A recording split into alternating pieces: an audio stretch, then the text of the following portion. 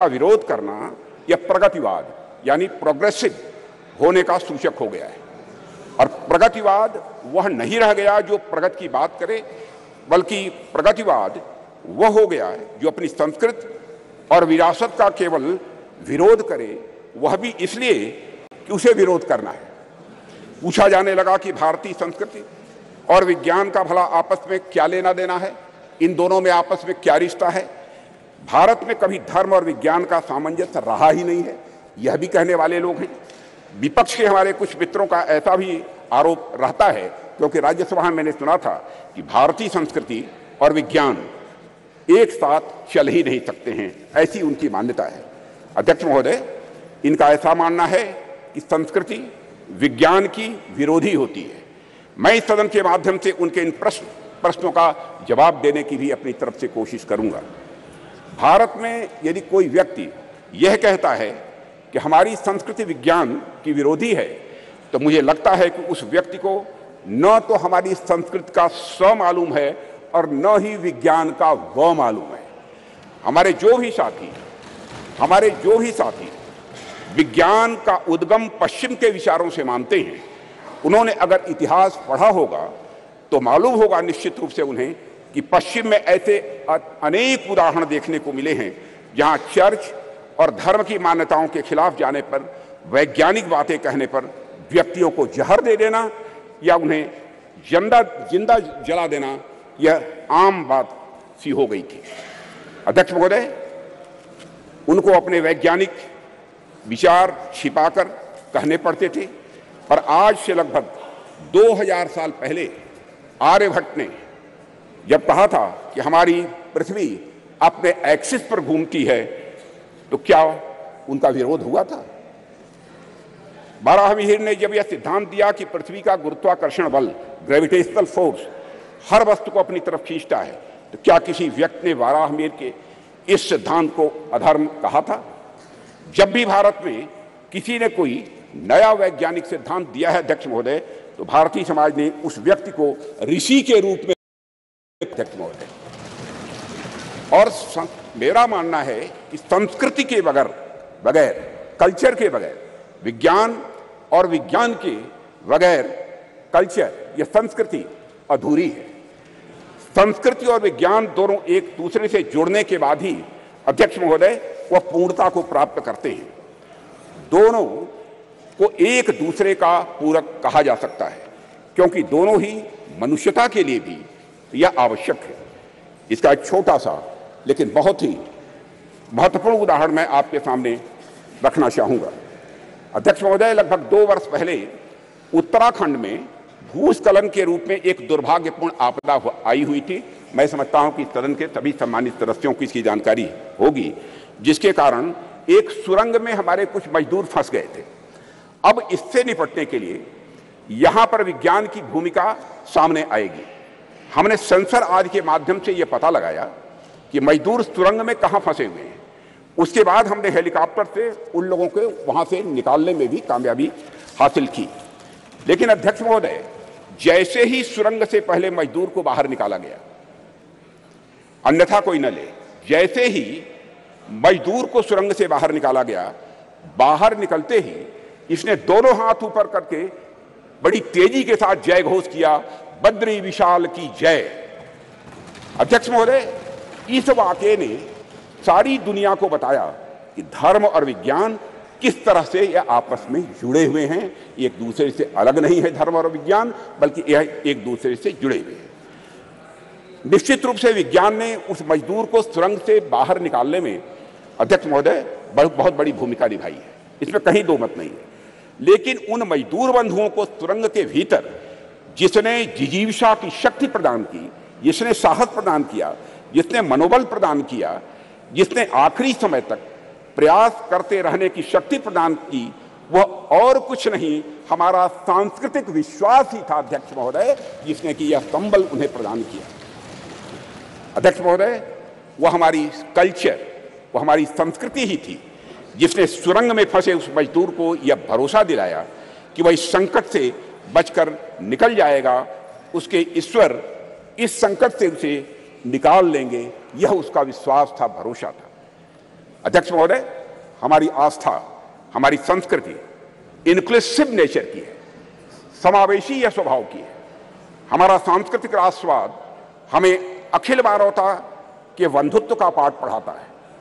हम सबने देखा कि जियो पॉलिटिकल दृष्टि से काफी कठिन जो वैश्विक परिस्थितियों के बावजूद हम G20 समिट का हमारे प्रधानमंत्री नरेंद्र मोदी जी के नेतृत्व में हम सफल आयोजन कर सके एवं न्यू दिल्ली डिक्लेरेशन पर भी हम कंसेंसस जुटाने में पूरी तरह से कामयाब रहे। अध्यक्ष महोदय, इसके पीछे हमारे प्रधानमंत्री द्वारा हमारी प्राचीन ज्ञान परंपरा से दिया गया संदेश है, जिसमें पूरी मानवता को एक सूत्र में बांध दिया है। प्रधानमंत्री जी ने ही कहा था, one world, one family, one future. Bharat का यही विश्वास, भारत का यही बंधुत्व का भाव प्रधानमंत्री जी ने G20 की सफलता पर भी मुखरित किया, जब उन्होंने यह कहा था कि यह केवल भारत की सफलता नहीं है बल्कि पूरे विश्व की यह सफलता है। अध्यक्ष महोदय, विज्ञान तो वैल्यू न्यूट्रल होता है। यह वैल्यू न्यूट्रल क्या है, मैं आगे इसको विस्तार में बताने की कोशिश करूंगा। चंद्रयान जैसे अंतरिक्ष यान हो या परमाणु के भीतर छिपी शक्ति हो या फिर DNA एडिटिंग की टेक्नोलॉजी हो, विज्ञान हमेशा यह मूल्य निरपेक्ष होता है, यानी वैल्यू न्यूट्रल होता है। विज्ञान हमें परमाणु शक्ति का ज्ञान दे सकता है अध्यक्ष महोदय, लेकिन वह संस्कृति ही है, वह कल्चर ही है जो हमें मार्ग दिखलाएगी उस परमाणु शक्ति का उपयोग हम ऊर्जा के रूप में स्वयं के विकास में करते हैं या फिर हथियार के रूप में अन्य का विनाश करने में हम करते हैं। कहते हैं with great power comes great responsibility. इसलिए जैसे जैसे हमारी शक्ति बढ़ती जाती है अध्यक्ष महोदय, वैसे वैसे हमारे संस्कारों का महत्व भी स्वाभाविक रूप से यह बढ़ता जाता है। प्रारंभ में मानव के पास बहुत सारे विकसित हथियार नहीं थे, ऐसे में यदि उससे कुछ नुकसान भी होता था तो बहुत बड़े पैमाने पर नहीं होता था।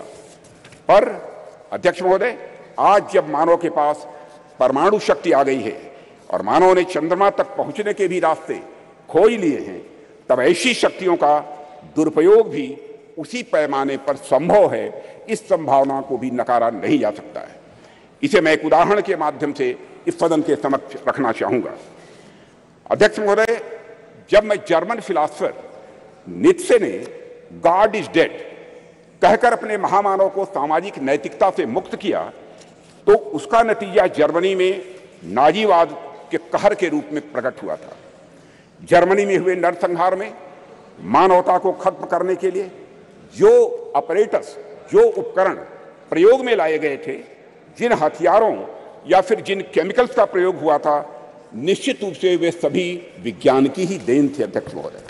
लेकिन नैतिकता और मानवीयता के गुणों के अभाव में उन सभी वैज्ञानिक खोजों का किस प्रकार दुरुपयोग हुआ, इसे हम सभी अच्छी तरह जानते हैं।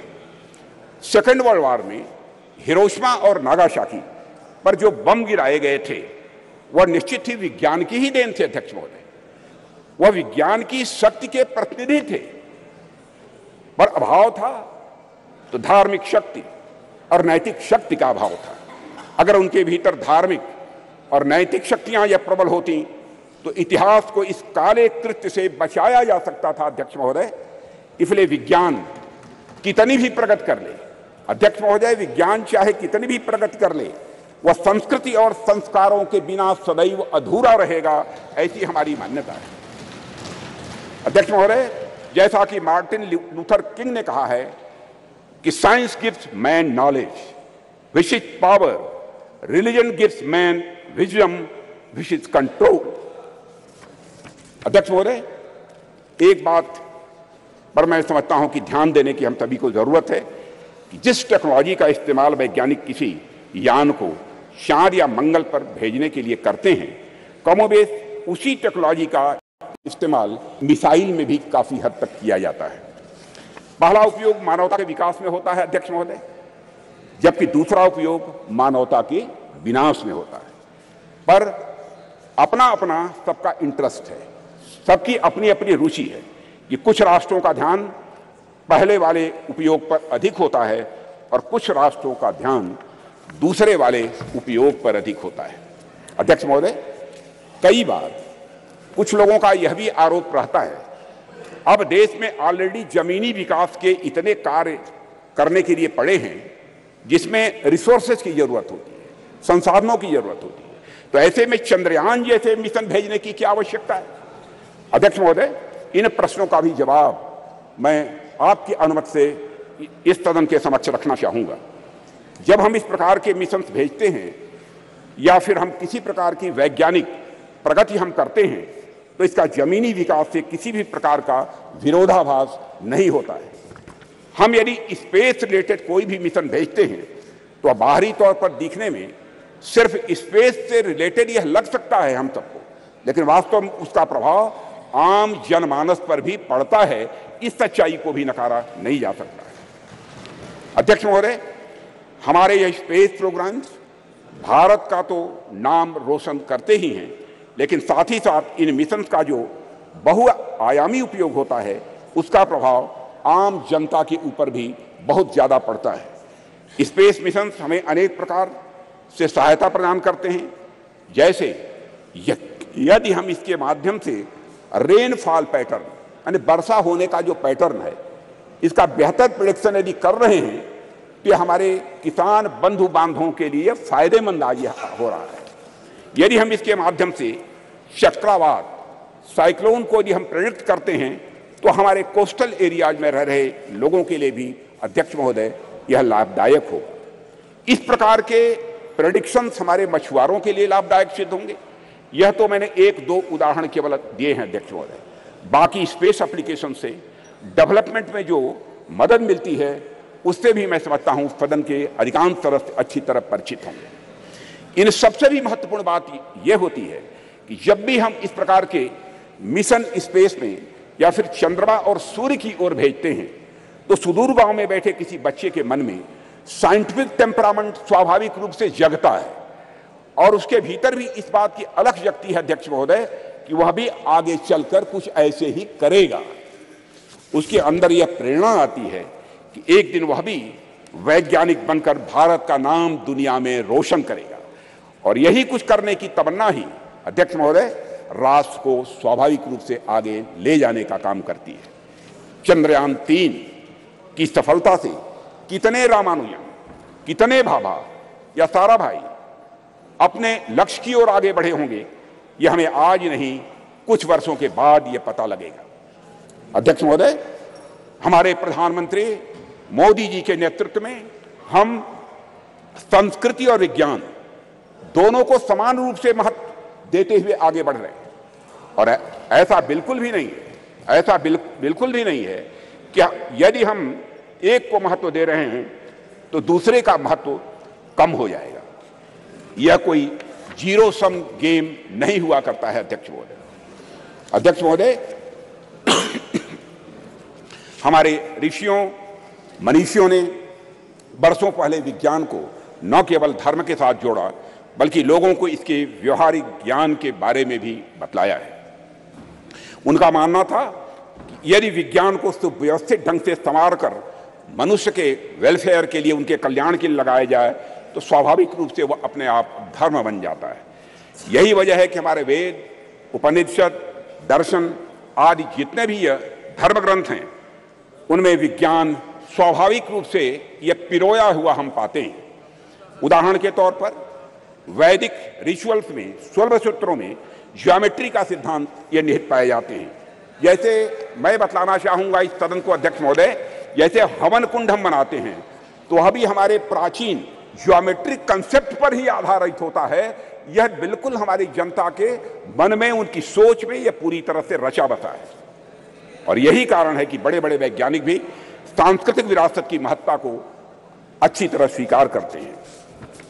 अध्यक्ष महोदय, अभी चंद्रयान 3 की सफलता के नायक डॉक्टर यश सोमनाथ, जिनका पूरे सदन ने अभिनंदन किया, उनके साथ सारे वैज्ञानिकों का अभिनंदन किया, डॉक्टर यश सोमनाथ जी ने भी इस बात की ओर इशारा किया था कि वेदों में कई सारी वैज्ञानिक पृष्ठभूमि वाली बातें कही गई हैं।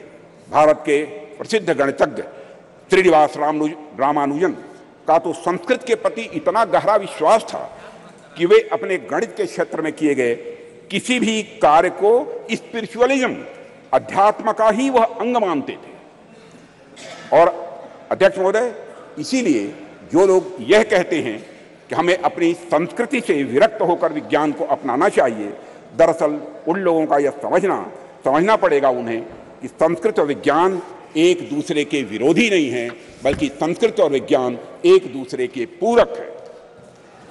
अध्यक्ष महोदय, मैं देश का रक्षा मंत्री हूं, रक्षा मंत्रालय का दायित्व मेरे ऊपर है और देश की सुरक्षा का कार्यभार देख रहा हूं। जब मैं यहां आ रहा था तो मैं रास्ते मैंने सोचा कि चंद्रयान 3 की सफलता को देश के रक्षा मंत्री होने के नाते मैं किस नजरिए से देखता हूं, इस पर भी मैंने अपनी कुछ बातें आपके सामने में रखना चाहूंगा। मैं अपनी बात पर आऊं, इसके लिए मैं आपको थोड़ा पीछे भी ले जाना चाहूंगा अध्यक्ष महोदय, और कुछ एक उदाहरण भी इस सदन के समक्ष आपके माध्यम से रखना चाहूंगा। आप सभी सदन के लोग अच्छी तरह अवगत हैं कि कुछ ही समय पहले हमारे प्रधानमंत्री मोदी जी ने के प्रयासों से काशी तमिल संगमम का भव्य और सफल आयोजन किया गया था। उसके कुछ समय बाद ही सौराष्ट्र तमिल संगमम का भी आयोजन उनके द्वारा किया गया था। अध्यक्ष महोदय, इसके पहले का एक और उदाहरण देखिए कि सरकार के प्रयासों से कैसे उज्जैन में बाबा महाकाल के क्षेत्र में भव्य कॉरिडोर का निर्माण किया गया। विश्व की प्राचीनतम नगरी ज्ञान नगरी काशी में बाबा विश्वनाथ धाम के परिसर के पुनरुद्धार का काम भी वहां पर किया गया। प्रधानमंत्री मोदी जी ने बाबा विश्वनाथ के चरणों में श्रद्धा के सुमन अर्पित किए अध्यक्ष महोदय। और राम मंदिर का एक और उदाहरण इसके साथ ही अध्यक्ष महोदय मैं देना चाहूंगा। जो रामचंद्र जी देश के जनमानस में निवास करते हैं, उन राजा जी को अयोध्या में निवास करना कितना मुश्किल कार्य हो गया था। जाने कितनी पीढ़ियां इस प्रतीक्षा में ही निकल गई कि रामलला के मंदिर का निर्माण कभी होगा कि नहीं होगा। सैकड़ों वर्षों से राम मंदिर बनने का सपना पाले बैठे उन भक्तों ने इसे बस एक सपना भर ही मान लिया था, कभी न पूरा होने वाला सपना ऐसा मान लिया था। पर माननीय प्रधानमंत्री जी के नेतृत्व में सरकार का प्रयास देखिए अध्यक्ष महोदय कि आज अयोध्या में राम मंदिर के निर्माण का कार्य बड़े जोर शोर के साथ चल रहा है। और अध्यक्ष महोदय, राष्ट्र में सांस्कृतिक उत्कर्ष के एक नए युग का प्रारंभ हुआ है। राष्ट्र के प्रयासों से भगवान राम अपने नए अवतार में जल्द ही जनता के सामने होंगे और यह भारतवासियों की मैं समझता हूं एक बहुत बड़ी, बहुत शानदार यह उपलब्धि होगी अध्यक्ष महोदय। अध्यक्ष महोदय, इस प्रकार के कुछ और उदाहरण देखिए। गंगा जैसी अनेक नदियों का पुनरुद्धार किया गया। हम देशव्यापी अभियान चलाकर हम गंगा, यमुना और नर्मदा जैसी नदियों की सफाई और उनके संरक्षण का कार्य कर रहे हैं। ऐसे ही अनेक उपक्रम सरकार द्वारा किए जा रहे हैं जो हमारी संस्कृति और परंपरा से जुड़ी चीजों को सहेजने और सुरक्षित रखने का वो काम कर रहे हैं। अध्यक्ष महोदय, आप सभी राष्ट्र के उपयुक्त विकास के लिए अनेक प्रकार की सुरक्षा से भी मैं समझता हूं सदन के सम्मानित सदस्य अच्छी तरह अवगत होंगे। आप सभी सीमा सुरक्षा, आर्थिक सुरक्षा, सामाजिक सुरक्षा, खाद्य सुरक्षा, ऊर्जा सुरक्षा और पर्यावरण सुरक्षा के बारे में मैं समझता हूं हम सभी समय समय पर चर्चा भी करते रहते हैं। अब तो पूरी हिम्मत है, पूरी हिम्मत है, पूरी हिम्मत है, पूरी हिम्मत है।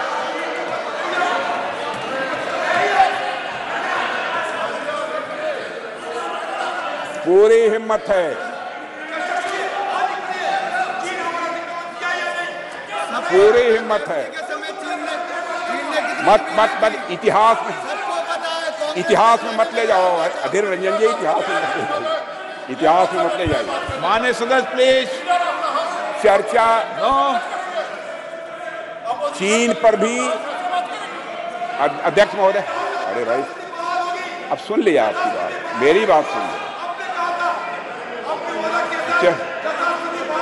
माननीय सदस्य आपको मौका देंगे जब आप बोलना सबको पर्याप्त समय पर्याप्त अवसर मिलेगा।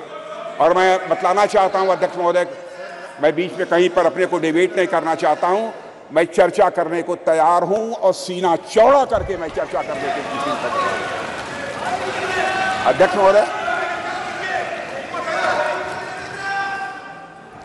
महोदय, आप सभी राष्ट्र के उपयुक्त विकास के लिए अनेक प्रकार की सुरक्षा से हमारे सदन के सम्मानित सदस्य अवगत होंगे।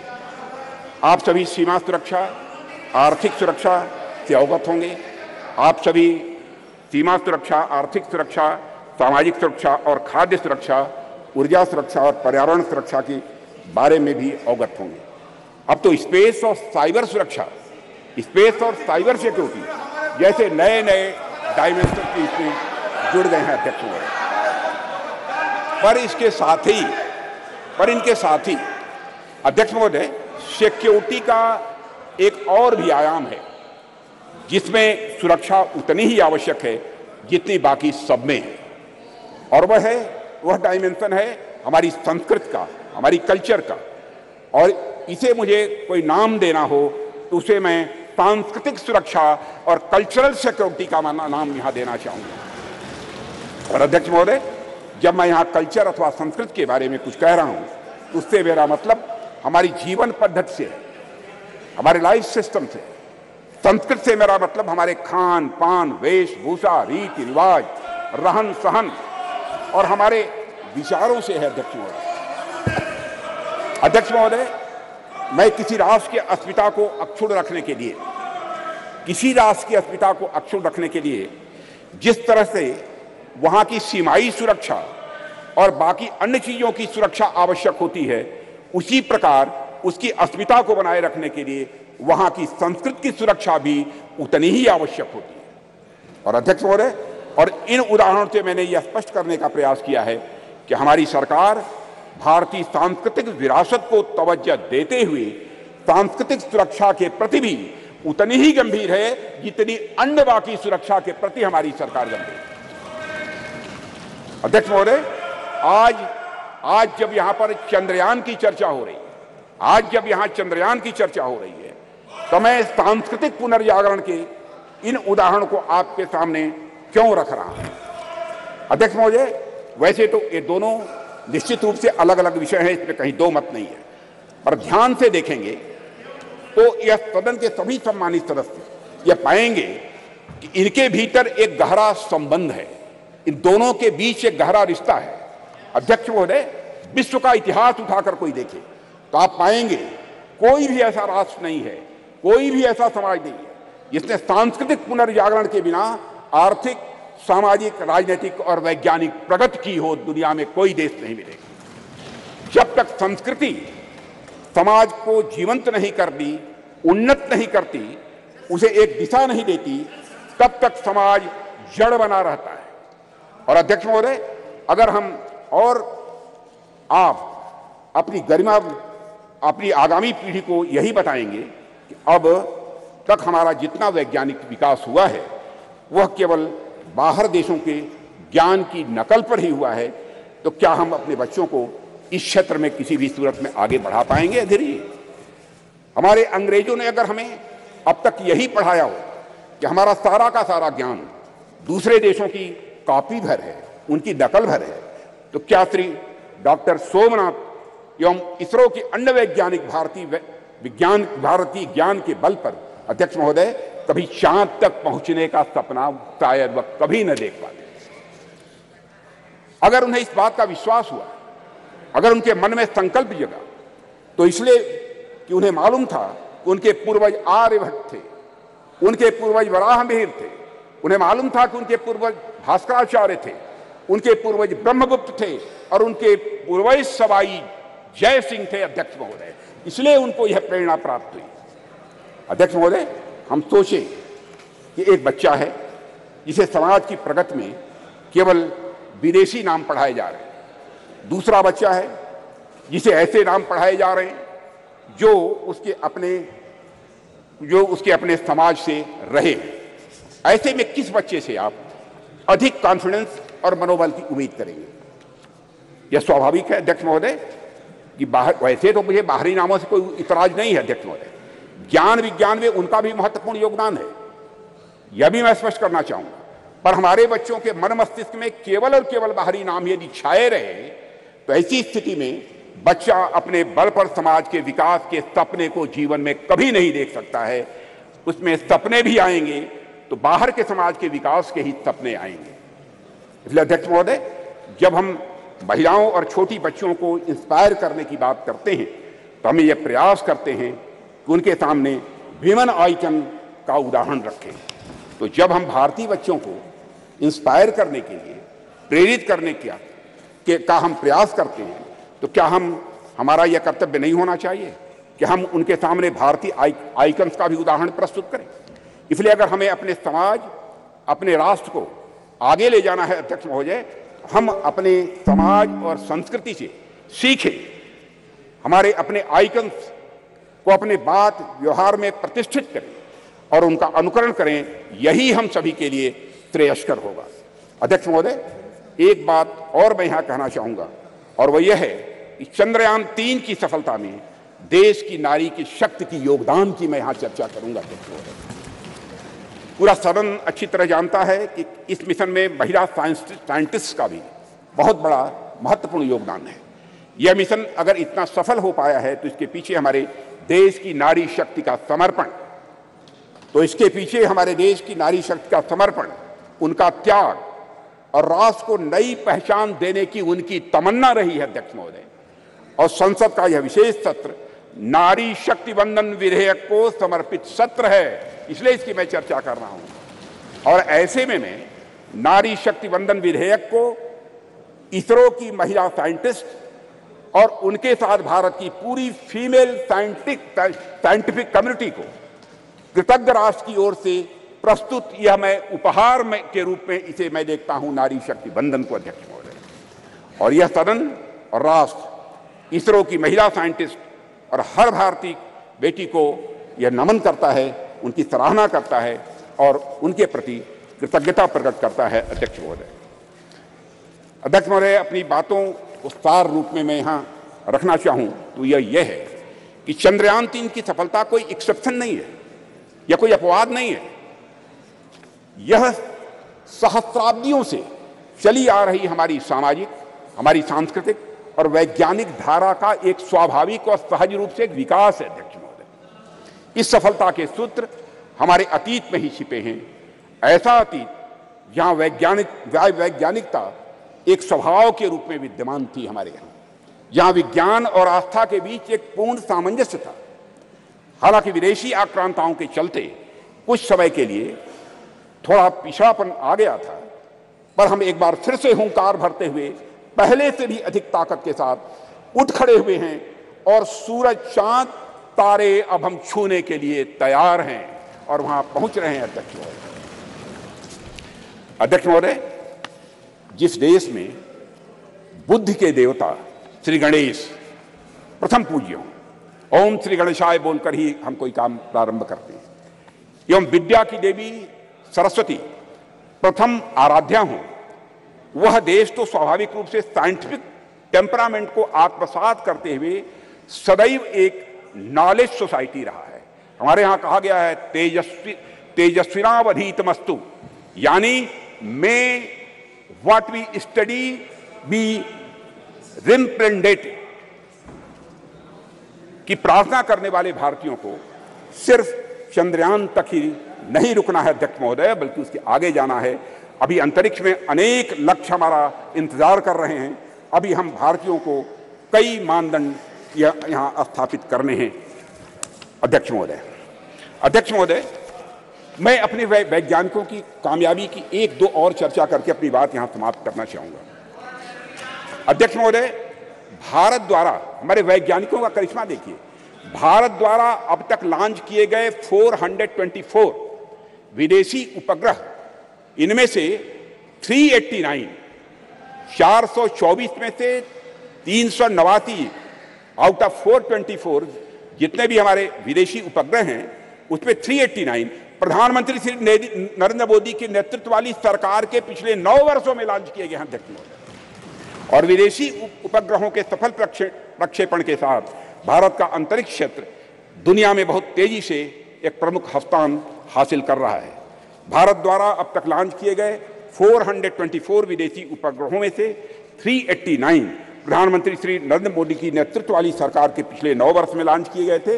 इसके अलावा अध्यक्ष महोदय 174 मिलियन अमेरिकी डॉलर में से 157 मिलियन की कमाई पिछले 9 वर्षों में हुई और इसी तरह अब तक की अर्जित 256 मिलियन यूरो में से 223 मिलियन मोदी शासन के 9 वर्षों के दौरान आए हैं। अध्यक्ष महोदय, यह भी मैं सदन की जानकारी में यहां लाना चाहता हूं। एक बार अध्यक्ष महोदय, मैं फिर अपने वैज्ञानिक समुदाय को बधाई देता हूं और आशा करता हूं कि जल्द ही हम नए मिशनों को भी अंजाम देंगे, आगे नए मिशनों को भी हम अंजाम देंगे, ऐसा मेरा पक्का विश्वास है, समस्त देशवासियों का विश्वास है। अध्यक्ष जी, अभी तो यह शुरुआत ही है, अभी तो यह शुरुआत ही है। आने वाले समय में हमारा हाथ मंगल और शनि तक भी पहुंचेंगे और हमारा देश वहां भी अपना परचम लहराएगा। अध्यक्ष महोदय, जहां अब तक कोई नहीं पहुंच पाया है। इन्हीं शब्दों के साथ मैं अपनी वाणी को विराम देता हूं और सदन की ओर से राष्ट्र के वैज्ञानिकों को नमन करता हूं। अध्यक्ष महोदय। श्री शशि थरूर जी। Thank you very much, Honourable Speaker. I'm honoured, really, to stand before this House and to speak on behalf of my party on a matter of great pride for Indians everywhere in the world, the success of our lunar mission, Chandrayaan-3, and according to the topic you've given us in the revised list of business, success of Chandrayaan-3 mission and other achievements of our nation in the space sector. I think my respected friend, Sri Rajnath Singh, treated us to a lecture on a slightly different subject. But on August 23rd, Mr. Speaker, we scripted history as our unmanned moon mission's lander module made a flawless soft landing, making us only the 4th country to achieve this feat and the first to reach the uncharted south pole of Earth's only natural satellite, the moon. It is fitting, sir, that as you proposed, we observe August 23rd as National Space Day in future. How far we have come since the late 1950s, when a classic photograph by Henri Cartier-Bresson showed Indian rocket parts being transported on a bullock cart. Let me take you back, sir, nonetheless, to when our nation's scientists, led by Dr. Vikram Sarabhai, began to develop the contours of India's nation space program in the early 1960s. Back then, the coastal village of Thumba, in the outskirts of Thiruvananthapuram, was identified as an ideal location, given its latitude and natural geological features, to allow for rocket launches and allied research. Imagine, friends in this House, a sleepy village with golden beaches and palm-fringed coconut trees, populated largely by an overwhelmingly Catholic community of fisherfolk. The catch, however, was that the community of scientists had identified a piece of an area of land, which housed in Thumba the St. Mary Magdalene Church and the residence of the bishop himself, Peter Bernard Pereira, his own official residence. Now, in any other community or any other part of the world, even, the matter might have been put to rest right there. After all, the idea, the thought of displacing an active spiritual establishment would certainly have evoked outrage and fury, especially in today's India. But in this relatively obscure part of India near Thiruvananthapuram, where a decision of national importance and scientific progress presented itself, the community chose to make a remarkably patriotic choice, a choice for development and progress.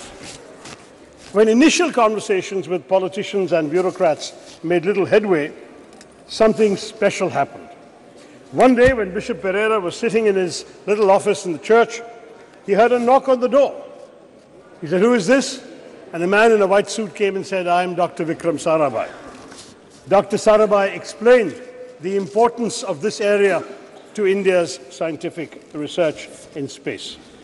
The bishop understood the proposed mission of the scientists, and he told Dr. Sarabhai, "Come to my church on the following Sunday So during the Sunday service, Dr. Sarabhai was there, and Bishop Pereira presented a proposition before the congregation.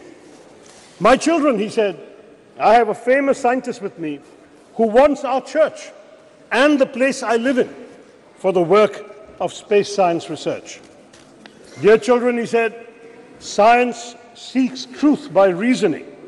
In one way, science and spiritualism seek the same divine blessings for doing good for the people. My children, can we give God's abode for a scientific mission? The answer from the congregation was quite literally a resounding Amen. The church and the bishop's house, as well as other neighboring inhabited areas, were handed over without protest to Dr. Sarabhai and his team. Thus was established in 1962 the Thumba Equatorial Rocket Launching Station, or TERLS, which would later be renamed Vikram Sarabhai Space Center after the death of the legendary Dr. Sarabhai 9 years later. A year after TRLS was established, India launched its first two-stage rocket, our first foray into space, from Thiruvananthapuram. As our late president, Dr. APJ Abdul Kalam, who was part of the original launch team in 1963, and he went on to work from the church building himself, he wrote later, looking back at this remarkable episode, today among us, Professor Vikram Sarabhai is not there, Reverend Dr. Bernard Peter Pereira is not there, but those who are responsible for the creation and make the flower and blossom will themselves be a different kind of flower, as described in the Bhagavad Gita, he said, and he quotes the Gita, see the flower, how generously it distributes perfume and honey. It gives to all, gives freely of its love. When its work is done, it falls away quietly. Try to be like the flower, unassuming, despite all its qualities. That is what a lot of ISRO's foundations have been, sir. Unassuming, but with the power to change the world. One of the world's oldest and most ambitious, it arose from the physical research laboratory established in Ahmedabad in 1947, the year of our independence and the brutal partition with Pakistan. Our visionary first Prime Minister, Jawaharlal Nehru, then created the Indian National Committee for Space Research, or INCOSPA, marking our country's official entry into space exploration.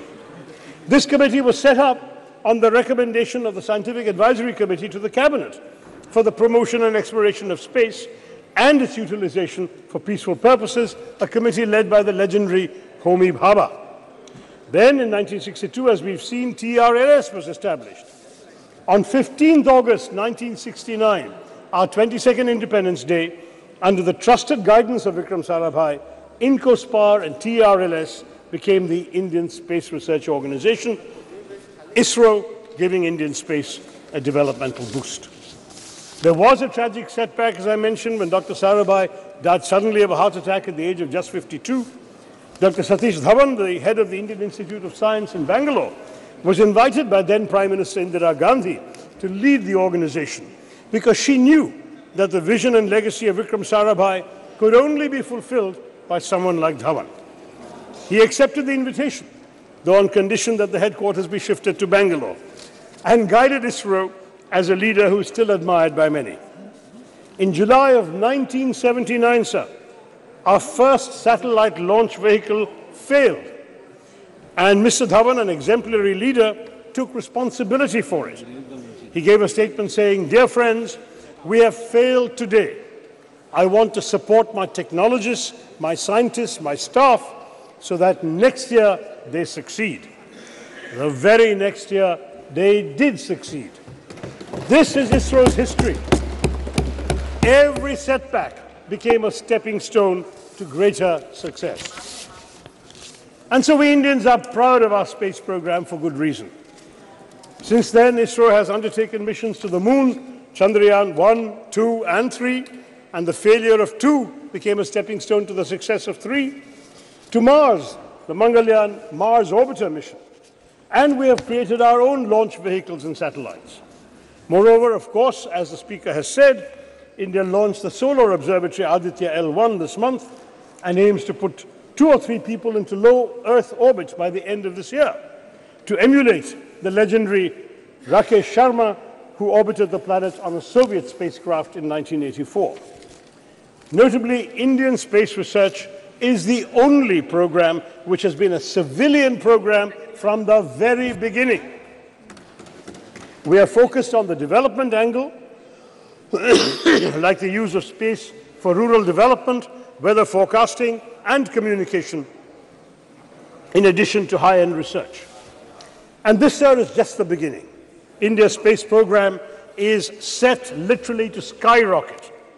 Experts predict that India could account for at least 10% of the global space economy in the next decade, up sharply from 2% currently.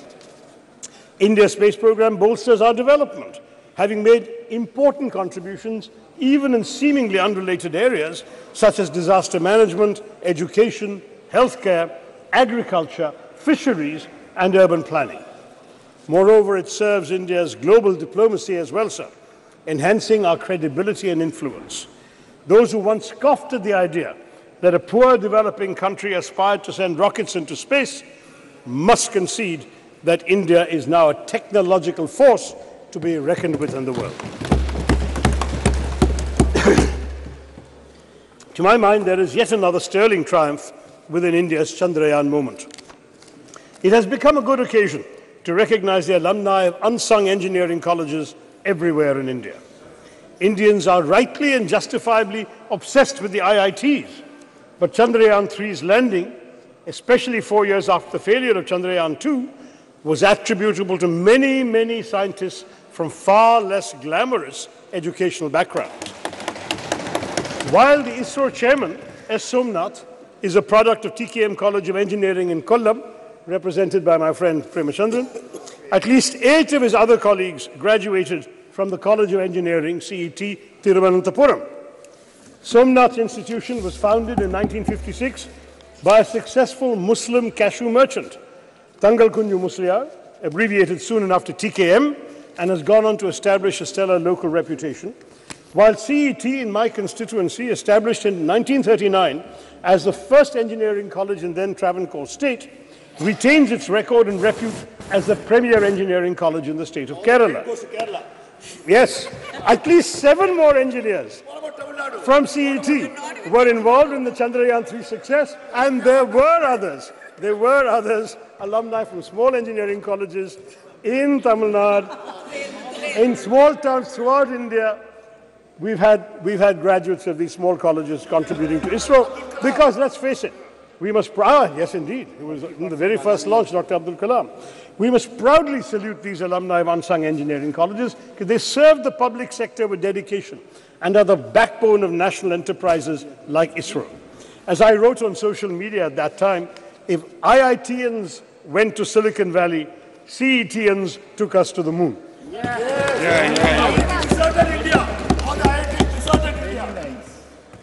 I would also like to point out that many of the stalwarts in our space program have been women scientists and engineers. Some 20% of ISRO's key personnel are women. And as women increasingly excel in science and technology studies, this number may only go up. And unlike in our parliament or legislative assemblies, they won't even need reservations either, sir. I can tell you from my experience of addressing many convocations, no, I'm in favor. But I have been giving away prizes at many convocations of science and technology and engineering colleges. And even when the women students are a small minority, maybe 20–30% of the student body, there are 90% of the medal winners, prize winners, and honors winners. This is becoming increasingly a woman's field, and we'll all be the better for it, sir. Now, the only thing that disappoints me today is that some in the government seek to make this their moment to bask in glory and polarize the country by speaking as if all space endeavors only began in 2014. First in the ancient years of the Vedas, and then in 2014. I mean, that's what we're hearing today. Now, the truth is, sir, that our space successes are a consequence of continuity in our national governance, and what has been achieved today stands on the shoulders of many past achievements, as I have described to you with my stories earlier.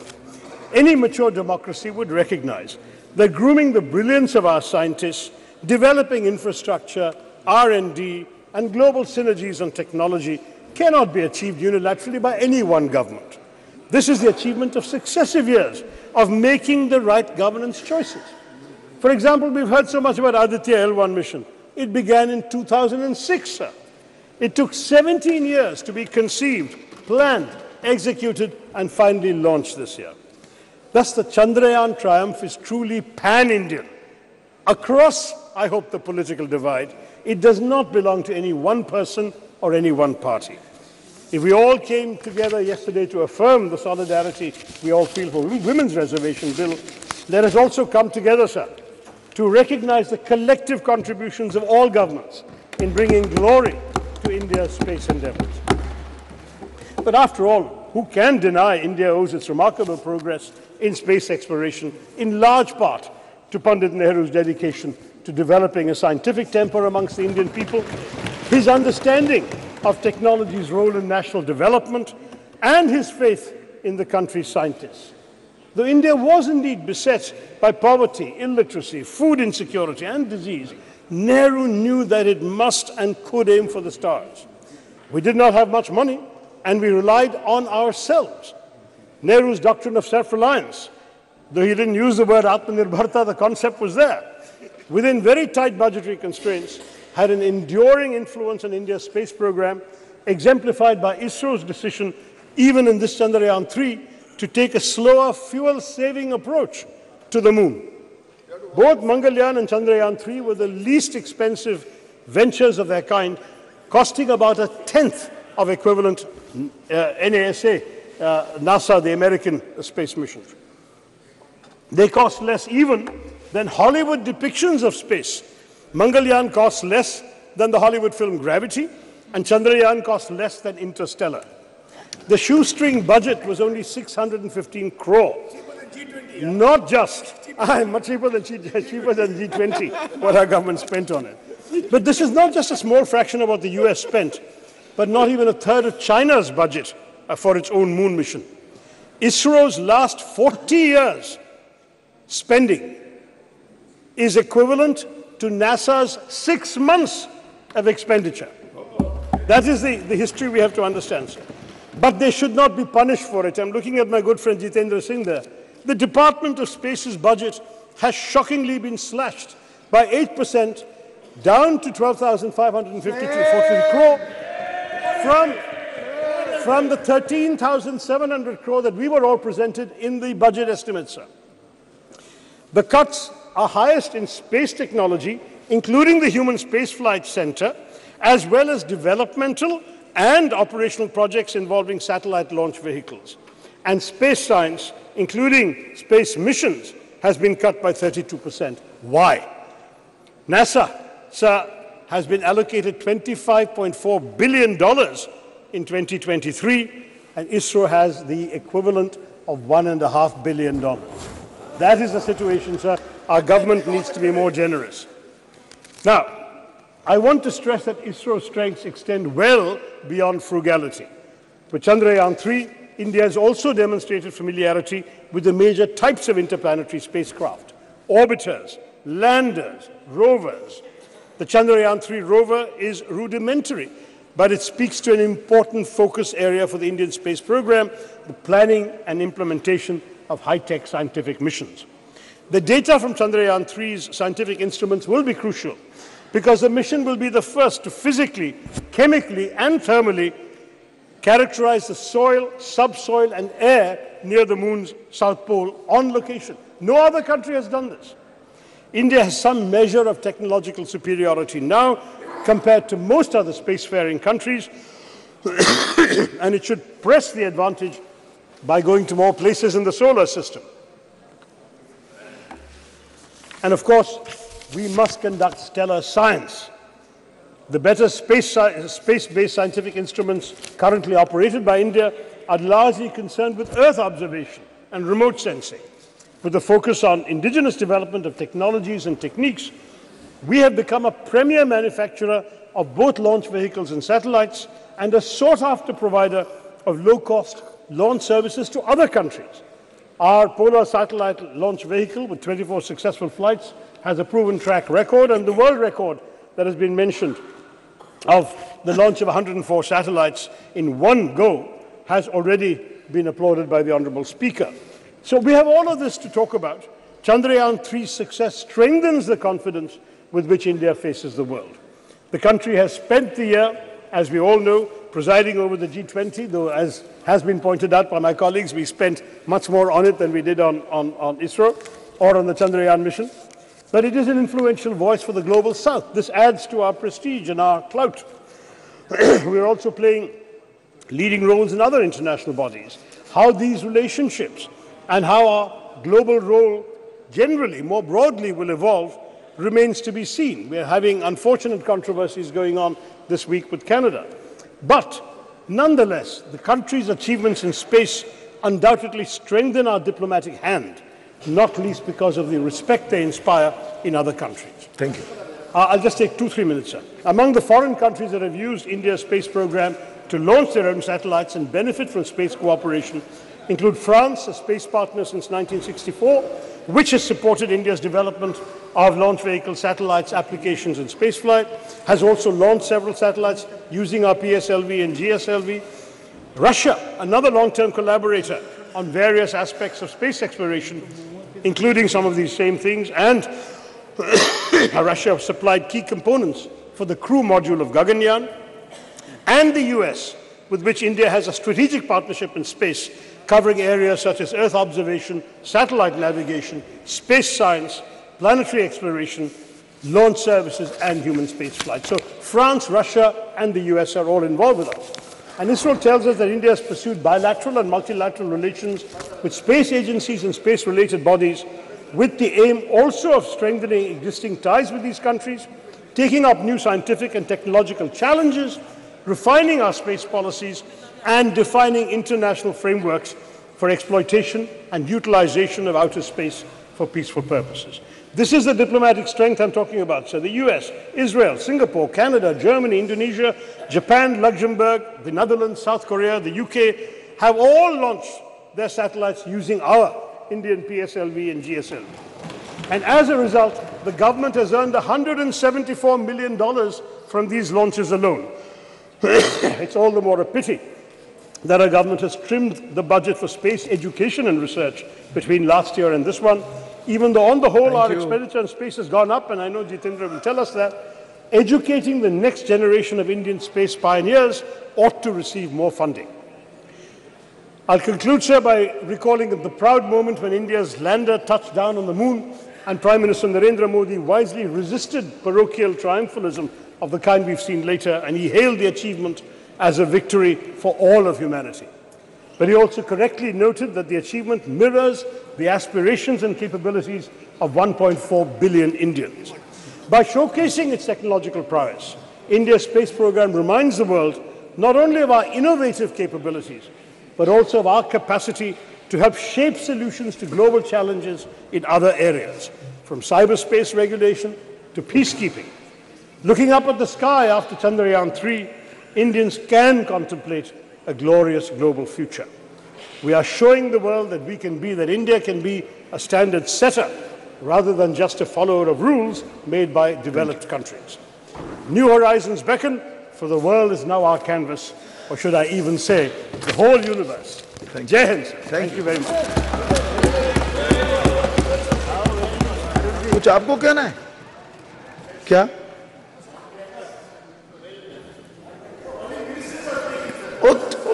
No, just okay.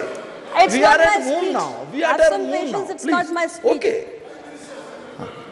So She's member also. no, I'm just wanting to intervene for a minute. It's just an intervention. Have patience. Have patience. Just something very important. Please. Sir, I want to make an observation, sir. Dr. Shashi Tharoorji, you're a very learned and senior member. It's very enriching to listen to his ideas every time he participates in the debate. So you said a lot of good things, sir. But I didn't want to disrupt him in the middle of his speech, but I hope I heard you correctly. You said something in between which I don't much agree to.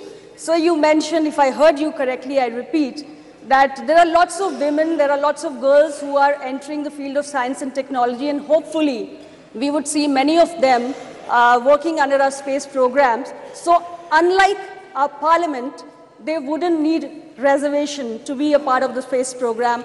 I don't much agree to this, sir. It's not very appropriate. Okay. Please take it in a healthy light, sir. Just yesterday, no, Ji, listen ji, to me, ji. sir. Let me complete. Just yesterday, we passed Ji, a very ji. historic bill providing reservation to women Shri A. inside Raja, the parliament. Ji. So it doesn't Nahi, sound this- very appropriate because, no, women second. don't just आप बैठ- women आप तो have बैठिए। these here because of their he be done, आप तो बैठ जाइए, capabilities आप तो बैठ जाइए। जी, and please. we should never. नहीं, ये इस ढंग से डिबेट तो नहीं चल सकती। No no no no, please sit down. हाँ, जा बस क्विक, आप बैठ तो जाइए।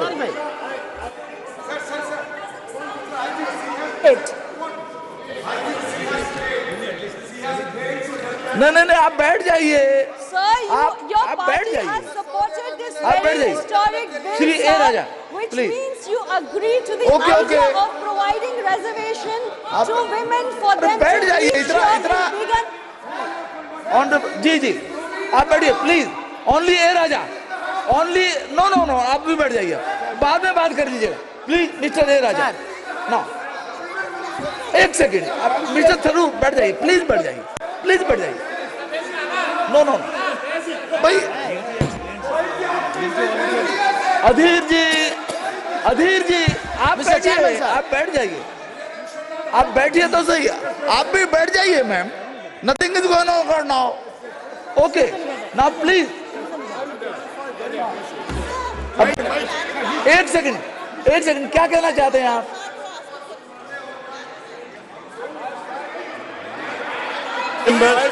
अरे आप बैठिए ना, अधीर दा। I would like to clarify, since the minister, the honourable minister, who is also a good friend, appears to have misunderstood the thrust of my remarks. I would like to clarify that I meant no disrespect to either women in general or the very many honourable women in this House who have been elected without any benefit of reservation for all these years. Okay. We have said, sir, that we need reservation because the numbers are not enough. And that is why we passed the Women's Reservation Bill yesterday. I'm saying that in science and technology, we already have 20% in ISRO and the numbers are going up, sir. That's my point. That's all. Thank you. जी sir हो गया, कुछ कहना है आपको क्या? Sir अध्यक्ष महोदय, मुझे लग रहा है we need not carry this further because I'm very sure and I trust my friend Shashi ji has never been anti-woman. जी mister chairman sir, okay, let, ठीक है। मिस्टर चेयरमैन सर, हाँ, it should be in good humor I must always. express Yes, my please. gratitude. Please. Mr. Chairman sir, I must express my gratitude to invite me to speak on this important issue. Sir,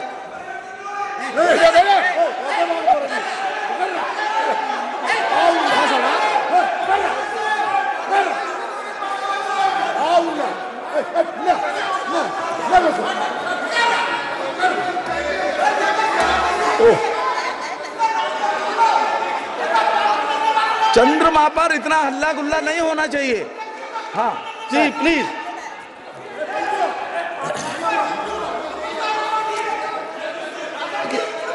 चंद्रमा शांति और शीतलता का प्रतीक है।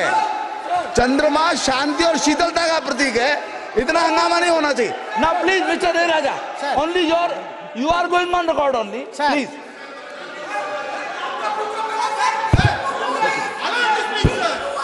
आप बोलिए ना। sir, how can I speak, sir? अरे नहीं, यू कैन स्पीक, आप बोलिए। House must come for order. हाँ, बैठिए, आप बैठ जाइए please. You are not helping the chair.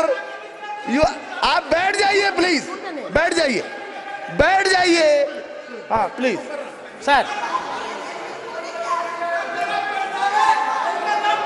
अरे भाई, sir,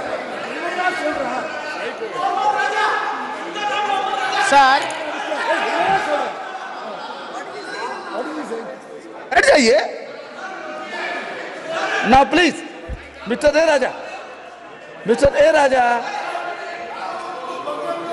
बैठिए आप, ये अनावश्यक है। नो, प्लीज बैठ जाइए। आप बोलिए। Sir, what is this? What is this?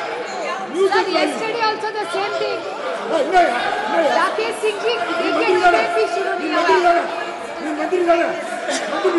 Rakesh Singh ji, Rakesh Singh ji, what?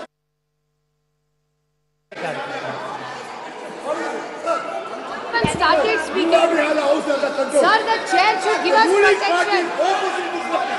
Sir, what is this? Sir, every time they do this, sir. Please. Raja, boliye. Sir. Boliye. I must express my gratitude for granting me this opportunity to say a few words on Chandrayaan. Sir, of course, I decided not to speak because of my health. More specifically, the throat is not cooperating with my voice. However, having heard the speech which was delivered by the Honorable Defence Minister Rajnath Singh ji, I am confined to stand before few minutes before this August House. Sir, the Prime Minister was yesterday very magnanimous that no one can claim exclusive credit for Chandrayaan. It is a common efforts, endeavors put by the team of our scientists with political and scientific will. Sir, in spite of that, we must be very magnanimous on behalf of DMK. The role of the Prime Minister or this government bringing this Chandrayaan 3 cannot be undermined. We want to wish and greet the government. Sir, I will come to later part. Once universe and galaxy was treated as a riddle for mankind. Till 1950s. In 1950s, various countries, including USA, used to send satellites to the moon and other planets. Thereafter Russia, thereafter China. No doubt, an exact position India has got today because of Chandrayaan that has been launched and smooth landed was effected. Sir, the parity which we claim today along with America and Russia and China will give a message that India is second to none to anybody in the space research hereafter. Sir, between 1957 to 58, when Soviet Union launched Sputnik 1, Sputnik 2, Sputnik 3, and the US launched Alpha, Pandit Jawaharlal Nehru shared with his view in the parliament that this is an age of new age of Sputnik. Sir, I must share this house that Tamil is one of the classical language recognized by the world and this government. Sir, Tamil has deep-rooted scientific measures in the literature. Since the Honorable Defence Minister says the Sanskrit is having such a tremendous potentiality in science, I am not defaming any language. Admittedly, this country is having two culture based on the Tamil and Sanskrit. The C.P. Ramasamy is a known educationalist who served as a Vice Chancellor, later the Diwan of Tiruvangur. Maybe Sasi may be well aware about his knowledge and prowess. He admitted that there are two cultures in the country. One is headed by Sanskrit by way of Aryan culture, and one is Tamil in the basis of the Dravidian culture. Sir, I am entitled, having said the Defence Minister, now I am entitled to say what Dravidian and Tamil language says about science. Sir, you cannot imagine, when I read Tolkappiyam, that is 3,500 years back, nobody can believe. It says this country was not created by a single man. This country was produced by evaluation of science. How? Nilam, Neer, Thi, Vali, Visumbodu, Kalanda, Aindin, Mayakam, Ivulaham. What does it mean in English? Sir, there is a metabolical change out of water, land, fire, air and space, what we call Panchabhutas. Panchabhutas. The entire world that has been made because of these Panchabhutas, you cannot create a new thing. New building has come. Does it mean to say Delhi weight has gone? No. For this bench, somewhere else a tree has been cut off. So this is the science which was later, after all 200 years back, it was scientifically put into a proper phrase that the weight of the universe is constant by Newton. 300 years back, English law says by Newton that the weight of the universe is constant. But whereas 3,500 years back, Nilam, Ti, Neer, Vali, Visumbu, Aindodu Kalanda Mayakam, metabolical change of the water, land, space, everything. So, are we not entitled to have pride for 3,000 years back? You should be. Yes. Sir, Thiruvalluvar. Everybody believed that the earth is static. Other planets are revolving around, including sun. It was believed, even in the Christianity, even in the Hinduism, even in the Islam. But 2,500 years back, he said, Sulandrum yerpinnadu ulagam, ulandrum ulave thalai. He said, the earth is revolving. Earth is revolving 2,000 years back, Thiruvalluvar says. In spite of that, it is at the biggest of agriculture, at the biggest of plowing. This is a science. Sir, Bharati, last century, early century, he said, Vana Yalapo, Kadal Meena Yalapo, Sandira Mandalatu Yel Kandu Delivo. Vana Yalapo, what does it mean? We will measure the space. Poet Bharati, who is a scholar in Sanskrit, he said in Tamil, Vana Yalapo, we will measure the space. Kadal Meena Yalapo, we will measure the sea and fishes. Then ocean. Then the Chandara Mandalatu Yel Kandu Delivo. We will study and research the moon, which will be benefit to the mankind. These are all the Tamil literature. You cannot find Tamil literature as far as science. You cannot say one incident that the language Tamil is traveling as against the science. Sir, Bharati is being a Tamil and Sanskrit scholar. In spite of that, when the science comes, he did not shut down the mythological, he did not stick on the mythological value. Sir, today I am very proud as a student of Dravidian School of Thought, which was designed by Periyar EVR, and it was articulated by Dr. Annadurai, and it came to power after Kalaignar, respected our leader Dr. Kalaignar Karunanidhi. Along with them, today, the number one Chief Minister of Tamil Nadu, Honorable M.K. Muthuvel Karunanidhi Stalin, we welcome the measures that has been taken by the government to put the Chandrayaan in the correct orbit.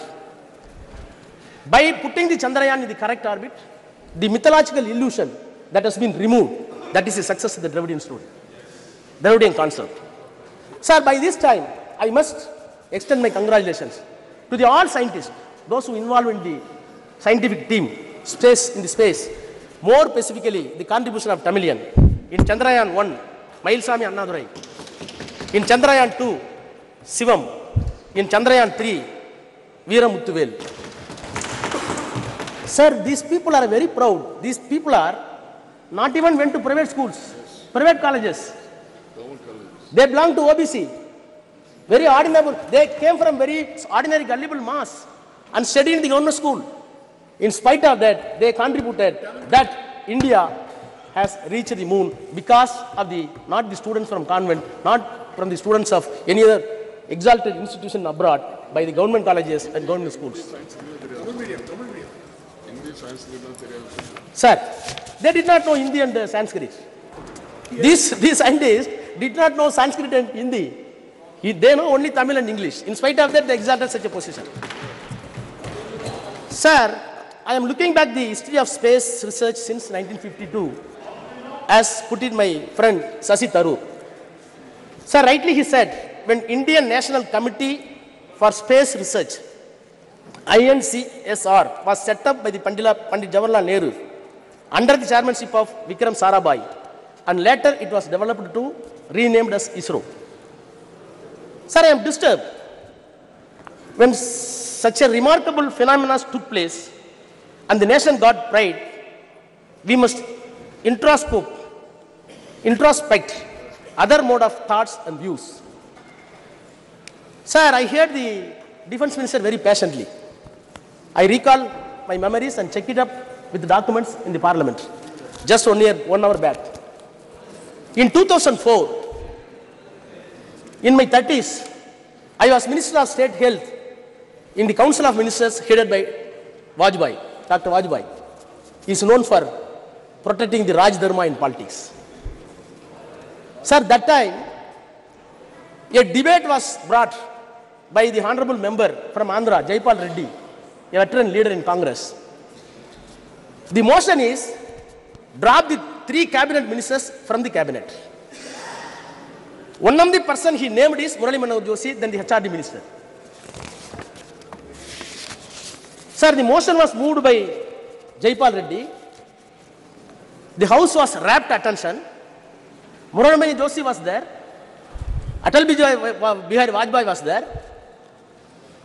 Then the Arun Jaitley said, I quote, I have always regarded Dr. Murali Manohar Joshi as a genius scholar, but my philosophical problem with him is that he is confused himself, history with mythology, philosophy with theology, astronomy with astronomy. And he further went, Mr. Joshi, you want to change the syllabus and you want to give a saffron syllabus for the students. I am entitled to call, he said, I am entitled to call you in the house that you are a textbook terrorist. Unquote. Sir, I was part of the government, in BJP government, no doubt. The reason is something different. This is not the place to elucidate. Nothing is different. But sir, the accusation that has been made, the accusation that was made by the Murali Manohar Joshi still continues in the mouth of Defense Minister Rajnath Singh. Sir, no doubt, government has done a great job. When the satellites were successfully sent by the America and Russia, Prime Minister Nehru wrote to all chief ministers, please note this. We have not sent it. India did not send it. Not able to send. But in spite of that, Prime Minister wrote letter to all the chief ministers, I quote, intrusion of the man into outer space, and unquote. Letter further says, it is very important.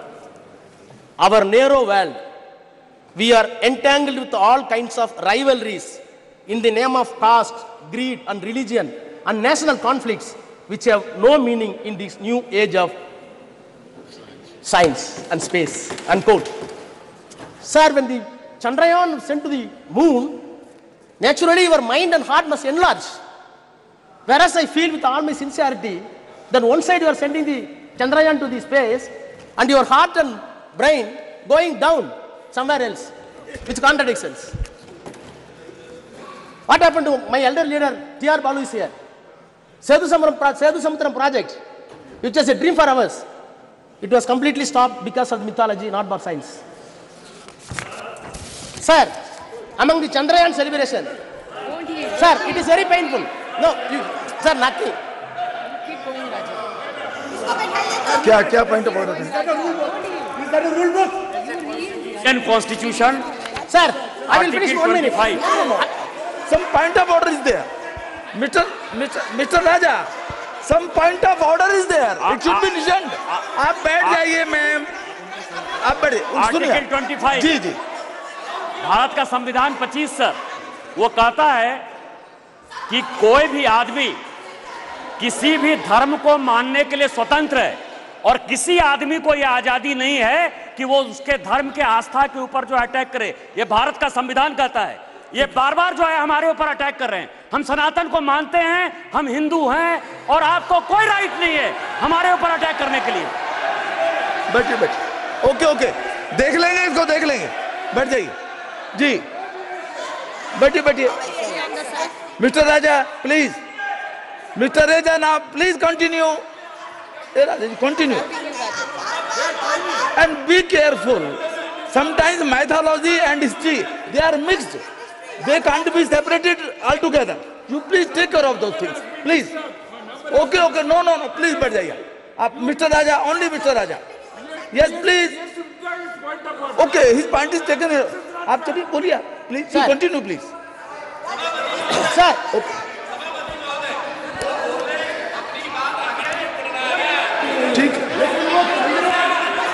ठीक है बैठिए. बोलिए. Sir. जी. बोलिए. Sir. We should be careful. Sir. I am repeating the words. Sometimes mythology and history they are mixed. Yes, sir. I am not doing it. Sir, I am not. In our nation, in our country, no. It is a tradition to tell the history through mythology. It is also a tradition there. Please now. Sir, without any reservation. You are very senior, sir. Sir, Please, without please. any reservation, cutting across the political parties, we are ready to shower encomium upon this government, the Prime Minister, no doubt. But am I not entitled to say the other side also? Sir, Chandrayaan went successfully to the moon. We are celebrating, no doubt. We are entitled. The world should know that where India is going. As a superpower of 4th place. After USA, after Russia, after China, no doubt. I am also Indian. I am having my own pride towards the country, towards the Prime Minister, towards the ministers. But, sir, sir, my heart is, sir, my heart is bleeding. Sir, my heart is bleeding. One side, Prime Minister was jubilant for Chandrayaan 3. Other side, Prime Minister was very proud to launch Vishwakarma scheme. For what purpose? At the age of 18, boys, you want to launch the scheme to enslave a barber as barber ever. To enslave a shoemaker as a shoemaker ever. To enslave a goldsmith as a goldsmith ever. No. To enslave a carpenter as a carpenter ever. No.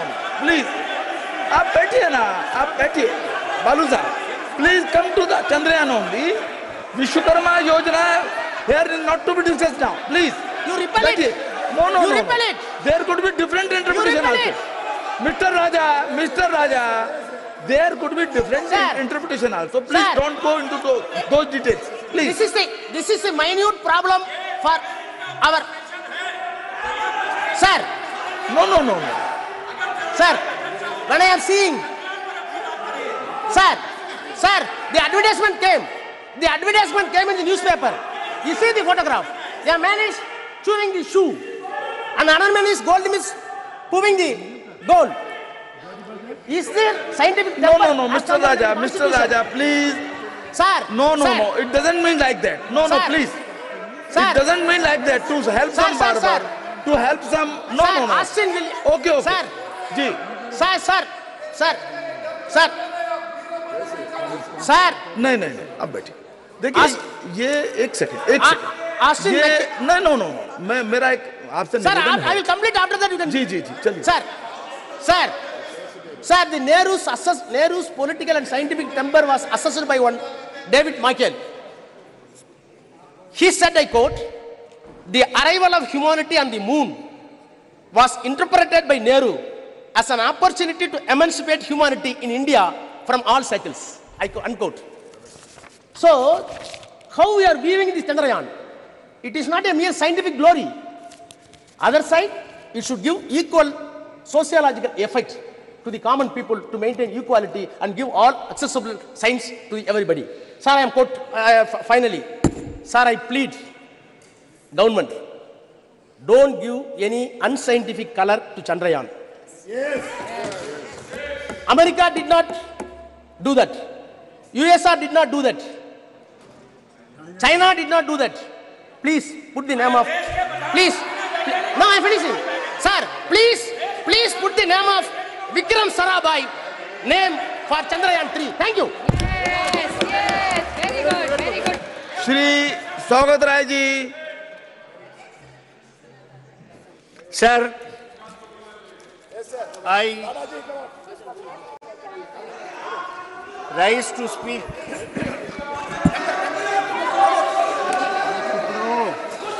on the... पिछले बार क्या बोले थे याद है फिर बोले क्या?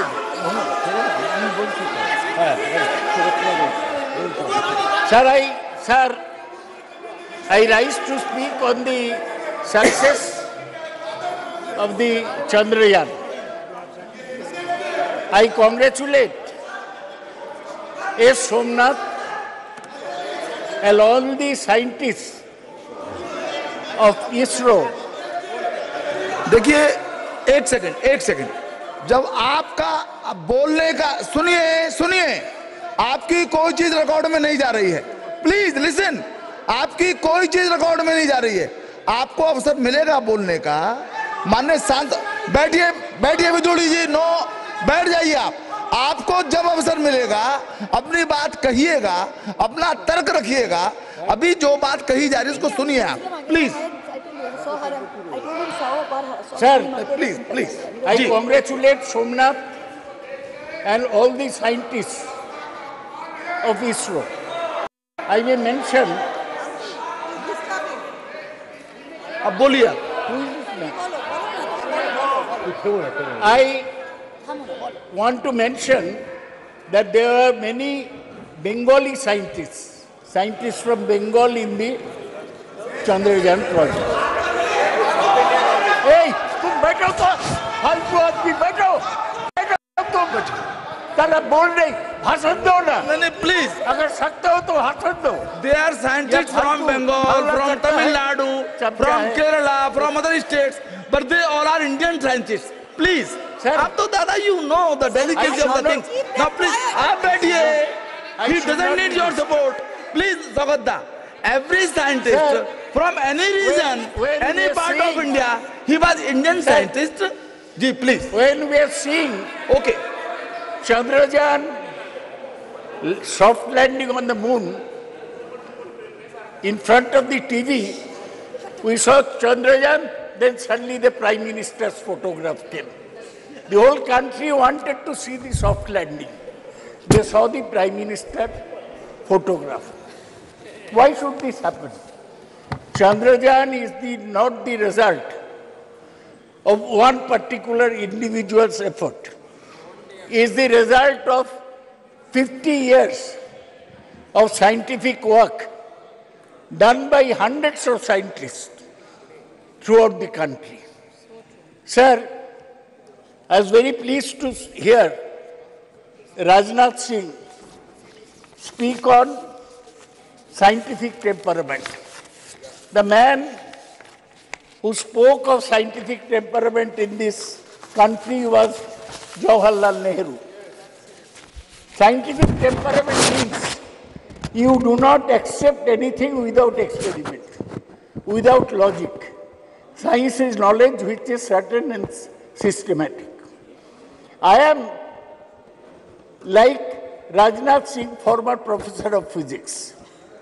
But in my physics, while speaking on Chandrayaan, I don't bring Ram Mandir like Rajnath Singh. There is no connection between the two. Sir,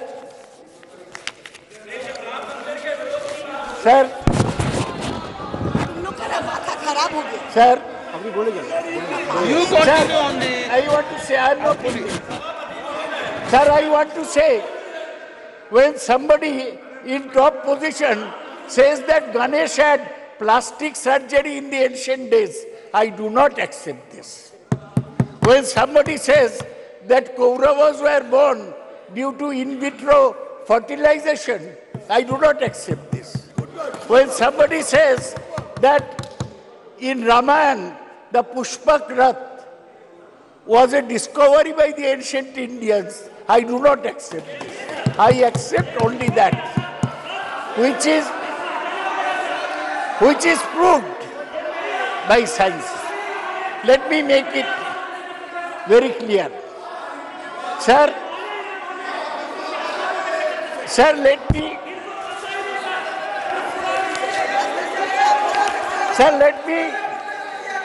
give a background. Sir, the background is this. In 1957, the Soviets sent the Sputnik to the space. In 1961, Yuri Gagarin became the first person in space. In 1963, Valentina Tereshkova became the first woman in space. It was at this time that Jawaharlal Nehru felt that we must go into space science. In 1962, he set up the INCOSPAR, Indian National Committee for Space Research, headed by Dr. Vikram Sarabhai, a cosmic ray physicist.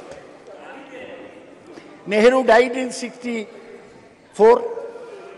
In 69, when Indira Gandhi was Prime Minister, the ISRO was set up.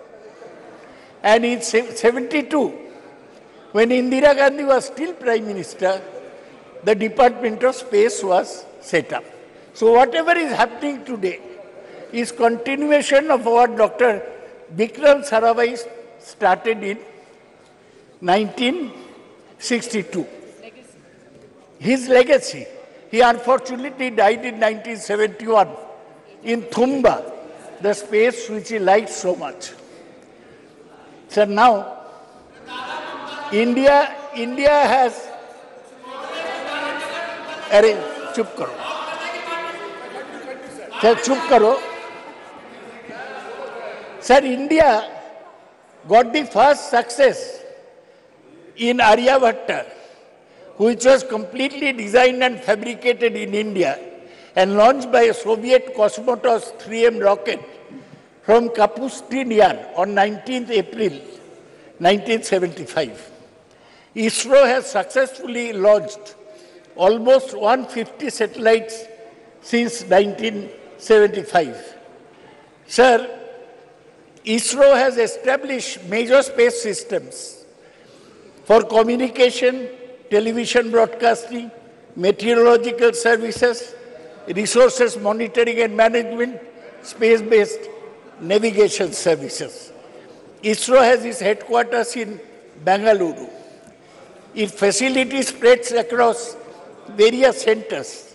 Launch vehicles are built at Vikram Sarabhai Space Center, Thiruvananthapuram. Satellites are designed and developed at UR Rao Satellite Center, Bengaluru. Integration of launching of satellites and launch vehicles are carried out from Satish Dhawan Space Center in Sriharikota, Andhra Pradesh.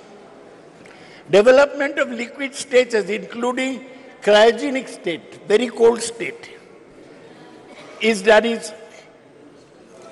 Liquid Propulsion Laboratory at Bengaluru. ISRO has carried out 125 spacecraft missions and planned several missions including Gaganayan, an interplanetary mission such as Chandrayaan, Lupex, Shukrayan and Mangalayan, MOM-2.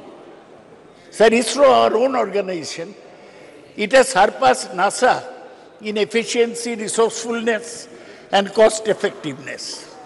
In 2005, NASA launched the solar mission that cost $550 million.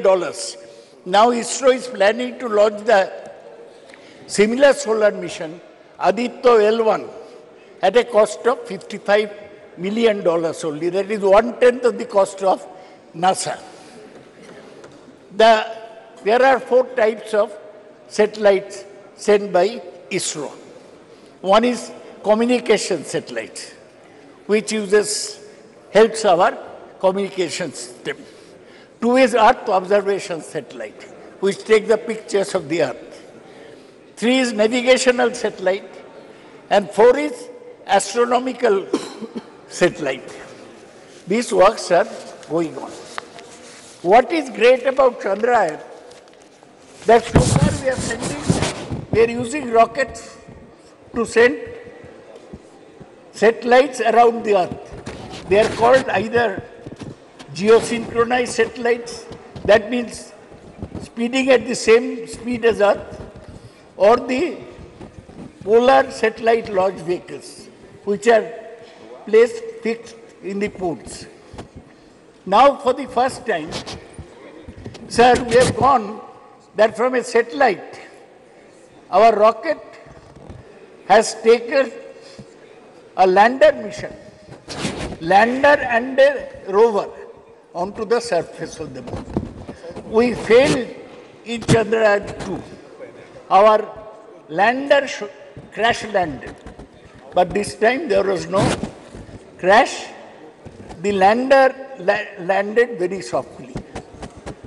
For one day, it sent the messages from moon, but then it had to be jettisoned. We are very happy all of us, that India has achieved this. But we must have things in perspective.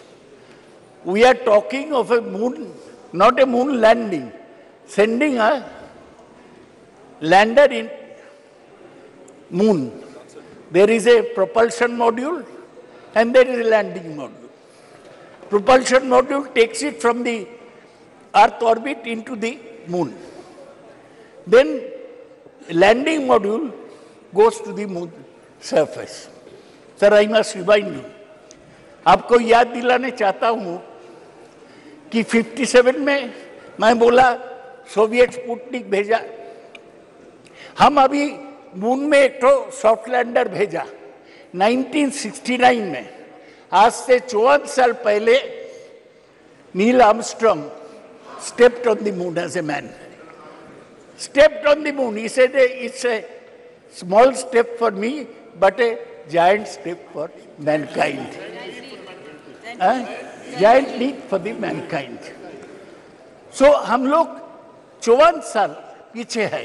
अभी तक हम moon में कोई इंसान को land करेगा इतना technology नहीं हुआ. अच्छा काम कर रहे हैं इसको. एक तो और ये भी सही है कि स्पेस प्रोग्राम में जो पैसा लगता ये खर्चा करना मुश्किल है. जितेंद्र सिंह का बजट काटता है, उसको वेट भी नहीं है उतना, बजट मेंटेन नहीं कर पाता. तो गरीब देश में, डेवलपिंग देश में स्पेस प्रोग्राम रखना मुश्किल है. ये आसान बात नहीं है. तो हमें बैलेंस करके चलना चाहिए. लेकिन हमारा जो सैटेलाइट सिस्टम है ये बहुत सर्विस दिया. दे प्रिडिक्ट वेदर, कब तूफान आ रहा है, they predict crop development, and they GPS, our taxi walas use GPS now. That is also based on satellite tracking. So I want to say that Chandrayaan 3 has demonstrated safe and soft landing on the lunar surface. It has demonstrated rover roving onto the moon. Thoda hi gaya, and to conduct in situ scientific experiments. What are the technologies there? Altimeters, laser-based altimeters, velocimeters, inertial measurement with laser gyro-based surface, propulsion system, navigational guidance and control, hazard detection and avoidance, and landing leg mechanism. ये सब हम India में develop किया. यही हमारा गर्व की बात है. गर्व से बोलो, ये लैंडर पेलोड, इसमें चंद्रशेखर के नाम पे चंद्रा सरफेस थर्मोफिजिकल एक्सपेरिमेंट है, to measure the thermal conductivity and temperature. Instrument for lunar seismic activity, Langmuir probe to estimate the plasma density and its variation. So, itna sir, I am concluding. I am not discussing anything controversial. तो मुझे बोलने दिया जाए. अग्रवाल जी, chairman साहब, sir मुझे यही कहना है कि हम आगे बढ़े हैं, लेकिन बहुत दूर जाने पड़ेगा. See, we have not mentioned, nobody has mentioned Kalpana Chawla. She went by the Columbia Space Shuttle. Her craft exploded in 2003, and she along with 7 others died. Today I pay respect to Kalpana Chawla, who was an Indian-born astronaut. Sir, आज क्या है, 1 साल पूरा हुआ. क्या, किसका? Frank Rubio एक NASA के एस्ट्रोनॉट है. वो 1 साल स्पेस में है. 1 साल इंसान स्पेस में है. is set to return to Earth this fall after setting the record for the longest single space flight by astronaut. He arrived at the International Space Station 21st September 2022 and will return home after 371 days in space. Rubio and his fellow crew members conducted dozens of scientific investigation and technology demonstration. Sir, ये NASA 58 में setup हुआ. उस समय Soviet union आगे था. वो पहले Sputnik भेजा, पहले मैन ऑन द मून भेजा, पहले मैन ऑन द मून नहीं, मैन इन स्पेस भेजा, वुमेन इन द स्पेस.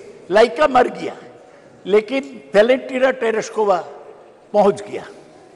तो हमारा सर, हमारा लक्ष्य जो है, आप लक्ष्य सिनेमा देखे होंगे ऋतिक रोशन का.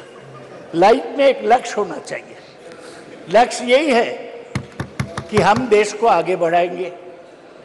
देश में जो कुसंस्कार है इन लोग का बीच, ये दूर करेंगे. देश को विज्ञान में और टेक्नोलॉजी में आगे ले जाएंगे जी. तभी हमारा काम पूरा होगा. सर, अभी भी इंटरनेशनल स्पेस स्टेशन घूम रहा है. वो उधर ही रहता है, खाता है, ऐसा जैसा घर है. फ्रैंक रूबियो ऐसा किया है. अभी भी चाइना एक इंटरनेशनल स्पेस स्टेशन बना दिया. 2 American have one, Chinese have one. So Chinese भी स्पेस स्टेशन. नाउ प्लीज, बहुत सारे काम करना है. ये जो इंटरनेशनल स्पेस स्टेशन है उसमें NASA, Russia, Japan, Europe and Canada. अभी एक और बता है आपके. One more speaker is there for party जी. सर, हमको यही कहना है कि हमारा रैंक अभी 6th है. किसका पीछे? NASA, Russia, Japan, Europe, Canada and China. China बहुत आगे बढ़ गया है. सर, आज इसलिए इस चर्चा में मैं जवाहरलाल नेहरू को प्रणाम करता हूं. Thank you. इंदिरा गांधी को प्रणाम करता हूं. ये हमारा स्पेस प्रोग्राम को आगे बढ़ाए. डॉक्टर विक्रम साराभाई को प्रणाम करता हूं. और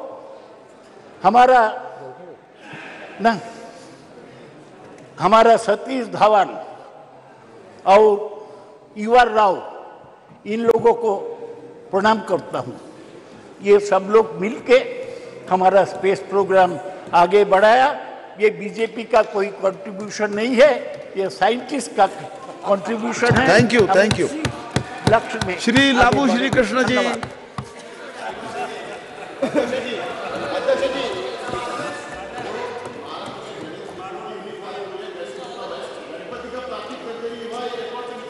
चलिए चलिए बैठिए. अब बैठिए. आप जब आए तो बोलिएगा इस बात को. जब आपका बोलने का नंबर आएगा तब इस बात को बोलिएगा जी. Please don't take this out of my time sir. देख लेंगे उसको, देख लेंगे उसको. ठीक है, देख लेंगे उसको. यदि आपत्तिजनक बात होगी उसको देख लिया जाएगा ना. प्लीज लवशिका सर, देख लेते हैं उसको. देख लेंगे ना. Please sir, don't take this out of my time sir. It's good to see you in the new chair in the new parliament, sir. I thank my party floor leader, Mr. Reddy Garu, for allowing me to speak on the second day of the inauguration of this new parliament building, sir. From YSR Congress and also from all the members of Lok Sabha and Rajya Sabha, we thank the achievements of ISRO. We congratulate the achievements of ISRO. We are indebted to all the scientific achievements they have done in the last 70 or so years, sir. When I was asked to speak on this subject, the first quote that came to my mind was of Isaac Newton, sir, when he said, I was able to see further because I was standing on the shoulders of the giants, sir. We were able to achieve Chandrayaan mission because there were so many people that have contributed to it. Just now, Professor Dada has mentioned about Vikram Sarabhai, Satish Dhawan, UR Rao, Madhavan Nair, Kasturi Rangan, because of what they've achieved in the last 65 to 70 years. Shivan, all these people have achieved and contributed to the frontiers of the space exploration, sir. Because of them, we were able to achieve Chandrayaan mission to the moon, sir. And I also congratulate Somnath and his team, who was able to place a lander on the far side of the moon, sir. When I was watching it as a tech geek, like all of us, I was so happy for 3 different reasons, sir. The first one was, it was launched from Sriharikota, Andhra Pradesh. It's my Telugu land, sir. And it has been found to be lucky for all the launches, and they've all been successful, sir. And the second reason that I'm really happy was because of when I was going through the profiles of all the contributors for this success, all the scientists who were involved in this, majority of them came from state universities, sir, or engineering colleges run by state governments, sir. It was a great achievement. They didn't come from any IITs or NITs, sir. They just came from the state-run universities, sir. Third thing that we all should be happy is the participation of women in this endeavor, sir. They all dressed in kanchi saris, very beautifully, but they were having that vigor to make sure that our Chandrayaan mission was very successful, sir. But there are a lot of questions raised, not in the Western media, sir, why India is doing this activity when there's so much poverty in the country. For them, sir, there are 3 reasons. The first one being, we want to cross the frontiers of the science and space exploration, sir. It won't happen just like that, sir. Take, for example, as Dada was mentioning earlier, in 1965, we were, human was able to land on the moon, sir. But from the last 50 or 55 years, the space exploration of most of the countries has actually gone back, sir. We think just because we have something like an iPhone in our hand, iPhone 1 to iPhone 15 actually accidentally happens. But it doesn't happen like that, sir. Unless some sort of impetus is given, some sort of iteration is given at some point of time, it doesn't happen just accidentally, sir. That's what has been happening in the space exploration. And as a country that is growing, as a country that is in the top 5 of the economies, this is a time to actually push those boundaries, sir. And second reason being, we have to dream big for the next generation, and we have to prove to the next generation that anything can be possible in India, sir. But I, being the member of Standing Committee on Education, I was able to go through the funding that was available to most of the colleges that people like Somnath has gone through, sir. Like TKM College, which was there in Prem Chandra's constituency, sir. There's a funding called RUSA, which was given to the state university, sir. Allocation was around 8,120 crores, sir. It was almost the same for the last 4 or 5 years. If you look at the spending, it's not even 60% of the spending is happening, sir. This spending is expected to take the state universities, state-run universities, from where the scientists who are working in ISRO are coming from, sir. But somehow this funding is not able to reach them. The reasons, whenever we ask them, the state is not contributing 30% or 40%. That is the reason that they always come up with, sir. But who is the person that are actually losing, sir? It's the scientific community of this country. So I hope the minister was here, but I hope the point is taken so that the scheme can be altered, so that the maximum amount of funds can be utilized by all the state universities and state governments, sir. And coming to the women participation, Shashi Tharuji has mentioned about it, and there were some comments from the other side also, sir. There's 20 to 25% of the women participation in ISRO, which has a workforce of almost 16,000, sir. And if you look at the STEM graduates from India, women STEM graduates who are pursuing science, technology and engineering in India, 43% of them are women, sir. When you compare to US, it is only 34%. When you compare to the developed countries like Canada, it's only 31%. Even in UK, it is only 38%, sir. We are far, far, far ahead, sir. But And also 30% of the research papers across 186 fields, this information I got it from Scopus, sir, are being published by women, sir. But only 14%, even though there's 43% of them are STEM graduates, of them are women, only 14% of the women are participating in STEM-related jobs, sir. This, yesterday we were very proud that we have passed the Women Reservation Bill, sir, but these people are putting the effort for almost 15 to 16 years to graduate, coming out with these degrees, but not able to participate in this workforce, sir. Unless we come up with new schemes to encourage them, unless we place the money where we talk, this situation is not going to increase, sir. And third, this Minister Jitendra Singh ji is also here, sir. It is regarding National Research Foundation, sir. I wish somehow every Friday the House gets adjourned, sir, and he always gets the time. We always get the time to ask him the question only on the Friday, but somehow it gets adjourned and we never get to ask the question. But National Research Foundation has been envisaged almost 4 years back with the outlay of 50,000 crores that has been mentioned. And until now, not a single rupee has not been, correct me if I'm wrong, but not been actually given out to any of these IITs or NITs or any of the state-funded universities, sir. For the last 4 years, that all these institutes have been actually waiting for it, sir. Mike, please. We can't hear. Mike, sir, Mike. Because it's still being structured. So when my turn comes to speak, I'll elaborate on that. Yes, sir. I'll also elaborate on, because out of this 50,000 crores, we thought it's all coming from the state government, sir, but we have been told that 36,000 crores are supposed to be mopped up from the private.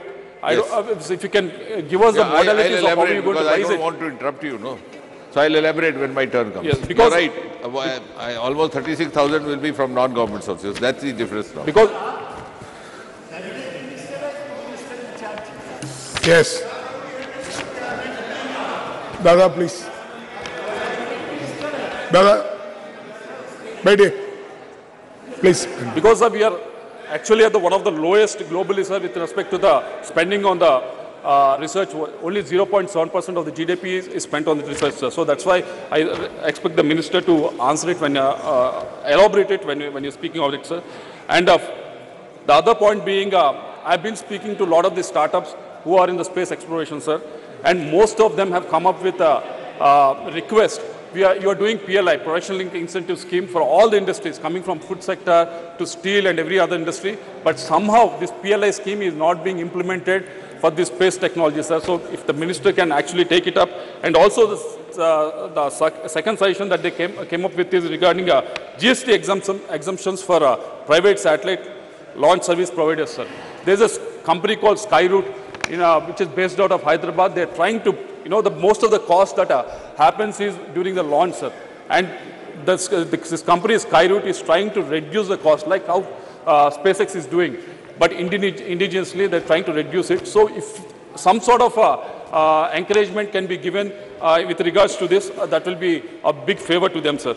Because, let me put this on record, sir, because there's no disrespect to our scientific community or anything like that, sir, but if you look at GSLV Mark IV, correct me if I'm wrong, it can only put 4 tons into the geostationary orbit, sir, whereas Long March 5, which is the Chinese one, can put almost 14 tons satellite in the same orbit, sir. And also in the lower orbit, GSLV Mark IV can only place 7 tons of the satellites, whereas Long March 5, which is of the Chinese one, can put almost 25 tons in the lower orbit. So because there's a huge difference in our payload capacity and their payload capacity. So this can be closed down only if the participation of the private players in this whole thing, sir. So I wish the government, yes, our scientific community is doing exceedingly well with frugal funding that is available for them, sir. But they will do much, much better if the funding can be increased, sir, and also if the private participation is increased, sir. I'll end up by saying what our Prime Minister has, I keep on quoting,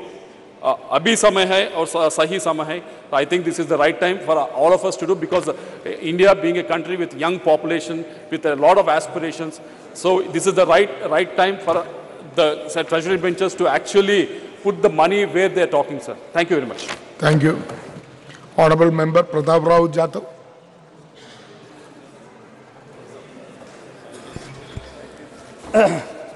धन्यवाद अध्यक्ष जी। आज यहाँ पर जो हो रही है चंद्रयान 3 की चर्चा पर मुझे बोलने का अवसर दिया। अध्यक्ष जी, भारतीय अंतरिक्ष अनुसंधान संगठन का गठन 15 अगस्त 1969 में ग्रहों की खोज और अंतरिक्ष विज्ञान अनुसंधान को आगे बढ़ाने के राष्ट्रीय विकास में अंतरिक्ष प्रौद्योगिकी विकसित करने में और उपयोग करने के दृष्टि से किया गया था। मेरे पहले बहुत सारे सदस्यों ने यहाँ पर बहुत सारे बातें यहाँ पर कही, मैं उसको दोहराऊंगा नहीं। लेकिन अध्यक्ष जी, आज़ादी के बाद से अब तक भारत ने अंतरिक्ष का सफर शानदार तरीके से तय किया है। साइकिल व बैलगाड़ी से शुरू हुई हमारी अंतरिक्ष की यात्रा मंगल और चांद तक पहुंच गई है और सूरज के तरफ भी हम निकल चुके हैं। आज भारत मानव को अंतरिक्ष में भेजने की तैयारी भी कर रहा है। अध्यक्ष महोदय,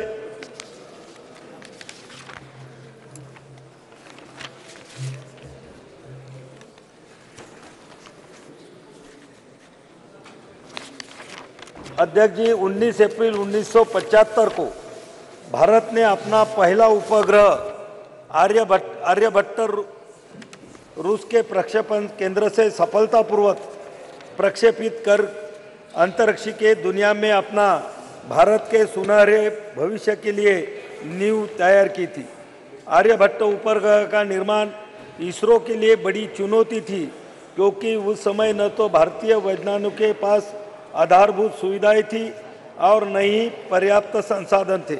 लेकिन भारतीय वैज्ञानिकों ने जज्बे के आगे समस्याएं छोटी हो गई और इसरो के तत्कालीन अध्यक्ष प्रोफेसर सतीश धवन के मार्गदर्शन के युवा टीम ने आर्यभट्ट का निर्माण किया था। अध्यक्ष जी, हमारे वैज्ञानिकों ने 22 सितंबर 2008 को 1380 किलोग्राम का चंद्रयान 1 भेजा, जो 14 नवंबर 2008 को चंद्रमा की सतह पर पहुंचा। चांद पर तिरंगा लहराते ही भारत चंद्रमा पर अपना झंडा लगाने वाला चौथा देश बन गया। अध्यक्ष जी,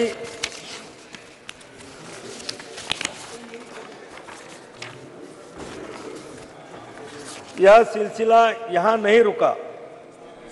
22 जुलाई 2019 को भारत ने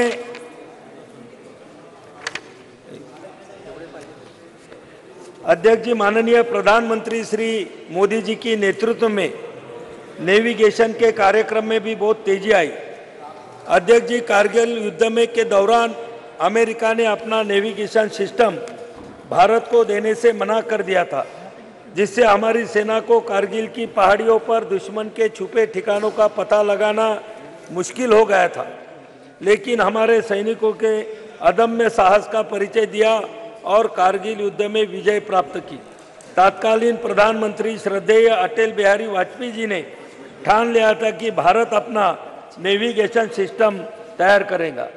अध्यक्ष जी, माननीय प्रधानमंत्री मोदी जी के नेतृत्व में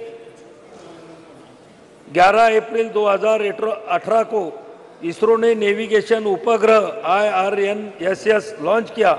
यह स्वदेशी तकनीक से निर्मित था और इसके साथ ही भारत के पास अब अमेरिका के GPS सिस्टम की तरह अपना नेविगेशन सिस्टम है। अध्यक्ष जी, 27 मार्च 19 को इसरो ने एक और बड़ी उपलब्धि हासिल की थी। इन दिनों सैटेलाइट से एक लाइव भारतीय सैटेलाइट को नष्ट करने में सफलता मिली। अंतरिक्ष में सैटेलाइट को मार गिराने वाला भारत चौथा देश बना। इतना ही नहीं, 1 अप्रैल 2019 को इसरो ने इलेक्ट्रॉनिक इंटेलिजेंस उपग्रह समेत 29 उपग्रहों को एक साथ प्रक्षेपित किया। इसमें 28 विदेशी उपग्रह शामिल थे। पहली बार इसरो ने एक ही मशीन से 3 अलग अलग कक्षाओं में उपग्रहों को स्थापित किया। अध्यक्ष जी, इसरो के समक्ष बहुत चुनौतियां थी, जैसे कि अंतरिक्ष यात्रियों की प्रशिक्षित करने और मानव अंतरिक्ष उड़ाने के लिए लॉन्च व्हीकल की उन्नत तकनीक भी कमी थी। श्रीहरिकोटा स्थित सतीश धवन अंतरिक्ष केंद्र में तकनीकी दक्षता का अभाव, निजी क्षेत्र की सीमित भूमिका, परियोजना का धीमा कार्यान्वयन, सरकार द्वारा पर्याप्त समर्थन नहीं होना, बजट की कमी। लेकिन जब केंद्र में माननीय श्री मोदी जी के नेतृत्व में एनडीए की सरकार आई, परियोजनाओं के क्रियान्वयन में तेजी आई और बजट की कमी भी दूर हुई। अध्यक्ष जी चंद्रयान 2 से मिली सीख और राष्ट्रीय स्तर के विशेषज्ञों द्वारा दिए गए सुझावों के आधार पर चंद्रयान 3 पर भी काम किया और सफल प्रक्षेपण किया। अंतरिक्ष विज्ञान के क्षेत्र में मिली लंबी छलांग लगाई। इसरो ने वैज्ञानिकों की इस बड़ी कामयाबी से देश भर में खुशी की लहर आई और दुनिया ने भारत की बड़ी उपलब्धि को खुले दिल से सैल्यूट किया। अध्यक्ष महोदय, मुझे यहाँ बताने में बहुत गर्व महसूस हो रहा है कि जिस लोकसभा क्षेत्र बुल्ढाना से मैं आता हूँ, वहाँ से चंद्रयान मिशन में जो सिल्वर स्टर्लिंग ट्यूब्स लगी है वह मेरे लोकसभा क्षेत्र बुल्ढाना के खामगांव तहसील से बनाई गई थी और महाराष्ट्र के हिंगोली भूमि में एक शुष्क हिस्सा दुनिया के सबसे महत्वाकांक्षी विज्ञान कार्यों में से एक गुरुत्वाकर्षण तरंगों का अध्ययन करने के लिए LIGO वेधशाला का स्थल बनने जा रहा है।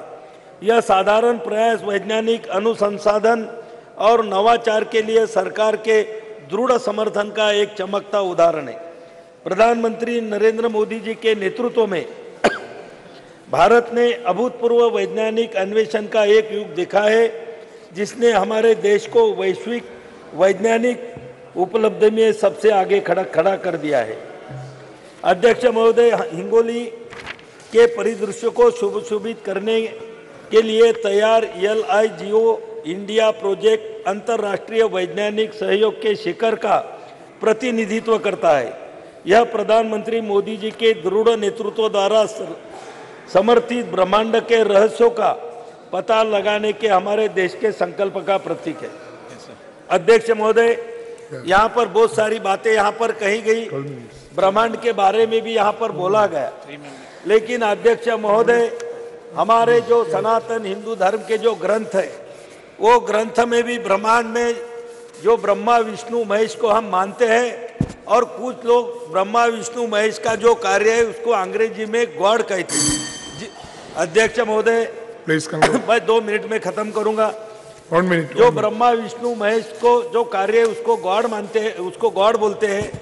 गॉड जी बोले तो जनरेट करना, ओ बोले तो ऑपरेट करना, और डी बोले तो डिस्ट्रिक्ट करना, बोले तो ब्रह्मांड का निर्माण, ब्रह्मांड की रक्षा और ब्रह्मांड की समाप्ति, ये तीनों हमारे ब्रह्मा विष्णु महेश में समाई गई है। अध्यक्ष महोदय, मैं ये वैज्ञानिक को इसका श्रेय देते हुए हमारे ग्रंथ लिखने वाले ऋषि मुनियों को भी मैं इसका श्रेय दूंगा कि जिन्होंने अपने ग्रंथों में पुराने जो 5000 नहीं कई हजार साल पहले हिंदू धर्म के जो हमारे ग्रंथ है, वो ग्रंथ में ये सभी चीज़ों का उल्लेख वहाँ पर क्या है। आज चंद्रयान का जो उल्लेख यहाँ पर हो रहा है, अध्यक्ष जी, हम बचपन में जब हमको समझ भी नहीं थी तो तब हमारी माँ, हमारी नानी, हमारी दादी हमको चंद्रमा की लोरियाँ सुना कर वहाँ पर हमको सुलाती थी, खाना खिलाती थी, और आज वो चंद्रमान की जो उत्सुकता थी हमारे दिल में पहले से ही मौजूद थी, और आज हमें यह भी महसूस हो रहा है कि हमारा देश और हमारा देश का तिरंगा वो चंद्रमा पे जाके लहरा रहा है। मैं हमारे वैज्ञानिकों को और उनको पूरा सपोर्ट करने वाले हमारे एनडीए सरकार को, आदरणीय नरेंद्र मोदी जी को बहुत बहुत धन्यवाद देता हूं और मैं मेरी भाषण समाप्त करता हूं। धन्यवाद। ऑनरेबल मेंबर दिनेश कामित जी। माननीय सभापति महोदय, आपने मुझे चंद्रयान 3 की सफलता पर बोलने का मौका दिया, इसके लिए बहुत बहुत धन्यवाद। महोदय, मैं सबसे पहले भारतीय वैज्ञानिकों का आभार प्रकट करता हूं कि उन लोगों के प्रयास से हमारा देश का नाम गौरवान्वित हुआ है। सभी भारतवासियों के लिए एक बड़े हर्ष गर्व की बात है कि भारतीय वैज्ञानिकों ने चांद पर अपना यान भेजा है। अब हम सभी देशवासियों को यह उम्मीद रखनी चाहिए कि हमारे वैज्ञानिकों की मेहनत सफल हो। जैसा कि हम जानते हैं, भारत में सबसे पहली बार 2008 में चांद पर अपना यान भेजा था। उसके बाद 10 से 15 साल की मेहनत के बाद दोबारा यह समय आया है कि हमारा यान फिर से चांद पर अपना कदम रखा है। महोदय, चंद्रयान 3 का लॉन्च सतीश धवन अंतरिक्ष केंद्र श्री कोटा से 14 जुलाई 2023 शुक्रवार को भारतीय समय अनुसार दोपहर 2:35 बजे हुआ था। यह यान चंद्रमा के दक्षिण ध्रुव के पास की सतह पर 23 अगस्त 2023 को भारतीय समय अनुसार सायं 6:04 के आसपास सफलतापूर्वक उतर चुका है। इसी के साथ भारत चंद्रमा के दक्षिण ध्रुव पर सफलतापूर्वक अंतरिक्ष यान उतारने वाला पहला और चंद्रमा पर उतरने वाला चौथा देश बन गया है। इसके अलावे भारत एवं भारतीय वैज्ञानिकों के अंतरिक्ष के क्षेत्र में एक नई पहचान प्राप्त हुई है। अब हम सभी देशवासियों को अपने वैज्ञानिकों का समर्थन करना चाहिए। हम सभी को उनके द्वारा किए गए इस कार्य के लिए उनको प्रोत्साहित करना चाहिए। महोदय, चंद्रयान 3 के मिशन का उद्देश्य चंद्रमा की सतह पर सुरक्षित लैंडिंग का प्रदर्शन करना, चंद्रमा पर रोवर के चलने का प्रदर्शन करना और इन सीटू यानी चांद की सतह पर ही वैज्ञानिक प्रयोगों का संचालन करना है। मिशन के उद्देश्यों को प्राप्त करने के लिए लैंडर में कई उन्नत प्रौद्योगिकी मौजूद हैं, जैसे कि लेजर और RF आधारित अल्टीमीटर, वेलोसीमीटर, प्रोपल्शन सिस्टम आदि। ऐसी उन्नत तकनीकों को पृथ्वी की स्थितियों में सफलतापूर्वक प्रदर्शित करने के लिए कई लैंडर विशेष परीक्षण जैसे integrate core test, integrate hot test और लैंडर लैंग मैगजीन प्रदर्शन परीक्षण की योजना बनाई गई है और इसे सफलतापूर्वक किया गया है। महोदय, चंद्रयान 3 के माध्यम से भारत का लक्ष्य अपनी तकनीकी कौशल, वैज्ञानिक क्षमताओं और अंतरिक्ष अन्वेषण के प्रति अपनी प्रतिबद्धता को प्रदर्शित करना है। यह सफलता अंतर्राष्ट्रीय अंतरिक्ष समुदाय में भारत की स्थिति को और मजबूत करेगा। यह मिशन युवा पीढ़ी को विज्ञान, प्रौद्योगिकी, इंजीनियरिंग और गणित में कैरियर बनाने के लिए प्रेरित करेगा तथा विश्व में भारत की प्रतिष्ठा को बढ़ाने का काम करेगा।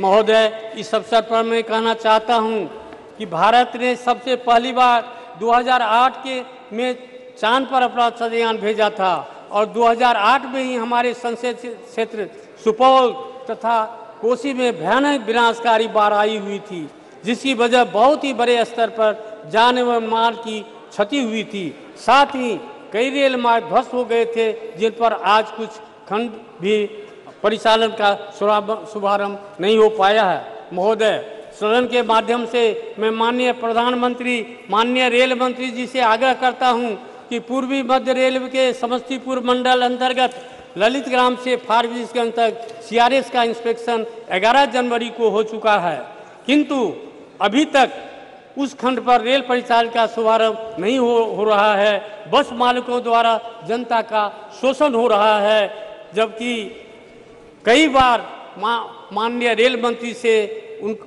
संपर्क करके उनका ध्यान आकर्षित किया। उस पर अतिशीघ्र रेल परिचालन का शुभारंभ किया जाए।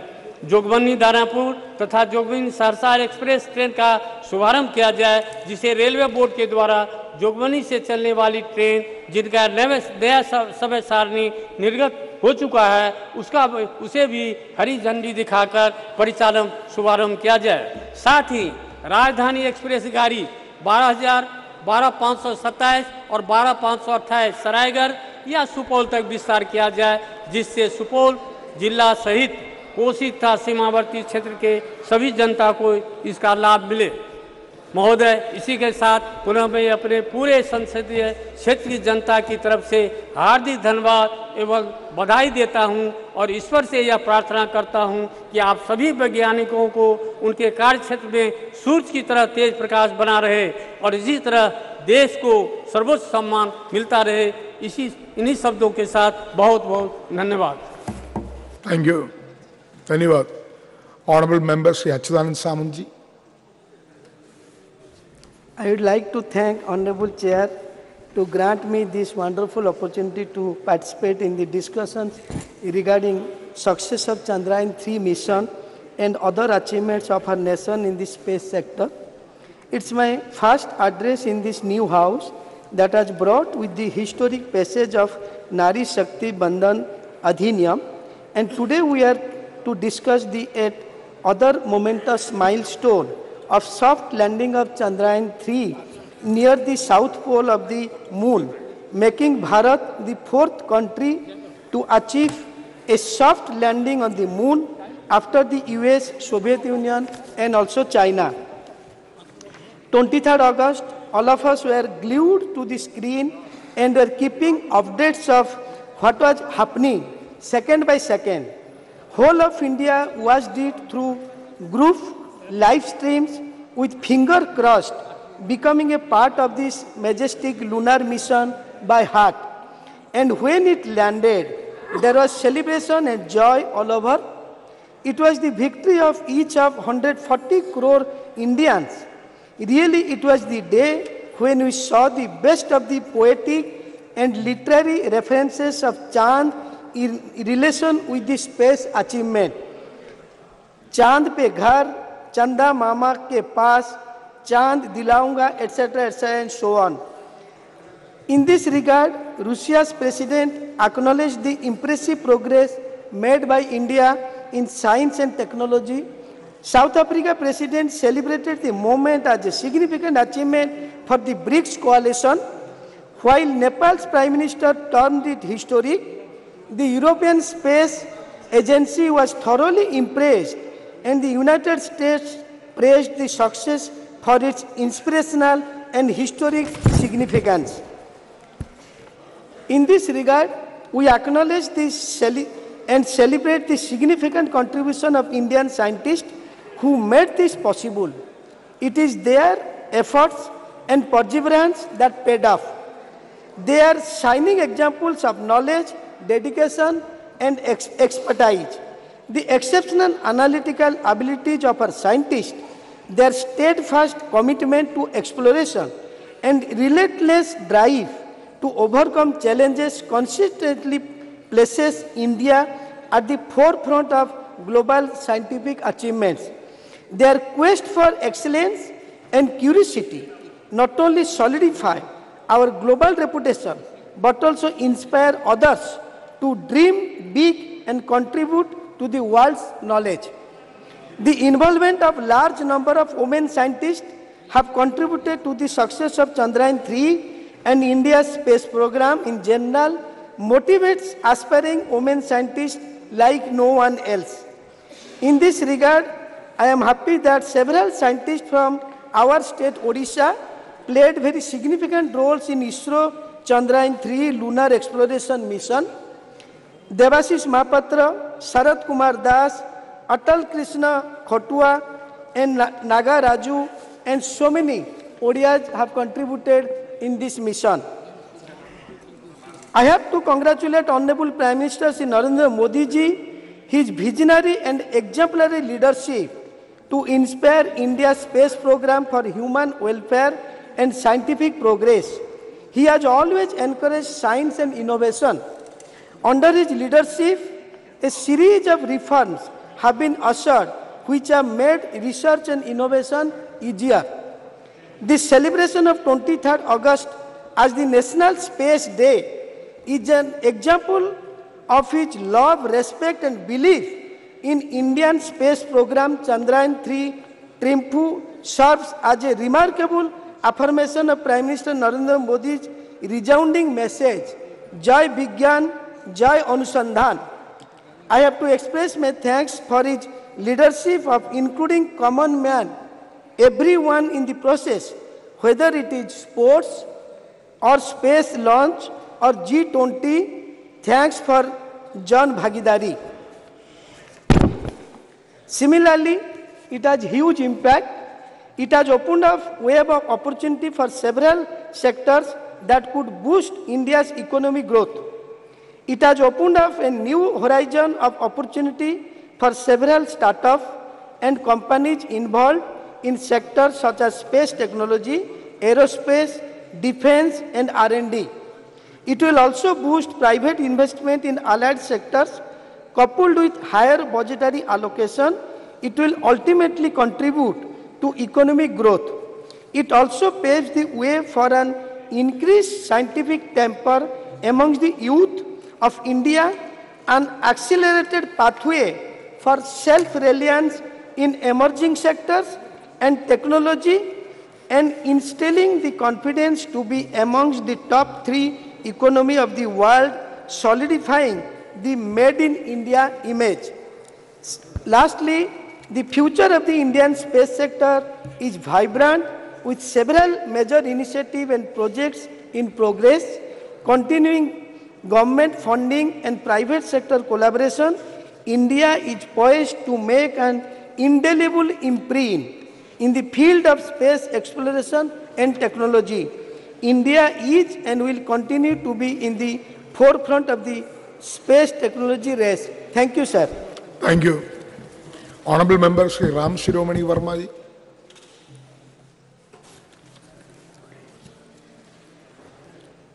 अध्यक्ष महोदय, आपने मुझे महत्वपूर्ण विषय चंद्रयान की सफलता पर अपने विचार रखने का मौका दिया। हम आपका हृदय से धन्यवाद देते हैं। मुझे गर्व है कि इस नए सदन में अपनी पार्टी की तरफ से बोलने का पहली बार मौका मिला है। इसके लिए हम अपनी पार्टी की राष्ट्रीय अध्यक्ष बहन कुमारी मायावती जी का दिल से आभार व्यक्त करते हैं। महोदय, चंद्रयान 3 की सफल प्रक्षेपण में अपना पूरा देश गर्वान्वित महसूस कर रहा है। अब हम वैश्विक मानचित्र पर अपना स्थान रॉकेट प्रक्षेपण के संदर्भ में अंकित हो चुके हैं। इस सफल प्रक्षेपण हेतु मैं इसरो के वैज्ञानिकों, इंजीनियरों सहित उक्त चंद्रयान के लिए काम करने वाले समस्त कर्मचारियों को भी, जो दिन रात मेहनत करके चंद्रयान 3 को सफल बनाया है और आज विश्व में भारत पहले स्थान पर अंतरिक्ष प्रक्षेपण के मामले में पहुंच चुका है। मैं और मेरी बहुजन समाज पार्टी और देश के सभी सम्मानित नागरिकों की तरफ से इसरो के सभी वैज्ञानिकों को दिल से धन्यवाद देते हैं और विश्वास करते हैं कि समय समय पर देश की जनता की मांग को देखते हुए नित्य प्रतिदिन हमारे वैज्ञानिक अपनी लगन, परिश्रम और मेहनत से सफल अंतरिक्ष प्रक्षेपण करते रहेंगे।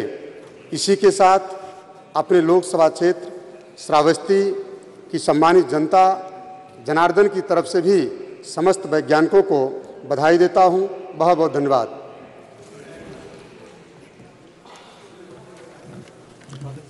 Thank you. Honorable Member Shri Quota Prabhakar Reddy ji.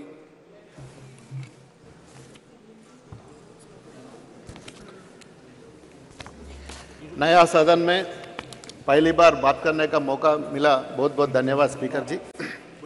I extend my heartfelt congratulations to all of us on the notable achievement of the Chandrayaan 3. Today, as I stand here, I want to reflect on the ISRO's history, which started from teeny outwise in the great scientist Sarabhaji ji and becoming the powerful counterpart of the elite the international space agencies of the world. As we know, Pandit Jawaharlal Nehru and scientist Sarabhai are considered among the founding further Indian space program ISRO, which today I know for its unique and cost-effective technologies.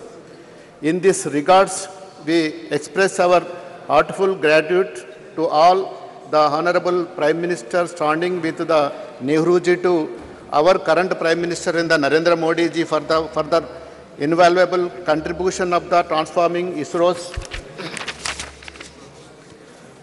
trajectory into the historic and I pay my respects to all of the scientists from the Aryabhatta to Somanath ji for the having contributed so much to the nation of the mission to the space. ISRO, through its hard work and the achievements, becomes a great role model, not just for the other countries, but also amongst the private companies invested in the space exploration, which ISRO was set up in the 1960s. Moon and Mars missions were not too in the agenda. Even in the for future, the aim was the initiate the space exploration, the expeditions to learn more about the world's space for the benefit of our people. With such clear objective, even in time when in the country was still struggling with issues of poverty and the limited resources, ISRO leaders developed in the style and the products exam maximum benefits within the minimum of efforts. We are very grateful to contributions of our brilliant scientists and leaders of ISRO. Since its inspection, the journey of ISRO from the 1960s to the today has simply been remarkable. Sir, Chandrayana's successful landing in our south pole of the moon was a joyous and the historic moment of the country. The country joined in the elite club of the countries to soft land and on the moon. The successful landing on the south pole of the moon, which no country has ever achieved so far, also shown the technologies programs that India has made so far and the scientific capabilities and the commitment to work to our Indian scientists and the engineers. The success Chandrayana-3 is not only an achievement for the country to fulfill global aspirations, but also open the avenue for the economic growth across various sectors. In the believed the bolster of Make in India initiative to contribute to the growth.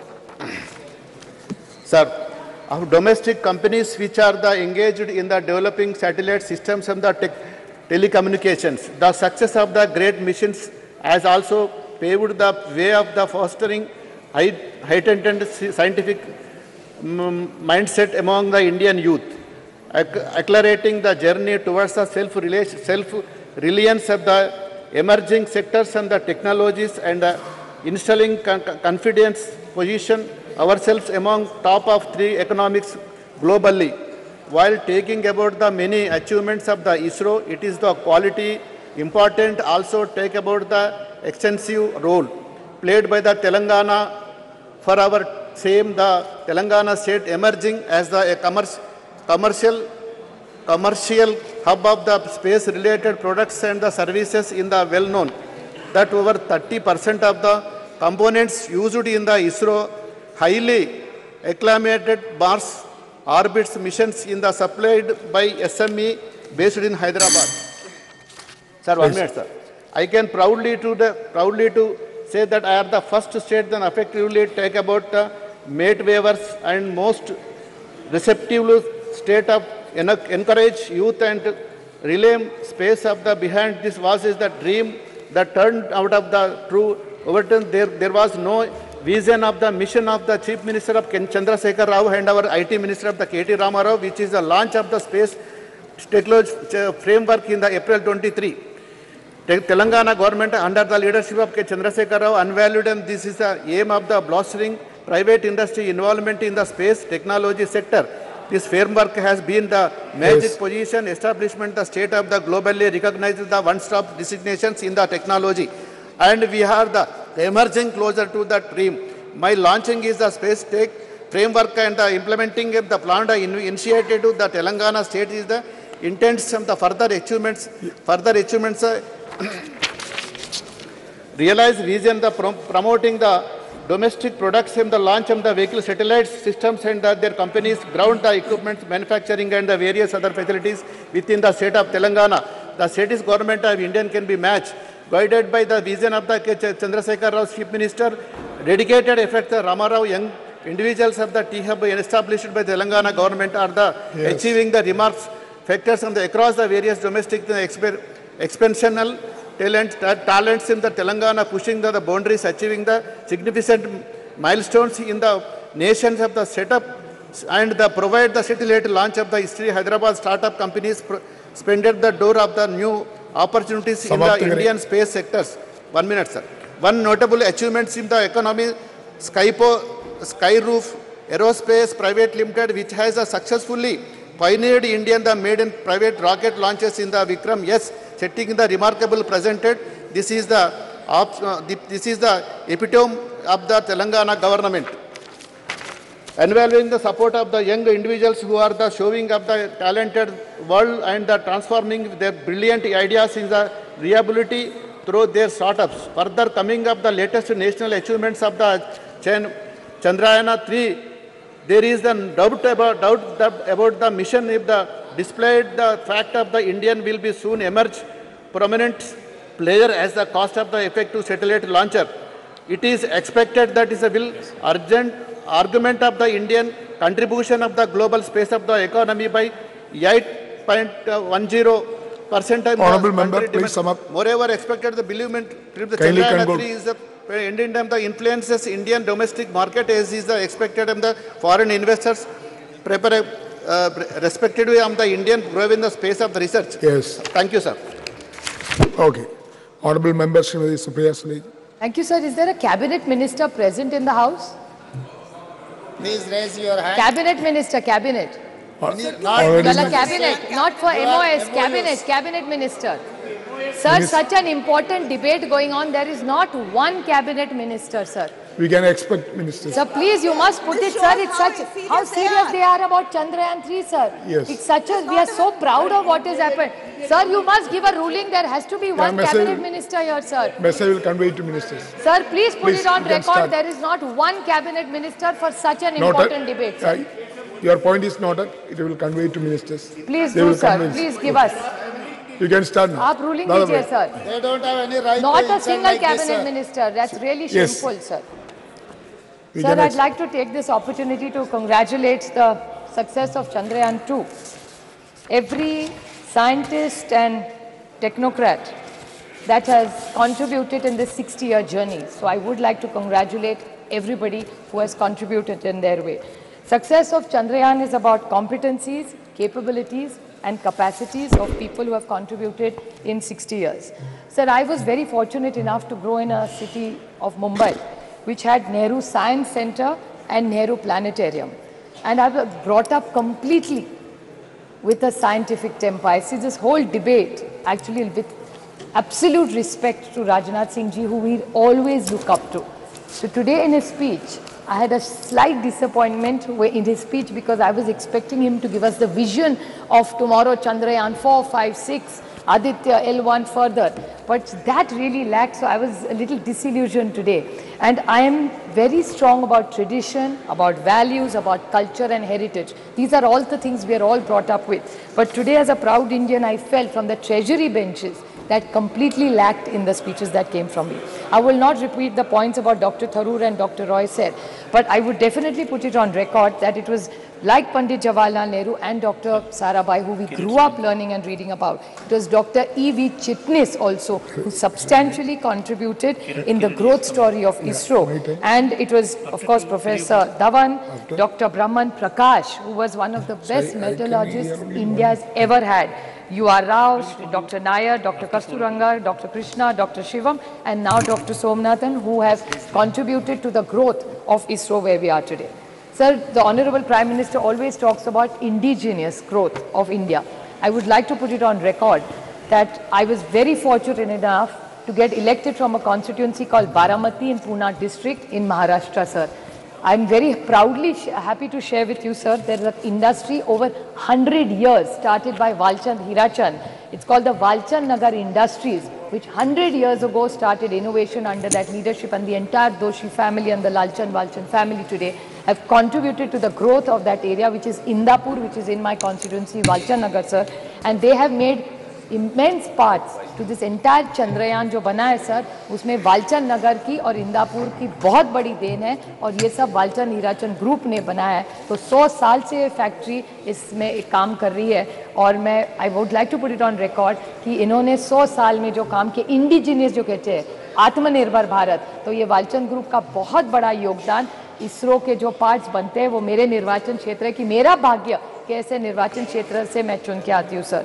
वैसे innovation की जब बात होती है तो और दो है कि खेड़ शिवापुर जो एरिया मेरे निर्वाचन क्षेत्र में है सर, वहाँ VCB इलेक्ट्रॉनिक्स की एक कंपनी है, VCB इलेक्ट्रॉनिक्स, जहाँ भानुदास भोसले, सुजाता भोसले, संदीप चौहान और सोन सुंदर ये वेलू एरिया में है, जिन्होंने चिप्स बनाई है सर जो इस चंद्रयान में गई है। तो मेरे निर्वाचन क्षेत्र से दो बड़े कॉन्ट्रीब्यूशंस है, एक वालचंद ग्रुप का और दूसरा VCB इलेक्ट्रॉनिक्स का। So I feel very very proud when I stand here where we are praising about Chandrayaan and these are all indigenous. और ये सारी कंपनियां सर 2001 तो 100 साल पुरानी है, 15-20 साल पुरानी है। So I just would like to put on this record straight.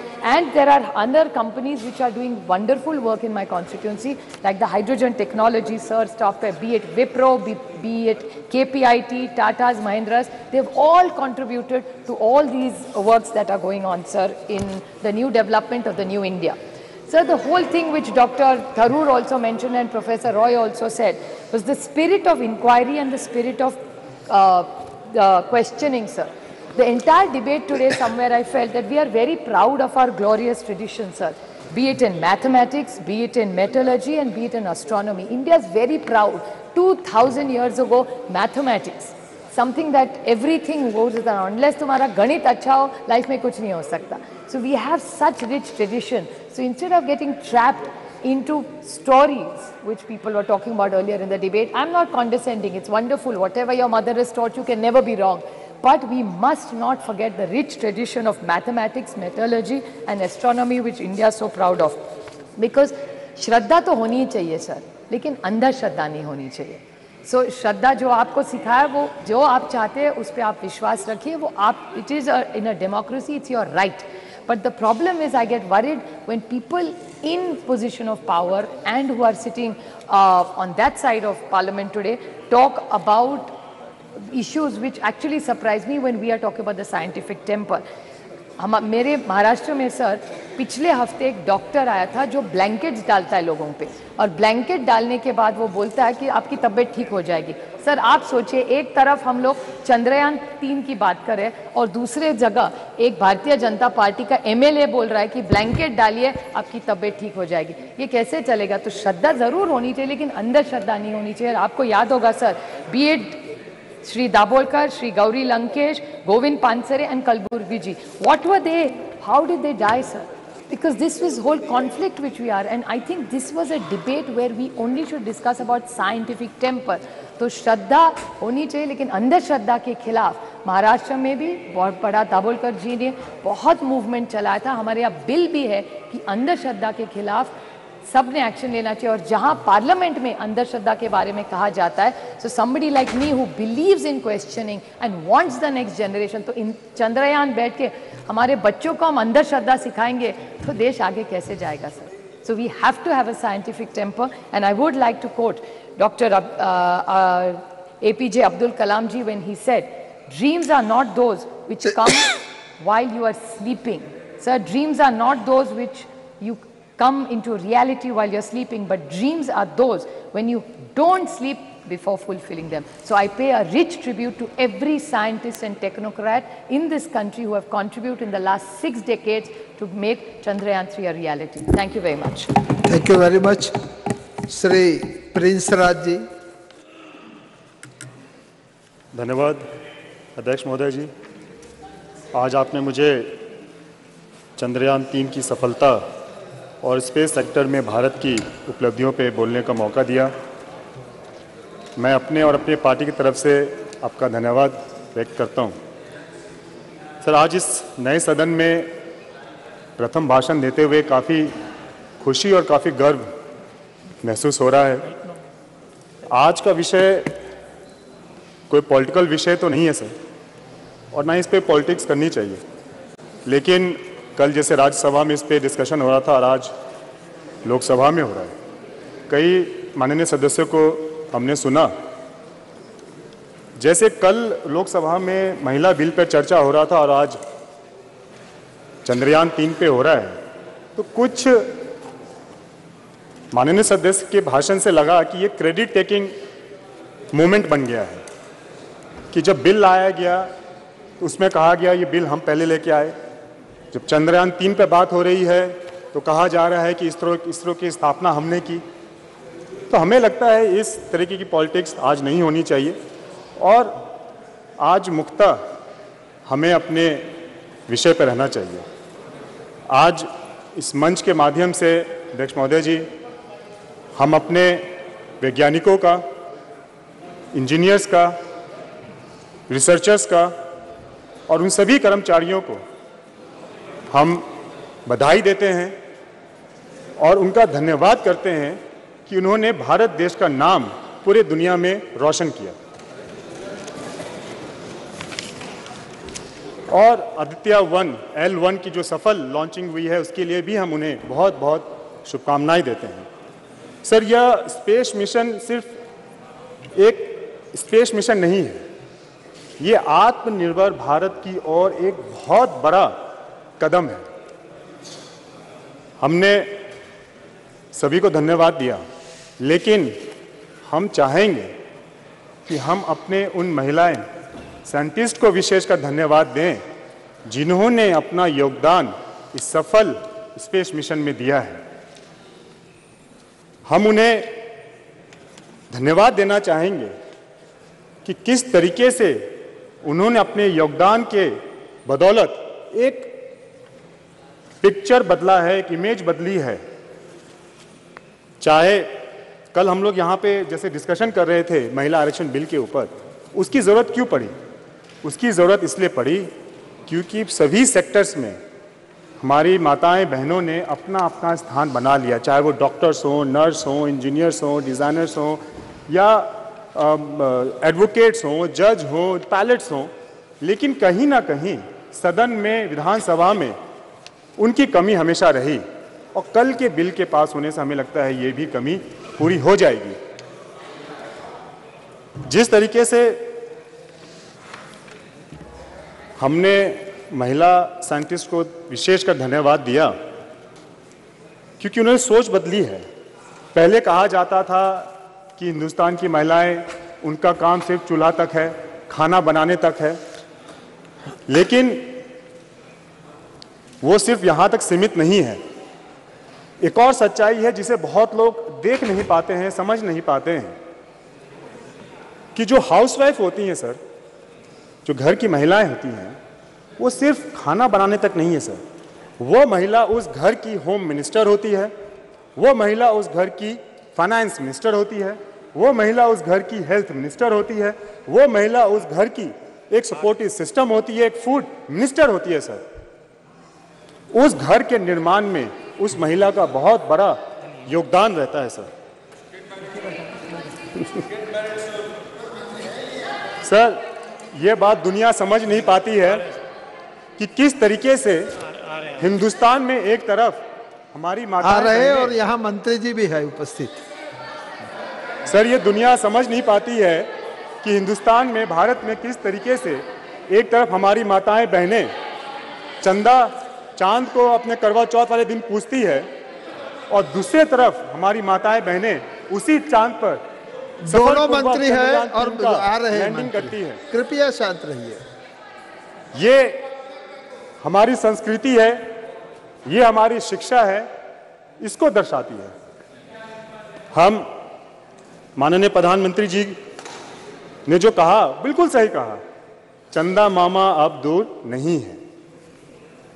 Sir, विश्व के अन्य देशों के मुकाबले हम लोगों का जो बजट है, जो स्पेस मिशन का बजट है, वो बहुत कम है और बहुत कम बजट में भी हम लोगों ने काफ़ी उपलब्धियां प्राप्त की। अगर हम देखें, अन्य देशों ने भी प्रयास किया, लेकिन भारत ही एक प्रथम ऐसा देश है जो कि दक्षिण ध्रुव में पहला सफलपूर्वक लैंडिंग उन्होंने किया। तो इसके लिए हम अपने साइंटिस्ट को बहुत बहुत बधाई देते हैं और एक आत्मनिर्भर भारत की ओर बढ़ता एक भारत का पहचान उन्होंने बनाया है। सर, हम अपने प्रधानमंत्री आदरणीय नरेंद्र मोदी जी का भी धन्यवाद और करेंगे कि जिस तरीके से बुरे परिस्थिति में उन्होंने अपने साइंटिस्ट का साथ दिया, उनका हौसला बढ़ाया, उनको हिम्मत दी, उनका नेतृत्व किया, उसी का परिणाम है सर कि आज हम लोगों ने एक सफल मिशन, स्पेस मिशन हम लोगों ने पूरा किया। हमें पूर्ण विश्वास है सर कि उनके कौशल नेतृत्व में जिस तरीके से कोरोना काल में हम लोगों ने देखा कि देश ने एक स्वदेशी वैक्सीन का निर्माण किया, जिस तरीके से आज देश डिफेंस सेक्टर में सर इक्विपमेंट्स बना रहा है, इसको एक्सपोर्ट कर रहा है, हम लोग देख रहे हैं, हम लोग वहाँ गए थे, देखे भी थे। और जिस तरीके से ये नया संसद भवन भव्य भवन बनकर तैयार है और चंद्रयान 3 की लैंडिंग हो या आदित्य L1 की सक्सेसफुल लॉन्चिंग हो, सर इससे ये दर्शाता है कि किस तरीके से भारत आत्मनिर्भर बनता जा रहा है।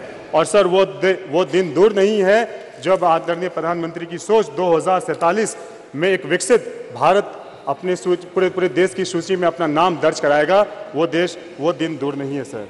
सर ज़्यादा समय नहीं लेते हुए सर आप एक बार पुनः हम अपने सभी साइंटिस्ट, सभी अपने महिला साइंटिस्टों का, सभी इंजीनियर्स का, सभी रिसर्चर्स का, सभी उन कर्मचारियों का और जितने भी लोग इस कार्यक्रम से जुड़े हुए थे, मिशन से जुड़े हुए थे, हम उन्हें पुनः हमें नमन करते हैं, उन्हें धन्यवाद देते हैं, उन्हें बधाई देते हैं। बहुत बहुत धन्यवाद। बहुत बहुत धन्यवाद श्री जयंत सिन्हा जी। बहुत बहुत धन्यवाद सभापति महोदय। मैं आपका, हमारे परम आदरणीय प्रधानमंत्री जी का, अपने पार्टी का और विशेष रूप से हजारीबाग की जनता का मैं आभार व्यक्त करना चाहता हूं, क्योंकि उनके सहयोग और आशीर्वाद से मुझे अवसर मिला है कि जो हमारा पुराना सदन था, ऐतिहासिक और सुंदर सदन, वहां बोलने के अवसर मिले और आज इस भव्य और आधुनिक भवन में भी बोलने का मुझे अवसर मिल रहा है। उससे आप लोगों के लिए सबको कोटि कोटि धन्यवाद, हृदय की गहराइयों से धन्यवाद। सभापति महोदय, ये सही है जैसे माननीय प्रधानमंत्री जी ने कहा, यही समय है, सही समय है, अमृत काल का समय है, अमृत काल का समय है।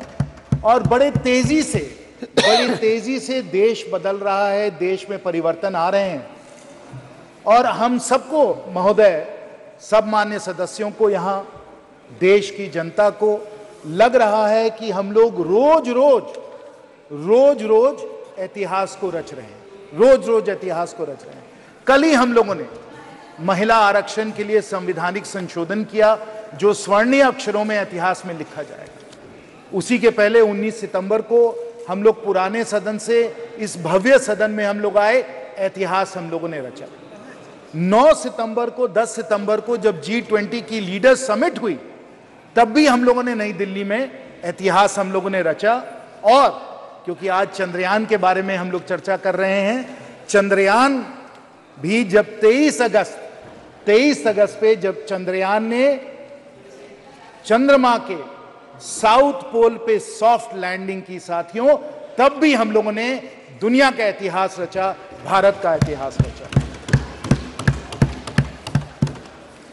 और इस कारण, क्योंकि इतना हम लोग यहां अपना योगदान दे रहे हैं, इतिहास रच रहे हैं,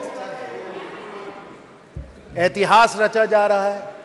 आज भारत विश्व में विश्व मित्र और विश्व गुरु के रूप में उभरता चला जा रहा है। भारत उभरता चला जा रहा है और इसलिए उभर रहा है क्योंकि अगर हम में समृद्धि है तो हम में सादगी भी है, अगर हमारी शक्ति है तो हमारे में एक शांति है, और अगर हमारा साइंस है तो हमारे संस्कार भी हैं, अगर हमारा साइंस भी है तो हमारा संस्कार भी है। और अगर कोई समझता है कि हम अगर संस्कार की बात करें तो हम साइंस की बात नहीं कर रहे हैं, विज्ञान की बात नहीं कर रहे हैं, तो ये बिल्कुल गलत बात है। कई मेरे विपक्ष के साथियों ने कहा कि हम लोग संस्कार की थोड़ी ज्यादा बात करते हैं और साइंटिफिक टेम्पर की बात थोड़ा कम करते हैं, ये उनका मानना था। लेकिन हम लोगों के इतिहास में प्राचीन समय से एक संतुलन रहा है, संस्कार में भी और साइंस में भी। और अगर हम अथर्ववेद में जाएं, मंडपा उपनिषद में जाएं, तो वहां से जो मूल मंत्र निकल के आया वो आज हमारे राज्य का मूल मंत्र है, सत्यमेव जयते। अगर हम किसी चीज से भी प्रेरित हैं तो हम सत्यमेव जयते से प्रेरित हैं, ट्रूथ अलोन ट्रायम्फ्स। और अगर विज्ञान कुछ भी है तो वो सत्य है, वो ट्रूथ है। और जो भी कोई, और मैं खुद विज्ञान का स्टूडेंट हूं, इंजीनियर हूं, तो मुझे तो कहना पड़ेगा कि अगर हम लोग साइंस में कोई भी तलाश करते हैं, प्रोफेसर साहब बैठे हुए हैं, वो भी साइंटिस्ट हैं, उनको मालूम है कि जो साइंटिफिक मेथड है, जो साइंटिफिक टेम्पर है, that is a process of discovery of the truth, और वो हम लोगों के संस्कार में लिखा हुआ है। और इसलिए आज अगर हमारी साइंस जो है वो चंद्रमा में पहुंची है, क्योंकि हमारे संस्कार हम लोगों को ये प्रेरणा देते हैं, सत्यमेव जयते। और हमें, जैसे अभी बहुत वक्ताओं ने कहा है और मैं भी अपनी बात उसमें जोड़ना चाहूंगा, कि अगर हम इस साइंस की बात करें तो साइंस में हमारे बहुत सारे लोगों ने योगदान दिया है।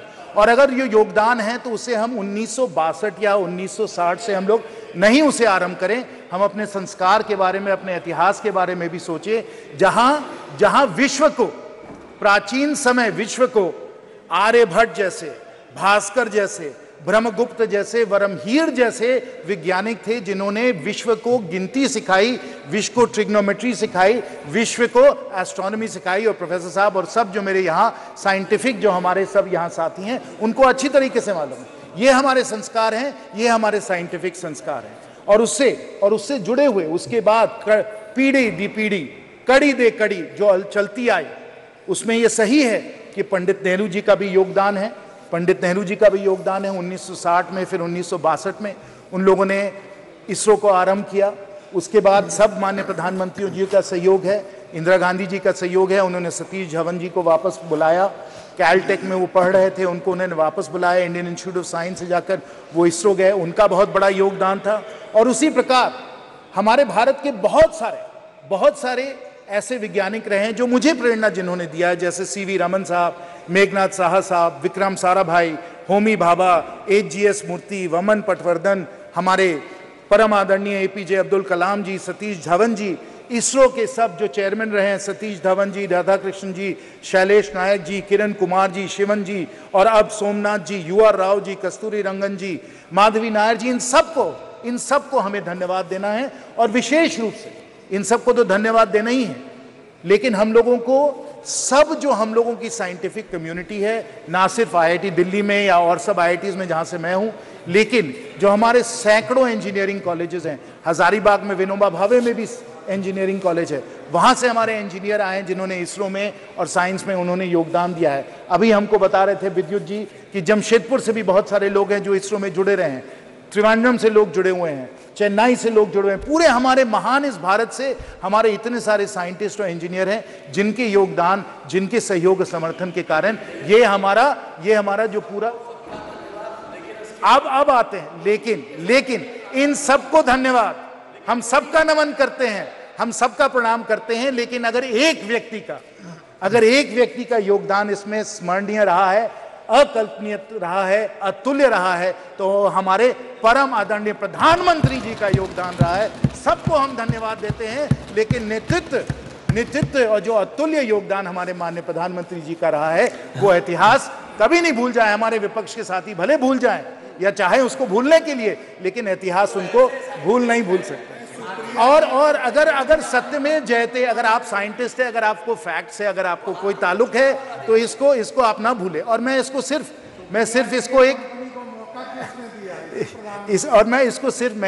सिर्फ ऐसे ही राजनीतिक तौर से मैं नहीं कह रहा हूं, मैं तर्क और तत्वों के आधार पे कह रहा हूं कि अगर योगदान विशेष और अकल्पनीय रहा है प्रधानमंत्री जी का, क्यों रहा है, मैं आपको बताता हूं।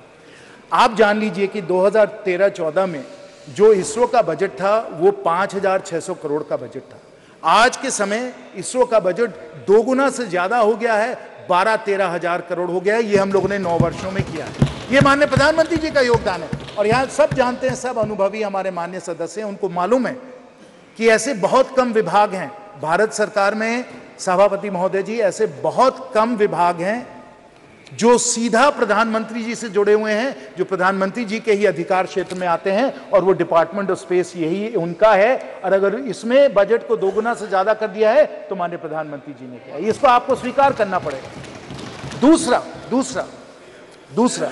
आप ये भी जान लीजिए, और सुप्रिया जी ने कहा, मैं बिल्कुल उनका समर्थन करता हूं उसमें, कि हमारे प्राइवेट सेक्टर का भी इसमें बहुत बड़ा योगदान रहा है, चाहे वालचंद का हो, चाहे वो हम LNT की बात करें, और विशेष क्योंकि मेरे सब झारखंड के यहाँ साथी बैठे हैं, मैं HEC रांची का भी इसमें सहयोग जो उन्होंने दिया है, जो क्रायोजेनिक इंजन बना है वो HEC रांची में ही बनाया गया है, तो प्राइवेट सेक्टर का योगदान रहा है।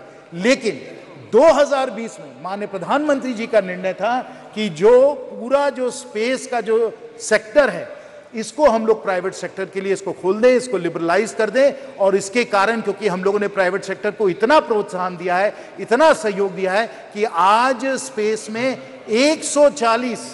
140 स्टार्टअप्स आ चुके हैं, और हम लोगों का स्पेस का इकोसिस्टम बहुत तेजी से बढ़ता चला जा रहा है। यह भी माननीय प्रधानमंत्री जी का निर्णय था, जैसे उन्होंने बजट को दोगुना किया, वैसे उन्होंने स्पेस को लिबरलाइज करके 140 स्टार्टअप्स को उन्होंने योगदान दिया। और तीसरा कि जब हम लोगों ने इस तरीके से लिबरलाइज किया, तो विश्व में नंबर 1 और सबसे अफोर्डेबल किफायती तरीके से अगर कोई भी सैटेलाइट को जियोसिंक्रोनस ऑर्बिट में डाल सकता है, तो वो इसरो ही डाल सकता है। और पिछले कुछ वर्षों में हम लोगों ने कुल मिलाकर, मैं आपको ये आंकड़े बता दूं, स्पष्ट आंकड़े जो हैं, कि हम लोगों ने करीब लगभग 400 फॉरेन सैटेलाइट्स को हम लोगों ने अर्थ ऑर्बिट में डाला है, जिससे हम लोगों को इसरो में 3300 करोड़ का हम लोगों को इसमें रेवेन्यू हम लोगों को मिला है। वो भी माननीय प्रधानमंत्री जी की सोच थी कि इस तरीके से इसरो को हम लोग पूरी तरीके से ओपन अप करके सैटेलाइट लॉन्च में हम लोग ले आए, और इस तरीके से अगर किसी को भी पूरी तरीके से श्रेय इस सफलता को मिलना चाहिए तो माननीय प्रधानमंत्री जी को मिलना चाहिए, ये हम सब लोग स्वीकार करें।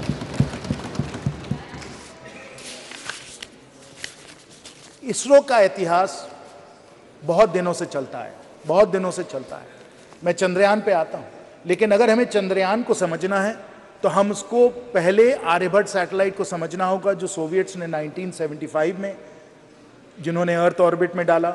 उसके बाद हम लोगों का खुद का लॉन्च व्हीकल सैटेलाइट 1980 में गया, फिर रोहिणी सैटेलाइट्स गए, इनसैट सैटेलाइट्स गए, IRS सैटेलाइट्स गए, ये सब सैटेलाइट्स गए। एक लंबी हम लोगों ने एक कड़ी बनाई इसकी, हम लोगों ने नए लॉन्च व्हीकल्स हम लोगों ने तैयार किए, polar synchronous launch vehicle, GSLV, और फिर छात्रों के लिए भी स्मॉल सैटेलाइट्स को भी हम लोगों ने लॉन्च करने की क्षमता की, और हम लोगों ने मंगलयान को भी हम लोग जाकर, मार्स को भी जाकर हम लोगों ने ऑर्बिट में हम लोगों ने अपना सैटेलाइट भेजा। और आपको याद होगा तब हम लोगों ने सब जगह कहा था कि इतनी किफ़ायती तरीके से हम लोग कर रहे हैं कि हॉलीवुड की पिक्चर के बजट से कम तक हम लोग मंगलयान के द्वारा हम लोग मार्स तक पहुंच सकते हैं। ये हमारी क्षमता है, और अगर ये क्षमता है, अगर माननीय प्रधानमंत्री जी ये काम में लगे हुए हैं, अगर पूरा भारत इस काम में लगा हुआ है, तो हमें समझना चाहिए कि स्पेस जो है और चांद पहुंचना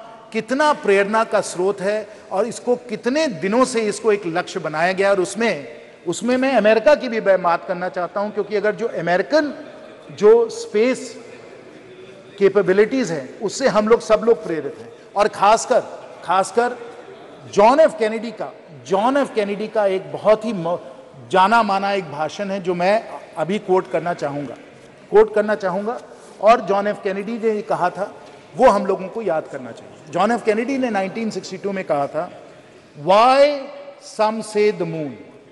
Why some say the moon? Why choose this as our goal? This replies to India. Why choose the moon? Why is this our goal?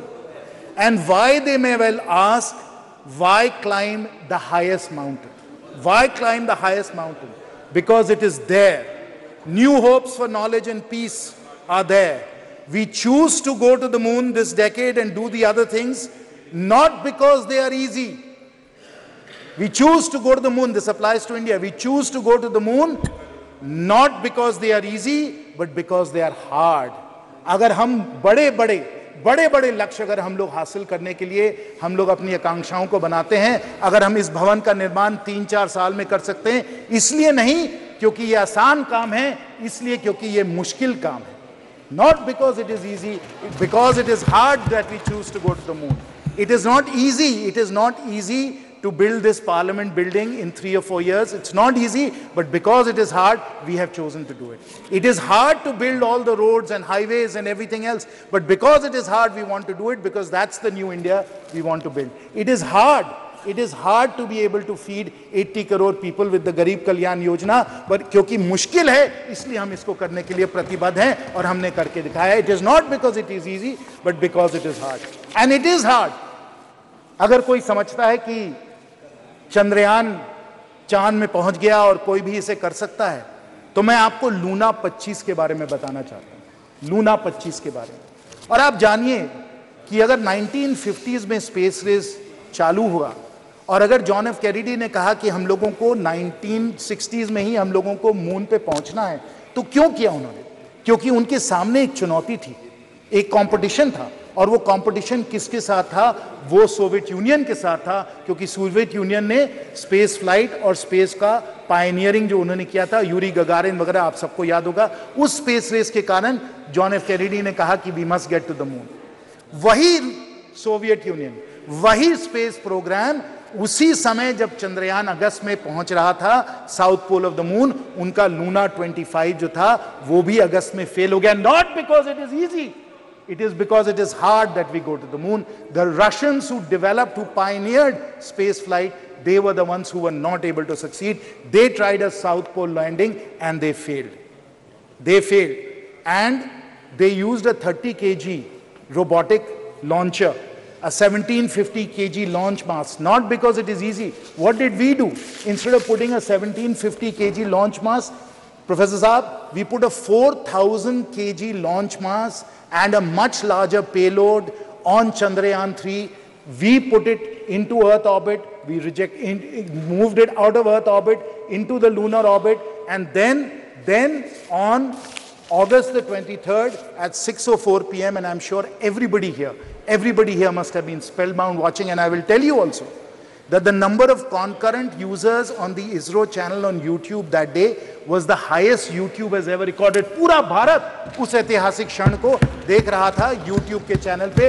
और 6 बजे अगस्त 23 को हम लोगों का चंद्रयान वहां चांद पे पहुंचा. साउथ पोल की लैंडिंग हुई. 14 दिन उन लोगों के सब साइंटिफिक एक्सपेरिमेंट चले.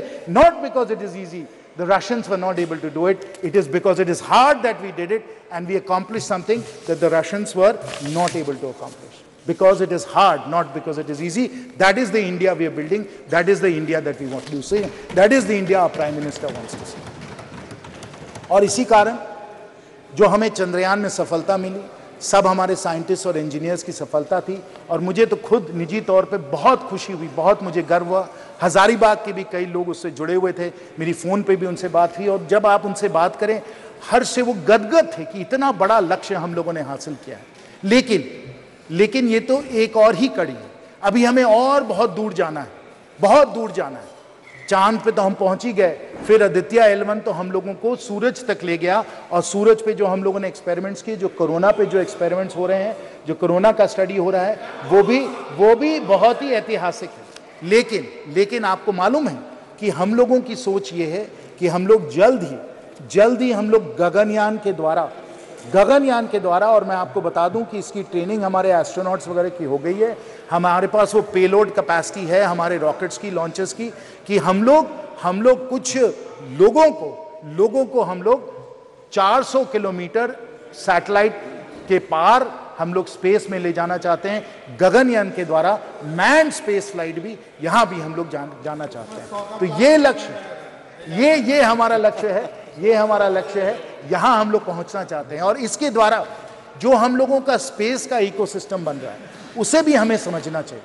ये हमारे माननीय प्रधानमंत्री जी की दूरदर्शी सोच है कि हमें सिर्फ ये मिशंस जो है इसमें हमें सफल नहीं होना है. हमें मिशन से और आगे बढ़कर पूरा स्पेस का एक इंडस्ट्री, पूरा स्पेस का एक इकोसिस्टम भी हम लोगों को बना देना है. और क्यों हमें इस तरीके से बनाना है? क्योंकि जब स्पेस का इकोसिस्टम बनता है तो बहुत सारे एडवांस टेक्नोलॉजीज भी हम लोग उसके द्वारा उसमें बहुत आगे बढ़ जाते हैं. और ये एडवांस टेक्नोलॉजीज़, क्योंकि हम लोग डेवलपमेंट के तौर पे इन एडवांस टेक्नोलॉजीज़ पे हम लोग अपना कंट्रोल हासिल करना चाहते हैं, ये बहुत ही ज़रूरी है. और इसमें मैं हमारे भारत रत्न पूर्व राष्ट्रपति श्री अब्दुल कलाम जी का मैं एक कोट आपको बताना चाहता हूँ. ISRO's vision was clear. ISRO's vision was clear. If Indians were to play a meaningful role in the community of nations, they must be second to none in the application of advanced technologies to real-life problems. That is our Honorable Prime Minister's vision. We use the space ecosystem to develop the knowledge and the ability and the capabilities to deal with these advanced technologies, whether they pertain to material science, whether they pertain to telecommunications, whether they pertain to remote sensing, weather forecasting, all of these different advanced technologies in computing, in semiconductors, all of them will come within our capability set if we are able to push the space ecosystem. And I will conclude, Sabhapati Mahoday, with the vision that we take our 140 startups, they become thousands of startups, we generate tens of unicorns, and they become among the world's leading space companies, pushing these advanced technologies, taking India not just to the moon, not just to the sun, but to the stars. That is the new India that we are building, not because it is easy, because it is hard, and we want, as Thank you very much. Progress. Thank you very much. Sri Karti Chidambaram ji.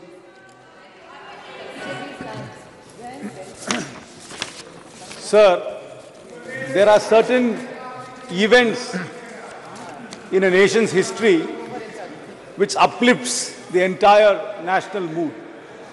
And August 23rd, 2023 was definitely a golden moment in our history when billions in India abatedly watched Chandrayaan successfully land on the uncharted part of the moon. It was really an epoch-making day, and it was a day which lifted up the spirits of entire India.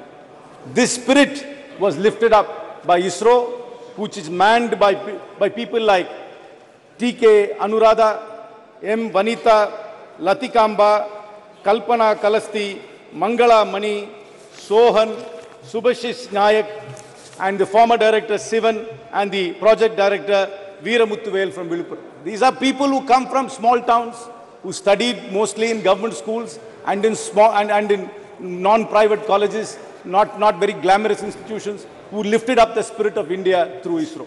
So this house, I'm sure, and the entire nation pays great tribute to them.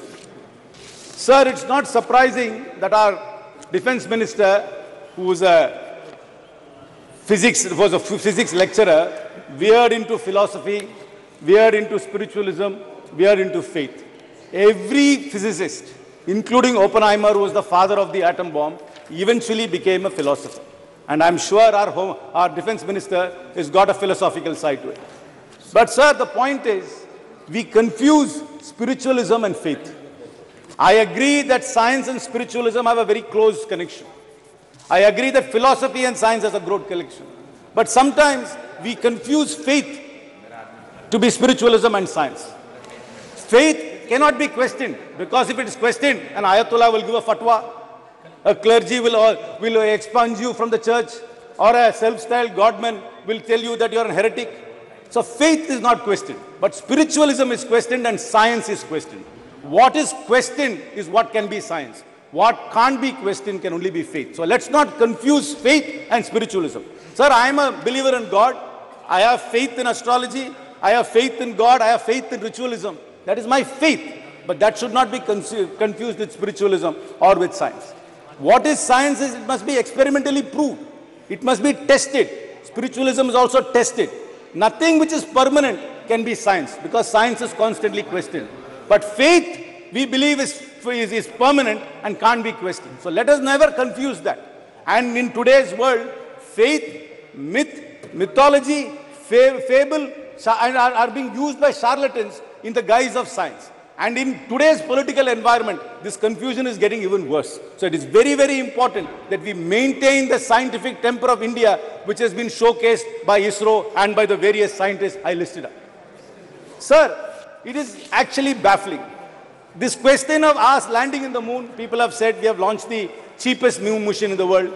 This moon mission was cheaper than the two Hollywood movies which are produced about space. I completely agree with that.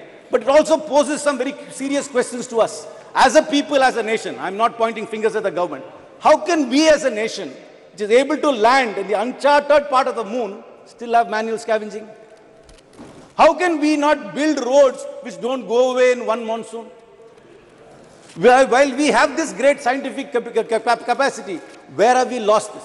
I completely understand our heritage and our history has been very closely associated with science and with astronomy.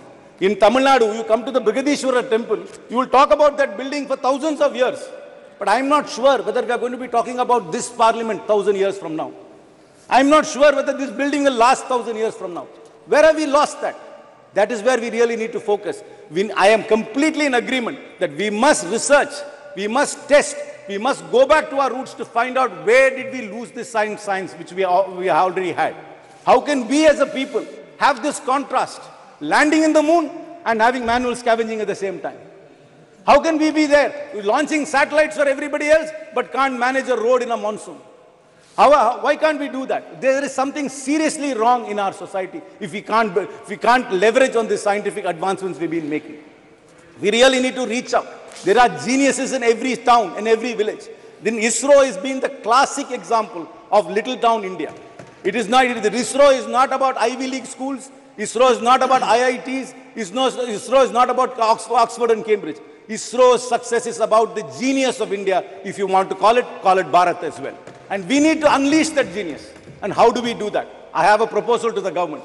Please institute fellowships, scholarships, and internships for ISRO in government schools, particularly aimed at government schools. You are very, very good in running national campaigns, I must confess. Please run a national campaign. Identify the next Kalpana Chawla. Identify the next Vikram Sarabhai from the government schools of India. Run a nationwide program. Encourage people to believe that they can also be part of it. Because people, until this landing happened, many people don't even know that ISRO was there. Many people do not know that they can become scientists. And here we have living examples of people from small towns who went to government schools becoming great scientists. Run a national campaign. Run fellowships. Run scholarships and run internships. Open the doors of ISRO to the average Indian who's so curious, who's fired by ambition, who's fired by aspiration to be part of it. Sir, this is a great day and a great time in our lives. It is important for us to merge our historic scientific knowledge with modern science. But let us never ever confuse ourselves. Let us never ever confuse ourselves with charlatans who confuse faith and who use that as a propaganda. I know many years ago, I am a firm believer in the Lord Ganesha, but they were telling us that Ganesha was drinking milk. But nobody ever explained it was actually capillary effect of a porous body which was actually sucking up a liquid. They tell us that first plastic surgery was on Ganesha without ever explaining how the circumference of an elephant trunk can be fitted on a human body. But sir, faith is different, spiritualism different. Spiritualism is questioned, faith is not questioned. But let us never ever confuse that. I am not disparaging any faith. I am a man of faith. I believe in God. I believe in rituals. I even believe in astrology. But that should never take away the scientific temperament of India. And we must be a scientific nation, build on the foundations and answer these contrasting questions which are being posed to us. I once again salute the unsung heroes of ISRO and hope we unleash the true potential of India. Thank you very much. Thank you very much. Sri K. Subharyam ji.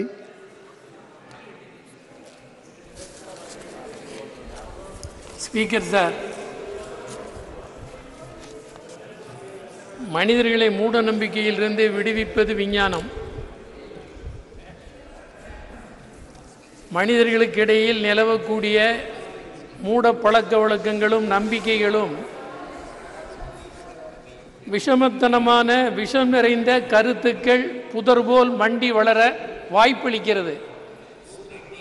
எனவே மனிதர்களை மூட நம்பிக்கைகளிலிருந்து விடுவிக்க வேண்டிய அவசியம் இன்றைக்கு நம்முடைய இந்திய நாட்டில் ஏற்பட்டிருக்கிறது.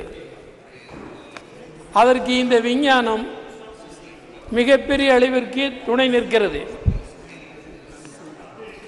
முதலில் இதற்கு நாம் நன்றி சொல்ல வேண்டியது ஜவஹர்லால் நேரு அவர்களைத்தான்.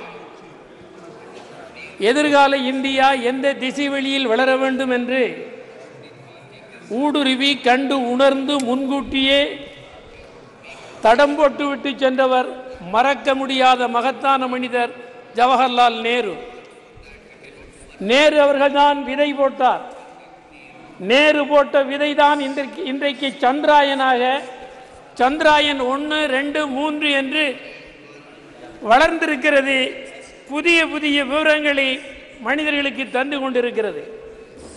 அதற்கு துணை புரிந்த நேரு அவர்களுக்கு என்னுடைய நன்றியை முதலிலே தெரிவித்துக் கொள்கிறேன்.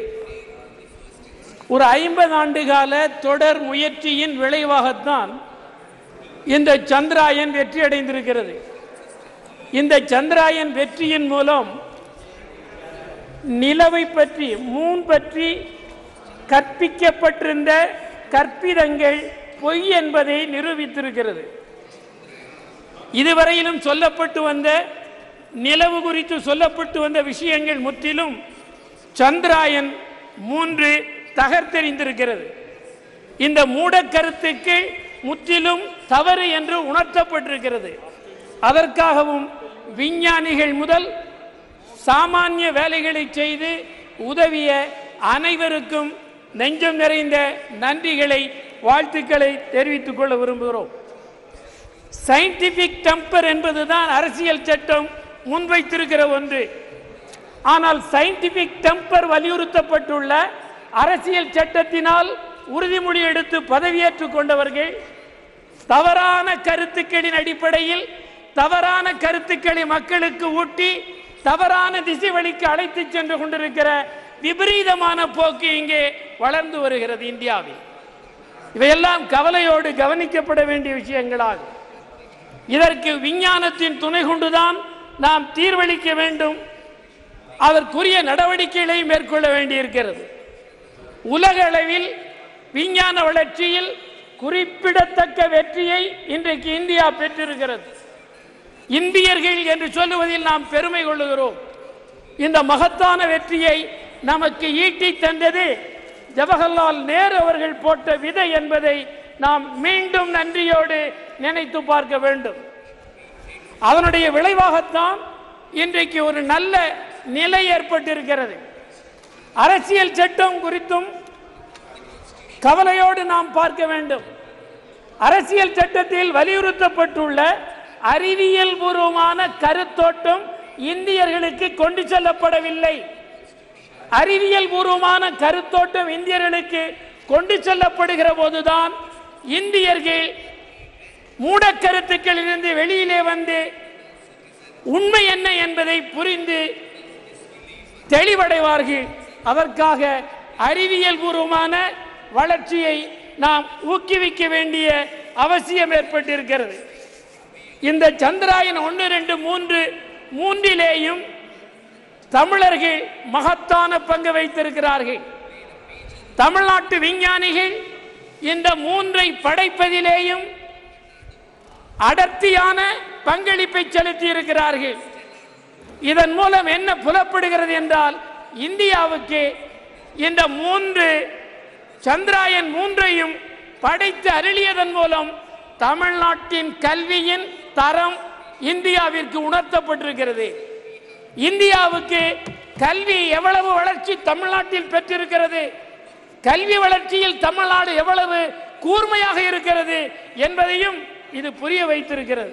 எனவே அதற்காக தமிழ்நாட்டை நீங்கள் கவனத்தோடு கவனிக்க வேண்டும் என்பதையும் இந்த சந்திராயன் வெற்றி 1, 2, 3 வெற்றி நிரூபித்திருக்கிறது, துலக்கி காட்டியிருக்கிறது. அதே மாதிரி நான் இந்த நிகழ்ச்சியை ஒட்டிய ஒன்றை யூனியன் அரசுக்கு குறிப்பிட விரும்புவது, கிராமங்கள் உட்பட எல்லா இடங்களிலேயும் அறிவியல் கண்காட்சிகள் நடத்தப்பட வேண்டும். அறிவியல் கருத்தோட்டத்தை மக்களுக்கு கற்பிக்க வேண்டும். அதன் மூலம்தான் அரசியல் சட்டத்திற்கு நாம் நம்பகத்தன்மை உள்ளவர்களாக இருப்போம் என்பதை சொல்லி விடைபெறுகிறேன். வணக்கம். Next. Honorable Member Sumidanand Saraswati.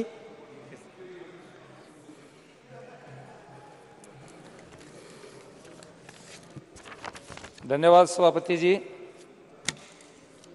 आपने मुझे बोलने का मौका दिया है। सबसे पहले मैं माननीय अध्यक्ष जी का बहुत बहुत आभार व्यक्त करना चाहूँगा कि उन्होंने एक बहुत ही महत्वपूर्ण विषय पर चंद्रयान 3 की सफलता के ऊपर ये चर्चा करने का मौका दिया है। इसके साथ ही मैं निवेदन करना चाहूँगा, जहाँ हमारे देश के साइंटिस्ट ने, वैज्ञानिकों ने एक सफल कार्यक्रम आयोजित किया। 14 जुलाई को चंद्रयान ने पृथ्वी से उड़ान भरी और 23 अगस्त को सफलतापूर्वक जब चंद्रमा के दक्षिण ध्रुव के ऊपर ये चंद्रयान उतरा, जहाँ का वातावरण अलग ही रहता है, 200 डिग्री माइनस तक का टेम्परेचर जाता है, अंधकार छाया रहता है। ऐसे स्थान के ऊपर यान को उतारने वाला भारत दुनिया का प्रथम देश बना। इसलिए मैं देशवासियों को भी, माननीय प्रधानमंत्री जी को भी और हमारे सभी साइंटिस्ट को बहुत बहुत बधाई, साधुवाद और आभार व्यक्त करना चाहूँगा। मैं निवेदन करना चाहता हूँ, हमारा देश ऐसा देश है जो ऋषियों का, मुनियों का देश है। अभी चिदम्बरम जी बोल रहे थे, उससे पहले हमारे कई वक्ताओं ने इस विषय पर रखा। हम कई बार भटक जाते हैं, जब कोई अध्यात्म की बात आती है, धर्म की बात आती है, तो विचलित होने का प्रयास करते हैं। हम जब अपने प्राचीन साहित्य को देखते हैं, इतिहास को उठा करके देखते हैं, वेदों को देखते हैं, तो हमारे यहाँ प्राचीन साहित्य में इस प्रकार का स्पष्ट उल्लेख मिलता है। हम अपने प्राचीन ऋषियों को देखते हैं। ऋषि का अर्थ क्या है? ऋषियों मंत्र दृष्टारः, जो विचार पर, मंत्र पर विचार करता है, चिंतन करता है, मनन करता है। और मैं तो निवेदन करूंगा कि जो आधुनिक साइंटिस्ट हैं, वैज्ञानिक हैं, ये हमारे आधुनिक ऋषि हैं। इन्होंने देश को जिस प्रकार से आगे बढ़ाया है, देश का नाम समुज्ज्वल किया है। हम यदि रामायण काल को देखेंगे, उसमें भी हमारे यहाँ बहुत सारे इस प्रकार के वैज्ञानिक थे। पुष्पक विमान का उल्लेख रामायण में मिलता है, जो साउंडलेस था, ध्वनि रहित था। हमारे यहाँ भास्कर आचार्य का जो ग्रंथ है बृहद विमान शास्त्र, मैंने उस ग्रंथ को अच्छी तरह से पढ़ा है एक संस्कृत का विद्यार्थी होने के नाते। उसमें जिस प्रकार के विमानों का उल्लेख मिलता है, आज भी साउंडलेस विमान हम तैयार नहीं कर पाए हैं। और रात्रि को जो विमान उड़ते थे तो अंधेरे के अंदर भी दिखाई देता था। तो उस स्थान तक पहुंचते पहुंचते हमारे दुनिया के वैज्ञानिकों को भी अभी अध्ययन करना पड़ेगा, रिसर्च करना पड़ेगा। हमारे के जो दर्शन के विद्वान थे, गौतम थे, कणाद थे, कपिल थे, उन्होंने परमाणु के ऊपर और अणु पर जो विचार किया, हमने उन दर्शनों को कई बार नास्तिक दर्शन कह दिया। जिस ग्रंथ के अंदर यदि धर्म की चर्चा ने उसको नास्तिक कह देते हैं, और यदि धर्म की चर्चा होती उसको अंधविश्वास कह देते हैं।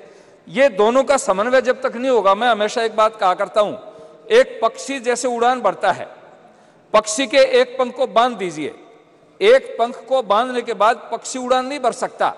यदि मनुष्य अपने जीवन में पूर्ण विकास करना चाहता है, कोई भी देश पूर्ण विकास करना चाहता है, वो बिना अध्यात्म के आगे नहीं बढ़ सकता। अध्यात्म से विल पावर मिलता है। विल पावर क्या करता है? जैसे आपने देखा, हमारा 1 साल पहले एक यान हमारा असफल हुआ। माननीय प्रधानमंत्री जी हमारे साइंटिस्ट के बीच में गए और उनकी पीठ थपथपाई, उनको धीरज बंधाया। यदि हम उसमें निराश हो जाते, हताश हो जाते और हमारे अंदर विल पावर नहीं होती, तो हम आगे नहीं बढ़ सकते थे। और उसका परिणाम यह निकला कि विल पावर के कारण, आत्मबल के ऊपर हम आगे बढ़े। और आगे बढ़ते बढ़ते 1 साल के बाद में हमारे साइंटिस्ट ने, हमारे वैज्ञानिकों ने वो काम करके दिखा दिया जिसको पूरी दुनिया ने लोहा माना है। एक निवेदन मैं करना चाहूंगा, जहां हमारे साइंटिस्ट माने सोमनाथ जी की टीम ने काम किया, उसके साथ साथ में जो और भी लोग थे, जैसे प्राय मैं कई बार एक निवेदन किया करता हूं, गाड़ी है, कई करोड़ की गाड़ी है, लेकिन उसमें से अगर बाल का निकाल दिया जाए तो उसमें टायर में हवा नहीं ठहरेगी। तो उसमें लाखों करोड़ों रुपए का इंजन हो और साधन हो, यदि वाल की कीमत को हम नहीं समझेंगे तो वो गाड़ी चल नहीं सकती। इस काम के अंदर एक छोटे से छोटा साइंटिस्ट, आज हम इस भव्य भवन के बीच में है, नई पार्लियामेंट में है, इसमें एक सामान्य कर्मचारी भी जिसने छोटा सा काम किया है, जो पानी पकड़ाने का काम करता था, सीमेंट और गारा बनाने का काम करता था, पत्थर पकड़ाने का काम करता था, गाड़ी में पत्थर लादने का काम करता था, उसका भी इतना योगदान है जितना किसी आर्किटेक्ट ने इस भवन को बनाया और इंजीनियर ने इसमें सहयोग दिया। ठीक इसी प्रकार इससे हमारा जो ये यान चंद्रमा पर पहुंचा, उस चंद्रमा पर पहुंचने तक यान में जितने लोगों का सहयोग रहा है, एक सामान्य कर्मचारी जो उनकी टीम के अंदर काम करता था वो उसमें भागीदारी था। तो मैं आपसे निवेदन करना चाहता हूं, हमारा देश तो इतना समृद्ध था, हमारी संस्कृति में स्पष्ट आता है, एतद् देश प्रसूतस्य सकाशाद अग्रजन्मनः है स्वयं स्वयं चरित्रम शिक्षेरन पृथ्वी सर्वमानवाः। हमारे देश के ऋषियों के चरणों में तो नालंदा जैसी यूनिवर्सिटी, अभी G20 हुआ, माने प्रधानमंत्री जी जहां खड़े थे उसके बैकग्राउंड के अंदर नालंदा विश्वविद्यालय का एक बैकग्राउंड दिया, इसलिए दिया कि दुनिया के विद्वान आए थे, दुनिया के नेता आए थे, राष्ट्राध्यक्ष आए थे और आए थे। उन्होंने आकर के जब उसको देखा और उनको बता भी रहे थे, समझा भी रहे थे कि हमारा देश कभी भी ऐसी स्थिति नहीं रही है, बीच में गुलामी की जंजीरों में हम जकड़े गए और गुलामी होने के कारण हम विकास नहीं कर पाए, लेकिन हमारी जो प्राचीन धरोहर थी उस धरोहर का स्मरण करेंगे, उसका स्मरण करके उसके ऊपर अनुसंधान करेंगे, रिसर्च करेंगे तो हम और आगे बढ़ सकते हैं। अभी तो हमारे देश ने उड़ान भरी है और अभी चंद्रमा के साथ साथ में सूर्य की तरफ बढ़े हैं। सूर्य का अध्ययन करने के लिए हमारे साइंटिस्ट जो काम कर रहे हैं और बहुत सारे ग्रह उपग्रह हैं। मैं जब प्राचीन साहित्य को पढ़ता हूं तो प्राचीन साहित्य में उल्लेख मिलता है कि अन्य ग्रहों के ऊपर भी मनुष्य हो सकता है। इस पर हमारे साइंटिस्ट रिसर्च कर रहे हैं और वैज्ञानिकों को मैं सबसे बड़ा आभार इसलिए करना चाहूंगा, कोई भी वैज्ञानिक किसी काम को करता है फुल स्टॉप नहीं लगाता है, वो आगे के लिए रिसर्च का काम छोड़ देता है, अनुसंधान का काम छोड़ देता है। इसलिए मैं निवेदन करना चाहता हूं कि हमारे सारे जितने भी वैज्ञानिक हैं उन्होंने जिस काम को किया है चंद्रयान 3 के ऊपर और दूसरे इसके ऊपर, प्रारंभ से लेकर के देश की आज़ादी के बाद में जब से इस काम इसरो का काम प्रारंभ हुआ या हमारी जितने अन्य रिसर्च सेंटर हैं उनमें काम हुआ, उन सब का आभार व्यक्त करता हूं। और खास तौर से आज ये महिला बिल आया है, मैं उन बहनों को भी, महिलाओं को भी बहुत बहुत आभार व्यक्त करूंगा जो इसमें शामिल थी। हमारी नंदिनी हरिनाथ, डॉक्टर रितु कारीधाल, श्रीवास्तव जी, मिनल जी, रोहित, अनुराधा टीके सहित अनेक महिलाएं जो इसमें थी। मेरे क्षेत्र की भी एक बेटी इस टीम के अंदर सम्मिलित थी। मैं उन सबको बहुत बहुत बधाई देना चाहूंगा और मैं आशा करूंगा कि हम अपनी प्राचीन अध्यात्म की धरोहर को लेकर के, प्राचीन दर्शन शास्त्र वेदों की धरोहर को लेकर के और आधुनिक विज्ञान का समन्वय करके इस देश को आगे बढ़ाने का प्रयास करेंगे।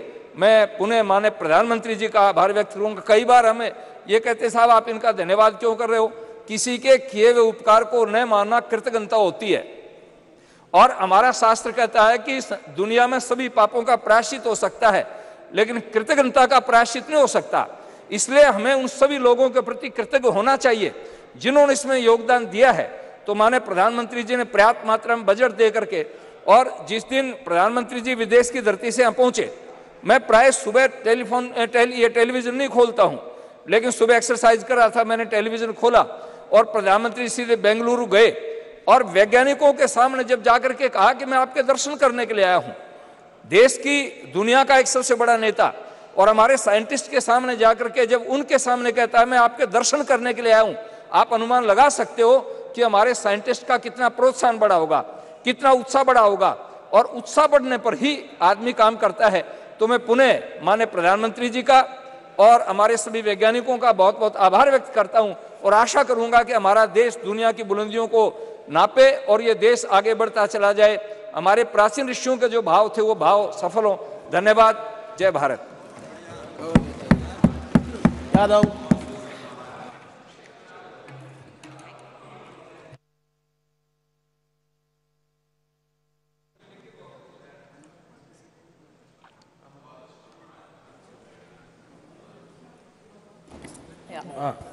Thank you, Speaker, sir, for giving me an opportunity to speak today. Sir, the moon signifies wisdom, intuition, birth, death, and reincarnation, and a spiritual connection. Science and spirituality both are the safeguards of humanity and mankind. Spirituality, science, and philosophy are all interlaced and interconnected. Sanatana Dharma is all about spirituality, sir. Moon also signifies powerful feminine energy. And sir, yesterday we passed the Women's Reservation Bill. And sir, I would like to congratulate all the women of the country. And I would also repeat the demand of the Samajwadi Party that the OBC women should have reservation in the reservations for women's bill, because sir, Bhajpa का जो अस्तित्व है, जो भाजपा सरकार में है, वो OBC vote bank की वजह से ही है, और हम ओबीसी महिलाओं का हक, सम्मान और अधिकार और उनका राजनीतिक जो उनको राजनीतिक अधिकार मिलना चाहिए सर, उससे हम उनको दूर नहीं रख सकते हैं. Sir, as we know, the Chandrayaan 3 landed successfully on 23rd August 2023 on the moon's south pole. With this great achievement, India has also become a member of Artemis Accord. I would like to congratulate all the scientists of ISRO from its very inception. Vikram Sarabhai ji, Satish Dhawan ji, Homi J. Bhabha ji, APJ Abdul Kalam ji, G. Madhavan Nair ji, Radha Krishnan ji, E.V. Chitnis ji, K. Shivam ji, and the current ISRO chief, S. Somnath ji, and all the supporting technicians and all the supporting staff. This achievement belongs to all the scientists and the community alone. And let us not lower our dignity in taking the credit of our dear scientists of the country. Let us all take pride in it.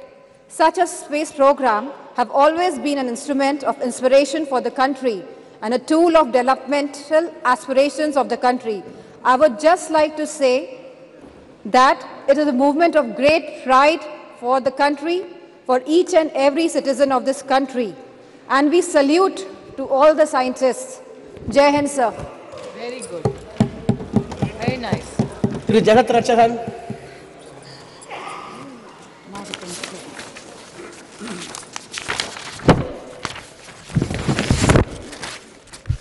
Thank you, Mr. Renowned astronomer Galileo from West had discovered moon in 1678. But our Tamil poet and scholars have spoken about the moon mission way back in 2nd century itself, which can be seen in our Sangam literature. Tamil literature is a testament to the fact that Tamils know the scientific method of measuring the planets and their orbits in the sky, their movement and time scales. Tamil Sangam poet sung about various planets and galaxies in the sky, including the moon. In 1930s, our Tamil poet Mahakavi Bharatiya sung about the moon in his new Aathichudi that we will explore more.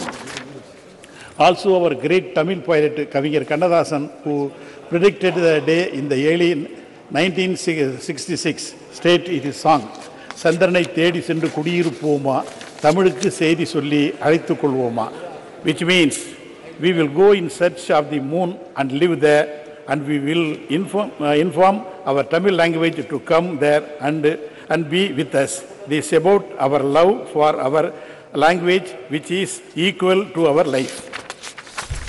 Our great leader and the Prime Minister, Madam Indira Gandhi, pioneered this mission and sent Sri Rakesh Sharma to the space in 1984. He was the first Indian to go to the space. We all remember the memories of the Sri Rakesh Sharma briefing Madam Indira Gandhi about his feeling of seeing the beauty of Mother India from this space. We have a long history of our initiative to explore the moon. Whether it is a history of the politics, South is always special. India's third lunar mission, Chandrayaan 3, made India the first country to successfully land near the moon's south pole. Besides the study, Chandrayaan 3 is going to make about moon's history and the search of water, ice in the moon and other materials. It is making me feel very proud about our nation. India may be the fourth nation to launch this mission and the third successful accomplish this. But it is the first developed nation to achieve this. achieve this as the other all developed countries. We are not only strong technologically, but also the technique such as soft landing, which ensure achieving this mission at the lowest possible cost. No country has ever attempting the soft landing on Moon's south pole. The US, China and Russia have attempted the soft landing on Moon's equatorial region, but attempting the same of Moon's south pole region is considering difficulty due to the rough terrain. As we have achieved this, it will open new chapter for India. Chandrayaan mission entire cost is roughly 650 crores, whereas Hollywood film Avatar budget was around 1,970 crores. This is the proof of testament our self-reliance and the strength of our own technology and invents, which was possible on account of Make in India initiatives strategic alone, which India emerging as the world's fifth largest economy, we are able to show countries. Pros in security and technology. The new satellite center in Thoothukudi, Kulasegarapatnam, which you are planning to inaugurate. It will go in a long way in promoting the launch of lighting space craft and also bring the much needed foreign exchange. The success of Chandrayaan 3 could contribute significantly Indian space economy projected to be worth 13 billion by 2025. And I wish all the success of our first solar mission, Aditya 1. A pride, our beloved Tamil Nadu Chief Minister, Through M.K. Stalin, whose government is also contributed lot of Dravidian models. Mission Director through Veeramuthuvel of Chandrayaan 3 and Mission Director Aditya 1, Tirumadi Nisha Sharij. Both of them are from Tamil Nadu and significantly they completed their primary education from Tamil Nadu government schools in their mother language and Tamil, and rose to such a height and brought pride to our Indian and Tamilians. We are thankful to remember of our Tamil scientist APJ Abdul Kalam, Dr. Mailswamy Annadurai, popular known as a moon man of India, and is a proud movement. Dr. Sivan, Dr. Veeramuthuvel and other Tamil scientists. I appreciate them and we are proud to our state being part of such a commendable mission of our country. Thank you very much. Thank you. Hasnain Masoodi ji. बहुत शुक्रिया chairman साहब मुझे इस मौके पर बोलने की इजाज़त देने के लिए। जनाब, चंद्रयान 3 की जो कामयाबी से कुतबी जनूबी जो चांद का है उस पर जो लैंड किया सर, उस पर बजा तौर पर सारे मुल्क को फ़ख्र होना चाहिए। जनाब, हमें उन साइंसदानों पर फ़ख्र है जो इस मिशन के साथ एसोसिएट रहे, छोटे से छोटा जो भी एक साइंटिस्ट या जो टेक्नोक्रेट था उससे बढ़कर जो चेयरमैन है इसरो के, सब मुबारकबादी के मुस्तहिक हैं। जनाब, जब हम इस पर इत्मीनान का इजहार करते हैं तो हमें डिनाई नहीं करना चाहिए जो सरकार का हक बनता है कि हम उसकी सराहना करें और उसको मुबारक दें। प्राइम मिनिस्टर साहब या डॉक्टर जितेंद्र सिंह जी जो इसके साथ वाबस्ता रहे, इनका भी वही हक बनता है। लेकिन जब हम ये बात करते हैं तो हमें सबको ये ज़हननशीन करना चाहिए कि ये कंटिन्यूटी का मामला है। जनाब, जो भी ये सफ़र हमारा रहा खला में, तो ये सफ़र की शुरुआत हो गई आज से 50-60 साल पहले। जनाब, जब इसरो का क़याम बामल लाया गया तो पहले एक मुल्क में एक साइंटिफिक टेम्परामेंट बनाने के लिए जनाब पंडित जवाहरलाल नेहरू और उनके बाद उनके जो साथी थे उनका योगदान रहा, और हमारे जम्मू कश्मीर में बाबा कौम जनाब शेर कश्मीर शेख अब्दुल्ला ने एक साइंटिफिक टेम्परामेंट बिल्ड करने के लिए पहले दिन से, जो खुद एक साइंस में एक पोस्ट ग्रेजुएट थे 1930 से पहले, जिन्होंने एक मास्टर्स हासिल किया था, उनका बड़ा एम्फेसिस रहा, उनका बड़ा जोर रहा कि एक साइंटिफिक टेम्परामेंट बिल्डअप हो जाए। तो वो सारा सब मिला के तो जो जम्मू कश्मीर के जो वहाँ के जो अभी फारिगुल फारिग हो गए वहाँ की यूनिवर्सिटी से या बाकी यूनिवर्सिटी, वो सारी दुनिया में आज बहुत ही सराहना उनका रोल है और मुल्क में सराहना रोल है। तो जनाब इसरो की जो शुरुआत हो गई वो 1962-1960 की दहाई में हुई। तो उस वक़्त तो आप खत अफलास से नीचे बड़ी कसीर तादाद रहती थी। जब PL 480 की बात होती थी, जब अभी ग्रीन रेवोल्यूशन नहीं आया था, वाइट रेवोल्यूशन नहीं आया था, तब उस वक़्त इस पर केंद्रित रहा, तवज्जो रही। तो उस वक़्त से जनाब इस पर जो फोकस रहा, तो उसी की एक पड़ाव ये है जो चंद्रयान 3 है, ये उसका पड़ाव है। लेकिन यही अंत नहीं है। इसके बाद अभी जो नए प्रयास हो रहे हैं, नए तजुर्बे हो रहे हैं और नए मिशन तश्कील दिए जा रहे हैं, वो भी इस समत में आगे हमें ले जाएंगे। हमारा जो अखला के हवाले से जो हमारी तरक्की की मंजिलें हैं और होंगी, उससे उसके आगे बढ़ेंगी। तो जनाब इसी पर हमें बस नहीं करना है, लेकिन जहाँ तक हमें उनको क्रेडिट देना चाहिए जो पहले दिन से इसके साथ वाबस्ता रहे, जो उन्होंने पहले दिन से साइंटिफिक जो टेम्परामेंट है उसकी बिल्डअप करने में जो उन्होंने अपना रोल किया, वहाँ हमें जनाब आगे ले जाना है। और उसके लिए हमें 2-3 चीज़ें अहम हैं। एक ये है कि जो आज की तारीख में बड़ा स्टार किया जा रहा है इसरो को, या जो बाकी स्पेस के हवाले से जो रिसर्च प्रोग्राम है, वो होना नहीं चाहिए। दूसरी बात यह है कि जनाब हम सिर्फ शाबाशी पर अपना we should not rest on the laurels, हम शाबाशी पर का लिहाफ ओढ़ कर न रहे। जनाब जो अभी इस वक्त हमारे मुल्क में जो मामले दरपेश हैं, जो कि अभी इस प्लेनेट के हिस्से में रह रहे हैं कोई 150 करोड़ लोग, जो उनके मसाइल हैं, उन मसाइल से हम नजरें ओझल नहीं कर सकते। उनको हम कभी अपनी उन पर अटेंशन कम नहीं कर सकते हैं।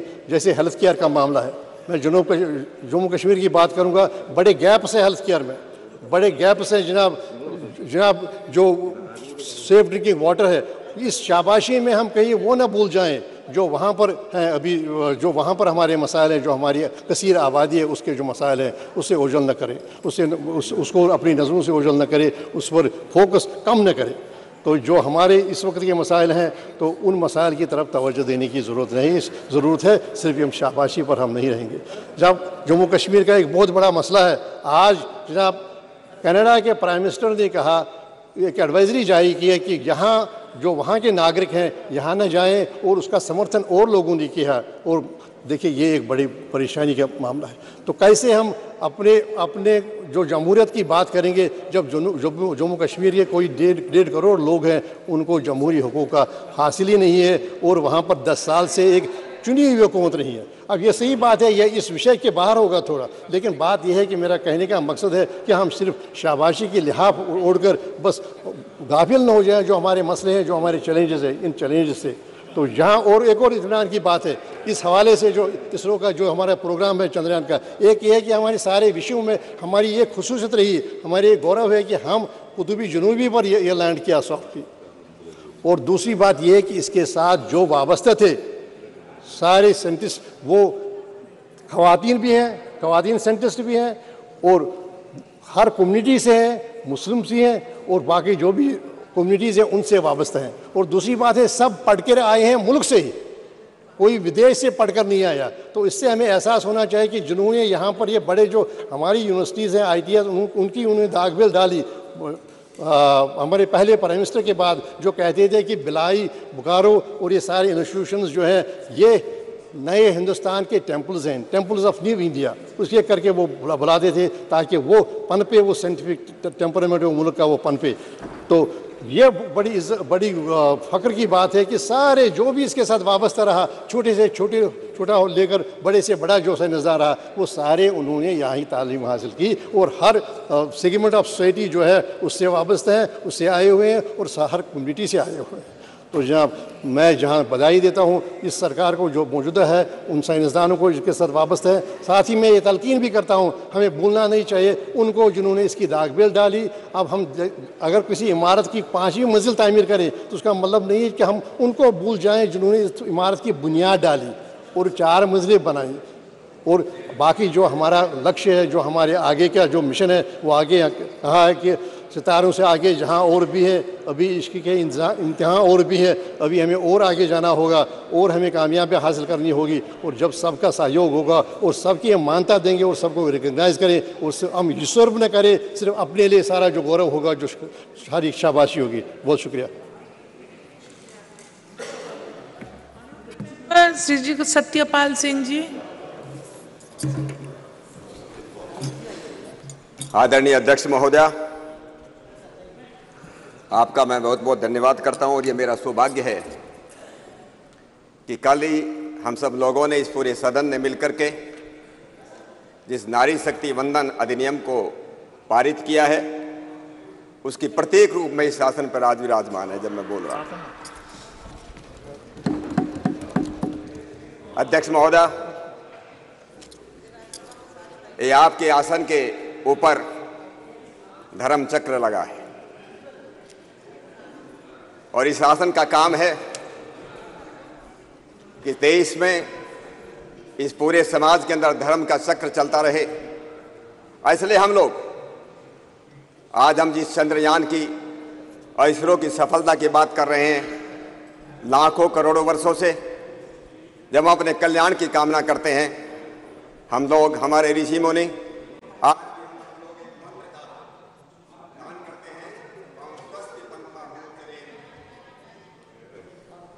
ओम स्वस्ति पंथा मनोचरेम सूर्य चंद्र मसावी, सूर्य और चंद्रमा की तरह हम कल्याण के मार्ग पर बढ़ते रहें। स्वस्ति पंथा मनोचरेम सूर्य चंद्र मसावी पुनर्दत्ता घंता जानता संग में ही। आदरणीय अध्यक्ष महोदय, ये जो दुनिया है, ये जो पूरा का पूरा विश्व है, ये बहुत ही वैज्ञानिक है। हम लोग भी मानते हैं, आज के वैज्ञानिक भी मानते हैं, ये सारी की सारी दुनिया, इस विश्व के अंदर प्रत्येक वस्तु, चर और अचर जगत में प्रत्येक वस्तु बड़ी वैज्ञानिक है, बहुत व्यवस्थित है और बहुत ही सुंदर है और बहुत ही उद्देश्यपूर्ण है। It is very organised, very scientific, very beautiful and very purposeful. और इसका उदाहरण हम देखते हैं, एक शरीर, मानव शरीर की तरफ हम देखते हैं।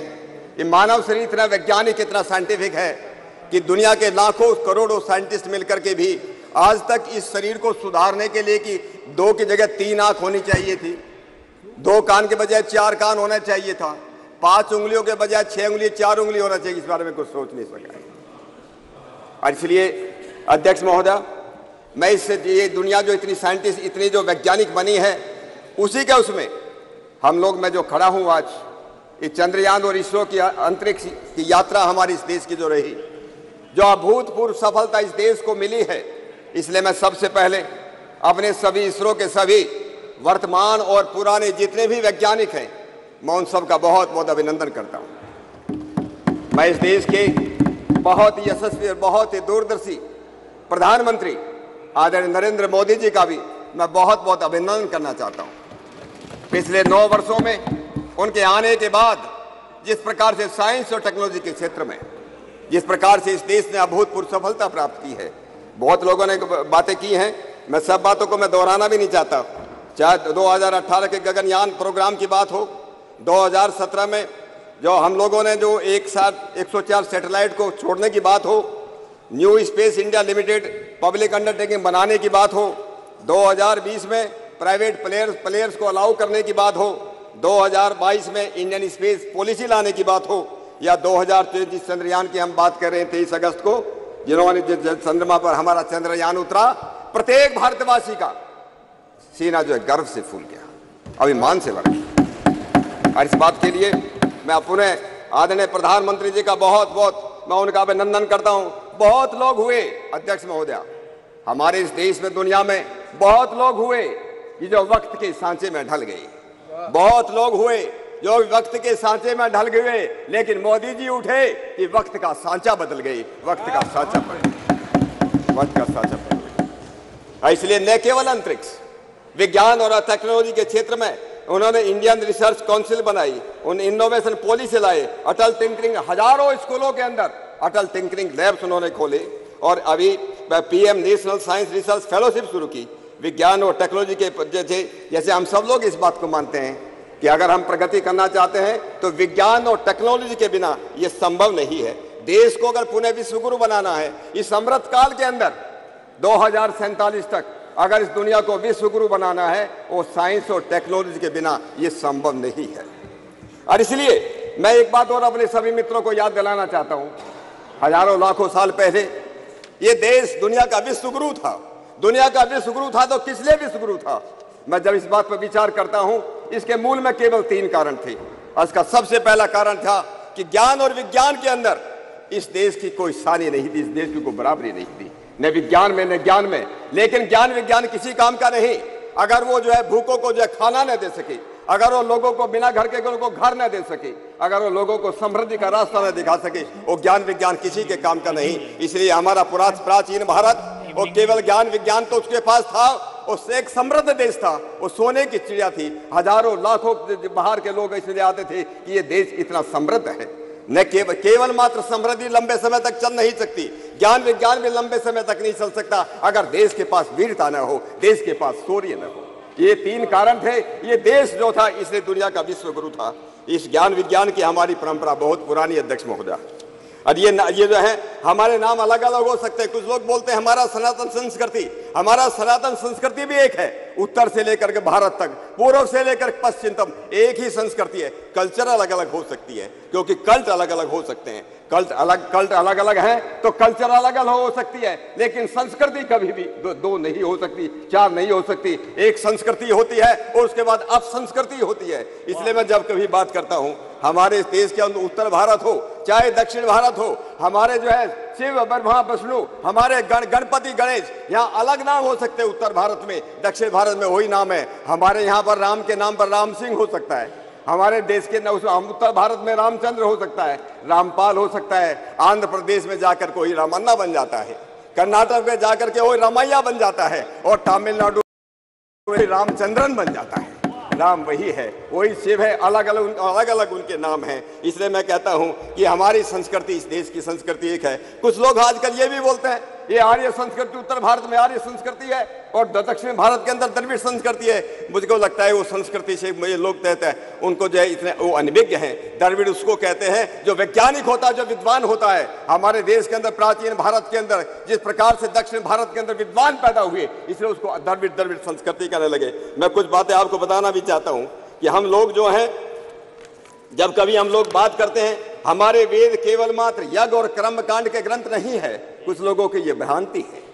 हमारे वेद जो है वो वेद विज्ञान के, ज्ञान और विज्ञान के ग्रंथ हैं, और इसे ज्ञान विज्ञान के कुछ रिकॉर्ड में आदरणीय अध्यक्ष महोदय आपके सामने रखना चाहता हूँ कि हमारे जो है किस प्रकार के हमारे ऋषि महर्षि। अभी स्वामी जी महाराज कह रहे थे हमारे ऋषि कितने बड़े वैज्ञानिक थे। मैं कुछ उदाहरण देता, अभी मैंने कुछ दिन पहले ही माननीय प्रधानमंत्री जी को एक चिट्ठी लिखी है। डॉक्टर जितेंद्र सिंह जी यहाँ पर बैठे हैं, उनके डिपार्टमेंट का एक काम है। मैंने उनका कहा है महर्षि भारद्वाज ने यंत्र सर्वस्व लिखा, अंशु बोधिनी लिखा, आकाश तंत्र लिखा। अरे आकाश में यात्रा करनी हो तो आकाश तंत्र को पढ़ना चाहिए, ये महर्षि भारद्वाज ने लिखा है। केरल में रहने वाले महर्षि अगस्त ने शक्ति तंत्र लिखा, जिसमें 32 प्रकार की पावर, इलेक्ट्रिसिटी, बिजली, अट्रैक्शन, उसके बारे में बहुत विशद वर्णन है। महर्षि साक्ष्टायन ने लोह तंत्र लिखा कि जमीन के नीचे भूगर्भ स्थित जो मिनरल्स है, खनिज है, और उसमें जो है आपको विश्वास नहीं होगा 3007 अलग अलग प्रकार की धातु हम किस प्रकार से बना सकते उसके बारे में उसके वर्णन है। मैं नारद मुनि ने वैश्वानर तंत्र लिखा, उस वैश्वानर तंत्र के अंदर 101 प्रकार के गूढ़ प्रकाश, इंटेंस लाइट के अलग अलग प्रकार हैं। एक 101 और 1007 प्रकार की अग्नियों, फ्लेम्स का वर्णन है। महर्षि भृगु की भृगु संहिता है जिसमें 10 शिल्प शास्त्र हैं, 32 शिल्प विद्या हैं, और जो 72 शिल्प कलाएं हैं। राजा भोज तो अभी ज्यादा दिन पहले अध्यक्ष महोदय पैदा नहीं हुआ, 1000 साल पहले राजा भोज पैदा हुए। राजा भोज ने एक किताब लिखी है सम्रांगण सूत्रधार। उस सम्रांगण सूत्रधार के अंदर एक ऐसे घोड़े का वर्णन है कि इस प्रकार का यंत्र बनाया जा सकता है जो जमीन पे भी चलेगा, पानी में भी चलेगा और आकाश में भी दौड़ेगा। ये राजा भोज की किताब में लिखा हो। मैं आपको एक उदाहरण देना चाहता हूं अध्यक्ष महोदय। अभी 1975 के अंदर 1975 में इस सम्रांगण सूत्रधार का एक पेज इनको चाइनीज लोगों को मिला। जब चाइनीज लोगों को मिला, जब वहां पर गए, वो तिब्बत की जो राजधानी है क्या उसको लासा में गए, तो संस्कृत में लिखा हुआ था, लेकिन उसको लोगों इंटरप्रेट नहीं कर पाए। थोड़ा पानी मंगा थोड़ा सा। जब उसको इंटरप्रेट नहीं कर पाए, उन्होंने पंजाब यूनिवर्सिटी के अंदर एक अमेरिकन प्रोफेसर आई थी, प्रोफेसर रूथ रेयान। ये रुद्रयान संस्कृत की विद्वान थी, उनके पास भेजा। रुद्रयान ने इसका संस्कृत का इंटरप्रेट किया, इंटरप्रेट करके एक कॉपी चाइनीज को भेजी और एक copy Indian institute of science Bangalore को भेजी, इंडियन इंस्टीट्यूट ऑफ साइंस को भेजी। अरे बोलने दीजिए भाई। उसके बाद 10 साल इस पेपर पर रिसर्च करने के बाद उस जमाने में इंडियन इंस्टीट्यूट साइंस के लोगों ने कहा कि हमको जो इसमें स्टार सैटेलाइट के बाद हमको कुछ समझ में नहीं आई, लेकिन चाइनीज ने उसके ऊपर रिसर्च किया और चाइनीज ने रिसर्च करके ये सिद्ध किया कि जो इंटर स्टेलर स्पेस क्राफ्ट की बात जो है इसके अंदर दी हुई है। अध्यक्ष महोदय, इस बात का हमको मालूम नहीं चला। मालूम कब चला? जब एक अमेरिकन वैज्ञानिक ने, अमेरिकन वैज्ञानिक का नाम है डेविड हैचर चाइल्डरेस, उसने किताब लिखी एंटी ग्रेविटी हैंडबुक। उस एंटी ग्रेविटी बुक के अंदर उस वैज्ञानिक ने यह वर्णन किया है कि ऐसे ऐसे एक चैप्टर मिला था जो चाइनीज को मिला, इंडिया में भेजा गया, इंडिया के लोगों ने उस पर कोई काम नहीं किया, चाइना के लोगों ने उस पर काम किया और चाइना हमसे आगे निकल गया। तो मैं अध्यक्ष महोदय ये कहना चाहता था कि ये जो बातें थी कि हमारे शास्त्र, हमारे वेद साइंस के ग्रंथ हैं, और आधुनिक काल में इस बात को याद दिलाने के लिए महर्षि दयानंद सरस्वती ने बड़े दम ठोक करके लिखा, बड़े दम ठोक करके कहा, वेद सब सत्य विद्याओं की पुस्तक है, वेद में सब सत्य विद्याओं की पुस्तक है। ऋग्वेद आदि भाष्य भूमिका उन्होंने लिखी, ऋग्वेद आदि भाष्य भूमिका अंदर लिखा कि हमारे वेदों के अंदर जो है हमारे विमान विद्या भी है, गणित की विद्या भी है, इस तरह दूसरी प्रकार की विद्या है, इन्होंने कहा। और उसके बाद उन्हीं का एक शिष्य, मैं एक नया उदाहरण देना चाहता हूँ। महर्षि दयानंद का शिष्य, मुंबई की नगरी में रहने वाला एक पंडित, उस पंडित का नाम था पंडित शिवकर बापूजी तलपदे, और बेंगलोर का एक पंडित सुबराय शास्त्री। इन दोनों ने मिलकर मुंबई के समुद्र तट पर 1895, प्रोफेसर सोगत राय नहीं है इस समय, सबसे पहले गुब्बारा बना 1903 में, 1900 में जो बैलून उड़ाया गया 1895 से 8 साल पहले मुंबई की चौपाटी पर समुद्र तट पर एक प्लेन बना करके उसको उड़ाने का प्रयत्न किया गया। और उन्होंने, मैं किल्लाए का आया हूं अध्यक्ष महोदय, ये किताब है उसी पंडित की लिखी हुई किताब है, प्राचीन विमान कला का शोध। ये 1907 की पब्लिश्ड है, 1907 जो उन्होंने जैसे किताब के अंदर लिखा है कि किस प्रकार से विमान बनाया जाना चाहिए, उसमें क्या उसमें लिखना चाहिए। अब पुष्प विमान की बात कर रहे थे, स्वामी जी महाराज ने उसका जिक्र किया, यंत्र सर्वस्व का जिक्र किया। यंत्र का बृहत विमान शास्त्र है, और बृहत विमान शास्त्र आज भी अवेलेबल है। बृहत विमान शास्त्र का भारत सरकार ने, जब पंडित जवाहरलाल नेहरू इस देश के प्रधानमंत्री थे, उस समय पंडित जवाहरलाल नेहरू ने ही इस बृहत विमान शास्त्र का इंटरप्रिटेशन करने के लिए एक हमारे स्वामी यज्ञ मुनि परिव्राजक हुई, ब्रह्म मुनि परिव्राजक, वो ब्रह्म मुनि परिव्राजक ने उस किताब का ट्रांसलेट 1956 में किया है। यह सरकार की तरफ से किया गया था। तो मैं आपसे ये कहना चाहता हूं अध्यक्ष महोदय कि हमारे लगभग आज भी 10,000 स्क्रिप्ट, मैन्यूस्क्रिप्ट जिसको संस्कृत में बोलते हैं, हमारे तंजौर, तमिलनाडु की तंजौर की लाइब्रेरी में, जिसको सरस्वती महल लाइब्रेरी कहते हैं, मैसूर की ओरिएंटल रिसर्च लाइब्रेरी है, बड़ौदा की ओरिएंटल रिसर्च लाइब्रेरी है, पटना की जगह जगह हजारों ग्रंथ आज भी इस देश के अंदर अवेलेबल है, जहां प्राचीन शिल्प कला के बारे में, विमान विद्या के बारे में, आकाश तंत्र के बारे में। समाप्त कीजिए। मैं library, it doesn't teach us anything scientific, so don't definitely please don't mislead. अपनी बहन कानी मोदी जी को ये रिक्वेस्ट करना चाहता हूँ। मैं उस लाइब्रेरी में गया हूँ, आज भी मैं कई साल पहले गया था। चेयर को एड्रेस कीजिए। सॉरी अध्यक्ष महोदय, आई एम सॉरी। उस समय अराउंड 1 लाख के आसपास संस्कृत मैन्यूस्क्रिप्ट हैं। लोग केवल कैटलॉगिंग कर रहे हैं, लेकिन जनरली उनके बारे में क्या उसमें लिखा है, क्या उसमें शास्त्र है, इसके बारे में हम लोगों को बहुत कुछ काम करने की जरूरत है। इतना बड़ा ट्रेजर हाउस हमारे पास तंजौर की लाइब्रेरी में रखा है, उसको हमको उस विषय में काम करना चाहिए। मैं एक और जिक्र करना चाहता हूं अध्यक्ष महोदय एक एरिक वॉन डेनिकन करके एक यूएस में एक बहुत बड़े लेखक हुए, वो आप लोग पढ़ सकते हैं किताब में, Eric von Daniken. Eric von Daniken ने एक किताब लिखी है अकॉर्डिंग टू एविडेंस। ये किताब जो है आज से लगभग 40 साल पहले मैंने पढ़ी है, हम लोग देख सकते हैं, मार्केट में अवेलेबल है। एरिक वॉन डेनिकन ने अकॉर्डिंग टू एविडेंस किताब में लिखा है कि दुनिया के अंदर लगभग 10,000 साल पहले भारतवर्ष के अंदर और चाइना के अंदर विमान बनाने की कला थी। एक एरिक वॉन डेनिकन लिखता है। उसी बस मैं 2 मिनट अध्यक्ष महोदय थोड़ा प्लीज, औरों को भी बोलना है ना। हाँ और भी बोलेंगे। मैं आपको ये कहना चाहता था अकाउस्टिक्स के बारे में, थर्मल अकाउस्टिक्स के बारे में, जो एक स्विस साइंटिस्ट हुआ, स्विस साइंटिस्ट हंस जैनी ने लिखा है, जो उन्होंने टोनोस्कोप बनाया है। और मैं एक बात अपनी बात कह लास्ट में एक बात कह देता हूं।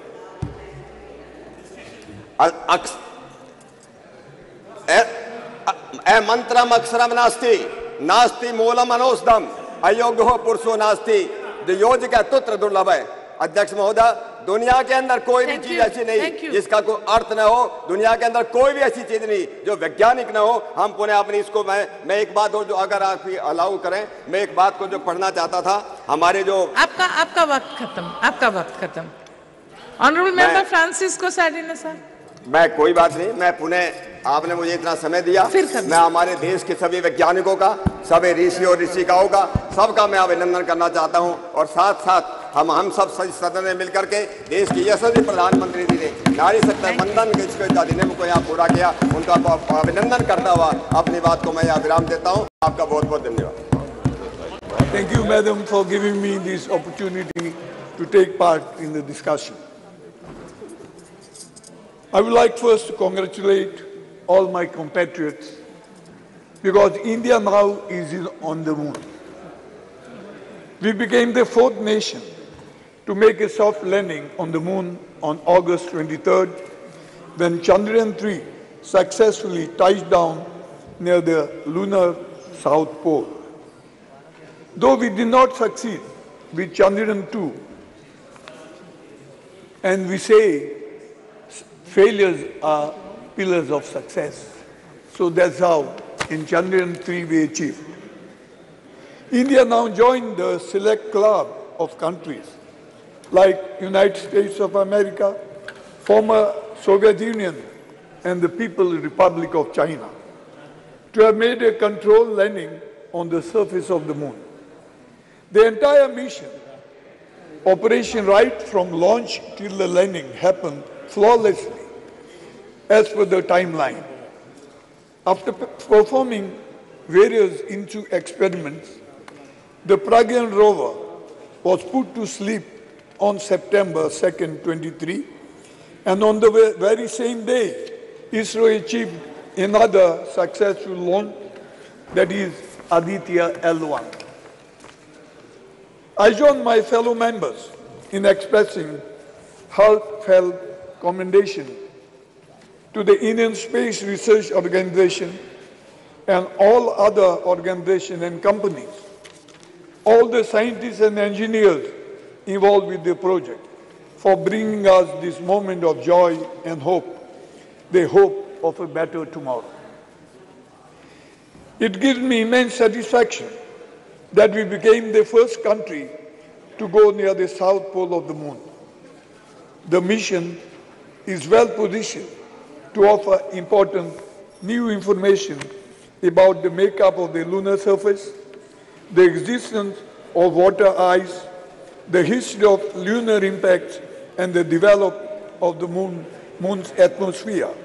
I'm also thankful to the European Space Agency for providing ground station support for its facilities in French Guiana, Australia, and the United Kingdom.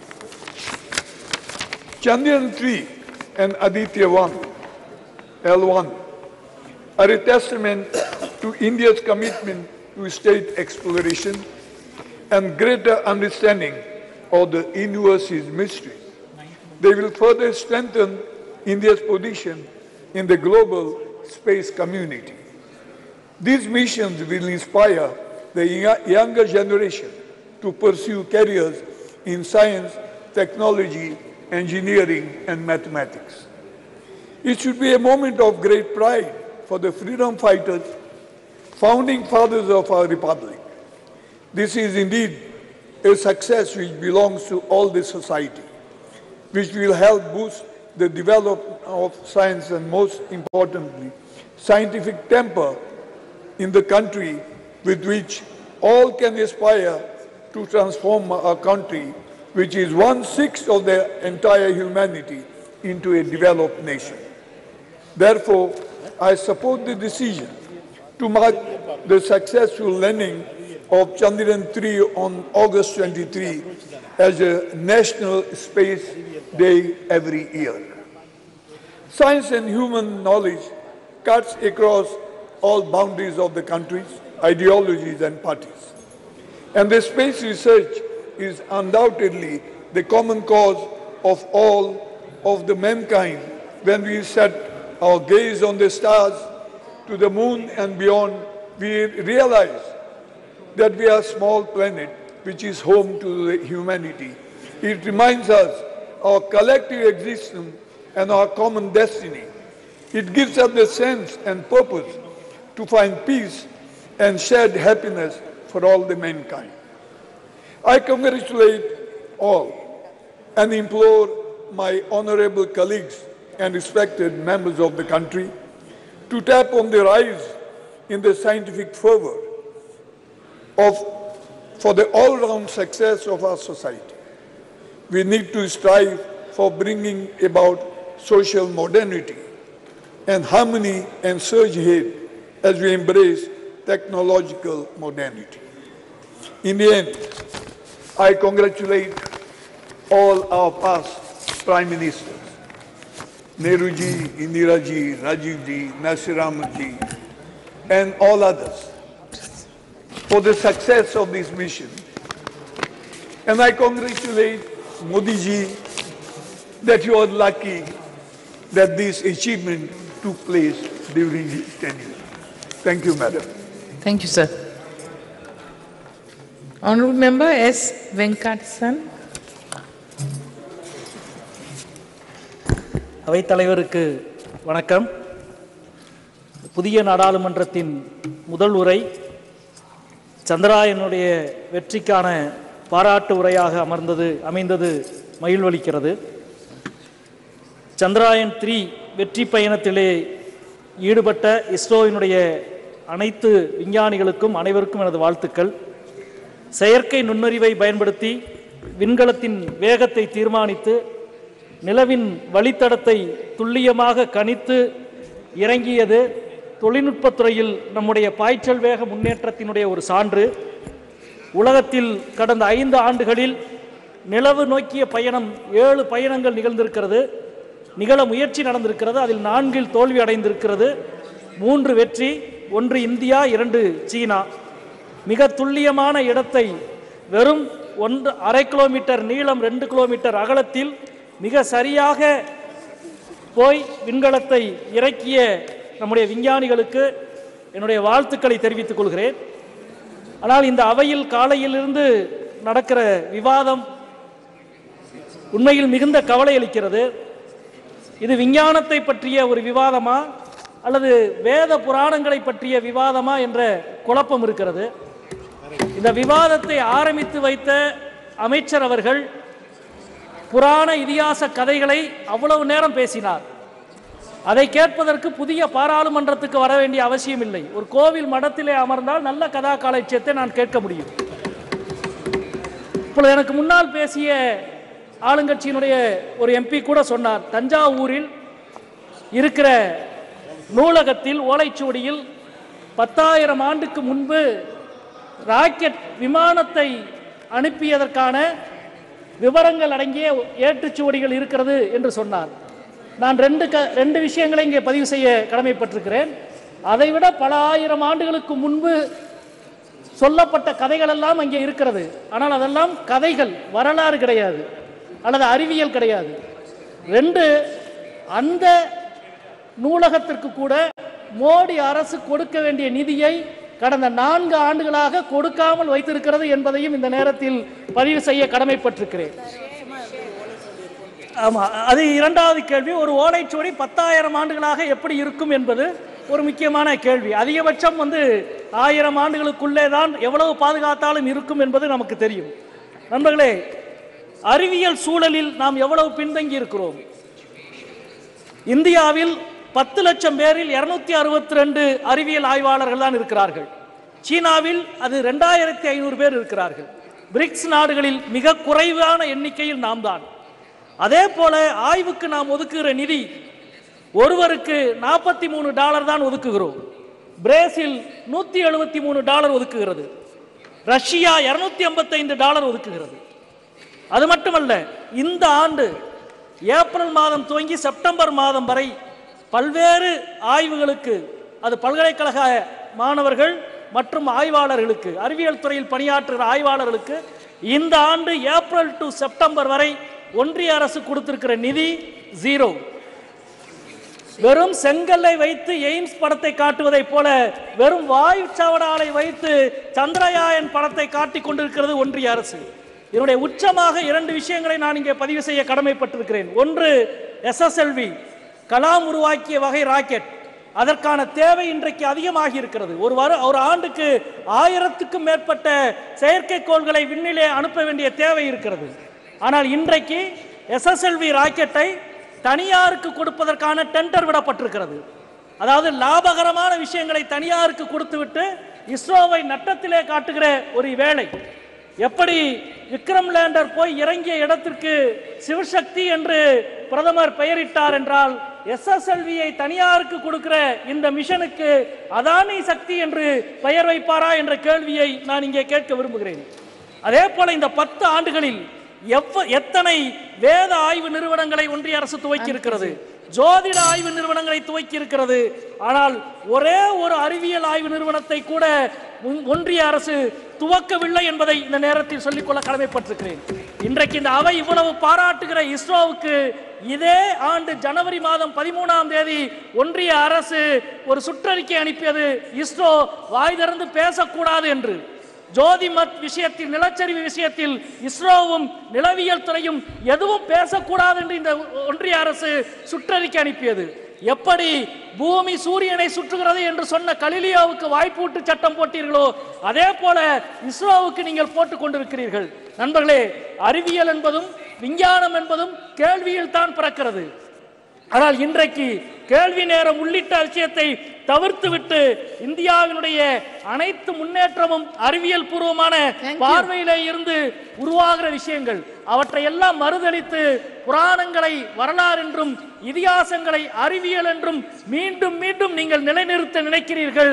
அது உங்களுடைய பார்வையை மக்களிடம் அம்பலப்படுத்துவதற்கு தான் உறுதி செய்யும். எப்படி ஒரு ராக்கெட் விண்ணிலே போகிற பொழுது அது உதிர்த்து கீழே தள்ளுகிற கரிப்புகையை போல உங்களது பொய்யும் கதைகளும் கீழே விழுந்து இந்தியா வரலாற்று ரீதியாகவும் அறிவியல் ரீதியாகவும் முன்னோக்கி செல்லும். 40-50 ஆண்டுகளுக்கு முன்பு நம்மை பார்த்து ஒரு சைக்கிளிலே ராக்கெட்டை கொண்டு போன இஸ்ரோ தான் இன்றைக்கு செவ்வாய் விண்கலத்திற்கு தன்னுடைய முயற்சியை தொடர்ந்து கொண்டிருக்கிறது. 50 ஆண்டுகளுக்கு முன்பு தொற்று நோயை ஒழிக்க முடியாது என்று சொன்ன உலக நாடுகள் இந்தியாவை சொன்னது. ஆனால் இன்றைக்கு தொற்று நோயை நாம் முழுமையாக ஒழித்திருக்கிறோம். எருமைப்பாலிலே இருந்து பவுடர் உருவாக்கி இந்தியாவின் ஊட்டச்சத்தை வளர்த்திருக்கிறோம். இது அனைத்தும் அறிவியல் பார்வையோடு திடமான ஒரு இந்தியா மூட நம்பிக்கையை தகர்த்து முன்னேறியது. எனவே நீங்கள் உங்களது மூட நம்பிக்கையை தகர்த்து இந்தியாவின் அறிவியல் தலைமுறை முன்னேறும் என்பதை சந்திராயன் பறைசாற்றுகிறது என்று சொல்லி முடிக்கிறேன். வணக்கம். Thank you. Honorable Member Tejasvi Surya ji. Madam Speaker, thank you so much for giving me this opportunity to speak in the very first special session of this Parliament in this new Parliament building. We have assembled here today to discuss and pass a resolution congratulating our scientists, the scientific community of the country, for their glorious achievement in successfully completing the Chandrayaan Mission 3. On behalf of 1 billion Indians, and most importantly, on behalf of young Indians who look up to climbing new frontiers in science and technology, I thank all the scientists of ISRO for inspiring a generation of Indians by achieving something that was considered impossible. It's only rare that in the history of a nation, moments like this come, which inspires and unites a nation, and the landing of the Chandrayaan mission on the moon was one such rare moment where the whole nation stood in unison, saluting the scientific prowess and achievement of this great country. While I am indeed proud that our country became the very first nation in the world to land successfully on the south side of the moon, I am even more proud that I represent a city which is the science capital of India, and even this mission Chandrayaan-3, while it is made in India, it was also made in Bengaluru, the city that I represent. Most speakers who have spoken earlier than me have highlighted the achievements of ISRO in the last few decades and how the scientists of ISRO have not only shown the world how to make efficient space missions, but also do it in a cost-effective manner. I wouldn't want to repeat most of the points that have been already covered. I would only want to say that the last 9 years have truly been historic for the country, even in the space and technology realm. Under the leadership of the Honorable Prime Minister, not only have we increased the budget for ISRO, budget for space exploration by a whopping 142%, we have also strengthened scientific institutions, whether it is CSIR, whether it is funding for IISc, or leveraging technology to benefit the last mile delivery of services to the people. UPI की बात हो या ई-नैम की बात हो, startup से लेकर sericulture engineering तक, स्पोर्ट्स इंजीनियरिंग से लेकर क्वांटम कंप्यूटिंग तक, अटल इनोवेशन मिशन से लेकर नेशनल रिसर्च फाउंडेशन तक कई सारे चीज पिछले 9 साल में मोदी सरकार ने किए हैं जो अपने देश के साइंटिफिक इंस्टीट्यूशंस के फाउंडेशन है, इसको बलवर्धन करने के लिए हिस्टोरिक एंड रेवोल्यूशनरी चीज पिछले 9 साल में हुए। Madam, I wanted to keep my speech as apolitical as possible. I wanted to keep my speech as academic as possible. But the speakers from the opposition benches have indulged in a continuous Nehru bhajan from morning, instead of doing a bhajan of ISRO and ISRO scientists. And that is leaving me with no option but to correct and place before this honorable house, this august house, some very important facts about what was the contribution of certain figures whose hagiography is trying to be written today by members of the opposition. An impression is made to be given that everything scientific in India, all scientific achievements in India, whether it is ISRO, whether it is DRDO, whether it is CISR, whether it is IISc, every scientific achievement in India is credited to Nehru. But the reality is far from that. Madam Speaker, I want to highlight to you the fact that most of the scientific institutions that are a nation's pride today were all started by people in pre-independence India when Nehru had no role to play. And all those pioneers who had the grand vision to establish these institutions, even at the time of the British India are not even mentioned, even cursorily, when the nation is celebrating its scientific prowess. I only want to take the example of one or two people. Kanimoyiji, I am quoting the example of Arkat Mudaliar, coming from Tamil Nadu. Please hear it out. In 1940, 1942, when India was not independent, Arkat Ramaswamy Mudaliar, he envisioned an institution by the name Council of Scientific and Industrial Research in India and established it from 1942 to 1942 with the help of Shanti Swarup Bhatnagar. Nehru had nothing to do with it.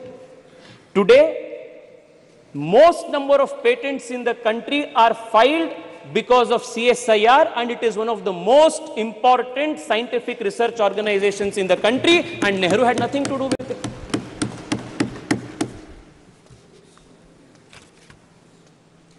Let me tell you what role Nehru played. Immediately after independence, when the institute, CSIR, was brought under the Ministry of Industries and Commerce. In one of the meetings, at the very beginning of the CSIR after independence, Pandit Nehru says, the members of the governing body will appreciate that it is difficult for me to devote much time to many aspects of the work of the council. For the present everyday work, Dr. Shyama Prasad Mukherjee will, however, look after the council. It was because of Dr. Shyama Prasad Mukherjee, the founding father of my party, the earlier avatar of the Bharatiya Janata Party, Jansangh, that the country's earliest scientific establishments were strengthened and gotten strengthened at the root level.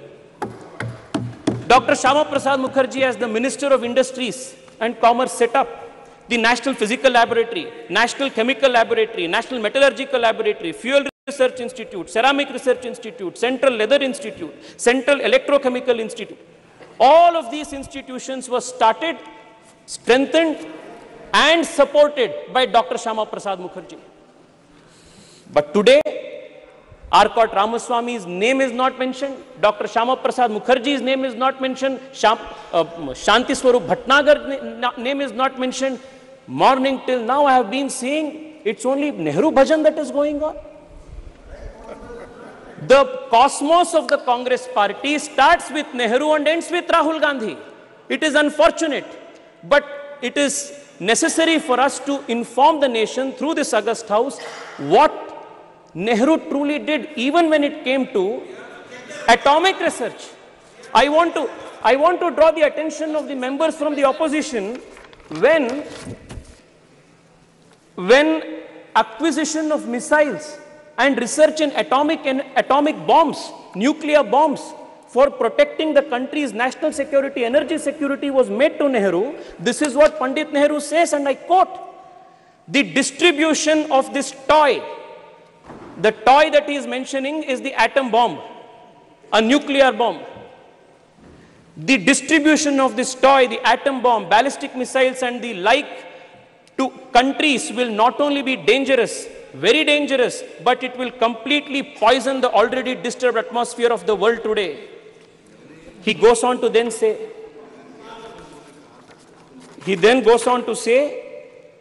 the making of the atom bomb is dangerous and dreadful, and he was the first person to advocate the resistance policy of excluding India and other Asian nations from the nuclear club, a policy that would later be written into the non-proliferation treaty that India would spend decades fighting, when he claimed that the going of this atomic weapon into an Asian country's hands would be a dreadful thing, a very dangerous thing. It took an Atal Bihari Vajpayee to make the nation a nuclear capable nation in 1999, 1998. It was very different. You know, Manishji, you know the details. You know how different 1974 and 1998 was. You know what was the difference, Manishji. You know what was the difference. You know what was the difference between the two. You know what was the difference between. You know what was the difference between Indiraji's time and what was Atalji's time. We never did it in an apologetic matter. We did it as a matter of conviction. Okay. Madam Speaker, If you look at the history, there is one thing that will be clear. काम हमेशा दूसरों का होता है, credit तो नेहरू का होता है. Even in the case of Chandrayaan, it has been the same case. Chandrayaan first, it was our Prime Minister Atal Bihari Vajpayee who approved Chandrayaan first in 2003. What happened? It was in 2008 that the impact mission reached moon, and then the Congress government, UPA government, what did they do? The point on which the impact rover met, they named it as Jawahar Point. When Nehru had nothing to do with Chandrayaan 1, the impact point, however, was Jawahar Point. Former ISRO chief, let us talk about Chandrayaan 2. Former ISRO chief Madhavan Nair has gone on record to say that for political reasons, UPA2 delayed political clearances, denied approvals for Chandrayaan 2. It was Chandrayaan 3 again, our government, Modi government, that approved Chandrayaan 3, and despite the loss, despite the challenges that we faced during Chandrayaan 2, the Prime Minister was there in Bengaluru, patting the back of our scientists, strengthened them, motivated them, and prepped them to make sure that Chandrayaan 3 was a success. The difference, Madam Speaker, is when Chandrayaan 3 met with success, the Honorable Prime Minister of the country named the point as Tiranga Point and Shiv Shakti Point, and not did bhajan of any particular individual. Please conclude. Madam, allow me 2-3 minutes more, please. Please. There are 2-3 important issues that needs to be brought to the notice of this August House.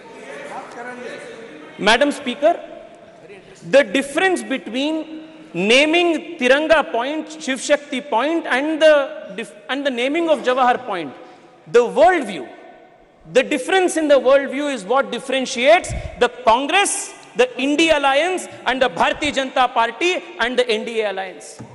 This is the difference. Madam, I want to take another example. Madam, I was listening to one of the speakers from the opposition credit Rajiv Gandhi for telecommunication and computer revolution in India. With all humility, I want to submit that the doyen of the country's computer industry and BPO industry and IT industry, N.R. Narayan Murthy, a few years ago, went on record and said that when they started Infosys, he had to travel 50 times to Delhi, and it took 3 years for him to purchase one particular computer, import one computer. This was the state of affairs of this country for entrepreneurs, for scientists who wanted to start something new. And again, the credit काम किसी ने दूसरे ने किया, credit तो राजीव गांधी को जा रहा है. Madam, I also want to point this out. The exploration of space, the quest to understand what lies in the space is not something new for this civilization. Starting from the Rig Veda to this day, the journey has been continuous. Aryabhata, Varahamihira, Bhaskara, all of them postulated theories on units of time, of understanding how the heliocentrism of the solar system works. All of these indicate the natural quest of the Indian mind to understand the secrets that lie beyond the space. Never in our history, never in our civilizational history was any scientific man or woman persecuted, hunted down for their beliefs, for their theories and postulates. Whereas in other civilizations, you will find examples of the Hypatia of Alexandria who was stoned to death. Galileo Galilei, Nicholas Copernicus, Johannes Kepler, many such scientific minds were persecuted for various reasons.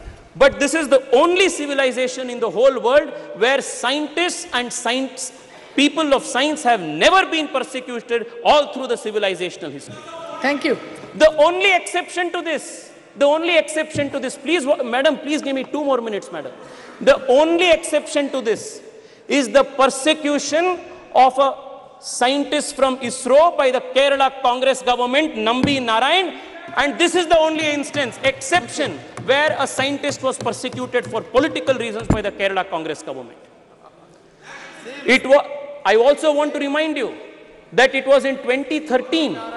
It was in 2013 that Honorable Prime Minister Narendra Modi, as the candidate for Prime Minister, as the BJP's candidate for Prime Minister, when he visited Thiruvananthapuram, visits Nambi Narayan, promises that the country will stand by him again.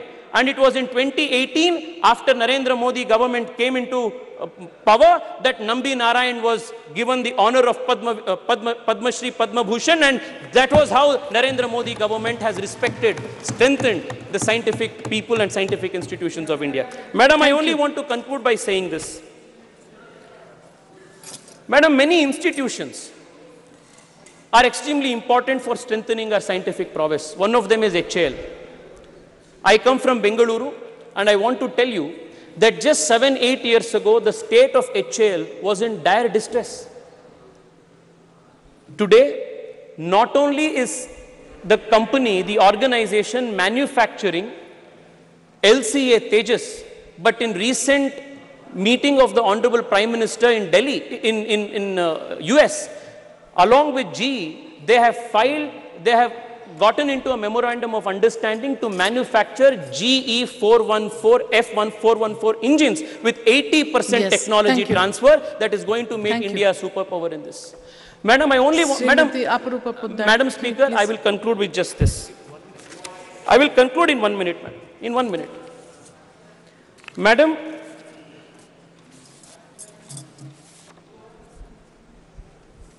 the coming decade, whether it is geopolitically, whether it is energy security, whether it is any other aspect of our national politics or geopolitics, it is going to be directly influenced by how India performs and how India takes the lead in important areas of emerging technology.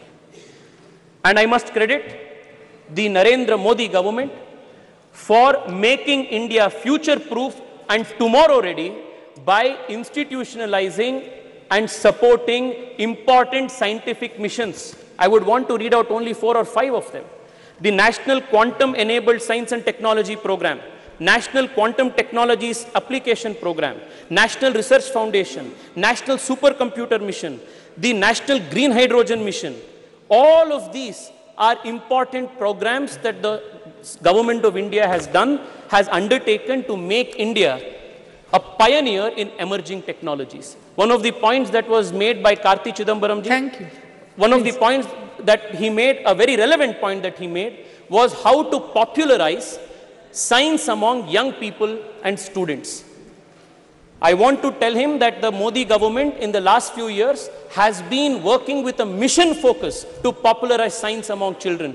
And the Atal Innovation Mission and building of 10,000 Atal Tinkering Labs in our high schools with the objective of nurturing 10 lakh young minds who will explore the frontiers of science is an example of how the Narendra Modi government is trying to make science and technology a popular culture in the whole country. Madam, I only want to conclude by saying this. Please conclude, please. I will conclude. The other people. Madam, all of these aspects that has taken place in the last 9 years. I mentioned UPI, Digital India, Startup India, to the startups that are now emerging in space technology. One of the most promising startups in space called Pixel Space is run by an Indian engineer who comes from a small town called Chikmagalur, has raised a few $1 million from Google. The boy, Awais Ahmed, is a CEO of this and hails from Chikmagalur. It is possible only because the Modi government opened the space technology space for private players. Madam, the next few decades is going to be extremely important for the country in strengthening our industrial, our scientific institutions and making India future ready, India tomorrow ready. And we are extremely fortunate that at such an important point in history, we have the leadership of Narendra Modi, who has been leading this country with such foresight and vision. I want to once again congratulate the Prime Minister for his deftful leading of this country, deftful leadership for this country at such an important time. Thank you so much, ma'am. Thank you.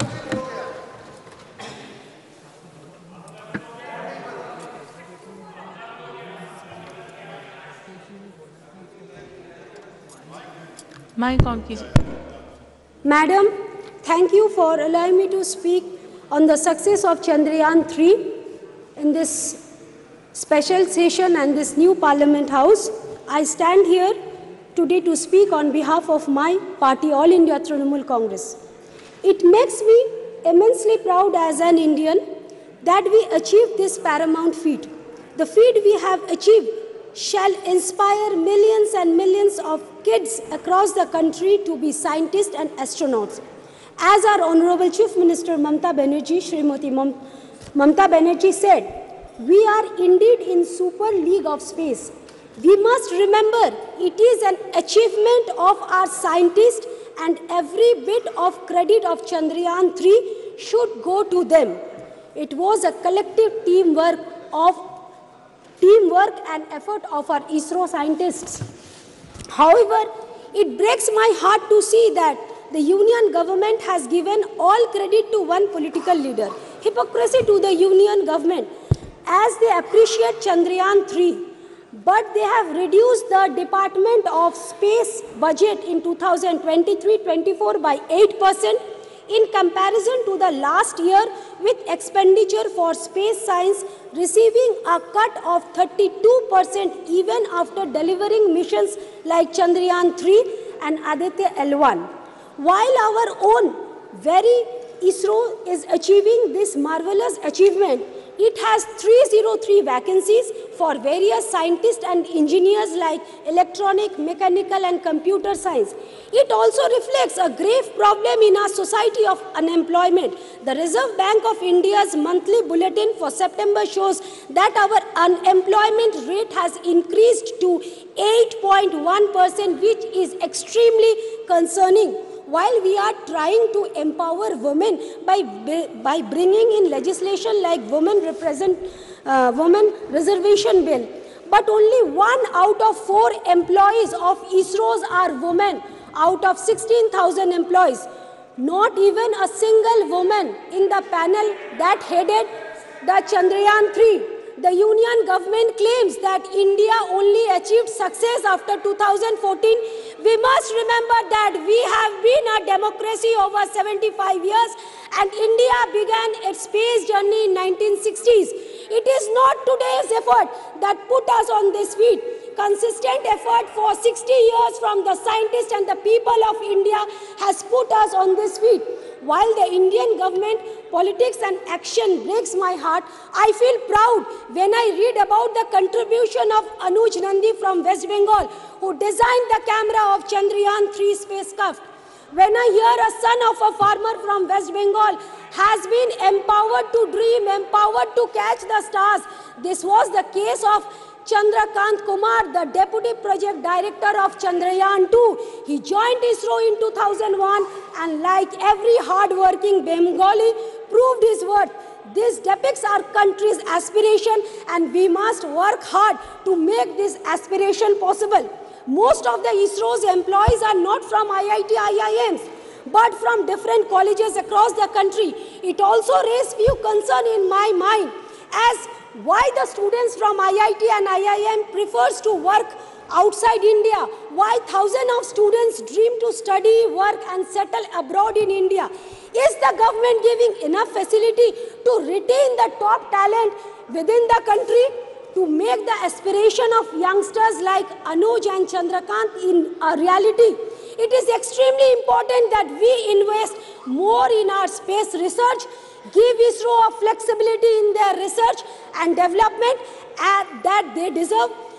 We must promote academic research across different subjects throughout the country and not put ED behind those who differ from us. I would like to end with Dr. APJ Kalam's quote: "Winners are not those who never fail, but those who never quit." और उर्दू का 2 line पर तवज्जो फरमाइए। चांद पे पर्दा की, चांद से पर्दा कीजिए, कहीं चुरा ना ले चेहरे का नूर। धन्यवाद। Thank you. Honorable Member Maluk Nagar ji. जी अध्यक्ष जी धन्यवाद बहुत बहुत। आज इस ऐतिहासिक समय पे नई पार्लियामेंट, महिला आरक्षण बिल और चंद्रयान 3 पे जो चर्चा हो रही है, एक ऐतिहासिक समय है। और ये चंद्रयान 3 देश की जीत है, देश के वैज्ञानिकों की जीत है, हम देश के 140 करोड़ लोगों की जीत है। आपके माध्यम से अपने सभी साथियों को और देशवासियों को सबको बहुत बहुत मुबारकबाद। जो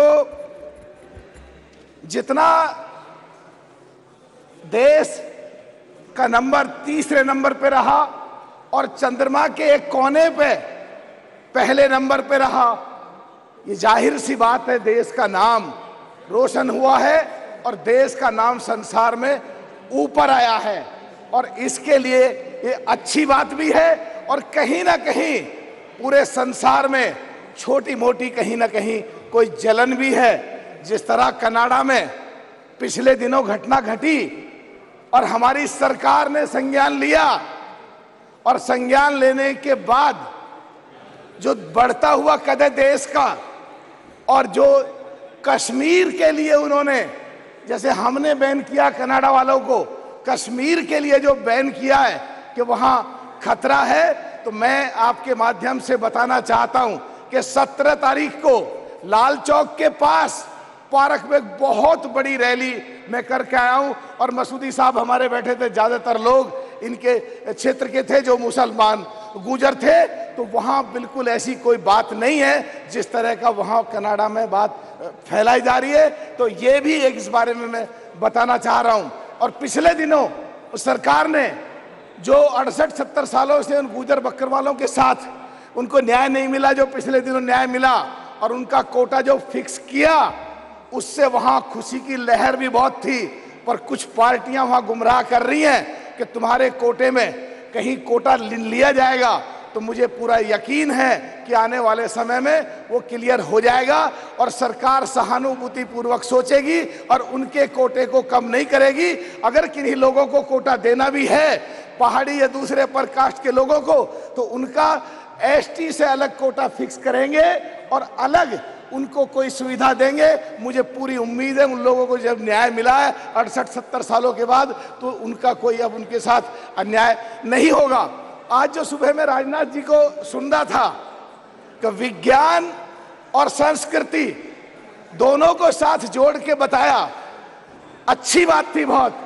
और हमारे साथी कुछ ट्रैप में आके संस्कृति या दूसरी चीजों पे जो खिलाफ बोल रहे थे, तो मेरे हिसाब से जो गठबंधन, ये महागठबंधन जो बनने जा रहा है, अगर इनको आने वाले समय में कमजोर करना है, तो ट्रैप में जो आ रहे हैं, मेरे हिसाब से वो देश के लिए और देश की जनता के लिए किसी भी तरह ठीक नहीं है। एक बात अध्यक्ष जी और कहना चाह रहा हूं आपके माध्यम से, जो अभी हमारे एक कांग्रेस के बड़े, बीजेपी के बड़े वरिष्ठ साथी बोल रहे थे कि बजट हॉलीवुड की फिल्म और बॉलीवुड की फिल्म से कम था और फिर भी ये सफलता प्राप्त करी, तो मैं कहना चाहता हूं जो सारे हमारे देश के वैज्ञानिक हैं जो पूरे संसार में फैले हुए हैं और उनको यहाँ सुविधाएं नहीं मिल रही हैं, तो सरकार उनके बारे में सोचे, ऐसा पैकेज डील डिक्लेयर करे, वो वैज्ञानिक सारे देश के देश में ही रुके और देश के लिए काम करें और इससे भी ज्यादा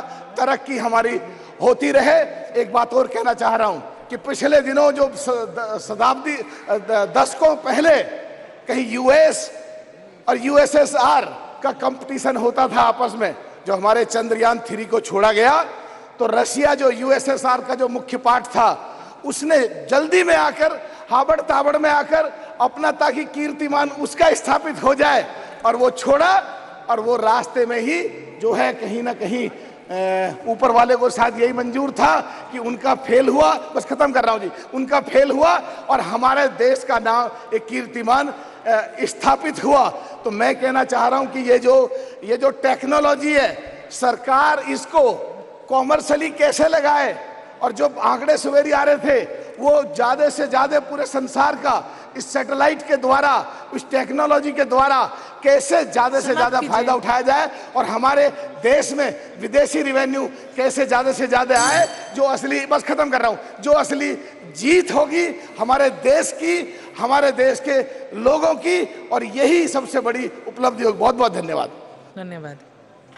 ऑनरेबल मेंबर श्रीमती अनुप्रिया पटेल जी, मंत्री जी।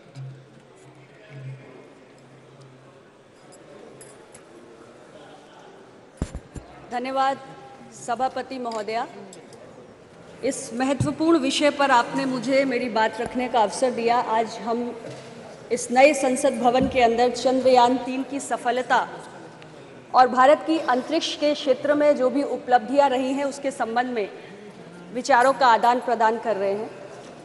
सभापति महोदया, गत 23 अगस्त 2023 को भारत ने चंद्रमा की सतह पर अपने तिरंगे को लहराने की उपलब्धि प्राप्त की है और इसके साथ ही भारत चंद्रमा की सतह पर उतरने वाला दुनिया का चौथा देश बन गया है और दक्षिणी ध्रुव पर उतरने वाला दुनिया का पहला देश बनकर उभरा है।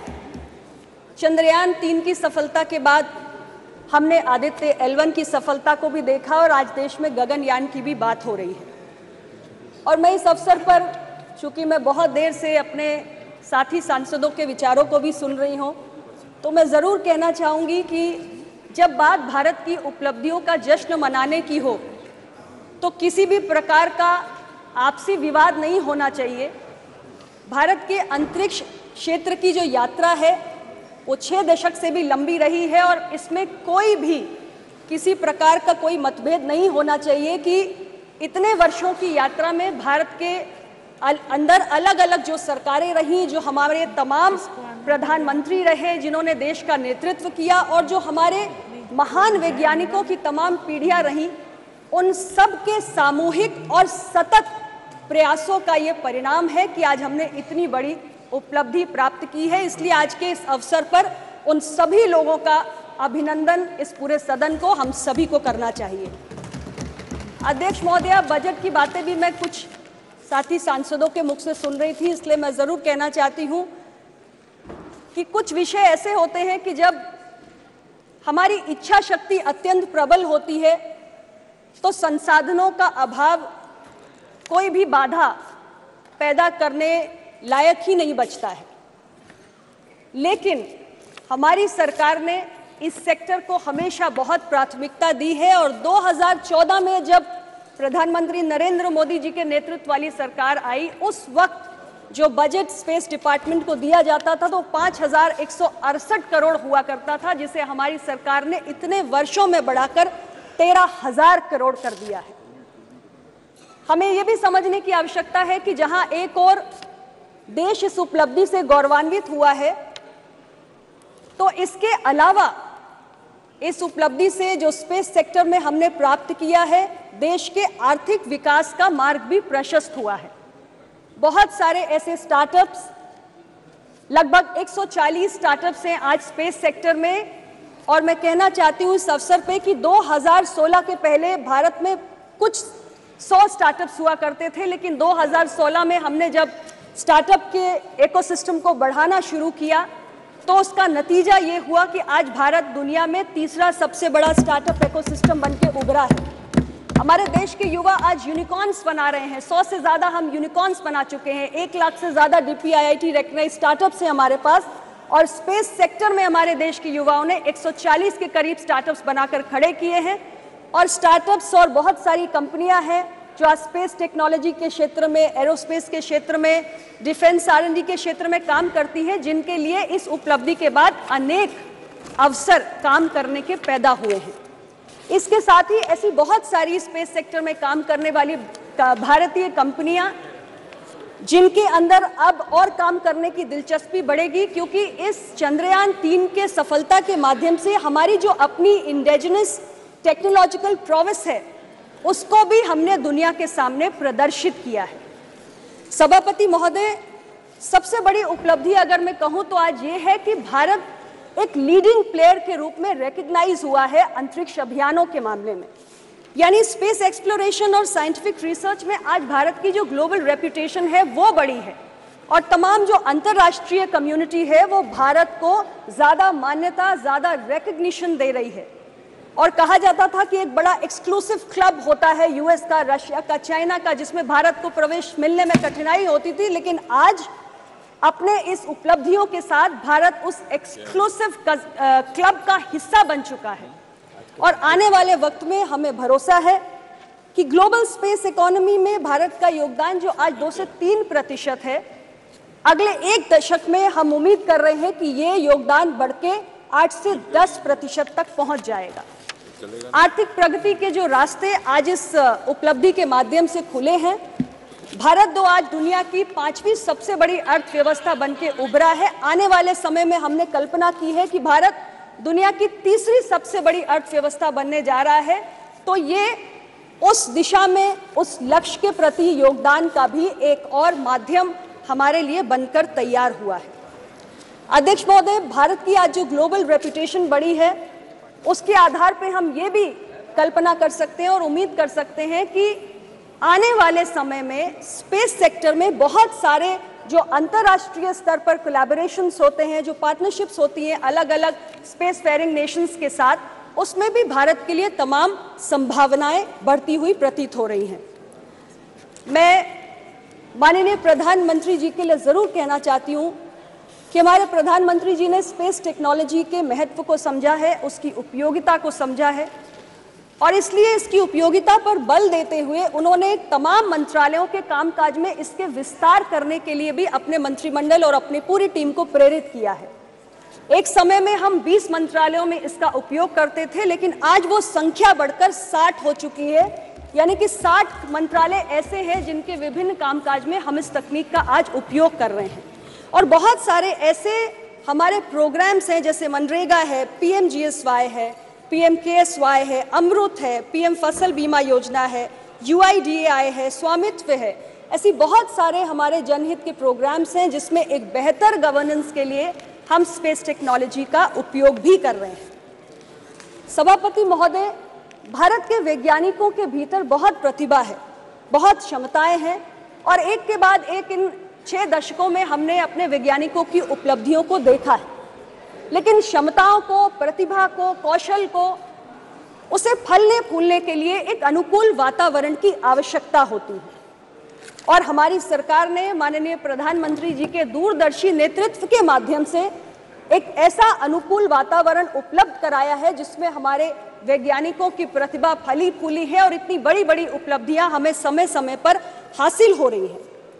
हमारे सरकार के मुखिया माननीय प्रधानमंत्री जी ने स्पेस सेक्टर को प्राथमिकता देते हुए जब हमारी सरकार आई तो इसमें बहुत सारे रिफॉर्म्स लाने का काम किया, और यहाँ तक कि जो हमारा भारतीय स्पेस प्रोग्राम है उसके अंतर्गत जो प्राइवेट प्लेयर्स हैं उनकी भागीदारी को भी काफ़ी हद तक बढ़ाया। यहाँ तक कि 2022 में हम अपनी एक इंडियन स्पेस पॉलिसी लाए और उसकी भी हमने घोषणा की। तो ये सारे कदम हमने इस नज़रिए से उठाए कि हमारा ये जो अंतरिक्ष विभाग का कार्यक्रम है, हमारा जो स्पेस मिशन है, वो आगे बढ़े। और आज हम ये मानते हैं कि जिस पैशन के साथ हमारे देश के वैज्ञानिक काम कर रहे हैं और जो माहौल हमारी सरकार उपलब्ध करा रही है, जो वातावरण हमने क्रिएट किया है, उसमें आने वाले समय में भी जो अभी मैंने जिक्र किया कि आदित्य L1 के बाद अब हम गगनयान की भी बात कर रहे हैं, तो ऐसी और बड़ी बड़ी उपलब्धियां हैं जिसको आने वाले समय में हम हमारे देश के साइंटिस्ट प्राप्त करके दिखाएंगे। भारत नई ऊंचाइयों पर जाएगा और 2047 में जो हमने भारत को विकसित भारत बनाने का एक सपना देखा है, उस विकसित भारत के संकल्प को पूरा करने में हमारे सभी देशवासियों का जो योगदान हो रहा है, उसमें हमारी जो साइंटिफिक कम्युनिटी है और हमारा स्पेस डिपार्टमेंट है, उनका भी एक बहुत बड़ा योगदान होगा और हम सबके सामूहिक प्रयास से मिलकर 2047 में भारत को हम एक विकसित देश बनाने का काम करेंगे। पुनः मैं आपके माध्यम से हमारे देश के सभी वैज्ञानिकों को बहुत बहुत बधाई देना चाहती हूँ, उनका अभिनंदन करना चाहती हूँ और भविष्य में भी भारत को वो इसी प्रकार अपने प्रयासों से गौरवान्वित करते रहे, इसके लिए उन्हें बहुत सारी शुभकामनाएं भी देना चाहती हूँ। आपका बहुत बहुत धन्यवाद। धन्यवाद। Next speaker Shri MP Abdul Samad Samadani ji. Thank you, sir. Thank you, sir, for permitting me to take part in this very important discussion on Chandrayaan. Sir, moon has always captured the imagination of humanity. And sir, the moon landing is quite natural. It has captured not only the imagination of the countrymen, all the people of the country. Not only that, sir, the whole country is rejoicing upon this great achievement of India becoming only the 4th nation in the moon landing after the US, Russia and China. Sir, the poet of all the languages has celebrated moon. I am reminded of a couplet, sir. कल 14वीं की रात थी, कल 14वीं की रात थी, शब भर रहा चर्चा तेरा, शब भर रहा चर्चा तेरा, कुछ ने कहा यह चांद है, कुछ ने कहा चेहरा तेरा।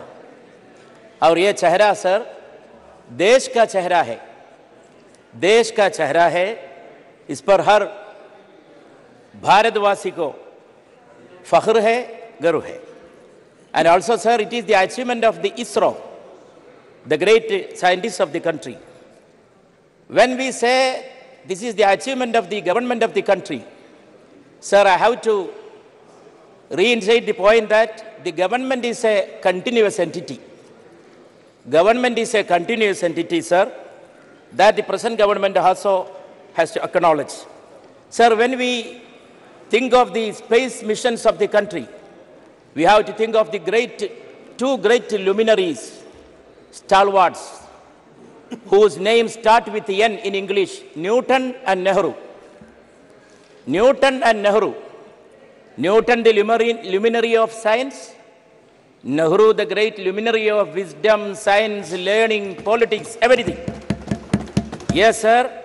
And sir, there is a famous statement of Sir Isaac Newton, which has become almost like a metaphor, standing on the shoulders of giants.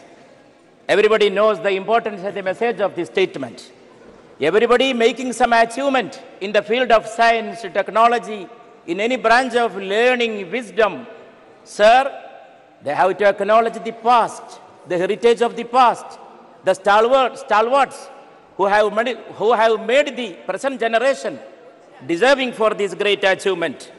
And also, sir, we have to salute two other great luminaries. One, Maulana Abul Kalam Azad, the philosopher, Minister of Education, the comrade of Nehruji, who was the first as the Minister of Education when India attained independence. He great impetus for scientific temperament in inculcating in the minds of the younger generation of the country. We know, sir, he was responsible for establishing all the academies which are the proud of the country now. Sahitya Academy, Lalita Kala Academy, Sangeet Nadak Academy, all these great institutions were established by none other than Maulana Abul Kalam Azad. And also, sir, Vikram Sarabhai, who was the friend of Nehru. Nehru, Vikram Sarabhai mutuality. It is not a mutuality of politics and science alone. It is the mutuality of culture, learning, philosophy. And sir, much has been discussed here about the role of religion, faith and science. Sir, we have no difference of opinion with the role of all these things have to play in shaping the destiny of humanity. But sir, one thing has to be admitted and acknowledged. These are different roads to truth, to reality. There cannot be mixing of religion with the science. And this kind of an opportunity cannot be used to spread superstitions. Sir, scientific achievement cannot be used and utilized for spreading superstitious beliefs. Sir, there should be a mentality of rationality. Mentality of the rationality is the necessity of humanity. Whatever achievement the humanity has gained in its history. Rational. Yes, sir. Everybody has, yes, sir, has to be rational. But that is what is missing nowadays, sir. So the Honorable Minister was referring so many times to the relationship of science with religion, science with the culture, no doubt. But, sir, everything has an orbit of its own. Let us look to the sky. Sky is moving in its orbit. Moon is moving in its orbit. Let the faith and religion move in its own orbit and science in its own orbit. They are different roads to reality which do not collide. There should not be made a collision. There must be coalition and coordination. And, sir, another very important lesson that we have to learn from sky, from the universe, that is the lesson of plurality. Sir, in the sky, all the stars, the planets, all the other particles of the country. Sir, Newton's theory of gravitation, what is the essence of it? Yes. Every particle is attracting another particle of the universe, attracting. Newton's theory is the theory of inclusion. Newton's theory is not the theory of exclusion, which these present day people and the present day people who spread hatred throughout the country. Yes, sir, I am concluding, sir. And also, sir, this has to be hailed as an achievement of man.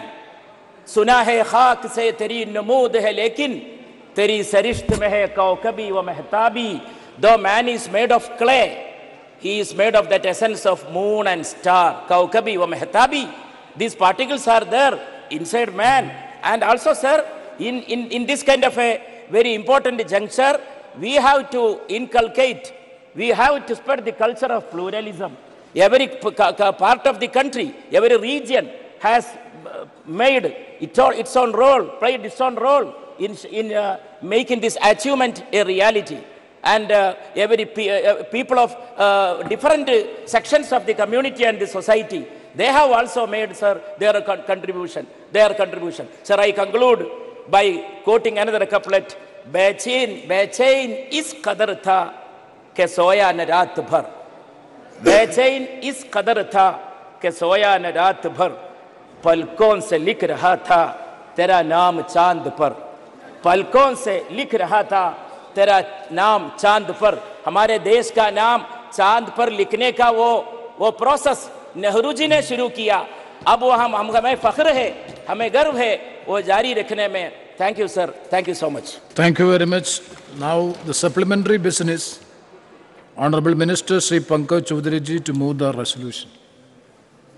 सभापति महोदय, मेरे वरिष्ठ सहयोगी श्रीमती निर्मला सीतारमण की ओर से मैं निम्नलिखित प्रस्ताव प्रस्तुत करता हूँ. सीमा शुल्क टैरिफ अधिनियम 1975 के अनुसरण में यह सदन 19 अगस्त 2023 के सूचना संख्या 47/2023 सीमा शुल्क GSR 616E दिनांक 19 अगस्त 2023 को मंजूरी देता है, जिसमें HSS कोड 070310 के तहत आने वाले प्याज के निर्यात पर निर्यात शुल्क लेवी लगाने के लिए सीमा शुल्क टैरिफ अधिनियम के द्वितीय अनुसूची में संशोधन की मांग की गई है. दूसरा, सीमा शुल्क टैरिफ अधिनियम 1975 की धारा 8 के अनुसरण में ये सदन एत द्वारा अधिसूचना संख्या 49/2023 सीमा शुल्क दिनांक 25 अगस्त 2023 GSR 628E दिनांक 25 अगस्त 2023 को मंजूरी देता है, जिसमें HSS कोड 10063010 के तहत आने वाले परबाइल्ड चावल के निर्यात शुल्क लेवी लगाने के लिए सीमा शुल्क टैरिफ अधिनियम की द्वितीय सूचना में संशोधन की मांग की गई है. प्रश्न है कि माननीय मंत्री जी द्वारा प्रस्तुत संविधान की संकल्प को स्वीकृत किया जाए. जो सदस्य इसके पक्ष में है वो हाँ कहे, जो सदस्य विरोध में है वो ना कहे. मेरे विचार में निर्णय हाँ वालों के पक्ष में हुआ, हाँ वालों के पक्ष में हुआ. संवैधानिक संकल्प स्वीकृत हुआ. नेक्स्ट, श्री इम्तियाज जलील. चंद्रयान 3 जब चांद पर लैंड हुआ तो सारी दुनिया में हमारी दखल ली गई और पूरे देश में बड़े गर्व का एक माहौल था, खुशी का माहौल था। पूरी दुनिया हमें इस नज़रिए से देखा करती थी कि ये वो देश है जिसकी पहचान इलिटरेसी के लिए की जाती थी। ये वो देश है कि जहाँ पर सड़कों के ऊपर गाड़ियाँ कम और जानवर ज़्यादा घुमा करते थे। ये वो देश था कि जहाँ पर फीमेल इन्फेंटिसाइड के नाम के ऊपर हम बच्चियों को पेट के अंदर ही ख़त्म कर देते थे। ये वो देश था जहाँ बेरोज़गारी हमारा मुक़द्दर थी। लेकिन आज ये देश बदल गया है और आज पूरी दुनिया इस देश को झुककर सलाम कर रही है। लेकिन अगर कोई ये समझ रहा है कि ये देश इसलिए बदला कि हम राजनीतिक पार्टी के नेताओं ने या कुछ राजनीतिक पार्टी के मंत्रियों और प्रधानमंत्रियों ने इसको बदला है, तो बहुत बड़ी गलतफहमी का हम शिकार है।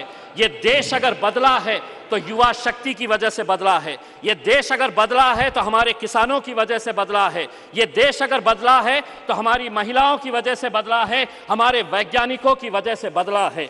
और आज अध्यक्ष महोदय, हम सब बहुत सारे सदस्य ऐसे हैं जिन्हें याद होगा कि एस्ट्रोनॉट राकेश शर्मा जब स्पेस के अंदर गया और उससे पूछा गया था कि वहां से भारत देश कैसा दिखता है, तो उसने कहा था कि सारे जहां से अच्छा हिंदुस्तान हमारा।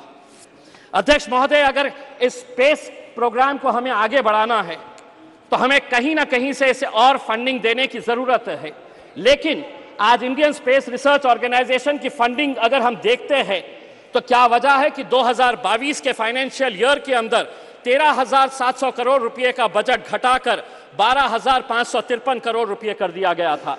अगर जीडीपी का परसेंटेज के हिसाब से अगर हम देखें तो भारत जो है वो research and development space program के अंदर बहुत कम पैसा खर्चा करता है, सिर्फ 0.65% ऑफ जीडीपी, जबकि यूएस 2.9% करता है, चाइना 2.2% करता है और इजराइल 4.9% करता है। अध्यक्ष महोदय, आज सुबह में जब आदरणीय मंत्री राजनाथ सिंह साहब को सुन रहा था तो उन्होंने बहुत सारे मुद्दों को टच किया। मैंने दोबारा सब्जेक्ट पढ़ा कि यह सब्जेक्ट है क्या, तो पता चला कि चंद्रयान 3 और स्पेस के अंदर हमारी उपलब्धियां। लेकिन राजनाथ सिंह साहब ने यह भी बताया कि राम मंदिर बनाई जा रही है, कौन बना रहा है, कैसे बना रहा। अगर आप सब्जेक्ट से हट गए तो थोड़ा मैं भी सब्जेक्ट से हटकर यह बताना चाहता हूं कि जब चंद्रयान 3 चांदा मामा के पास गया तो वहां से चाइना नजर आया आपको यह नजर आया कि किस तरीके से 2000 स्क्वायर किलोमीटर हमारी धरती के ऊपर चाइना ने कब्जा करके रखा है। लेकिन अध्यक्ष महोदय, राजनीति अपनी जगह। एक मिनट माननीय सदस्यगण, मैं कई बार इस बात के सुनता हूं, हमारे देश की महिमा, उसकी प्रसिद्धि, उसके बारे में हम सदन में क्या मैसेज देना चाहते हैं। सदन में कुछ विषयों को सकारात्मक तरीके से पूरा देश, पूरा विश्व संसद की कार्रवाइयों को देखता है।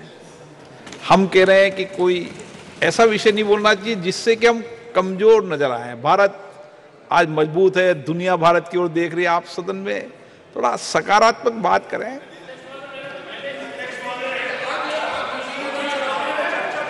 हाँ, वो विषय अलग है, वो विषय है।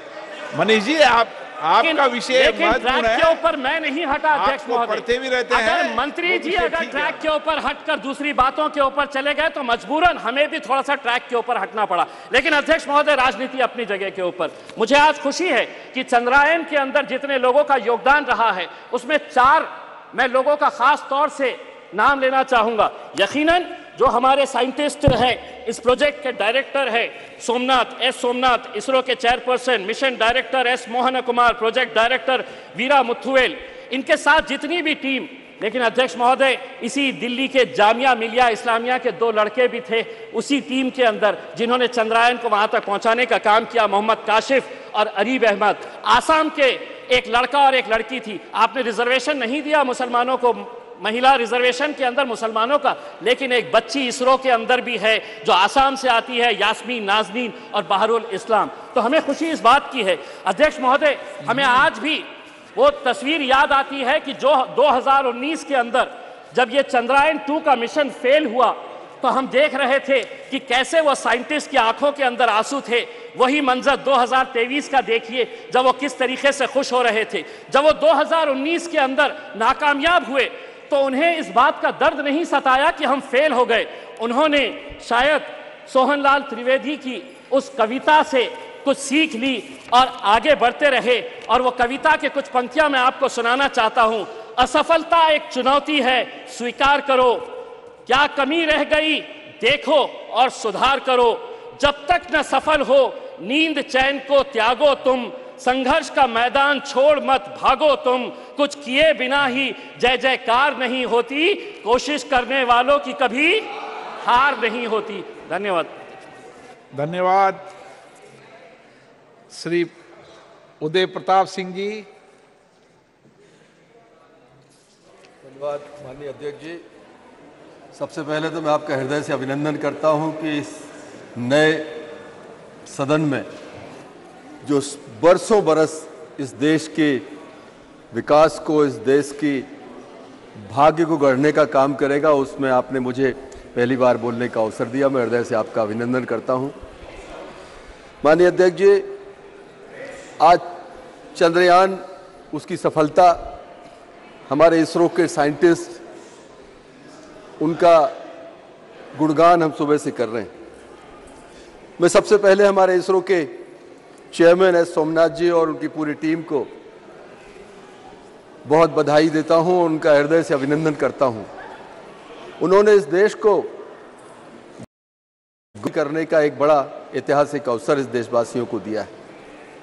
साथ ही मैं देश के प्रधानमंत्री, हम सबके गौरव श्रद्धेय नरेंद्र मोदी जी का भी हृदय से अभिनंदन करता हूं कि विपरीत परिस्थितियों के बाद 2019 में कोविड के समय चंद्रयान 2 की असफलता के बाद भी उन्होंने लगातार हमारे वैज्ञानिकों को प्रोत्साहित किया और लगातार उनको प्रोत्साहित करते हुए आज हम इस स्थिति में पहुंचे कि हम चंद्रयान की सफलता को प्राप्त कर सके और पूरा देश गौरव की अनुभूति कर रहा है। मैं प्रधानमंत्री जी को इसलिए और धन्यवाद देना चाहता हूं कि 23 अगस्त स्पेस डे के रूप में पूरा देश आगे आने वाले वर्षों में मनाएगा और जब 23 अगस्त आएगा तो उस दिन ये देश उन वैज्ञानिकों को विजेता के रूप में अनुभव करेगा, उन विजेताओं को स्मरण करने का काम करेगा, उनका गौरवगान करेगा। माननीय अध्यक्ष जी,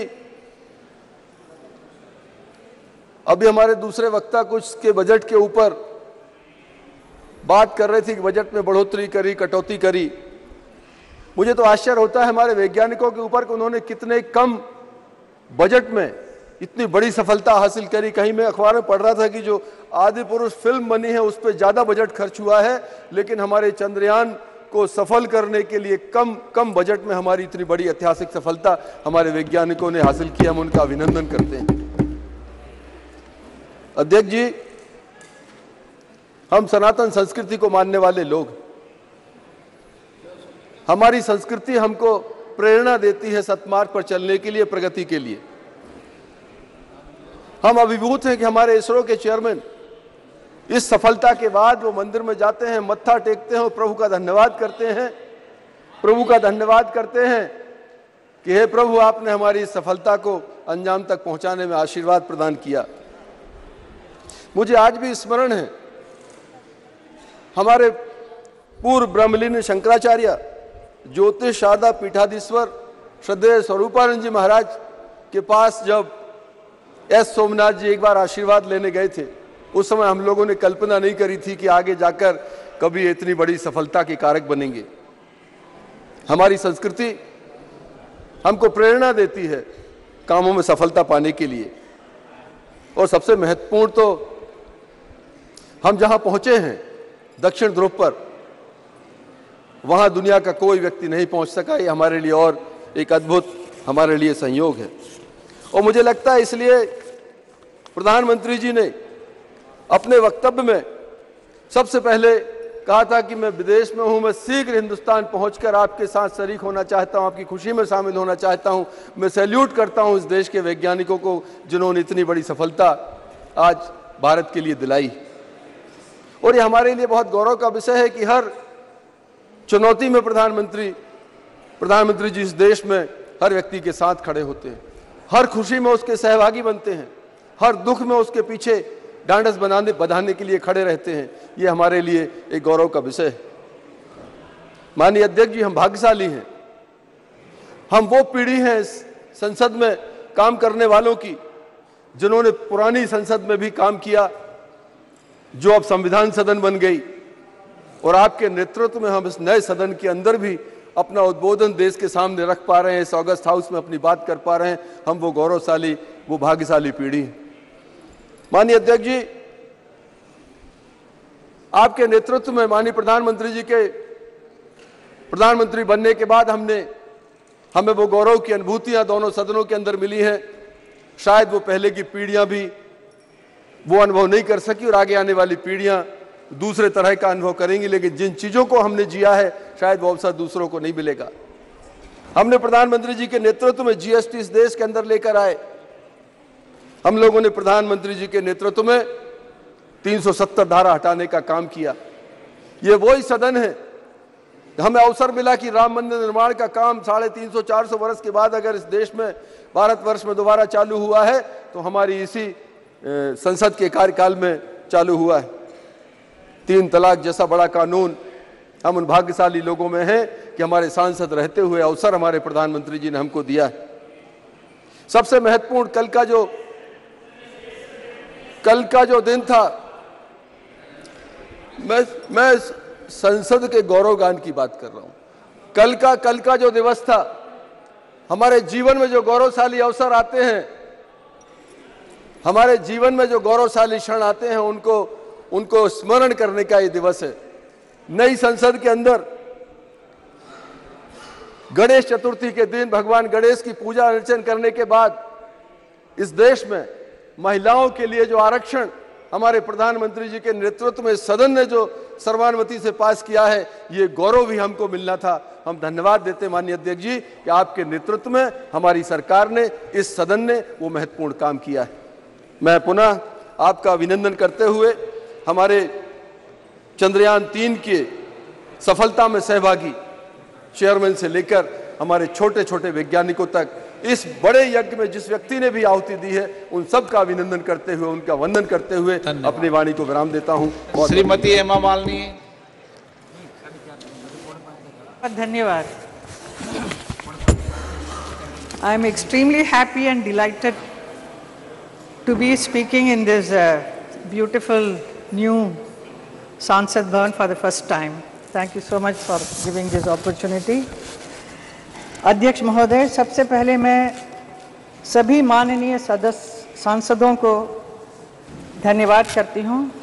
नए सांसद भवन के पहले कानून के रूप में नारी शक्ति वंदन अधिनियम 2023 विशाल बहुमत से पारित करने के लिए गृह मंत्री श्री अमित शाह जी को, कानून मंत्री अर्जुन मेघवाल जी को ऐतिहासिक भाषण के लिए आभार व्यक्त करती हूं और आपको भी और हमारे प्रधानमंत्री जी को भी अभिनंदन करती हूं।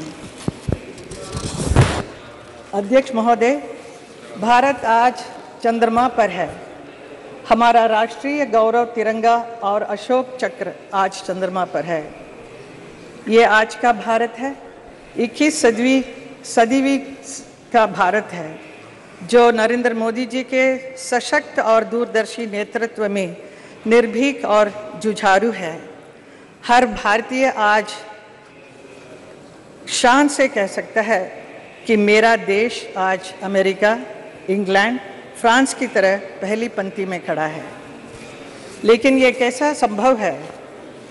ये संभव हुआ हमारे कर्मयोगी प्रधानमंत्री श्री नरेंद्र मोदी जी के दूरदर्शी नेतृत्व और दृढ़ संकल्प से, हमारे वैज्ञानिकों को दिए गए प्रोत्साहन से, उनके समर्पण और परिश्रम से और 140 करोड़ देशवासियों की एकजुटता से।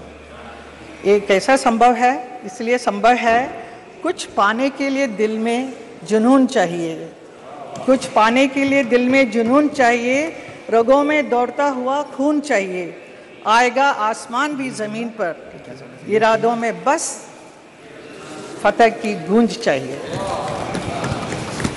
ये हमारे प्रधानमंत्री में है, इसलिए वो कर सकते हैं इतना सब काम। पिछले 9 वर्षों में प्रधानमंत्री जी नरेंद्र मोदी जी के नेतृत्व में देश में निरंतर ऐसे निर्णय लिए गए हैं, नीतियां बनाई गई है जिन्होंने भारत में इनोवेशन और रिसर्च को आसान बनाया है।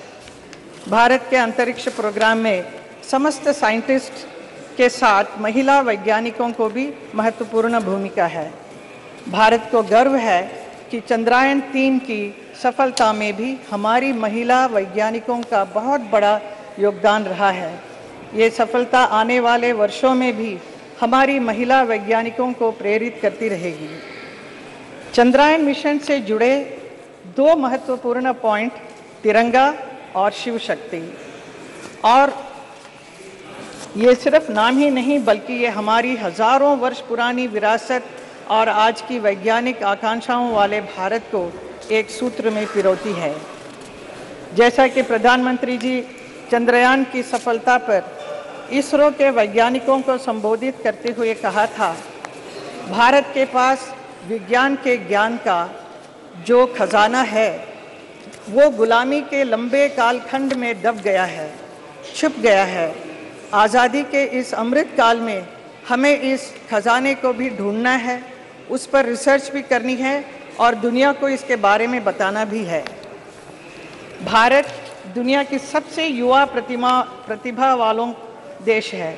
नई पीढ़ी के लिए ये संदेश है कि भारत के प्राचीन ग्रंथों में खगोलीय सूत्रों को वैज्ञानिक रूप से साबित करने के लिए और उनका नए सिरे से अध्ययन करने के लिए आगे आएं। यही भावना 2047 में विकसित भारत के सपने को साकार करेगी।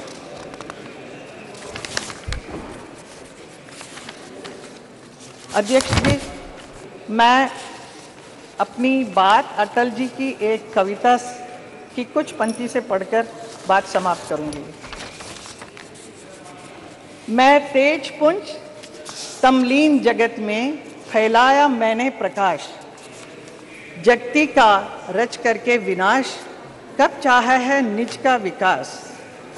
शरणागत की रक्षा की है मैंने अपना जीवन देकर, विश्वास नहीं यदि आता तो साक्षी है ये इतिहास अमर। यदि आज दिल्ली के खंडहर सदियों की निद्रा से जगकर गुंजार उठे ऊंचे स्वर से हिंदू की जय, तो क्या विस्मय। हिंदू तन मन, हिंदू जीवन, रग रग हिंदू मेरा परिचय। धन्यवाद। श्री के Ram Mohan Naidu.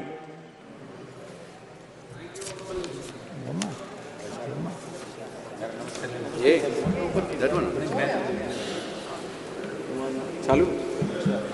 Thank you, Honorable Speaker, sir, for giving me an opportunity to participate in this important debate. I stand before you with immense pride and joy. I think both are on. I stand before you with immense pride and joy as I reflect upon the recent successes of ISRO Chandrayaan 3, which is the world's first mission to successfully land on the lunar South Pole, and Aditya L1, which was the first satellite mission to study the sun. Sir, these achievements are not just a milestone, they are a testament to the unwavering dedication, hard work, and remarkable journey of our nation's space program, fueled by the tireless work of our scientists, engineers, and our support team at ISRO. Sir, I was thrilled to watch on TV the awe-inspiring launch of Chandrayaan 3, which happened in Quota, which is in my home state of Andhra Pradesh. It is an experience that filled my heart with pride, excitement, and joy. The sight of our spacecraft ascending into the cosmos was nothing short of breathtaking. It was a moment that resonated deeply with every Indian and a moment that affirmed our status as Vishwa Guru. I also would like to take a second and appreciate all scientists, including the Telugu scientists who have contributed to the Chandrayaan mission.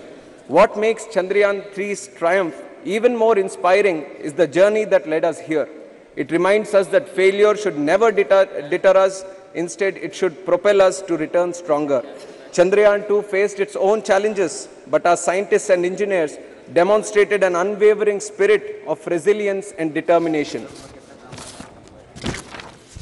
So they refused to let adversity define their journey, and their efforts bore fruit with the resounding success of Chandrayaan-3. In the words of our visionary leader, Sri Chandrababu Naidu Garu, every crisis creates an opportunity, and those who fight in those situations will emerge as leaders. This is precisely what our ISRO scientists have demonstrated to the world. They have seized the opportunity, overcome the challenges, and emerged as leaders in the space exploration program. Respected sir, as we speak about the successes of ISRO, the first name that comes to the young minds of this country is our beloved former President Abdul Kalam ji sir. He is commonly known as the People's President also. We have all heard inspiring stories of his association with ISRO. And it is an honor for TDP, as Sri Nara Chandrababu Naidu Garu, the then convener of NDA, was the one who proposed and supported the nomination of Kalam as the President of our nation. And I am certain that Dr. Kalam, had he been among us today, he would have been filled with immense joy and satisfaction seeing the success today. He also preached to this great nation to dream big and achieve big. But sir, ISRO not only dreamt big, but it dreamt of the impossible and achieved what no other country could today. It's now upon the central government to take these great technological advances and breakthroughs and use them for the benefit of 140 crore people of this country, sir. And I take immense pride in serving under the leadership of Chandrababu Naidu Garu, who encapsulates the above thought brilliantly. I would like to highlight certain programs where our leader engaged with ISRO to help resolve issues faced by the people of Andhra Pradesh when he was the Chief Minister, sir. The lightning alert system, which was initiative launched to help warn people about possible lightning and staying safe, sir. And it was a lot of beneficial program for my constituency of Srikakulam, as it is a cyclone-prone area.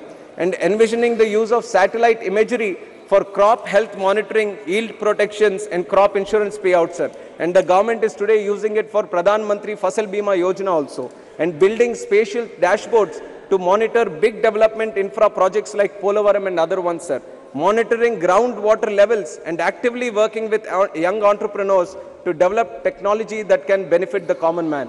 We should also acknowledge the rapid growth in our private sector's involvement in the development of space technologies over the last few years. Young startups like Dhruva Space, Satsure, Digantara, Skyroot Aerospace, Bellatrix, and many others across India have achieved remarkable success over the last few years. I urge the central government to actively engage, assist, and tap into the potential of such organizations to accelerate our country's overall progress in space research and satellite technology. I also applaud the government for launching programs such as Atal Tinkering Labs and legislation such as Anusandhan National Research Foundation Act 2023 that are aimed towards fostering the spirit of learning and scientific temperament in our country, sir.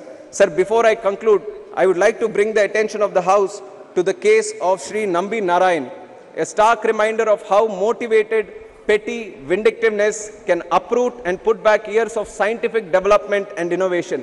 It puts fear in the hearts of people and discourages them from carrying forward the works of their leaders, lest they be termed traitors to the nation themselves.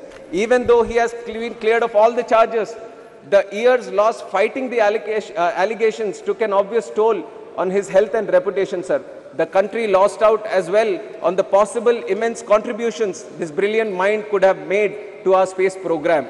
Sir, we live in strange times where the corrupt are putting the honest and sincere in jail, sir. We see a similar chain of events unfold in my state of Andhra Pradesh, where our beloved leader Chandrababu Naidu, who worked relentlessly for 45 years with an unblemished career, have been jailed. Sir, if I am speaking anything unparliamentary, you have the right to expunge it, sir. But I am not speaking anything unparliamentary. Within my limits of being a parliamentarian, I am speaking in this house, sir, who has worked relentlessly for 45 years with an unblemished career, has been jailed on trumped-up charges, which is an obvious case of regime, revenge, litigation.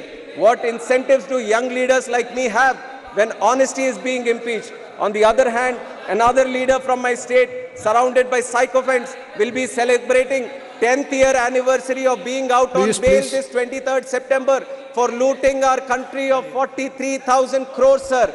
Sir, respected sir, we need to fix our system before it is taken for granted. Sir, 2 lines and I am concluding. Please conclude. Concluding, sir. Sir, many of them who have benefited from CBN's policies and leadership over the years have come out on the streets to show their concern over his arrest. Not only in Andhra Pradesh, but in Hyderabad, Bangalore, Delhi, not only in India, but cities across USA, UK, Australia, and many other countries. There is support pouring in, sir. Through you, I appeal to the members of this august house to raise their voices collectively against the grave injustice and blatant assassination of democracy unfolding in Andhra Pradesh. You please, he is not speaking anything unparliamentary. Please, you can dispute it. You can dispute. Suppose anything, anything unparliamentary, objectionable, it will be looked into. But unnecessarily, you don't create noise because you can very well dispute it after when your turn comes. No. He is comparing Nambi Narayan's case. Let me conclude, sir. Let me conclude. Please, let him complete. Let me conclude. You conclude. Let me conclude, sir. Yeah. Last 4.5 years, I am seeing, sir, the members of parliament from ICP. After his their speech, only you can agenda very well. is You to can stop very well me say. and my members from speaking. There is nothing else. Yes. I'll just conclude. Very last point, sir. As I conclude, I am reminded of Martin Luther King's quote: "Injustice anywhere is a threat to justice everywhere," sir. Thank you. Jai Hind. And save democracy Thank you very in much, Andhra Pradesh. Shri Pratap Sarangi ji. No. You give your name when your turn. No. When your turn comes, you can speak.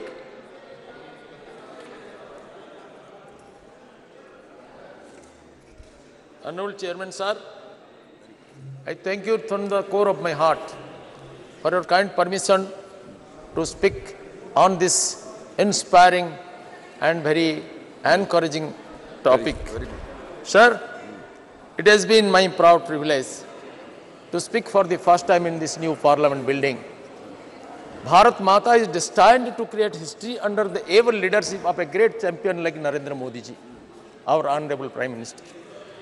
Sir, entire world gazed towards the sky on the momentous occasion of August 23, 2023, when the Indian Space Research Organization, ISRO, stood on the brink of a historic achievement leveraging India's ageless traditional knowledge, rich ancient wisdom, twinned with modern scientific and technological excellence and economic prudence. With the Chandrayaan-3 August mission, touching down on the enigmatic and uncharted south pole of the moon, it's a day of anticipation and wonder, hope and aspiration. While the mission represents the zenith of modern space exploration, it's imperative to revisit the ancient Indian knowledge that has woven a celestial tapestry around the moon for centuries. In Indian rich tapestry of ancient wisdom, the moon known as Chandra, or Chandrama in Sanskrit, holds a profound significance. It has long been a source of inspiration, mystic, and spiritual connection. Ancient Indian astronomers, or the Jyotishis, meticulously observed the moon's phases, cycles, and influence on Earth.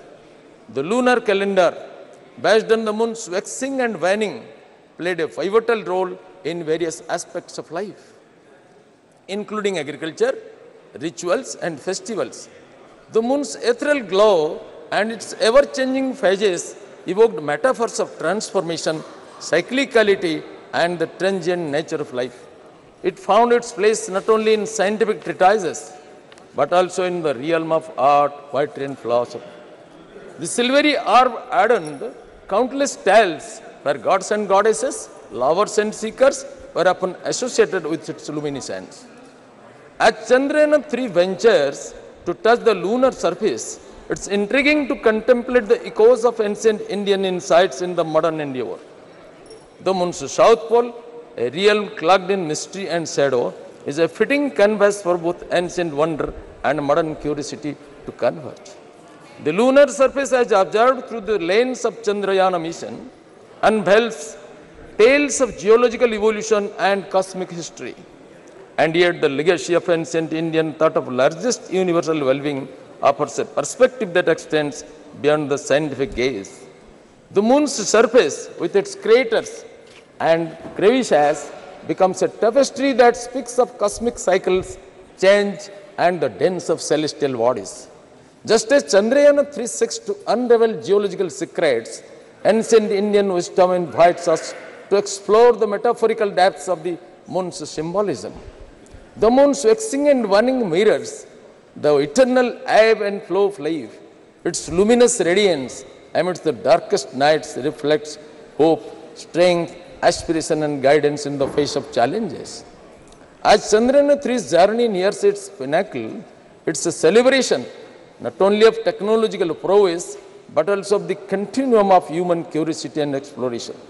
The threads of ancient Indian knowledge are interwoven with the fabric of modern space science, illuminating the moon's significance through time, encouraging insightful, futuristic explorations of the Milky Way for the enduring global good, universal prosperity of humankind, and all species of sustainable economy, ecology, and environment, which is symbolized by the great personality of Honorable Narendra Modi. Ahead of the developed world, it is India's maiden global achievement to soft land Chandrayaan-3 space mission unexploded south pole.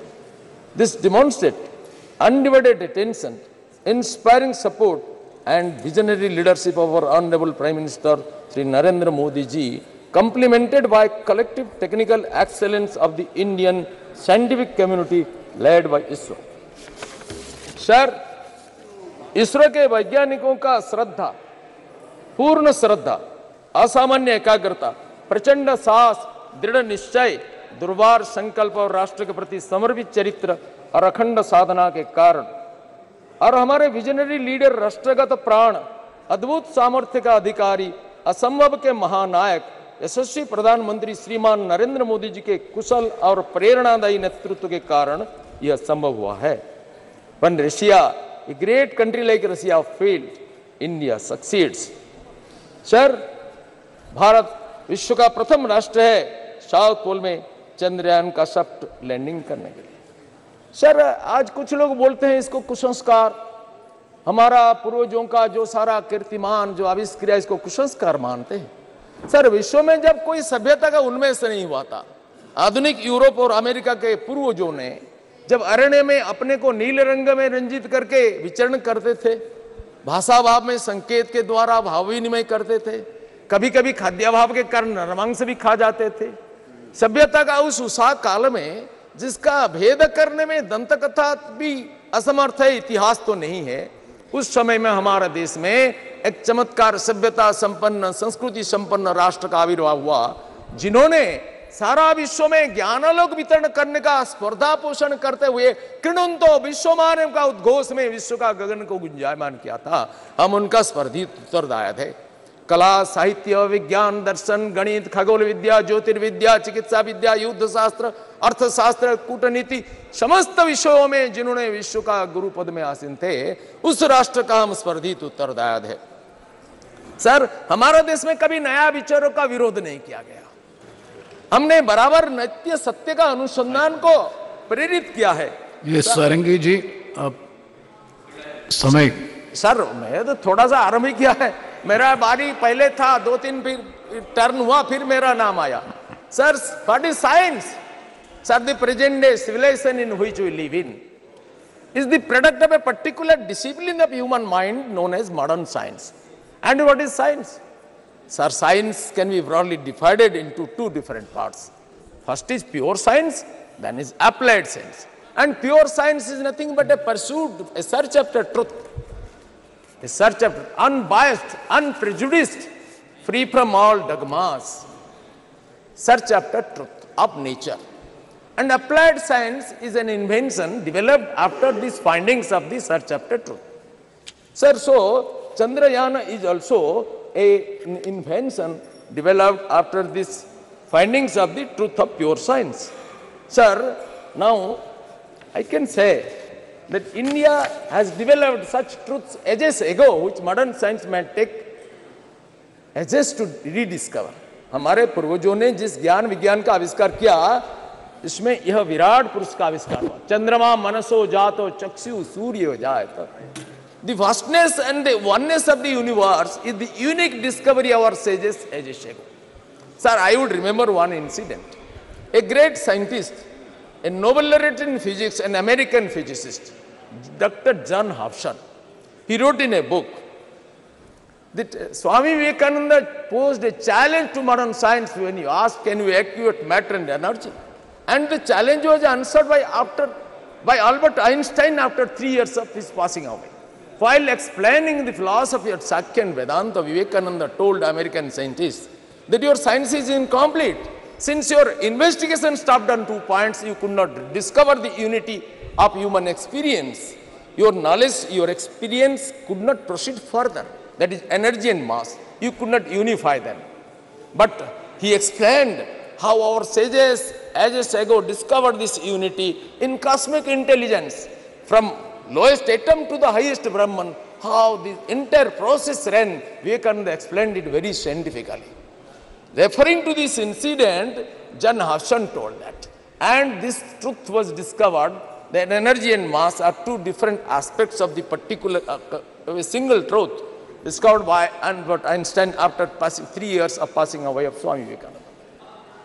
Sir, इन सब विषयों में suppose शून्य का आविष्कार नहीं होता भारत में तो गणित का कितनी असहाय अवस्था होता, रसायन विद्या का, भरत मुनि का नाट्य शास्त्र हो, संगीत शास्त्र हो, कणाद मुनि का अणुशास्त्र हो, चरक और सुश्रुत का चिकित्सा शास्त्र हो, कौटिल्य का अर्थशास्त्र हो, ये सारा ज्ञान विज्ञान का भंडार भारत में है। सर, संपूर्ण भूमंडल में भारत का सम्मान बढ़ा है माननीय नरेंद्र मोदी के कारण। कुछ लोग कहते हैं हम तो वैज्ञानिकों को सम्मान करते हैं, लेकिन मोदी जी को क्यों? प्रताप सारंगी जी, एक मिनट, इट्स वेरी, एक minute, it's very informative, knowledgeable, but time doesn't permit. That is a problem. That concern, kindly conclude. Sir, we fully appreciate, but at the same time, time doesn't, because 24 more speakers, and the minister has to respond. Sir, kindly cooperate with the chair. Yes, yes. Sir, हमारे देश में सम्मान ऐसा बढ़ा है कि हमारे वैज्ञानिकों ने माननीय मोदी जी के प्रेरणा में कोविड वैक्सीन आविष्कार किया और कोविड वैक्सीन को मोदी जी ने सारा विश्व में वितरित किया। कुछ लोग कहते हैं विश्व में क्यों देते हो, हमारे देश में देते हो। सर, इस युग है दुनिया का एक्सपेंशन का युग है। विवेकानंद कहते हैं unselfishness is life, selfishness is death. Helping others is life, not helping others is death. Strength is life, weakness is death. India was weak, nobody respected her. India became strong, America respected her, Australia respected, the world respect. Sir, Chandrayaan mission में हमारी सफलता, ये हमारा विस्तार का, हमारा शक्ति का नमूना है। और माननीय मोदी जी ने घोषणा किया कि ये हमारी ये सफलता सारा विश्व का ज्ञान भंडार को समृद्ध करेगा, न केवल हमारा देश का मोनोपोली का विषय होगा। सर, ट्रस्ट द इटर्नल सनातन धर्म, जिसको आज कुछ लोग विरोध करते हैं, ये अपने को धर्मनिरपेक्ष मानते हैं, बोलते हैं सनातन धर्म को उखाड़ के फेंक दो, ये डेंगू, ये मलेरिया, ये HIV। सर, हम इसको सहन करते हैं क्योंकि हम जानते हैं कि हमारा धर्म सहनशीलता का वैशिष्ट्य हमें देता है। बाकी कुछ धर्मों के बारे में बोलेंगे तो फतवा जारी हो जाएगा, हम ऐसा नहीं करते हैं। हमारा स्वामी विवेकानंद ने घोषणा किया कि I am proud to belong to a nation which has sheltered the persecuted and the refugees of all the nations of and of all the nations around. Sir, we take pity on them. We take pity on their knowledge. Those who say we are separate, we belong to Ravana race. Sir, Ravana was an Arya Santan, son of Vishrava Rishi. He was accepted as the Purohita by Ramachandra in Setu and the Pratishtha. They do not know the history of the nation. The whole nation is one. Bhagavan Vyasadev वेदों का संकलन किया, अष्टादश महापुराण का रचना किया और व्यास सूत्र वेदांत सूत्र का रचना किया, श्रीमद् भागवत का रचना किया, श्रीमद् महाभारत विश्व का सबसे बड़ा महाकाव्य का रचना किया, जिनमें श्रीमद् भगवत गीता को संयोजित किया। सर, भगवान व्यासदेव का माता एक धीवर कन्या, ट्राइबल लेडी, और उनका पिता ब्राह्मण पराशर मुनि। इसलिए वेदों के ऊपर ब्राह्मणों का जितना अधिकार है, वनवासियों का भी उतना अधिकार है। अति प्राचीन काल से वंशगत सम्मिश्रण हुआ है। सर, मैं कहना चाहता हूं, ये जातिगत विद्वेष फैला करके भारत को खंडित करने का जो कोशिश कर रहे हैं, ये हमारा राष्ट्रघातक है। सर, ये अपना ज्ञान का दारिद्र्य के कारण अपना अत्याचार को दूसरों के ऊपर स्थापित करने की जो कोशिश कर रहे हैं, इसको हिंदुस्तान बर्दाश्त नहीं करेगा। काल तक चलेगा, इसको विध्वंस कोई कर नहीं सकता है। और हमारा धर्म ही सारा विश्व को स्वीकार करता है। सारा विश्व का अत्याचारित समुदाय का आश्रय स्थल है सनातन धर्म, यह भारत भूमि। हमारा मार्ग भिन्न हो सकता है, लक्ष्य एक है, साधन भिन्न हो सकता है, साध्य एक, भाषा भिन्न हो सकता है, भाव एक, रचना भिन्न हो सकता है, साहित्य एक, रीति भिन्न हो सकती है, संस्कृति एक। यह हिंदू संस्कृति है, भारतीय संस्कृति, सारा विश्व का हमने समादर किया। Sir, trust the eternal Sanatan Dharma propounded by our sages and gurus guide us to realize, appreciate and acknowledge the harmonious blend of ancient wisdom and modern innovation. Chandrayaan-3's success stands as a testament to humanity's unceasing quest to reach the unreached, uncover the uncovered, the unknown, bridging the realm of old and new, ancient and modern, and embracing the moon's wisdom that has inspired generations both past and present. सारा देश, सारा विश्व इसके लिए गर्वित होता है। कुछ लोग इधर गर्व नहीं कर सकते हैं। सर, इनको कुछ बीमारी हुआ है, जो भारत का गौरव में गर्व अनुभव नहीं करते हैं, जो कहते हैं we have conceived the idea of this new parliament building, but they could not do. They have conceived the idea of women reservation bill, that they could not do. They could not make delivery. They conceived the idea, it passed away. We conceived, we furnished, and we delivered. So that is the credit of Manyava Narendra Modi ji. With this I conclude. Sri Dean Kurias Kosh ji.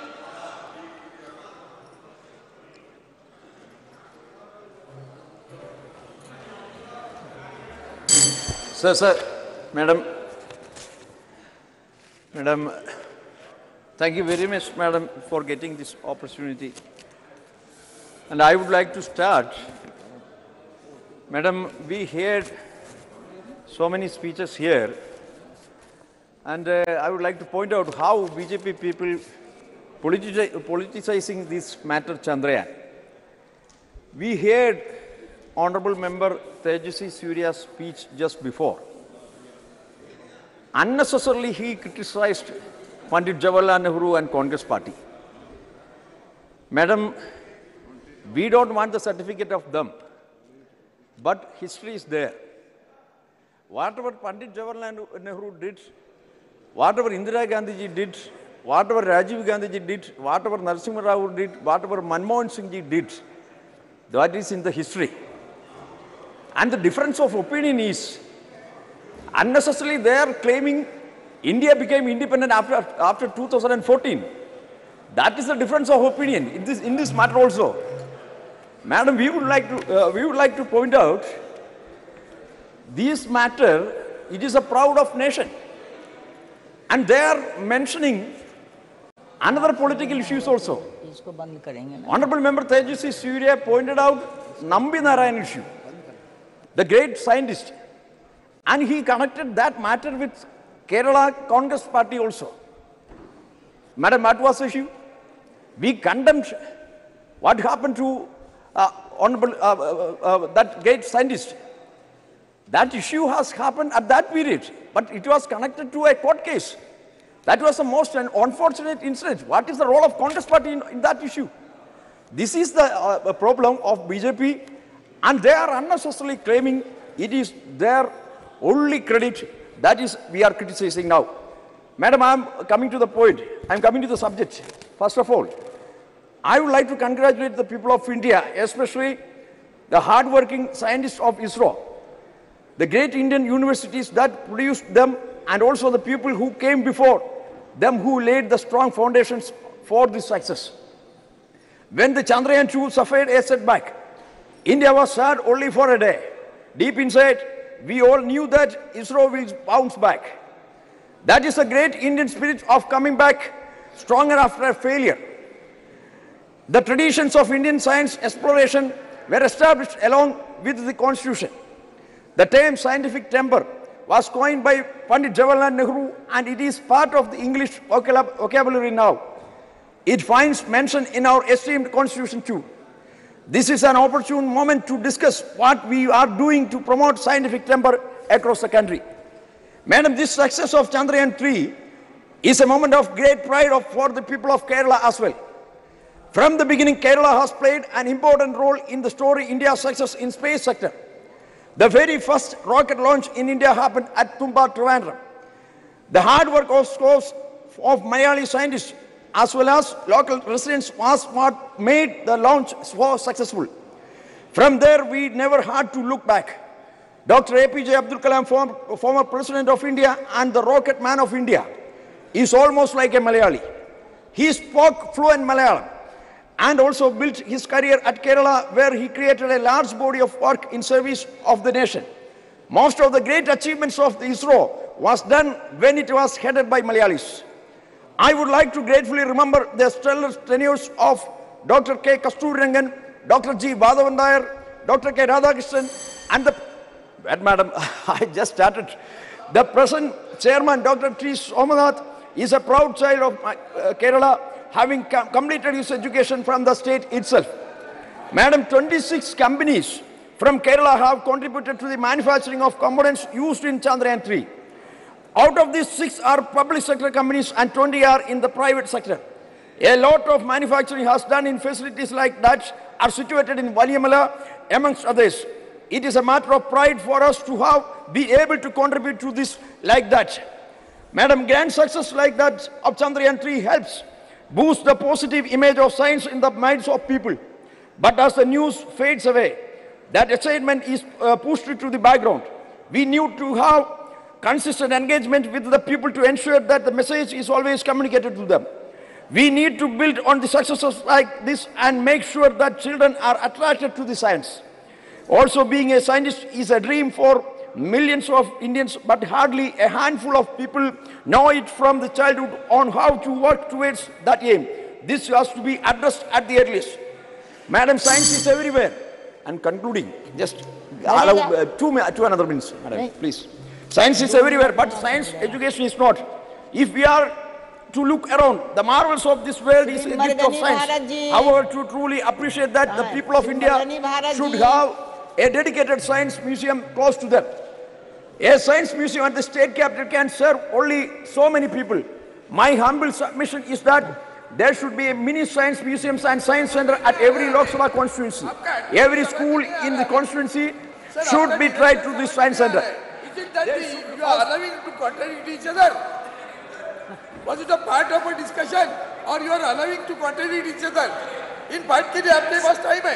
हमने पूछा तो 4 बजे का समय दिया था. अब कितने बजे? चुप कर बैठे हैं, इसका मतलब युवा है क्या? मार्शल चलाता है या चेयर चलाते है? ये भी तो एक बार मालूम करना चाहिए. इसके बाद आपका है, जस्ट इसके बाद आपका है, घबराई नहीं, बैठिए. इसके बाद आपका है. शांत रहिए, शांत रहिए. इसके बाद बात कीजिए ना. बैठिए, बोलिए जी. मरगनी भारत जी बोलिए. Ma'am, we are the 4th largest party. We have ample time, more than 10 minutes. Kindly may permit me. Please. Ma'am, at the outset, I thank the chair for permitting me to speak in this important discussion on the success of Chandrayaan-3. Ma'am, today I stand here to acknowledge the remarkable achievements of Indian Space Research Organization. Ma'am, as we look at the stars, everyone must be filled with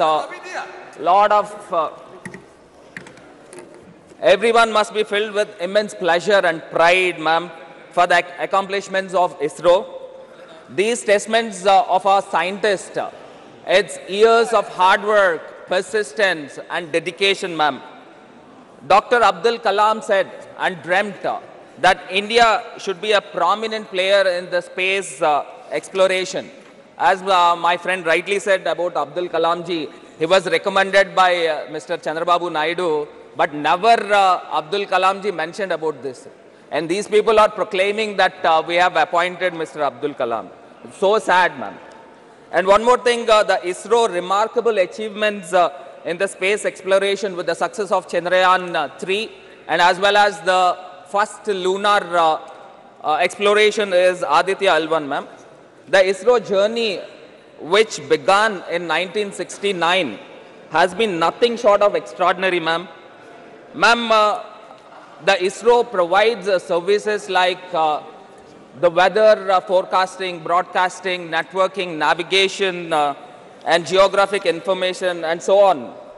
But the Chandrayaan-3 soft landing on the moon, on the lunar surface, solidifies the India's dominance in the space sector, ma'am.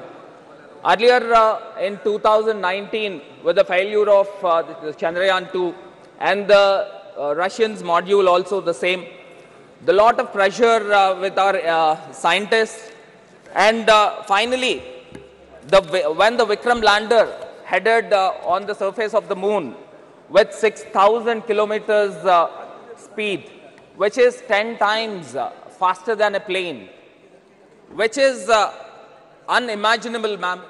To land in that speed on the earth is unimaginable. But our scientists had made really and hard work and also the complicated maneuver to land on the surface of the moon. And when the countdown was going on, it was really nerve-wracking, ma'am. From each minute, when it is dropping down to the surface of the moon, be it 50 kilometers, 40 kilometers, every minute it is coming down. And finally, to landed on the moon, when the chairman of the ISRO, Mr. Somnath, has announced India is on the moon. So every people in the country, and rather all the people in the world waited for this particular spectacular situation has happened, which is landed on the moon, ma'am. And as we speak, ma'am, the India's rover drove down on the moon, on the south pole of the moon, and perhaps no other country in the world has landed on the south pole. And today our scientists really made a great, no one have ever expected, the whole world never expected this kind of situation with the Indian scientists will happen, and the Indian scientists have made.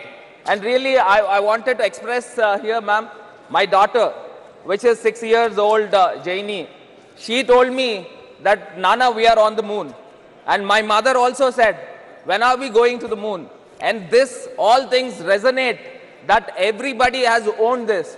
All the people on this, all our country people have owned this, ma'am. And really, I appreciate and wholeheartedly appreciate the team ISRO and also the Honorable Prime Minister for this great thing happened, ma'am. The total spending of Chandrayaan-3 is about $75 million, which is lesser than the Boeing 777, and also even lesser than the bigger Hollywood films also, ma'am. And also, I would like to mention here, ma'am, the Vikram lander and also Pragya, the rover, will be heading soon under the dynamic and able leadership of the Honorable Prime. Ma'am, 10 minutes I've asked. We are having time, enough time, ma'am. Ma'am, with these words, from the words of Dr. Vikram Sarabhai, the visionary founder of ISRO, ma'am, and I quote, "The space is not just a destination, but a frontier of endless possibilities," ma'am. Let's not forget the historic moment when the Prime Minister announced the landing site, the Chandrayaan-3, would be named Shiv Shakti, ma'am. The name Shiv Shakti signifies our deep-rooted cultural reverences, and also the recent, the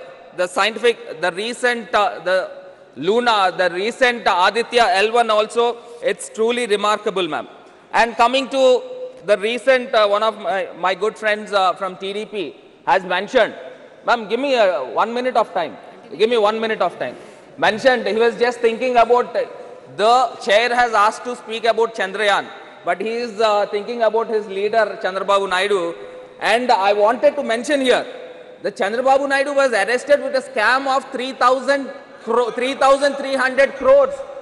3,300 crores, where the Siemens has confessed.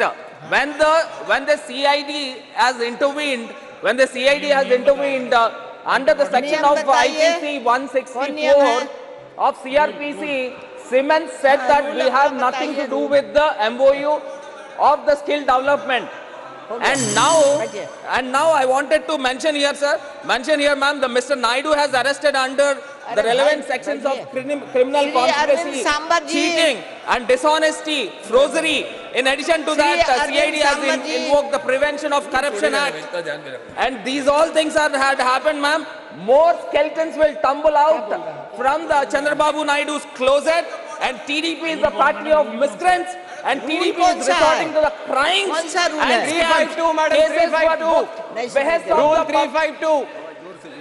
Ma'am, Rule 352, a member while speaking shall not refer to any matter of fact on which a judicial decision is pending. He is talking about a case which is pending in the court, madam.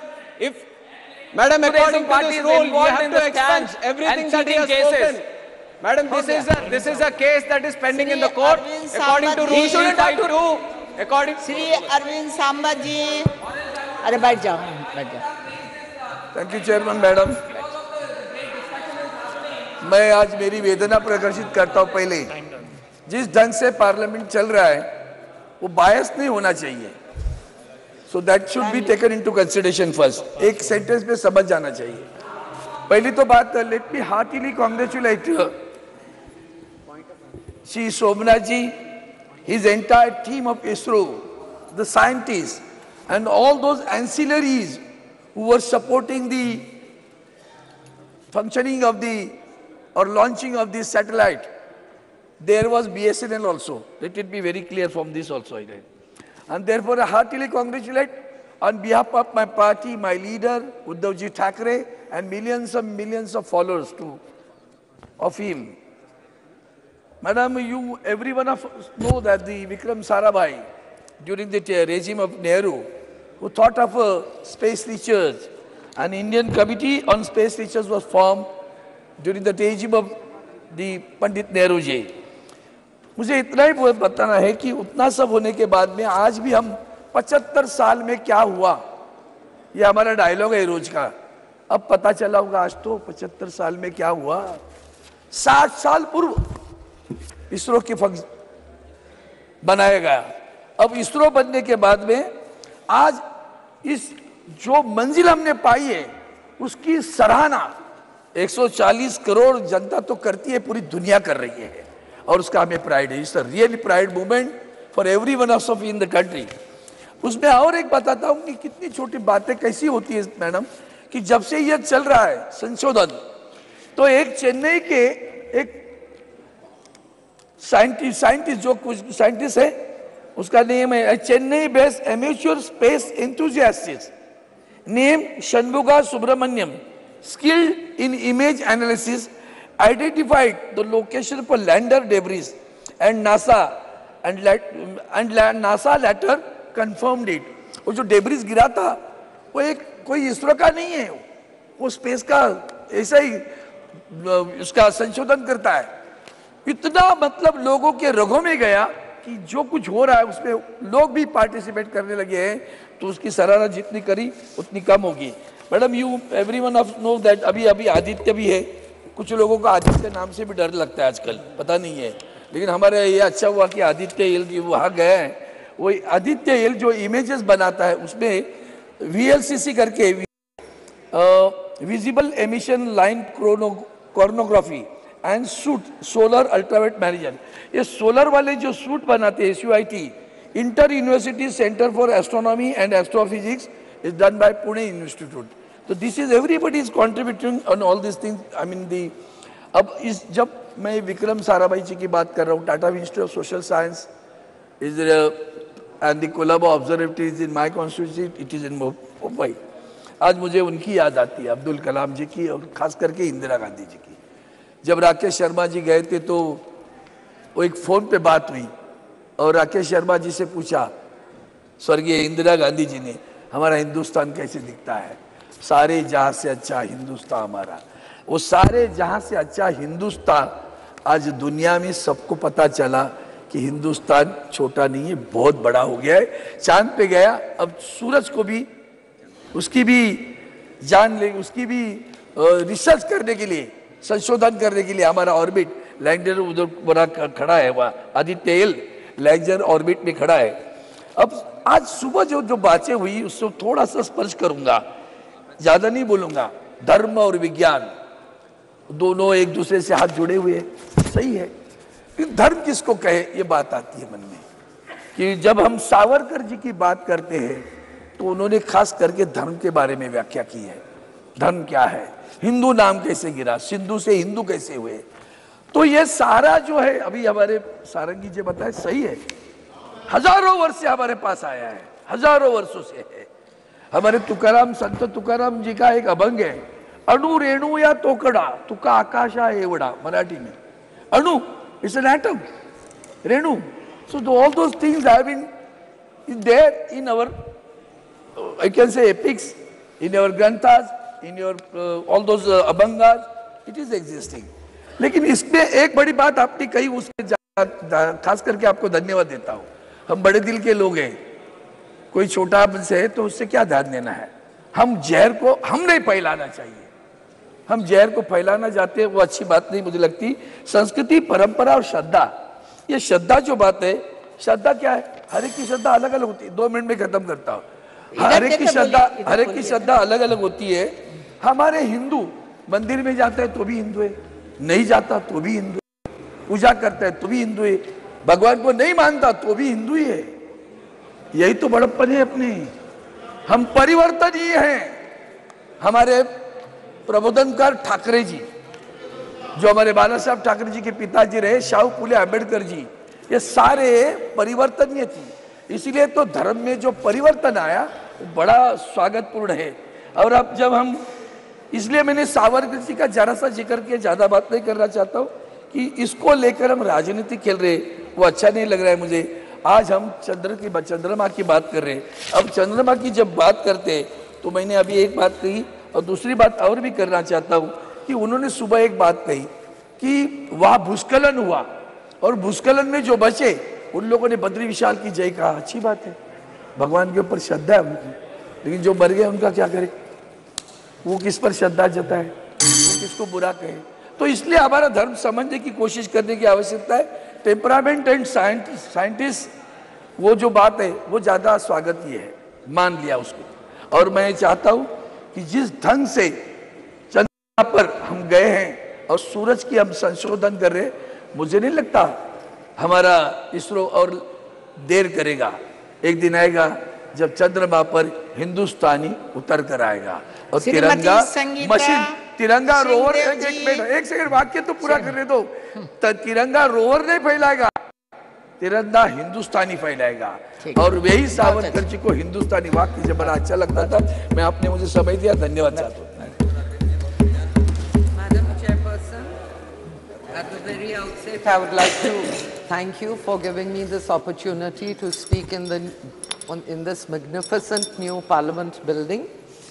Madam, today I stand before you to celebrate our country's historic achievement in the field of space exploration and with the success of Chandrayaan-3's soft landing in the yet unexplored South Pole terrain of the moon, thereby making us the first country in the world to do so and the 4th country in the world to reach the moon. Close on the heels of the Chandrayaan success was the historic launch of Aditya L1. Both these missions have showcased our indigenous technological prowess and made every citizen of the country proud indeed. However, in the spirit of Vasudhaiva Kutumbakam, we cannot alone take this glory and we have to share it with the rest of the world. This achievement is a testament to our Honorable Prime Minister's dedication, perseverance, ingenuity, commitment to advancing scientific knowledge and space technology, his exemplary proclivity for taking bold decisions, and last but not the least, to the diligence and unwavering spirit of the scientists and engineers of ISRO. The Indian space research and its ecosystem have been in an upbeat mood since the Honorable Prime Minister announced space sector reforms with enhanced participation of private players in the Indian in the Indian space program and also approved the Indian space policy in 2022. The success of the Chandrayaan-3 has been the logical extension of a series of key missions undertaken by ISRO in the last decade and will be followed by many more ambitious projects, to name one, Gaganyaan, in the future under the visionary leadership of Honorable Prime Minister. In 2017, PSLV C-37 created a world record by successfully placing 104 satellites in orbit in a single launch. The new Space India Limited, NSIL, launched in 2019, has presently signed 19 technology transfer agreements and successfully transferred 8 ISRO-developed technologies to the Indian industry. In 2022, Vikram S Prarambh mission, a suborbital launch vehicle, was launched successfully and became the first privately built rocket launched in India. ISRO in the last 9 years has launched 52 launch vehicles and 57 spacecraft missions. Chandrayaan-3's success has established our country as part of an exclusive club alongside the US, Russia and China, and has enhanced our global reputation as a serious player in the field of space exploration and R&D. It will also have a domino effect, leading to international collaborations, joint global space initiatives, knowledge exchange, and fostering closer ties with other nations, leading to further advancements in space technology. Madam, currently India contributes around 2 to 3% to the global space economy, which is expected to increase to 8 to 10% in the next decade. Our astute Honorable Prime Minister recognized the benefits of space technology and has expanded its usage to 60 line ministries for improved governance. Even during the COVID outbreak, the navigation and geospatial technologies were used efficiently to coordinate relief deployment. India has joined 5 nations capable of adopting navigation satellite system capacity. The Indian Regional Navigation Satellite System, launched by Honorable Prime Minister in 2015, has helped save the lives of fishermen amid extreme weather conditions. India already has more than 140 startups, and the successful lunar mission will provide a huge boost to them.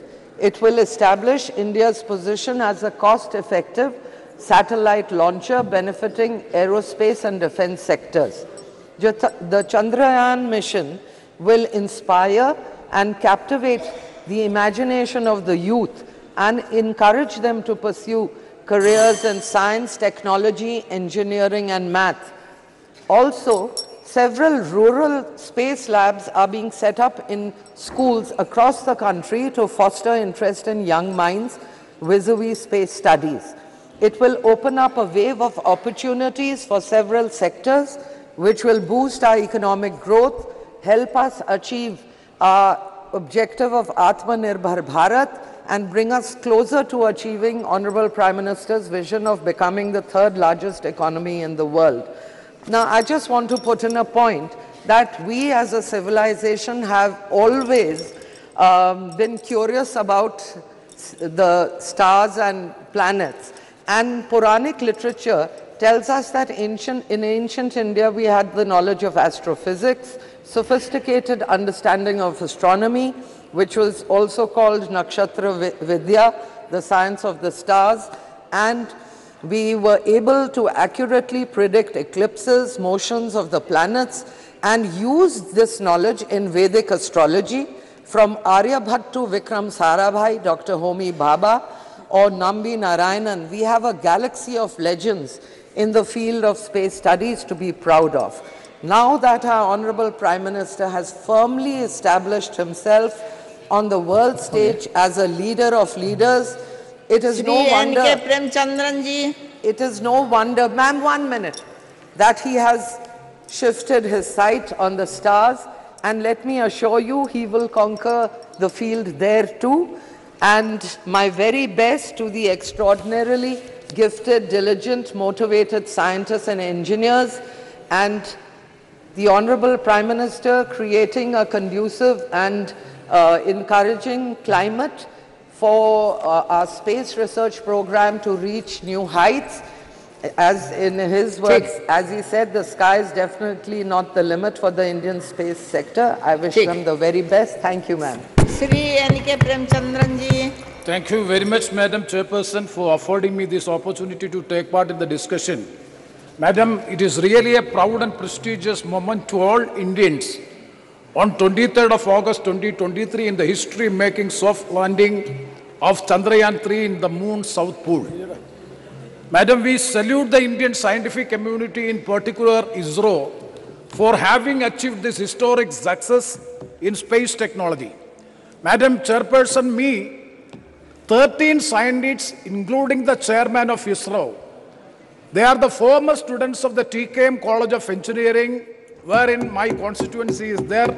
13 scientists who are part of the mission, including the chairman, Mr. S. Somnath. He is from the TKM College of Engineering, a well-reputed, prestigious college in the state of Kerala in my constituency.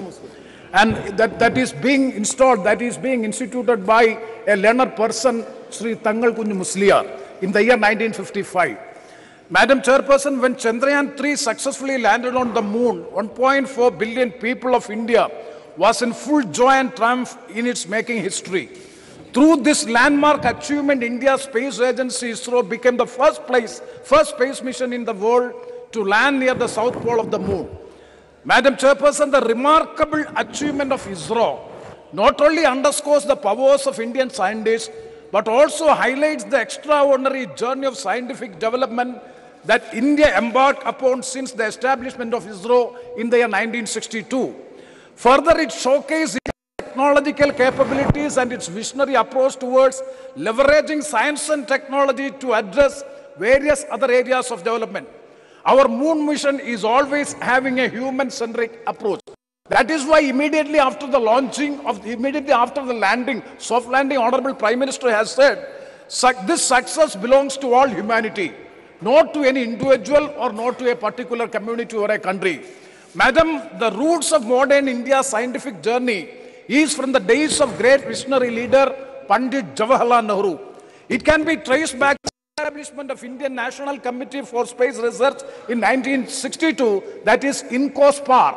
That was INCOSPAR. INCOSPAR is subsequently renamed as ISRO in the year 1969. ISRO steadily evolved from its modest beginning, achieving a series of milestones that illuminated the nature's scientific landscape. Madam, on October 22nd, 2008, India's first lunar probe was launched by ISRO. It carried 11 scientific instruments to study the moon's surface, mineral composition, and the presence of water molecule. The result was the discovery of water molecules on the lunar surface, indicating the possibility of water ice in polar regions. Further, it identified the presence of magnesium, aluminum, silicon, iron, and titanium on the moon. And Chandrayaan-2, I am not going to the details. Madam, coming to Chandrayaan-3, a testament to ISRO's dedication to exploring new frontiers. The lunar lander Vikram consists of 3 parts: lander, rover, and the propulsion module, which provide the spacecraft to traverse 384,400 kilometers wide between the moon and the earth. Thereby, India has become the 4th nation to achieve this after US, Russia, and China.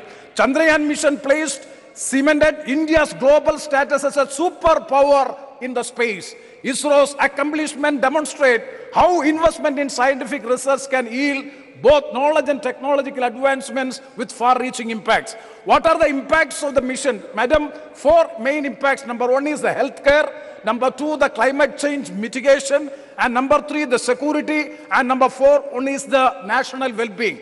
So, Madam, the fusion of science and technology has catalyzed the transformative revolution of the healthcare, like telemedicine, and bringing the service of the expert healthcare professionals even to the remotest part of our country.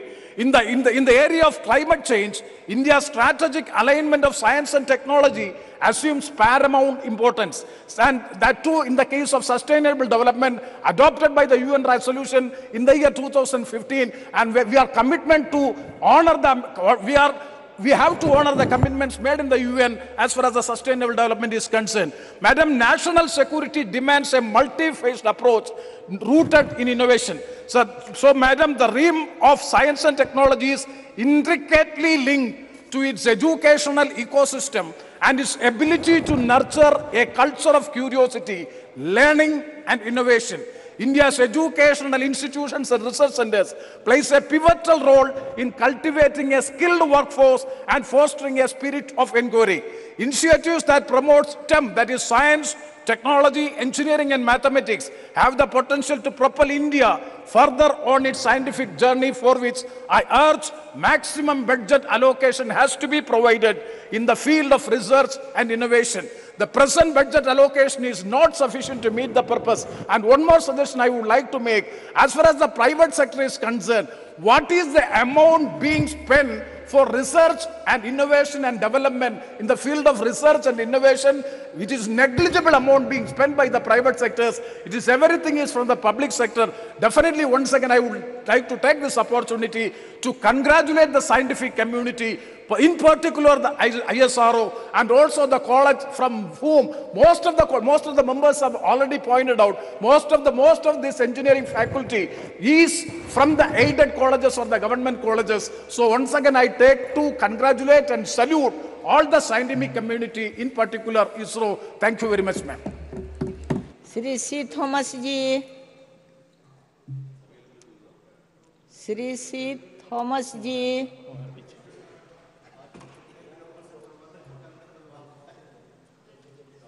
उतना पीछे आ गया कि बैठ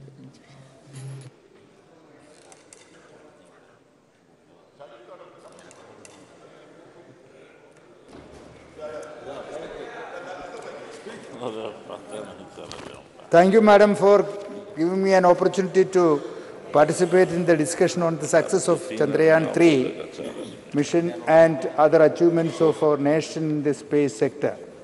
As a representative of Quota parliamentary constituency and a member of the Kerala Congress EM, I congratulate the scientists of Indian Space Research Organization and other crew members who contributed to success the Chandrayaan-3 mission.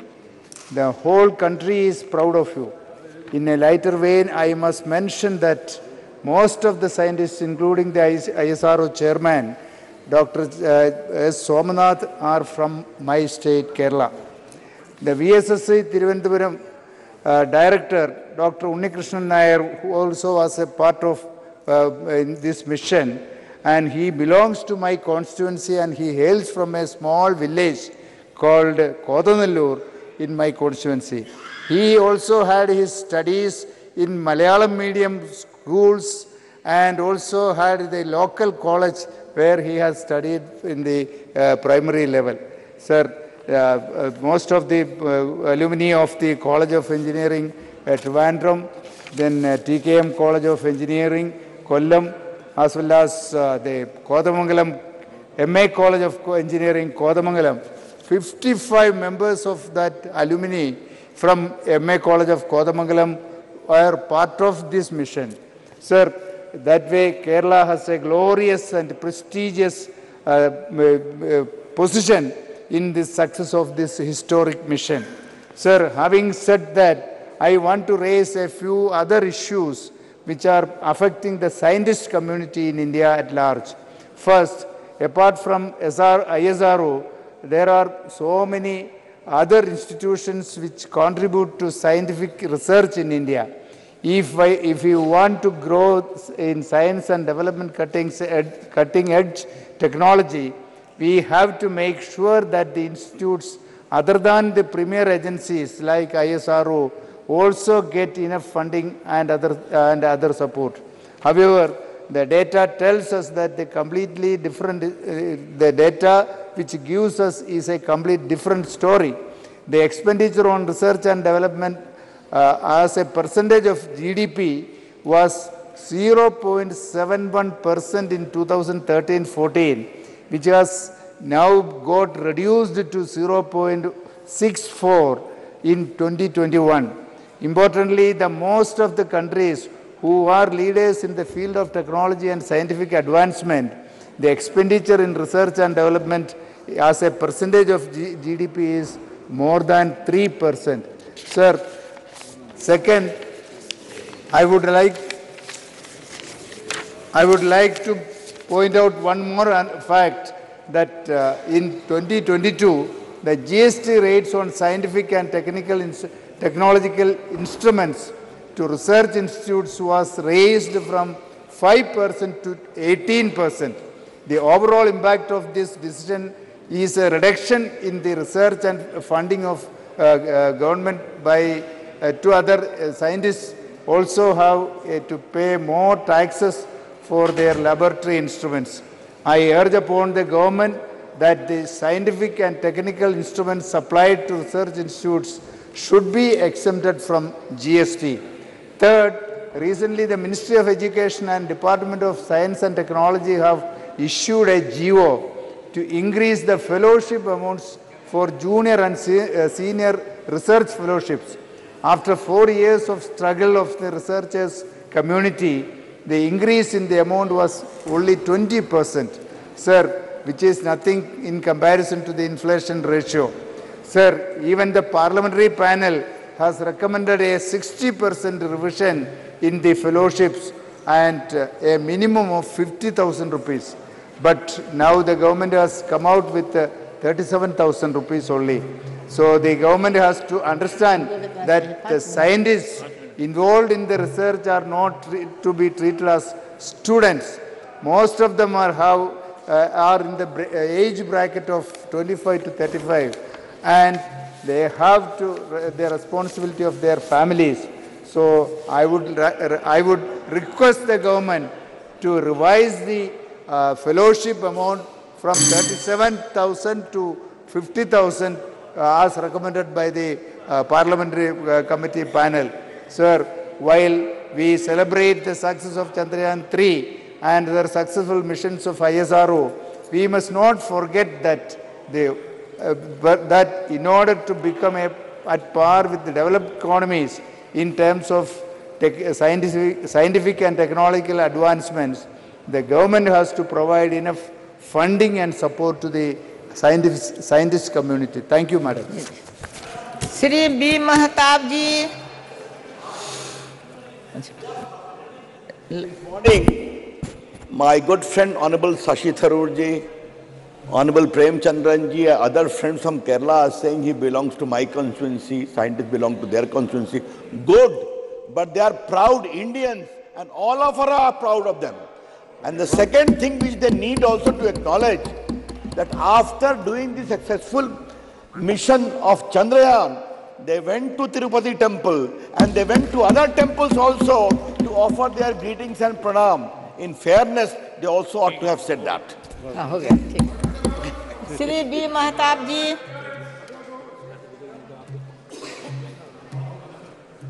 Exploration of space has been one of the most challenging and fascinating ventures of humankind and continues to capture the imagination of generations. Over the ages, several spacefaring nations have undertaken numerous missions to explore the solar system, their natural moons, various minor planets, asteroids, comets, and even interplanetary voyages.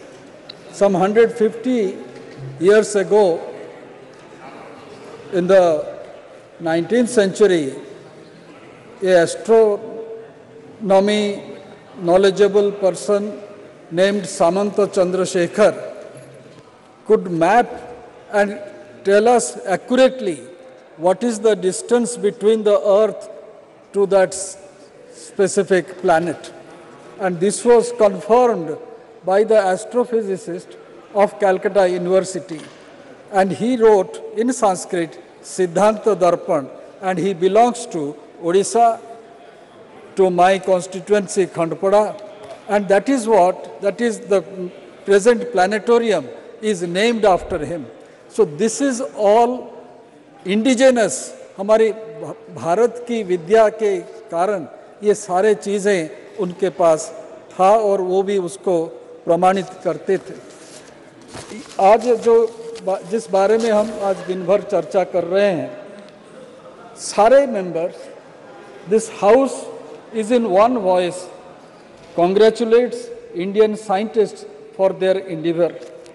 That what we achieved on 23rd August 2023 is a very rare feat which was done by moon warriors. I'll just give two instances, madam. 84-year-old Palanival Vera Muthival, who studied in the Vilupuram Railway School before completing engineering degree from Chennai College and M.Tech from an institute in Tiruchirappalli. He shifted to ISRO in 2014 as project director for Chandrayaan-3. For the past 4 years, on the slender shoulders lay the enormous weight meeting the nation's space expectation. This house salutes him and hundreds of Indian space scientists and engineers who have worked tirelessly to make the moon mission a success. Just remember 4 years ago, on September 6th, 2019, he and hundreds of other scientists had to watch the Chandrayaan-2 lander spin out of control 800 meters above the lunar surface and then lose all telemetry contact with the mission control as it crashed on the moon surface. It would fall on them. On the then ISRO chairman, Mr. P. Sivan, to break the gloomy news to Prime Minister Narendra Modi, who was in the visitors gallery to watch the landing and who had to console Sivan on his shoulders. S. Somnath, Dr. S. Somnath, then the director of Thiruvananthapuram-based Vikram Sarabhai Space Center, was there. And I had the good fortune of interacting with both Mr. Sivan, who was then the ISRO chairman, and also with Dr. Somnath, who was the director of the Vikram Sarabhai Institute at Thiruvananthapuram. When a parliamentary committee, I was a member of that, we visited that institute and we could understand the difficulty in which they have been making a progress. 4 years later, this tall, fit and unflappable Somnath would once again find sitting in front of the console of Mach 2 as ISRO chairman as the countdown began. Failure is the pillar of success. Our scientists learned from failure. PM Modi encouraged them, and that is why during these 4 years the success has been achieved. The leadership quality of our Prime Minister definitely enthused our scientists to a very great extent. Otherwise, it would not have been successful. They took no chances. ISRO chairman Dr. S. Somnath says, failure gives you much more understanding than success. Having reached the moon, ISRO is now trying to find its place under the sun. Now Aditya L1 spacecraft is in its long journey. In all these missions, ISRO is focusing on doing what it does best, that is technological innovation in a cost-effective manner. When we compare the expenditure that is being made by European Union or by United States, NASA, or even by China, our investment, our expenditure is comparatively much, much less. The process of synergy is happening, and in just 3 years, we have more than 150 private startups in the space sector. It is not only the government which is investing, it is private investment which is very important. If India's space sector has to expand rapidly, it cannot depend on government funding only. India is emerging in the new global order, and in that respect, I believe today, when the Parliament is deliberating on this great mission of our Indian scientists, we should not forget. We should not forget that we also are having adequate support and interaction with the NASA scientists and also the scientists of other scientific societies, and the world looks up to Chandrayaan-3 with great anticipation, expectations and hope, and at the same time waits for it to uncover many more new features and mysteries of the moon and the universe. Thank you, ma'am. Shri Soumitra Khan ji.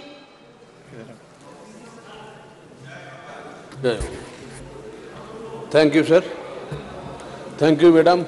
Give me opportunity for speaking the ISRO and Chandra Vision. मैं पहले मेरे प्रधानमंत्री जी को धन्यवाद देंगे जो उसी का समय में ये समय जो समय है सही समय है, और उसके साथ पूरे इसरो का जो साइंटिस्ट है सबको धन्यवाद, क्योंकि एक जब जन्म के बाद हमारा बंगाल में कहावत है आय चाना मामा टीप दिए जा, तो आज जो बचपन में सुना था वो आज हमारा भारत चाना मामा का जाके चंद्रा विजन हो गए, सक्सेसफुल हो गया। आज हमारा जो सपना था, हमारा जो इच्छा था, आज पूर्ण हुआ। तो मैं बहुत सारे बात सुनेंगे लेकिन हमारा टाइम नहीं है, तो पहले एक होता है जो इंस्पायर, हमारे जो प्रधानमंत्री जी का सबसे बड़ी बात है जो आगे बढ़ो, कुछ करो, और वही सफलता है आज चंद्रा विजन का। आज हमारा 142% ज्यादा 2013-2014 में जितना सारे एक्सपेंसेस होते थे, जो बजट था इसरो का, वो हमारा बजट है आज 12,000 करोड़ के आसपास। तो हमारा यही सक्सेस है, जो 5,615 करोड़ खर्च था वो आज 12,543 करोड़ 10 साल में हुआ है। उधर हमारे बहन बोल रहा था ऊपर जो काम कर दिया, वो बात नहीं है। ये मोदी जी का समय में सबका विरोध है। ये इतने अच्छे संसद में हम लोग बैठे हैं, जब भिस्ता वो हो रहा था बोल रहे इस नहीं चलेगा, ये नहीं करना चाहिए, जब आज बैठा है बोल रहे अच्छा है। जब सेकंड चंद्रा विजन हमारा फेलियर हो गया, उस टाइम विरोधी पक्ष बोल रहे थे वो कुछ नहीं होने वाला है। हमारा एक पश्चिम बंगाल का एक चीफ मिनिस्टर भी खड़े होने तैयार था, उधर फेलियर होगा, वो बोलेगा प्रधानमंत्री से कुछ नहीं होगा। लेकिन देखिए पूरा भारत चाहते थे ये सक्सेस, आज वो सक्सेस हम लोग को मिला है। हमारा पहले जब डिजिटल इंडिया हुआ था, जब जैसे पेटीएम डिजिटल कैसे होगा, मैं बहुत सीनियर लीडर से सुना हूं, बोले कैसे होगा, एक सब्जी वाले कैसे आपका पेमेंट लेगा डिजिटल में, तो आज सब्जी वाले पेमेंट ले रहा है डिजिटल में। यही है आधुनिक भारत, जो हमारा स्वामी जी बोलते थे, जो आधुनिक भारत श्रेष्ठ भारत, यही समय है जो श्रेष्ठ समय है। जब प्रधानमंत्री जी का अमल में आज 23 अगस्त साउथ पोल में जो इतिहास रचना रची है, जो भारत का विश्व मित्र, भारत का विश्व गुरु मोदी जी का नेतृत्व में जो G20 में सक्सेस हुआ। अब पहले बोल रहा था कैसे करेंगे, कहां हॉल है, 125 कंट्री का कौन कहां पे बैठेगा।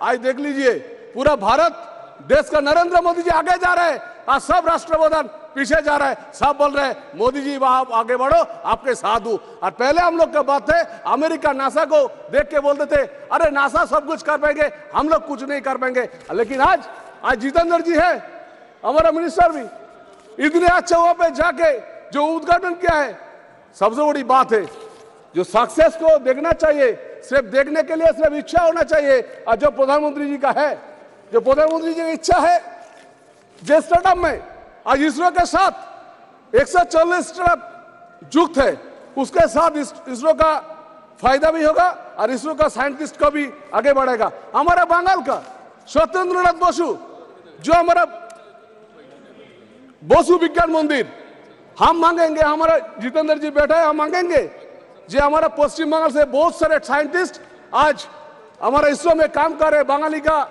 हमारा इज्जत बढ़ रहा है, क्योंकि बंगाली हम लोग बंगाल से आते हैं। हमारे बंगाल का जितने सारे इंस्टीट्यूशन है, जादवपुर बोलिए, खड़गपुर IIT बोलिए, दुर्गापुर NIT बोलिए, मेरा पत्ता सर का भी एक साइंटिस्ट भी है उधर जो काम कर रहे हैं, उधर अच्छे काम कर रहे हैं। मैं ही बोलेंगे जो आज एक सिनेमा हॉलीवुड बॉलीवुड में बनती है तो 500 करोड़ 600 करोड़ 1000 करोड़ रुपए खर्च होते हैं। और बंगाली आज हमारा पूरा इसरो का साइंटिस्ट को मैं सलाम करता हूं। मैं आज उसको बहुत अच्छा धन्यवाद देना चाहता हूं, जो आज सिर्फ 600 करोड़ में आज प्रणाम करता हूं, जो 600 करोड़ में जो आज को इतने आगे बढ़े और भी आगे बढ़ेंगे। सबसे बड़ी बात है, एक गीता में एक बोलेंगे जो महाभारत में सब कुछ है, जा नहीं भारत है ता अच्छे सभी महाभारत है। आज हमारा गीता आज पूरा विश्व को दिखा रहा है कि कैसे उसको देख के हम लोग आगे बढ़े। हम लोग भारत को भारत माते बोलते हैं, हम लोग आगे बढ़ेंगे। ये प्रधानमंत्री जी का नेतृत्व में इसरो तो आगे बढ़ेंगे, पूरा देश आगे बढ़ेंगे। हम लोग मेक इन इंडिया हुआ, हम लोग आत्मनिर्भर भारत हुआ, हम लोग आगे बढ़ेंगे, आगे रहेंगे। मोदी का नेतृत्व में और भी आगे बढ़ेंगे। धन्यवाद। श्री रविंद्रनाथ कुमार जी, किधर है रविंद्रनाथ कुमार? ओ अच्छा अच्छा, आप ये बता दीजिए। Chairperson, madam. Madam, at this historical era, when our nation has completed the 75th year of its independence, our nation have made several successful landings under our honorable leader, Prime Minister, Sri Narendra Modi ji. Madam, we have successfully landed into the magnificent new parliament building, which will be privy to several landmarks decisions in its journey. And the successful presidency of G20 under our Honorable Prime Minister ensured the successful landing of the several most powerful world nations into our country. The G20 New Delhi Summit evidenced our nation's collective power and showcased our diversity and prosperity to the rest of the world. History was set when the lander model of Chandrayaan-3 set foot on the moon. India became the first nation to reach the unexplored south pole of the moon in the world, and it doesn't matter who lands second, and the whole world congratulated our Honorable Prime Minister when Bharat earned a place in record books. Our Honorable Prime Minister, Sri Narendra Modi ji, leaves a legacy not only to our nation, but to the many several world nations which aspire to become space power. I wish to take this opportunity to congratulate the ISRO chairperson, S. Somnath, project director, Veera Muthuvel, deputy director, Kalpana Halahasti, VSSC director, S. Unnikrishnan Nair, and Sankaran Srikant, the former chairman of ISRO, and Sivan, and the entire team of heroes behind the historical mission, ma'am. Ma'am, apart from contributing with the expert project management team from Chandrayaan-3 mission, I am delighted to say that from Tamil Nadu, in the district of Namakkal, has contributed to the mission with the supply of soil for testing the Chandrayaan mission capacity. And finally, I finish in 1 minute, ma'am. I am equally proud that Tamil Nadu is home to many top scientists of the world, notably Sir C.V. Raman, astrophysicist Radhakrishnan, S. Chandrasekhar, who later on called as mathematician Sri Srinivasa Ramanujan, and notably our former president Bharat Ratna APJ Abdul Kalam, who was also the project director of India's first SLV rocket. And finally, I conclude with the vision, our vision of our Honorable Prime Minister shall help in expanding our space sector, further contributing to the overall progress of the country. I hope that our country will leave an even more prominent mark on the history of space travel and India's human space missions in the coming years. Ma'am, after achieving its target at present, the Chandrayaan lander is in sleeping mode. I wish this week, anytime again, it will come to backup mode. With this, I conclude, ma'am. Thank you. माननीय सदस्यगण, अभी मेरे पास वक्ताओं की लंबी सूची है। यदि सभा की सहमति हो तो सभा की कार्रवाई 8 बजे तक बढ़ा दी जाए। ठीक है। श्री बदरुद्दीन अजमल जी। मैडम, मैं आपका बहुत बहुत आभारी हूं कि आपने इस बिल के ऊपर मुझे बोलने का मौका दिया। मैं सबसे पहले इस मुल्क के वज़ीर आज़म श्री नरेंद्र भाई मोदी जी को मुबारकबाद देना चाहता हूं। इसरो के तमाम उन साइंटिस्टों को और छोटे छोटे वर्करों को जिन लोगों ने इस मामले में इतने सालों से मेहनत की और रिसर्च करके इस मौके पे हमको पहुंचाया कि हम लोग चंद्रयान 3 के ऊपर पहुंच पाए। ये हमारे मुल्क के लिए बहुत बड़े सौभाग्य की बात है। इसको नेहरू जी ने शुरू किया, इंदिरा गांधी जी ने आगे बढ़ाया, राजीव जी ने आगे बढ़ाया और हमारे प्रधानमंत्री जी नरेंद्र मोदी जी ने अब इसको पूरा किया। मैं उसको दिल की गहराई से उनको मैं मुबारकबाद देना चाहता हूँ। अगर उन जैसे प्रधानमंत्री नहीं होते तो शायद यहाँ तक लोगों को, साइंटिस्टों को इसका मौका नहीं मिलता। मैं आसाम से आता हूँ सर, मैडम, और वहाँ के हमारे 2 बच्चे जो इसरो में हैं, एक है नाजनीन यास्मीन, एक है डॉक्टर बहारुल इस्लाम। ये चंद्रयान 3 के मिशन में काम करते हैं। मैं इसलिए उन लोगों को मुबारकबाद देता हूँ और साउथ इंडिया के उन तमाम साइंटिस्टों को जो इसरो के साथ जुड़े हुए हैं, वो पूरे साउथ इंडिया के ज़्यादा से ज़्यादा लोग हैं। मैं उन सब साइंटिस्टों को मुबारकबाद देना चाहता हूँ कि आगे बढ़ो और आगे बढ़ो और आगे बढ़ो, मुल्क को ऊंचाई के ऊपर ले जाओ। हम तुमको सलाम करते हैं। मैडम, इसी के साथ मैं अपने मुल्क की, जब हम चांद पे जा रहे हैं तो हमें नीचे भी देखने की ज़रूरत है। जिस ज़मीन से हम जाते हैं मैडम, आज भी हमारा मुल्क पूरे दुनिया के एक बहुत बड़े नंबर पे पहुंच चुका है, लेकिन हमारे मुल्क में आज भी लाखों लोग गरीब सोते हैं, भूखे सोते हैं। मैडम, बच्चे पढ़ने के लिए उनके स्कूल नहीं है। लाखों बच्चे ड्रॉप आउट हो जाते हैं, उनके पास स्कूल नहीं है, स्कूल है तो उनके पास पढ़ने के लिए पैसा नहीं है। मैडम, इस तरफ भी ध्यान देने की ज़रूरत है कि उन बच्चों को, उन माओं को कैसे हम रोटी पहुंचाएं, कैसे उन भूखों को खाना पिलाएं। हम चांद पे ज़रूर जाएं। इसलिए दूसरी तरफ मैडम, मैं आसाम से आता हूं। मेरा आसाम, मैंने कल भी कहा, फ्लड और इरोशन से जूझ रहा है। मेरा क्षेत्र धुबड़ी, वहाँ फकीरगंज है मैडम, और बोरपेटा है, वहाँ पूरा इलाका का इलाका टूट रहा है। लाखों बीघे ज़मीनें चली जा रही है, हज़ारों लोगों के घर बह जा रहे हैं, बच्चे बेघर हो रहे हैं, उनके रहने की कोई जगह नहीं है। मैडम, चांद, जब आप आसाम से, मैं प्रधानमंत्री जी से आपके माध्यम से गुजारिश करूंगा कि आप चांद पे जाएं और लोगों को भेजें। मुबारक हो, लेकिन इन गरीबों की तरफ, पूरे मुल्क में जो गरीब है उनकी तरफ ध्यान दें। बहुत बहुत शुक्रिया। निवाल जी, आपके लिए सभापति महोदय, सदन में आज चंद्रयान मिशन की सफलता और अंतरिक्ष क्षेत्र में हमारे राष्ट्र की अन्य उपलब्धियों के बारे में चर्चा हो रही है। सबसे पहले मैं आपको धन्यवाद दूंगा कि आपने मुझे बोलने का अवसर दिया।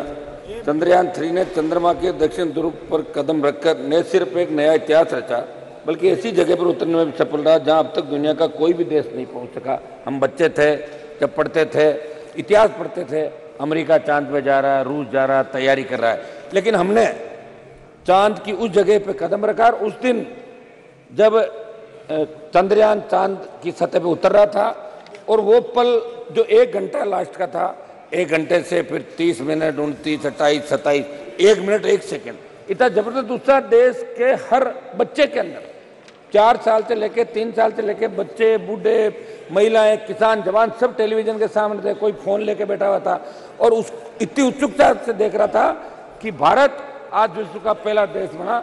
ये हम सब के लिए गौरव की बात है।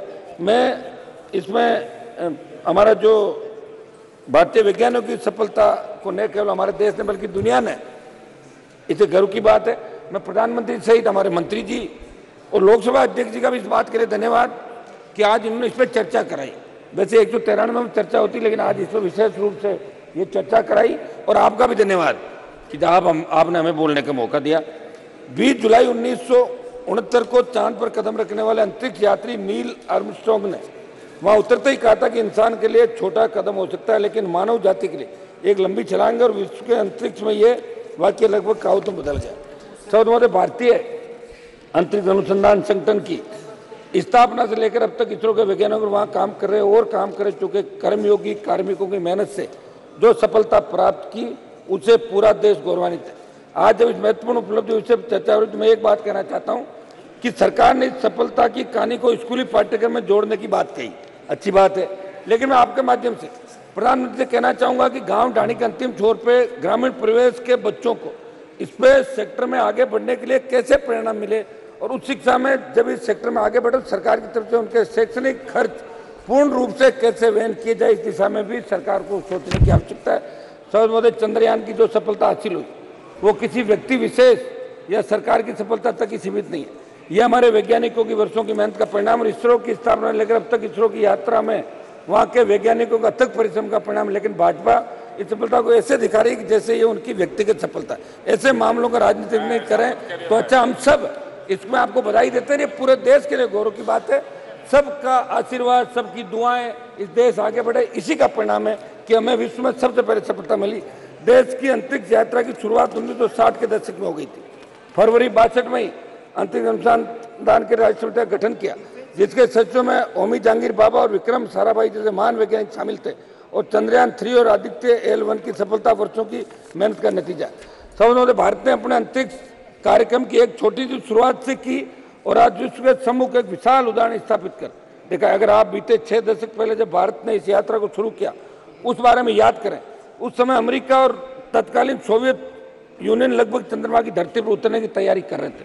तब हम सोचते थे इन बातों को। इसके बाद के समय से अब तक के भारत ने अंतरिक्ष क्षेत्र में जितनी तीव्रता के साथ अपने स्पेस प्रोग्राम को आगे बढ़ाया, इससे जाहिर होता है कि हमारे वैज्ञानिकों में कितनी प्रतिभा और योग्यता रही होगी। मुझे गर्व है कि मेरे संसदीय क्षेत्र के एक किसान की बेटी, मेरे समाज की एक बेटी जिसका नाम सुनीता खोकर है, चंद्रयान 3 की सफलता में इसरो की टीम का हिस्सा थी। सवाज महोदय, चंद्रयान पर भारत के मानव अभियान को लेकर उम्मीद बढ़ी, क्योंकि सफलता आपके कार्यकाल में मिली, ये सही है। लेकिन जब बात नीतिगत सवालों की आती है, सरकार को अपनी विफलताओं को भी स्वीकार करना चाहिए। सवाज महोदय, मैं कोई इश्यू से भटक नहीं रहा हूँ, लेकिन लोकतांत्रिक मूल्यों का अस्तित्व बचा रहे। आज विषय अलग है, फिर मैं कहना चाहूँगा बढ़ती महंगाई को रोकने में, स्थायी रोजगार देने में सरकार नाकाम रही, उसको भी आपको स्वीकार करना चाहिए। सौदे में लास्ट में मेरी बात समाप्त करूंगा।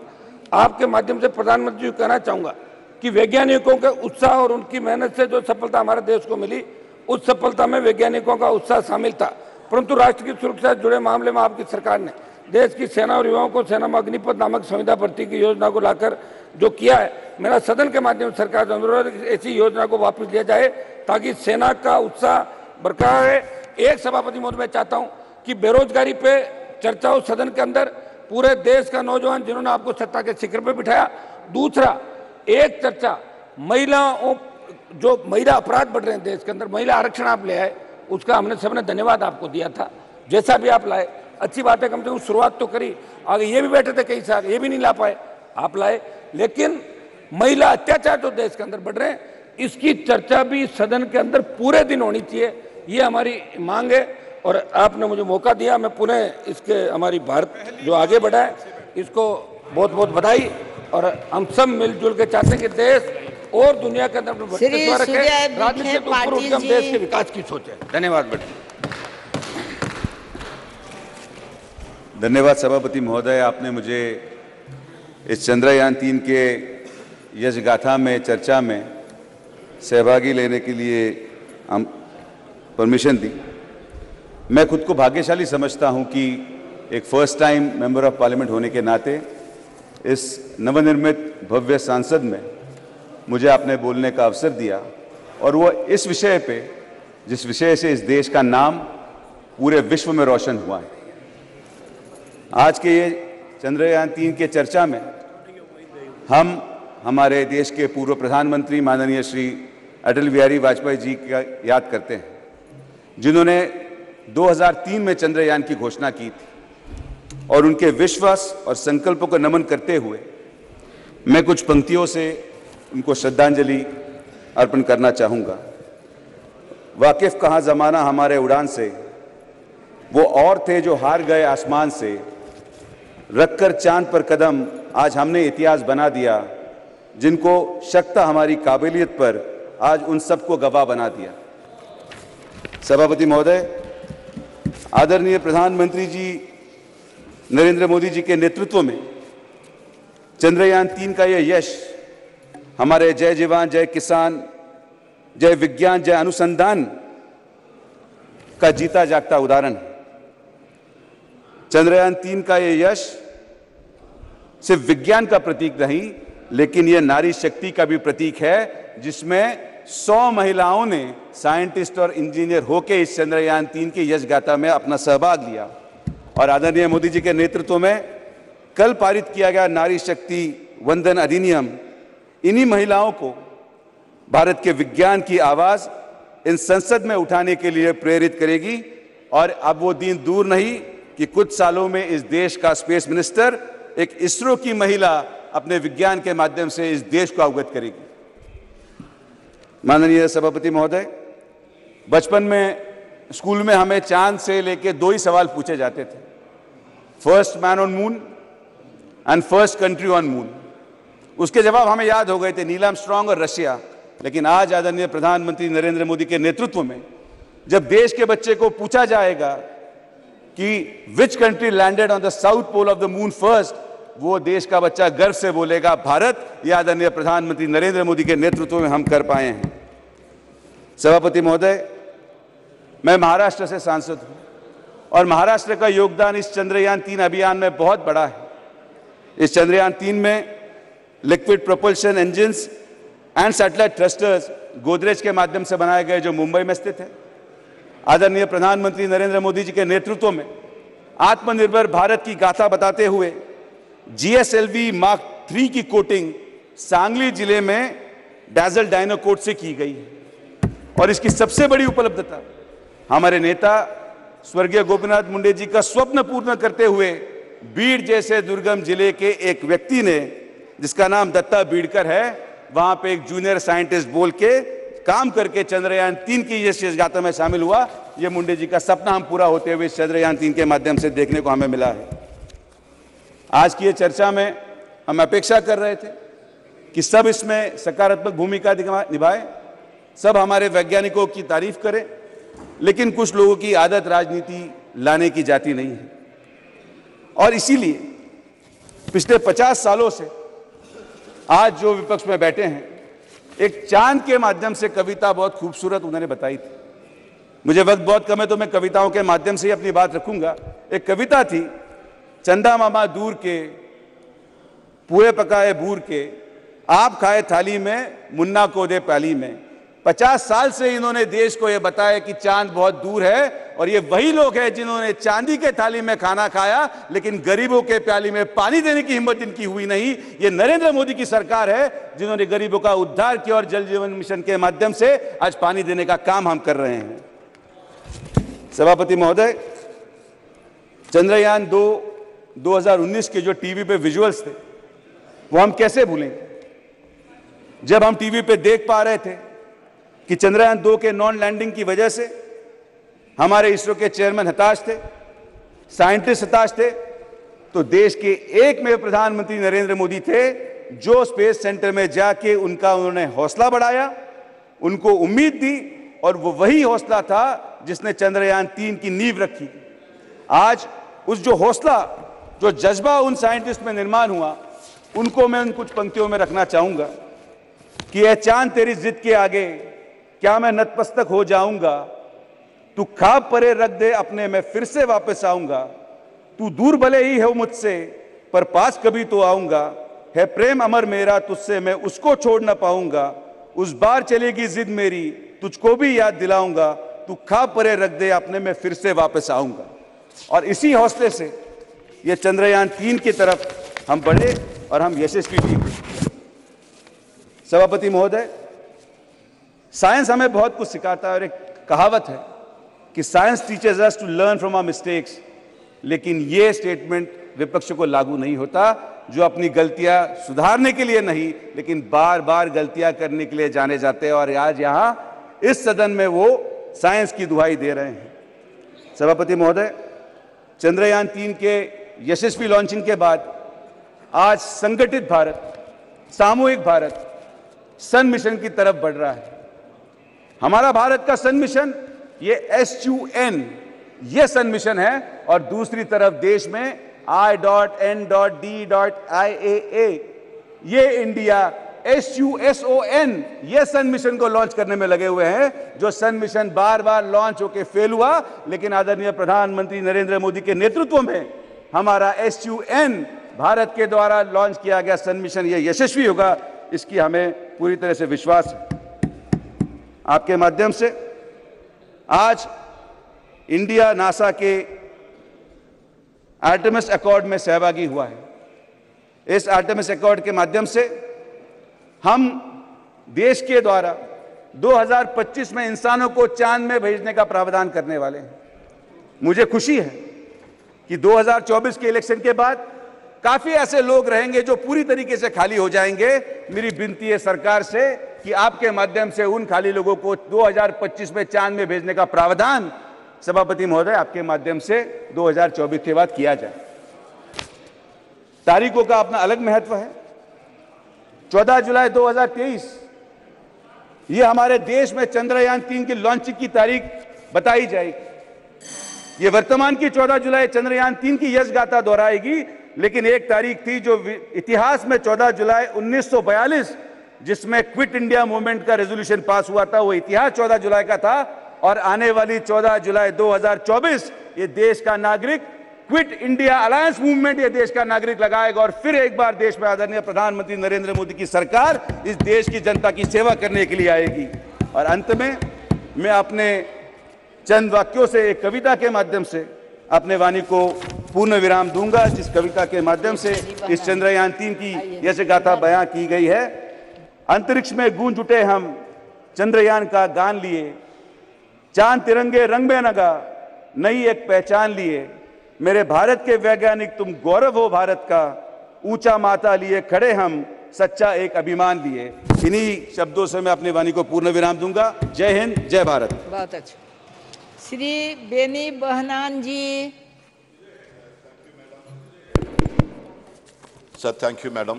I want to speak in my mother tongue, Malayalam. Sir, നമ്മുടെ മാനവരാശിക്ക് തന്നെ അഭിമാനകരമായ ചന്ദ്രയാൻ ദൗത്യത്തിൻ്റെ വിജയത്തിൽ ഞാനും അഭിമാനം കൊള്ളുന്നു. ഇതിൻ്റെ പിന്നിൽ പ്രവർത്തിച്ച ശാസ്ത്ര ലോകത്തെ വ്യക്തികളെയെല്ലാം അഭിനന്ദിക്കുന്നു. സർ, ശാസ്ത്രം വളരുന്നത് ഏതെങ്കിലും ഒരു വ്യക്തിയുടെയോ ഏതെങ്കിലും ഒരു സ്ഥാപനത്തിൻ്റെയോ മാത്രം സമഫലമായിട്ടല്ല. ഒരു കൂട്ടായ ചർച്ചയിലൂടെ മാനവരാശിയുടെ കർമ്മശേഷിയുടെ ബുദ്ധിശക്തിയുടെ കൂട്ടായ പ്രവർത്തനത്തിലൂടെയാണ് ശാസ്ത്രം വളരുന്നത്. സർ, ശൂന്യാകാശ രംഗത്തും ഈ വളർച്ചയുണ്ടായത് അതിൻ്റെ ഫലമായിട്ടാണ്. 959 റഷ്യയുടെ ആദ്യത്തെ ശൂന്യാകാശ വാഹനം ലൂണ 3 ചന്ദ്രതലത്തിൽ ഇടിച്ചിറങ്ങിയതുകൂടിയാണ് മനുഷ്യന്റെ ചന്ദ്രസ്വപ്നത്തിന്റെ തുടക്കം കുറിച്ചത്. 1966 റഷ്യയുടെ ലൂണ 6 ചന്ദ്രതലത്തിൽ ഇറങ്ങി.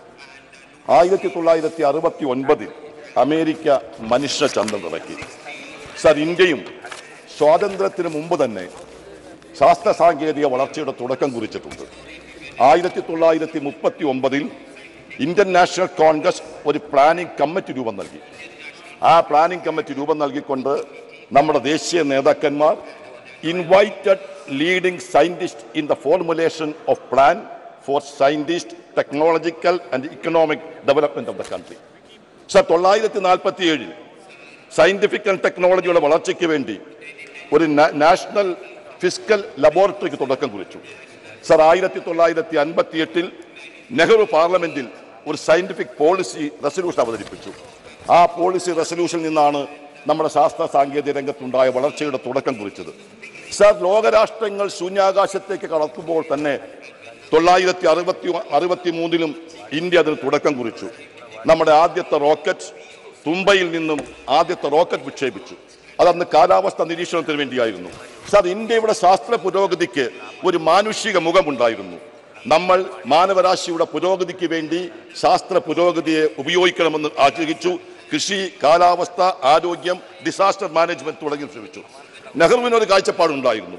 Nehru emphasized that science was the key to addressing issues like hunger, poverty, illiteracy and wastage of resources. Sir, 1959 Khrushchev അയച്ച ആദ്യമായും ശൂന്യാകാശ ദൗത്യം പൂർത്തീകരിച്ചപ്പോൾ ക്രൂഷ്ചേവിനെ അഭിനന്ദിച്ചുകൊണ്ട് മഹാനായ പണ്ഡിറ്റ് ജവഹർലാൽ നെഹ്റു പറഞ്ഞത്, this achievement is the establishment of peace and good will on the earth എന്നാണ് പറഞ്ഞത്. Sir, നമ്മുടെ രാജ്യവും 1963 ശേഷം ആദ്യമായി ചന്ദ്രയാൻ ദൗത്യം നടത്തിയത് 1968 ബഹുമാന്യനായ ശ്രീ വാജ്പേയി ഇന്ത്യയുടെ പ്രധാനമന്ത്രിയായിരുന്ന സമയത്താണ് രൂപകൽപ്പന നൽകിയത്. വാജ്പേയിയാണ് നമുക്കറിയാം ചന്ദ്രയാൻ എന്ന പേര് നൽകിയത്. ആദ്യം പേര് സോമയാൻ എന്ന ഋഗ്വേദ പദത്തിലെ ശ്ലോകത്തിൽ നിന്നെടുത്തതാണെങ്കിൽ വാജ്പേയിയാണ് അതിന് ചന്ദ്രയാൻ ദൗത്യം എന്ന് പേര് നൽകിയത്. സർ, 2008 ചന്ദ്രയാൻ 1 ചന്ദ്രനിൽ കാലുകുത്തി എന്ന് മാത്രമല്ല, അന്നാണ് നമുക്കറിയാം നാസയുടെ ഉപഗ്രഹങ്ങളുടെ ഉൾക്കണ്ണുകൾക്ക് പോലും കണ്ടെത്താൻ കഴിയാത്ത ജലാശയം ചന്ദ്രനിൽ 1 കണ്ടെത്തിയത് നമ്മുടെ ദൗത്യത്തിനാണ്. ആ ദൗത്യം വിജയിച്ചത്. സർ, അന്ന് 2002 നവംബർ 14 അന്നത്തെ ചന്ദ്രയാൻ ദൗത്യത്തിലൂടെ മൂവ് ഇമ്പാക്ട് കോമ്പിലൂടെ ഇന്ത്യയുടെ ഒരു പതാക ചന്ദ്രന്റെ ഉപരിതലത്തിൽ ഇടുകയുണ്ടായി. ആ സ്ഥലത്തെയാണ് അന്ന് രാഷ്ട്രീയ നേതാക്കന്മാരല്ല, ഇന്ത്യയുടെ പ്രസിഡന്റായിരുന്ന ചന്ദ്രയാൻ ദൗത്യത്തിന് നേതൃത്വം കൊടുത്തിരുന്ന ഡോക്ടർ കലാം നെഹ്റു പ്രൈസ് എന്ന് പേരിട്ടത്. സാർ, പിന്നീട് വന്ന ഭരണ നേതാക്കന്മാർ നമുക്കറിയാം, വാജ്പേയി, അതുപോലെ തന്നെ PV നരസിംഹറാവു, ശ്രീ മൻമോഹൻ സിംഗ് തുടങ്ങിയ ഒട്ടേറെ ആളുകൾ നമ്മുടെ ശാസ്ത്ര സാങ്കേതിക വളർച്ചയ്ക്ക് വേണ്ടിയിട്ട് ഒട്ടേറെ സംഭാവന നൽകിയിട്ടുണ്ട്. ഇതൊരു തുടർച്ചയാണ്. ഞാൻ അവസാനിപ്പിക്കുന്നു. സാർ, 1970 കാലഘട്ടത്തിൽ ഞങ്ങൾ വിളിച്ച ഒരു മുദ്രാവാക്യമുണ്ട്. രാജസ്ഥാനിലെ മരുഭൂവിൽ ആറ്റം കതിരൊളി മിന്നുമ്പോൾ, അന്തരീക്ഷ വികായസിൽ ആര്യഭട്ടൻ പൊങ്ങുമ്പോൾ, ക്ഷീരപഥത്തിൽ മൂവർണ്ണക്കൊടി വാനിലുയർന്നു പറക്കുമ്പോൾ, ഗോളാന്തരങ്ങൾ ഇന്ത്യക്കാരുടെ കാലടിയേറ്റു ധരിക്കുമ്പോൾ ആരെ നമ്മൾ സ്മരിക്കണം, ആരെ നമ്മൾ സ്തുതിക്കണം? ജവഹർലാലിനെ, ഇന്ദിരയെ, ഇന്ത്യൻ നാഷണൽ കോൺഗ്രസിനെ എന്ന്. സർ, പിന്നീട് ഞാൻ സമ്മതിക്കുന്നു, ആ പട്ടികയിലേക്ക് നമുക്ക് ഒട്ടേറെ പേരുകൾ എഴുതി ചേർക്കാം. അവിടെ വാജ്പേയിയുടെ പേരുണ്ട്, അവിടെ മോഡിജിയുടെ പേരുണ്ട്, അവിടെ മൻമോഹൻ സിംഗിന്റെ പേരുണ്ട്. ഞങ്ങൾ അംഗീകരിക്കുന്നു. സാർ, ഒരു കാര്യം ഞാൻ സൂചിപ്പിക്കുന്നു. നമുക്കറിയാം, നമ്മൾ ചന്ദ്രയാൻ ദൗത്യത്തിന് വേണ്ടി ചർച്ച നടക്കുമ്പോൾ ശാസ്ത്രലോകം ചന്ദ്രന്റെ ഉപരിതലത്തിൽ ഉറക്കുകയാണ്. ഉറങ്ങുന്ന ചന്ദ്രയാനെ ഉണർത്താനുള്ള കഴിവ് ഇന്ത്യയുടെ ശാസ്ത്ര ലോകത്തിനുണ്ട്. പക്ഷേ ചരിത്രത്തിന് മുന്നിൽ ഇന്നും ഉറക്കം നടിക്കുന്ന ചില വ്യക്തികളെ ഉയർത്താൻ ശാസ്ത്ര ലോകത്തിന് കഴിയുന്നില്ല. ഞാൻ ആശംസിക്കുന്നു, ചരിത്രത്തിന്റെ മുന്നിൽ ഇന്നും കണ്ണടച്ചുറക്കം നടിക്കുന്ന വ്യക്തികളെ ഉണർത്താൻ നമ്മുടെ ശാസ്ത്ര ലോകത്തിന് കഴിയട്ടെ. ഇതിന്റെ പിന്നിൽ പ്രവർത്തിച്ച മുഴുവൻ ആളുകളേക്കും ഞാൻ അഭിനന്ദിക്കുന്നു. ഇന്ത്യയുടെ കുതിപ്പ് മുന്നോട്ട് കൊണ്ടുപോകാൻ കഴിയട്ടെ എന്ന് ആശംസിക്കുന്നു. ഞാൻ അവസാനിപ്പിക്കുന്നു. നന്ദി.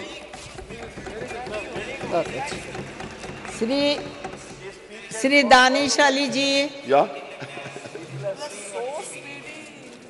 धन्यवाद सभापति महोदय कि आपने मुझे इस ऐतिहासिक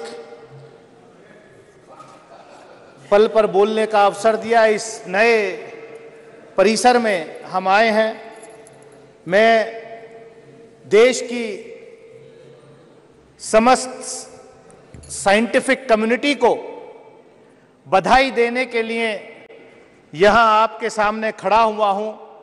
मुझे इस बात का फक्र है कि मैं आज नए परिसर में बोलने के लिए जब खड़ा हुआ हूँ तो इस देश की साइंटिफिक कम्युनिटी को बधाई देने के लिए खड़ा हुआ हूँ। सभापति महोदय,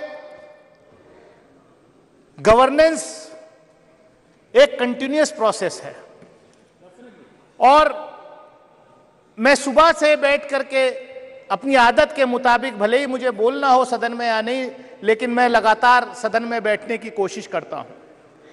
लेकिन मुझे आज अफसोस हुआ जब इस बधाई संदेश में भी शुरुआत यहां राजनीति से हो गई। इस सदन के उपनेता ने शुरुआत की, दूसरी तरफ से भी उस तरीके के राजनीतिक टिप्पणियां हुई, लेकिन आज ये पल इस देश के सभी साइंटिस्ट को, इसरो में जो काम कर रहे हैं, जिन्होंने आज हमारा सीना चौड़ा किया कि दुनिया के अंदर हम पहला देश बने कि मून के साउथ पोल पर सॉफ्ट लैंडिंग हुई चंद्रयान 3 की। उसके साथ साथ कहीं ना कहीं देश भर के साइंटिस्ट अलग अलग इंस्टीट्यूशन से जो पढ़ के आए हैं, उनका मैं भी उसमें पीछे नहीं रहना चाहता। मेरी कॉन्स्टिट्यूएंसी के भी कई बच्चों का उसके लॉन्चिंग पैड के, चंद्रयान के लॉन्चिंग पैड में उनका योगदान रहा है। सभापति महोदय, इस सदन ने कल विमेंस रिजर्वेशन बिल भी पास किया और चंद्रयान 3 के सफल लैंडिंग में महिलाओं का बहुत बड़ा योगदान, फीमेल साइंटिस्ट का बहुत बड़ा योगदान रहा है। मैं पढ़ रहा था कि किस तरीके से तमिलनाडु की एक बहन फातिमा शाहजी, जो इस प्रोजेक्ट में जिसका बहुत बड़ा योगदान है, कितने गरीब परिवार से आती थी, और ये इसलिए संभव हुआ कि हमारे देश के पहले प्रधानमंत्री से लेकर के मौजूदा प्रधानमंत्री तक कंटिन्यूअस इस क्षेत्र में इसरो को बढ़ावा देने में जो है कहीं पीछे नहीं रहे। पंडित जवाहरलाल नेहरू इस देश के पहले प्रधानमंत्री, उनके साथ जो शिक्षा मंत्री मौलाना अबुल कलाम आजाद थे, उनके जमाने में उन्होंने जो आईआईटी वगैरह जो बड़े इंस्टीट्यूशंस खोले, उसका आज नतीजा हम ये देख रहे हैं। लेकिन यहां पर जो बात हो रही है थी कि ये सिर्फ इसी सरकार में संभव हुआ है। मैं बधाई देना चाहता हूं प्रधानमंत्री आदरणीय नरेंद्र मोदी जी को कि वो इतने लकी प्रधानमंत्री हैं कि पिछले प्रधानमंत्रियों के डाले हुए दाने, बोए हुए बीज की फसल काटने का मौका आज उनको मिल रहा है। यह अच्छी बात है, लेकिन यह भी सच्चाई है कि पिछले बजट में इसरो का 8% एलोकेशन बजट में कम हुआ है। यह किसी से छुपा नहीं है, यह किसी से छुपा नहीं है। और हमने देखा पिछले दिनों सभापति महोदय, इस सरकार में जिस तरीके के अपॉइंटमेंट्स हो रहे हैं, और मैं कंक्लूड कर रहा हूं, जिसमें कुछ ज्यादा है भी नहीं, मैं कंक्लूड कर रहा हूं। हमने देखा कि पिछले दिनों मंडी के आईआईटी के एक डायरेक्टर का वीडियो वायरल हुआ कि ये जो हिमाचल प्रदेश में जो बाढ़ फ्लड आया है, यहाँ जो भूस्खलन हुआ है, ये इसलिए हुआ है। मतलब आईआईटी का डायरेक्टर ये सरकार कैसे अपॉइंटमेंट कर रही है कि वो कह रहे हैं कि क्योंकि ये लोगों ने यहाँ नॉन वेजिटेरियन इस देश में खाना शुरू कर दिया है, इसलिए जो है ये सब आपदा आ रही है। कैसी अनसाइंटिफिक बात लोग कर रहे हैं यार, ऐसे लोगों के खिलाफ कोई कार्रवाई नहीं। मैं सभापति महोदय, मैं इतना ही कहूंगा कि जो साइंटिफिक कम्युनिटी है हमारे देश की, उसको हमें जो है बढ़ावा देना चाहिए। मैंने देखा, हम डिफेंस कमेटी के रूप में हम डीआरडीओ में गए के साइंटिस्ट से मिले थे। 4 साल तक उनका प्रमोशन जो है वो रोका हो गया था। हमने सवाल किया, खैर अब वो प्रमोशन जो है हो रहा है। तो मैं इतना ही कहूंगा कि यहाँ पर मैं कंक्लूड कर रहा हूँ, पोखरण के टेस्ट की बात हुई। 1974 में न्यूक्लियर का टेस्ट हुआ, बाद में वाजपेयी जी के नेतृत्व में भी वो पोखरण 2 हुआ, लेकिन पोखरण 2 की तैयारी नरसिम्हा राव जी के जमाने में हो गई थी। मैं रिकॉर्ड पे कह सकता हूं कि देवेगौड़ा जी जब प्रधानमंत्री थे, फाइल आई थी उनके पास, लेकिन उनको एडवाइस किया गया, नहीं साहब हम करेंगे। धन्यवाद सभापति महोदया, मैं अपने को सौभाग्यशाली मानता हूं कि इस नए संसद भवन में जो आने वाले युगों तक देश का राष्ट्र के निर्माण में अपना योगदान देगा, और प्रथम विशेष सत्र में ही मुझको बोलने का अवसर आपने दिया है, मैं आपका बहुत बहुत धन्यवाद करता हूं। आज दिन है माननीय प्रधानमंत्री जी का धन्यवाद करने का कि उनके नेतृत्व में देश ने इतिहास रचा है। आज दिन है देश के वैज्ञानिकों का अभिनंदन करने का, जिनके नेतृत्व में, जिनकी अथक मेहनत और प्रयास के कारण आज हमारा सर पूरे दुनिया में ऊंचा किया है। आज अवसर है इसरो के सभी वैज्ञानिकों का अभिनंदन करने का, जिनके अथक प्रयास और मेहनत के बदौलत आज देश पूरे दुनिया में सम्मान से देखा जा रहा है। आज अवसर है डॉक्टर विक्रम भाई सारा को याद करने का, जिस सपना उन्होंने देखा था, आज मोदी जी के नेतृत्व में सरकार ने इस काम को पूरा किया है। सभापति महोदया, मैं कहना चाहता हूं कि इस देश में साधन, संसाधन और मेधा की कभी कमी नहीं रही। कमी रही तो नियत की, और कमी रही तो नीति की, और कमी रही तो नेतृत्व की। आज हम गौरव के साथ कह सकते हैं कि देश के यशस्वी प्रधानमंत्री जी के नेतृत्व में देश के पास नियत भी है, नीति भी है और नेतृत्व भी है। इसके बदौलत आज हमने चंद्रयान पर पूरे दुनिया में आज हमारा मान बढ़ा है। जब मैं बात करता हूं इस देश की मेधा की, तो कोई नई बात नहीं है। जब पूरी दुनिया अभी कल्चर सीख रही थी, उस समय भारत ने मगध और तक्षशिला जैसा विश्वविद्यालय की स्थापना करके पूरे दुनिया में ज्ञान और विज्ञान देने का काम अगर किसी ने किया तो यह भारत की पवित्र भूमि ने किया था। और मैं फिर कहना चाहता हूं कि इस देश में कभी मेधा की कमी नहीं रही, साधन संसाधन की कमी नहीं रही। देश के प्रधानमंत्री ने, चाहे वो पंडित लाल बहादुर शास्त्री जी ने जब नारा दिया जय जवान जय किसान, तो इस देश के जवानों ने जिस प्रकार से बांग्लादेश का निर्माण किया और देश के विरोधियों को जवाब दिया, और माँ भारती के आन बान और शान में जिन्होंने गुस्ताखी की, उनको जो जवाब देने का काम किया, देश और दुनिया ने देखा है।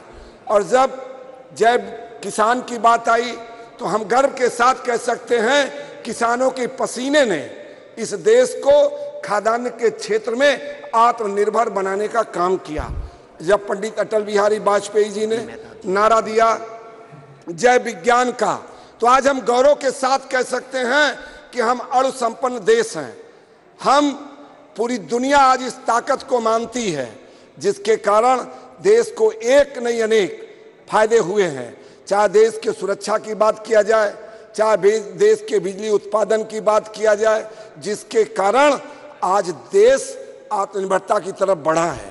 और जब देश के यशस्वी प्रधानमंत्री आदरणीय नरेंद्र भाई मोदी ने जय अनुसंधान का नारा दिया, तो आज हम गौरव के साथ कह सकते हैं कि देश में एक परंपरा चल पड़ी और आज देश में एक नहीं अनेक अनुसंधान लगातार हो रहे हैं। उस अनुसंधान का ही परिणाम है कि हमने चंद्रयान 3 की सॉफ्ट लैंडिंग करके पूरी दुनिया को दिखा दिया कि भारत किसी से कमजोर नहीं है। और जब हम इसकी बात करते हैं, कुछ लोग सवाल करते थे मेक इन इंडिया में, मैं तो कहता हूं कि चंद्रयान 3 अनेक उपलब्धियों के साथ साथ आत्मनिर्भर भारत का जीता जागता उदाहरण है। उसमें आप देखेंगे कि अधिकतर कलपुर्जे आत्मनिर्भर भारत का प्रमाण देता हुआ नजर आ रहा है। तो हम लोगों को आज हम लोग गौरवशाली हैं कि देश के यशस्वी प्रधानमंत्री जी के नेतृत्व में देश के वैज्ञानिकों ने जो काम किया है वो किसी से छुपा नहीं है। इस सदन में बहुत देर से चर्चा अनेक बात पे चलती है कि बात हो रही है चंद्रयान की, बात हो रही है स्पेस की, और यहाँ पर बात करने लगते हैं कोई अन्य बातें।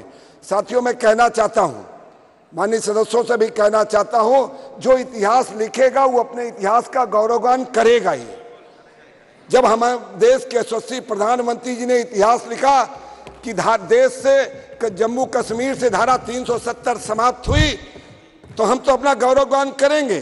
कुछ लोग कहते थे कि जम्मू कश्मीर से धारा 370 समाप्त होगी तो खून की नदी बह जाएगी, आज हम गौरव के साथ कह सकते हैं आदरणीय गृह मंत्री जी के नेतृत्व में खून की नदी तो छोड़िए, एक पसीने का बूंद भी नहीं बहा है। जब हम इतिहास रचेंगे इतने बड़े ऐतिहासिक सदन के निर्माण की, तो निश्चित रूप से अपने इतिहास पे हम गौरवगान करेंगे।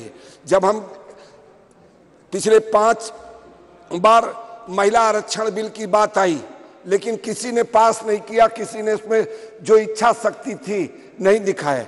जब हमने इस देश की बेटियों को उनका हक देने का काम किया, हमने इतिहास रचा, तो निश्चित रूप से हमको इस बात का अधिकार है, हमको इस बात का गौरव है कि जो हमने ऐतिहासिक काम किया है उस पर हम गौरवगान करेंगे।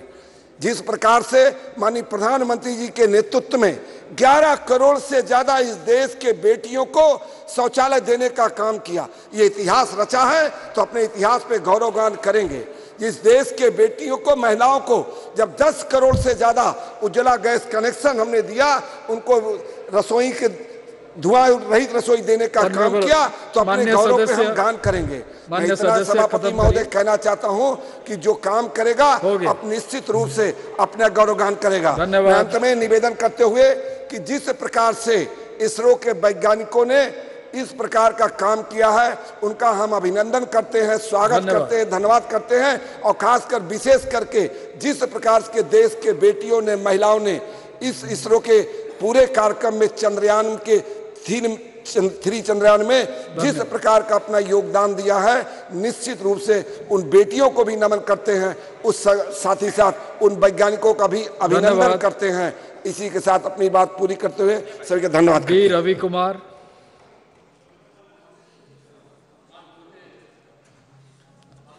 அவர்களுக்கு வணக்கம். நான் சந்திரயான் 3வது திட்ட இயக்குனர் விஞ்ஞானி வீர முத்துவேல் அவர்கள் பிறந்த விழுப்புரத்திலிருந்து வருகிறேன் என்பதை பெருமையோடு இந்த அவையிலே பதிவு செய்கின்றேன். சந்திரயான் 3 வெற்றி என்பது இந்தியாவுக்கு பெருமை சேர்த்திருக்கிறது. இது இந்தியாவினுடைய அறிவாற்றலுக்கு மிகப்பெரிய அங்கீகாரத்தை அளித்திருக்கிறது என்பதோடு இது அறிவியலின் வெற்றியை உலகுக்கு மீண்டும் வலுவாக எடுத்து சொல்லியிருக்கிறது. திரு வீர முத்துவேல் அவர்கள் விழுப்புரத்திலே ஒரு ரயில்வே ஊழியருடைய மகன். அங்கே சாதாரணமாக நகராட்சி பள்ளியிலே தமிழ் வழியிலே பயின்றவர். அங்கிருந்துதான் இத்தகைய மிகப்பெரிய சாதனையை நிகழ்த்துகிற நிலைக்கு அவர் வந்திருக்கின்றார். இது தமிழ்நாட்டினுடைய கல்வி அமைப்பினுடைய வெற்றியையும் அதனுடைய வலிமையையும் இன்றைக்கு இந்தியாவுக்கு எடுத்துச் சொல்வதாக இருக்கிறது. இந்த நேரத்திலே இந்தியாவினுடைய இந்த அறிவியல் சாதனை என்பது உலக அளவிலே பாராட்டப்படுகிற இந்த நேரத்தில் இந்த அவையில் பல்வேறு உறுப்பினர்களும் கவலையோடு பதிவு செய்த ஒரு விஷயம், நம்முடைய இந்திய ஒன்றிய அரசு அறிவியல் ஆராய்ச்சிக்கு போதிய அளவிலே ஊக்கத்தை அளிக்க வேண்டும் என்பதாகும். இன்றைக்கு நாம் இந்திய பட்ஜெட்டில் 1 விழுக்காடு கூட R&Dக்கு, ரிசர்ச் அண்ட் டெவலப்மெண்ட்டுக்கு ஒதுக்குவதில்லை. 0.7% தான் இன்றைக்கு ஒதுக்கப்படுகிறது. இன்றைக்கு R&Dக்கு ஒதுக்கப்படுகிற நிதி என்பது அமெரிக்கா, சீனா போன்ற நாடுகளாக இருந்தாலும், ஐரோப்பிய நாடுகளாக இருந்தாலும் அதிக அளவிலே தனியார் துறை அதில் ஈடுபட்டிருக்கிறது. ஆனால் இந்தியாவை பொறுத்த அளவிலே அரசுதான் அதிக அளவிலே இதற்கு முதலீடு செய்ய வேண்டிய நிலை இருக்கிறது. தனியார் துறை ஏன் இதிலே முதலீடு செய்ய தயக்கம் காட்டுகிறது என்று பார்க்கும்போது, இங்கே இருக்கிற பேட்டன்ட் லாஸ் அவை போதுமான பாதுகாப்போடு இல்லை என்பதை நிபுணர்கள் சுட்டிக்காட்டுகிறார்கள்.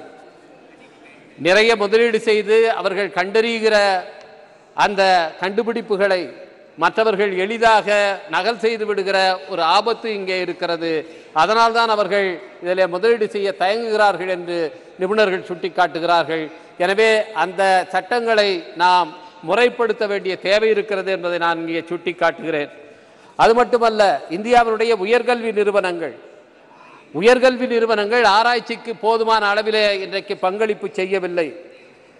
மாண்புமிகு பிரதமர் அவர்கள் தலைமையிலே இருக்கின்ற science, technology and innovation advisory council அவர்கள் சுட்டிக்காட்டி இருப்பது, இந்தியாவிலே இருக்கிற சுமார் 40,000 உயர்கல்வி நிறுவனங்களிலே 1 விழுக்காடு உயர்கல்வி நிறுவனத்திலிருந்தும் கூட ஆராய்ச்சியிலே ஒரு சாதனை என்பது நிகழ்த்தப்படவில்லை, அதற்கு அதிக அளவிலே முக்கியத்துவம் அளிக்கப்படவில்லை என்பதை அவர்கள் சுட்டிக்காட்டி இருக்கிறார்கள். எனவே நம்முடைய உயர்கல்வியை மேம்படுத்த வேண்டிய, அறிவியல் சார்ந்து சிறப்படுத்த வேண்டிய தேவை இருக்கிறது என்பதைத்தான் இது நமக்கு உணர்த்துகிறது. அது மட்டுமின்றி இந்த உயர்கல்வியை மேம்படுத்துகிற நேரத்திலே பள்ளி கல்வியிலிருந்து அதற்கான அடித்தளத்தை நாம் அமைக்க வேண்டும். இதற்காகத்தான் நேஷனல் டேலண்ட் சர்ச் ஸ்கீம் என்ற ஒரு ஸ்கீம் ஏற்கனவே ஏற்படுத்தப்பட்டு பள்ளியிலேயே அறிவியல் திறன் சாய்ந்த மாணவர்களை கண்டறிந்து ஊக்குவித்து அவர்களை அறிவியல் ஆராய்ச்சியிலே கொண்டு வந்து சேர்ப்பதற்கான ஒரு திட்டம் செயல்படுத்தப்பட்டு வந்தது. துரதிருஷ்டவசமாக 2021ஆம் ஆண்டிலிருந்து அந்த திட்டம் நிறுத்தப்பட்டிருக்கிறது. அது உண்மையிலேயே அறிவியல் ஆராய்ச்சிக்கு வருகிறவர்களுக்கு மிகப்பெரிய தடையாக மாறியிருக்கிறது. எனவே அந்த திட்டத்தை மீண்டும் இங்கே செயல்படுத்த வேண்டும் என்று ஏற்கனவே நான் மாண்புமிகு கல்வித்துறை அமைச்சர் அவர்களிடத்திலே கோரிக்கை விடுத்து கடிதம் அளித்திருக்கின்றேன். அதை மீண்டும் இங்கே வலியுறுத்துகிறேன். NTSS ஸ்கீம் என்பது மீண்டும் இங்கே செயல்படுத்தப்பட வேண்டும். அதுதான் அறிவியல் ஆராய்ச்சிக்கான சரியான நபர்களை, ஆளுமைகளை கொண்டு வந்து சேர்க்கும் என்பதை இங்கே நான் சுட்டிக்காட்ட விரும்புகிறேன். அது மட்டுமன்றி இங்கே அறிவியல் ஆராய்ச்சி போன்ற விஷயங்களிலே இன்னும் பெரிய சாதனைகள் நிகழ்த்தப்பட வேண்டும் என்று சொன்னால், நம்முடைய கல்விக்கூடங்களிலே, அதுவும் குறிப்பாக உயர்கல்வி கூடங்களிலே, IIT, IISc போன்ற இடங்களிலே பல்வேறு விதமான பாகுபாடுகள், டிஸ்கிரிமினேஷன் இருப்பது இன்றைக்கு தொடர்ந்து செய்திகள் வந்து கொண்டே இருக்கின்றன. எனவே அத்தகைய டிஸ்கிரிமினேஷன் என்பது உயர்கல்வி நிறுவனங்களிலே இருக்கும்போது சரியான ஆராய்ச்சி அறிவு கொண்டவர்களை நாம் அடையாளம் கண்டு ஊக்குவிப்பது என்பது இல்லாமல் போய்விடுகிறது. இது சென்னை IITயிலேயே பல பேர் அன்றைக்கு மாணவர்கள், ஆராய்ச்சி மாணவர்கள் தற்கொலை செய்து கொள்கிற நிலை இருக்கிறது. இதிலும் நம்முடைய அரசு கவனம் செலுத்த வேண்டும். இதுபோல நாம் அறிவியல் ஆராய்ச்சியை ஊக்கப்படுத்துவதற்கான அடித்தளங்களை, முறையாக கட்டமைப்புகளை வலுவாக ஏற்படுத்துவதன் மூலம்தான் இன்றைக்கு சந்திரயான் 3 நிகழ்த்தி இருக்கிற சாதனையை மேலும் முன்னெடுத்து செல்ல முடியும் என்பதை வாய்ப்புக்கு நன்றி கூறி அமைகிறேன். வணக்கம். Thank you. திருமாவளவன். மாண்புமிகு அவைத்தலைவருக்கு வணக்கம். அகில உலகமும் வியந்து நோக்கும் வகையில் நமது விண்வெளி ஆய்வுக்கான விஞ்ஞானிகள் அளப்பரிய சாதனைகளை படைத்திருக்கிறார்கள்.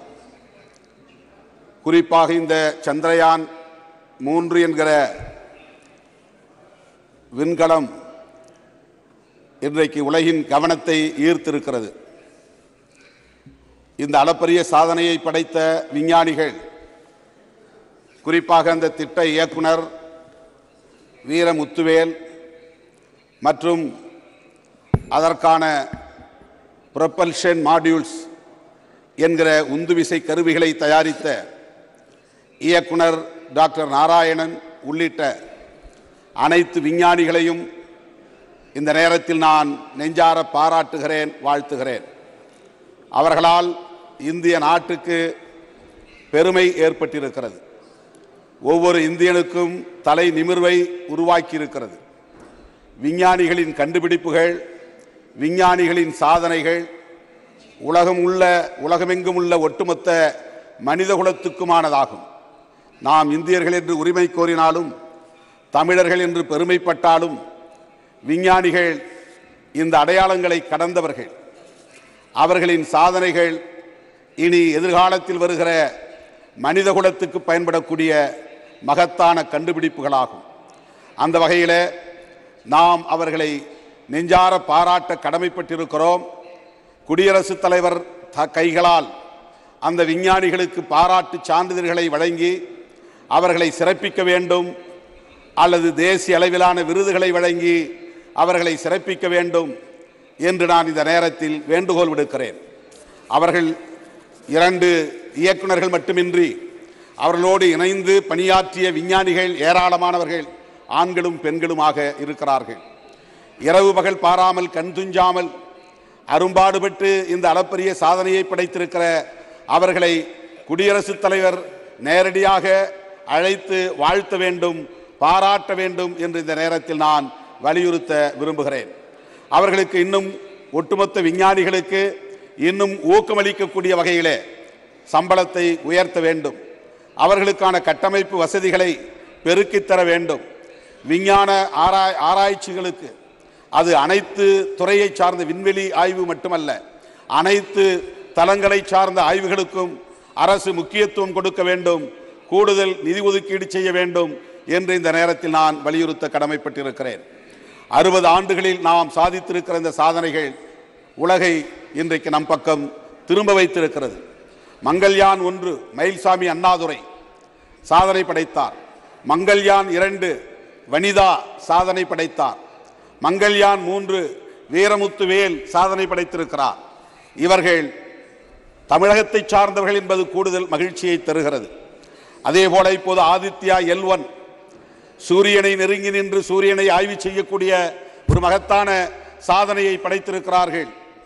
அதற்கு பொறுப்பேற்று வேலை செய்யக்கூடிய நிகார் சாஜி என்பவர் ஒரு இஸ்லாமிய பெண்மணி, அவர் தமிழகத்தை சார்ந்தவர்.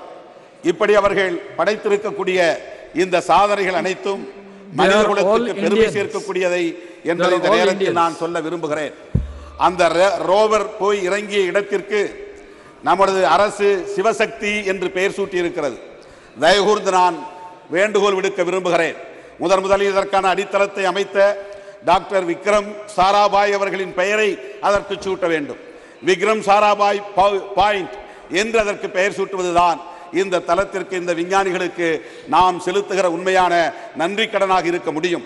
ஜவஹர்லால் நேரு அவர்கள் வித்திட்டு இந்திரா காந்தி அம்மையார் அவர்கள் அதை பெருக்கி இன்றைக்கு இந்த அளவுக்கு நாம் சாதனைகளை படைத்திருக்கிறோம் என்கிற போது இது ஒவ்வொருவருக்குமான ஒவ்வொரு ஆட்சி காலத்தில் பெருமைதான் என்றாலும் இதில் அரசியல் தலையீடுகள் இருக்கக்கூடாது. விஞ்ஞானிகள் சுதந்திரமாக இயங்க வேண்டும், அதில் எந்த அரசியல் சாயம் பூசக்கூடாது என்பதை இந்த நேரத்திலே சொல்லி என்னுடைய பாராட்டுகளை தெரிவித்து நன்றி கூறி அமர்கிறேன். நன்றி, வணக்கம். Thank you. Dr. Srikanth Shinde.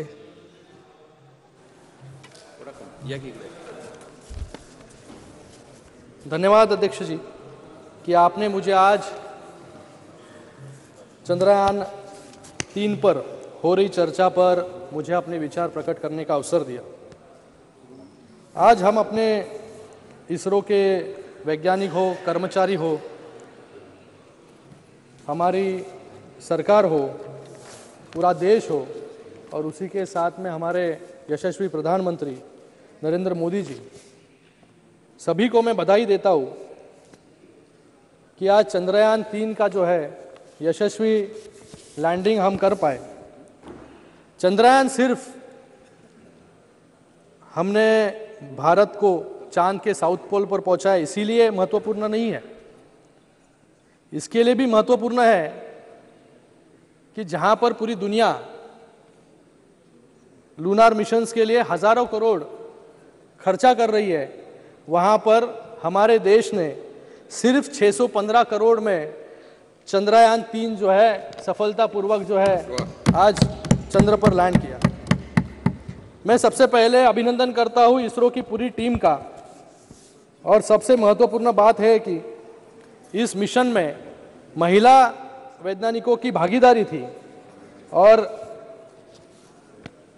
इस नए सदन के लिए बहुत शुभ संकेत है कि कल ही हमने महिला आरक्षण बिल भी पारित यहाँ पर किया, और आज यहाँ पर जिस चंद्रयान में महिलाओं की ज़्यादा भागीदारी थी उस पर आज यहाँ पर हम चर्चा कर रहे हैं।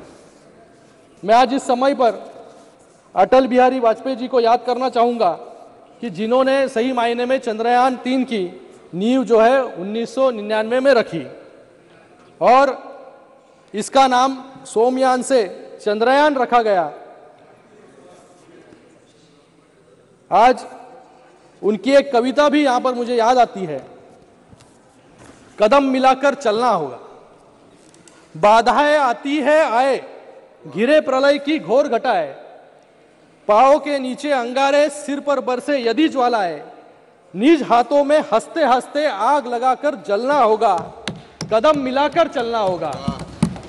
मुझे लगता है ये जो कविता है कि सभी लोगों को साथ में लेकर जो है हमें आगे जाना है, और आज वही बात जो है हमारे देश के यशस्वी प्रधानमंत्री नरेंद्र मोदी जी यहां पर कर रहे हैं कि सबको साथ में लेकर जो है सबका साथ, सबका विश्वास और सबका विकास जो है आज यहां पर कर रहे हैं।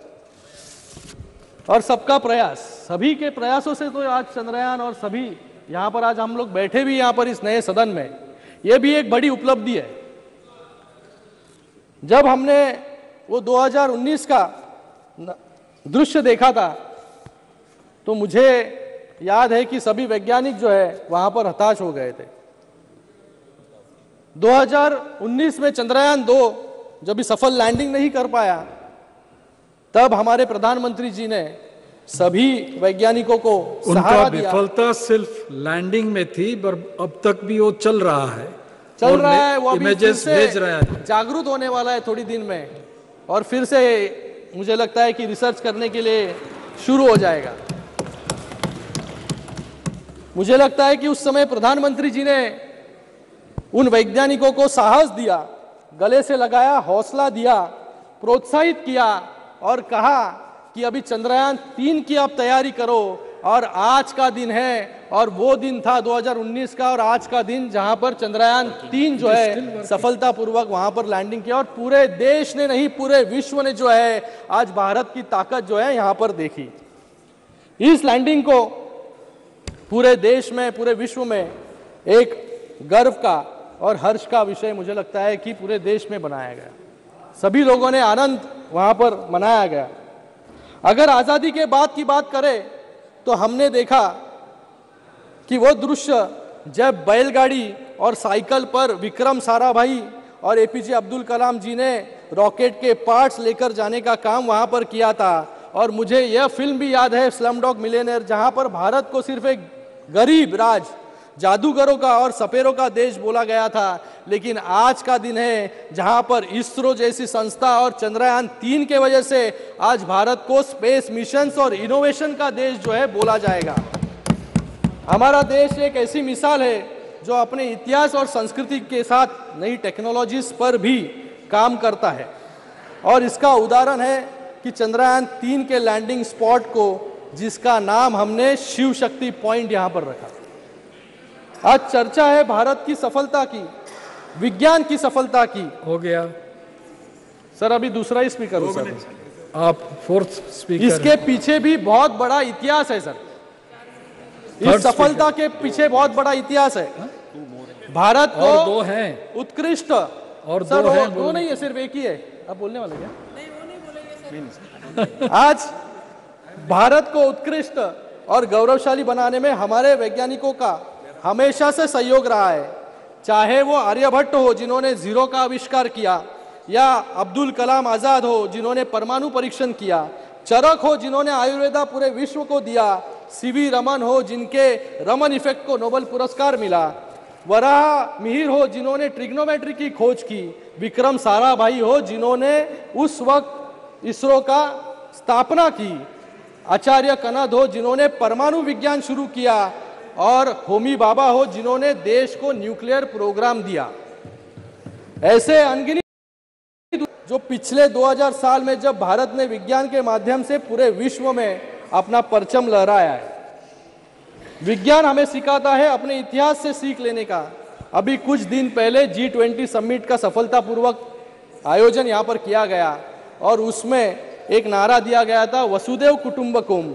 ये भी नारा जो है हमारे महाउपनिषदों से लिया गया है, जो कि हजारों साल पहले जो है लिखा गया था, लेकिन आज भी उसकी प्रासंगिकता है।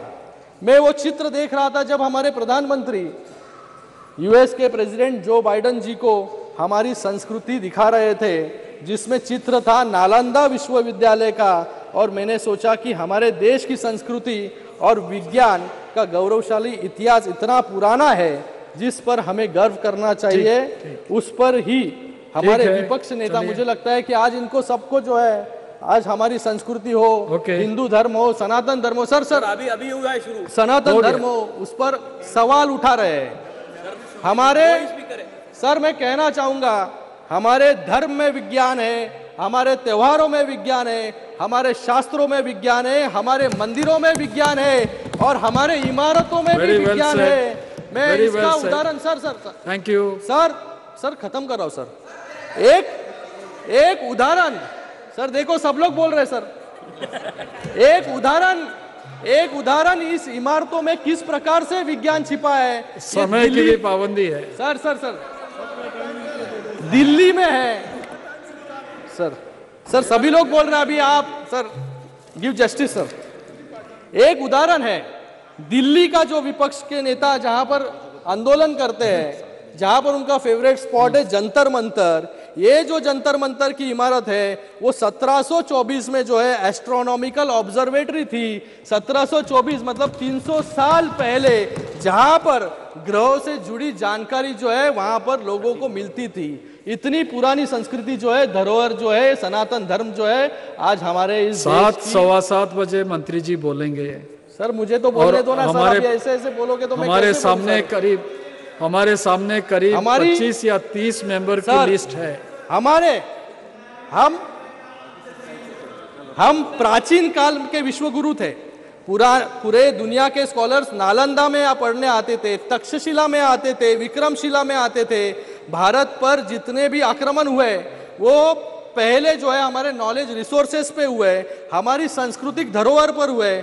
हम जगत गुरु पहले ही बन जाते थे अगर मुगल और ईस्ट इंडिया कंपनी जो है हमारी संस्कृति को नष्ट नहीं करती। सर खत्म कर रहा हूँ, अभी खत्म कर रहा हूँ। हो रहा है सर, 1 मिनट। मुझे लगता है कि यहाँ पर 7th सेंचुरी में है अभी, यहाँ पर सर 21st सेंचुरी में आ रहा हूँ अभी सर, 21st सेंचुरी में आ रहा हूँ मैं। आज यहाँ पर जो ऑपोजिशन है, यहाँ पर इनको जो है आज हिंदू शब्द से, हिंदू धर्म से, सनातन धर्म से जो है यहाँ पर एलर्जी हो रही है। कई लोग, बिट्टू जी आपको नहीं सर, आपके साथ जो अलायंस पार्टनर है उनके बारे में कुछ दिन पहले जो है वो हिंदू धर्म को, सनातन धर्म को जो है मलेरिया, एड्स, HIV,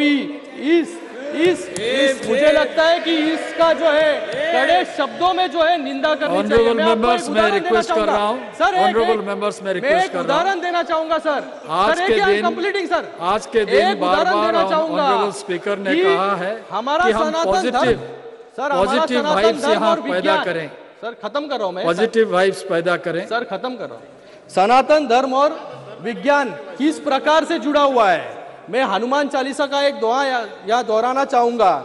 जुग सहस्त्र जोजन पर भारू, लील्योताई मधुर फल जानू। इसका अर्थ है हनुमान जी ने जुग सहस्त्रों योजन की दूरी पर स्थित भानु यानी सूर्य को मीठा फल समझकर खा लिया था। गोस्वामी तुलसीदास ने प्राचीन समय में ही बताया था कि सूर्य और पृथ्वी के बीच की दूरी कितनी है।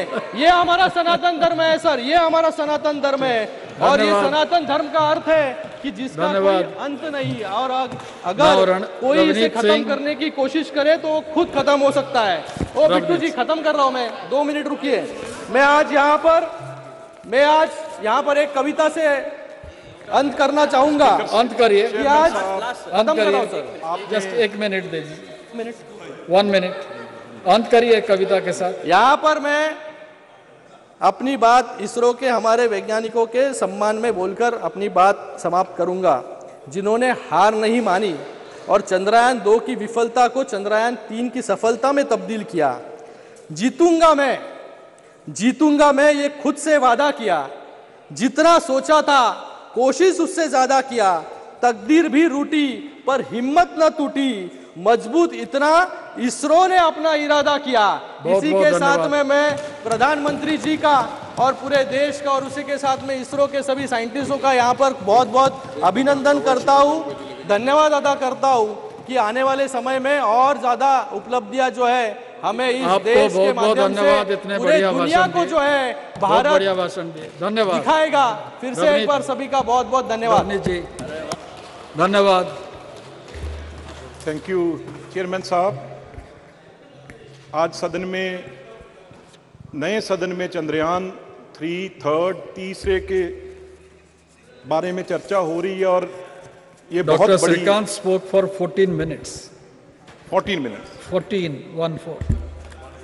बहुत ही। राहुल जी याद रखिए। हाँ जी सर, आपके बैठे जो यंग हैं, नौजवान हैं, उनको आप टाइम देते हैं, तो उसकी सफलता के बारे में, और इसमें कोई भी मेरी ख्याल से कोई पार्टी की बात नहीं, किसी भी सत्ता की बात नहीं, और सब 140 करोड़ लोग, उनका योगदान है और वो आज इस चीज से खुश हैं सर। लेकिन इसके अलावा मैं एक बहुत बड़ा मुद्दा, क्योंकि ये बहुत ज़रूरी है सदन में और देश के सामने रखना, आपने समय दिया है, टाइम दिया है।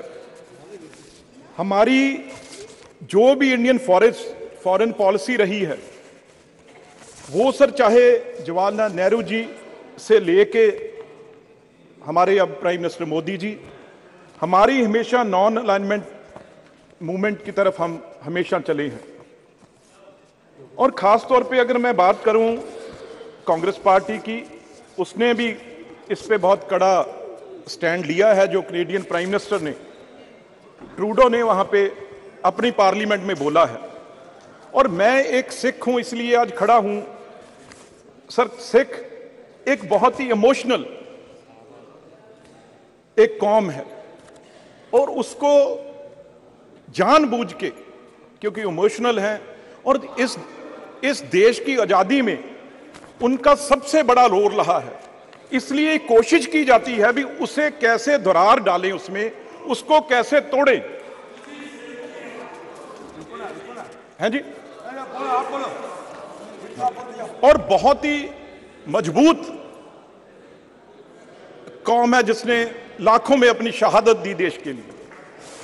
और सर, हमने क्योंकि इतनी मजबूती पाई, हमने हमेशा, चाहे अब रशिया हो अपनी लाइन ली है, चाहे चाइना हो अपनी लाइन ली है, रशिया यूक्रेन की चाहे लड़ाई चल रही है उसमें भी हमने अपनी लाइन लेके रखी है।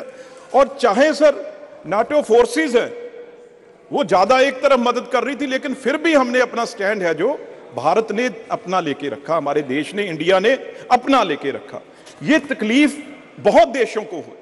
इसलिए सर अब एक प्राइम मिनिस्टर जो कि सेकेंड वर्ल्ड वॉर के बाद कभी नहीं हुआ, कैनेडियन प्राइम मिनिस्टर अपने सदन पार्लियामेंट में बोल के हमारे देश के खिलाफ बोल रहा है, हमारे प्राइम मिनिस्टर के अगेंस्ट उसने बोला है।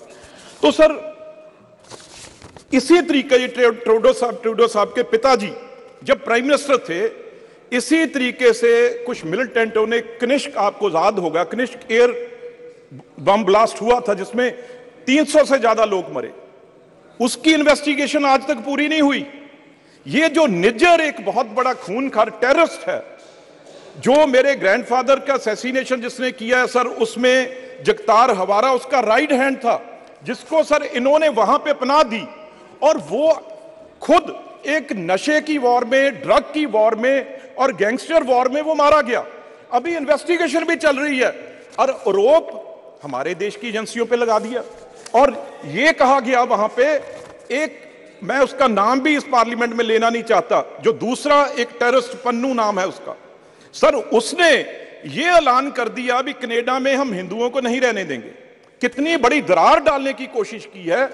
मैं 2 मिनट में अपनी बात खत्म करूंगा। एक तो सर जो एनआईए, जब पंजाब गवर्नमेंट ने जो लिस्ट दी है, सबसे टॉप मोस्ट जो वांटेड गैंगस्टर और टेररिस्ट हैं, 10 में से out of 10 sir 8 are in Canada.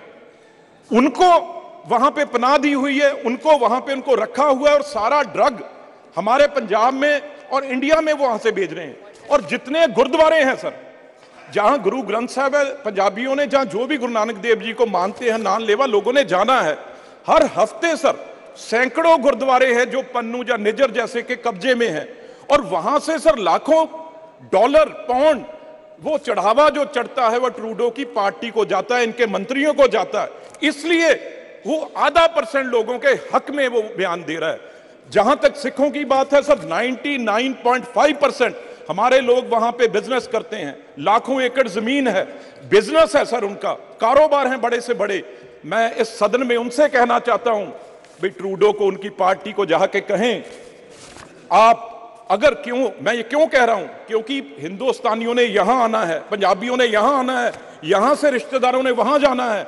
आज सर 7 लाख बच्चे हमारे पढ़ रहे हैं वहां पे, लाखों करोड़ों रुपया जो है पेरेंट्स का लग चुका है उन्हें पढ़ाने के लिए, वहां पे फीसें जमा हो चुकी हैं, आज वीजा बंद हो गया।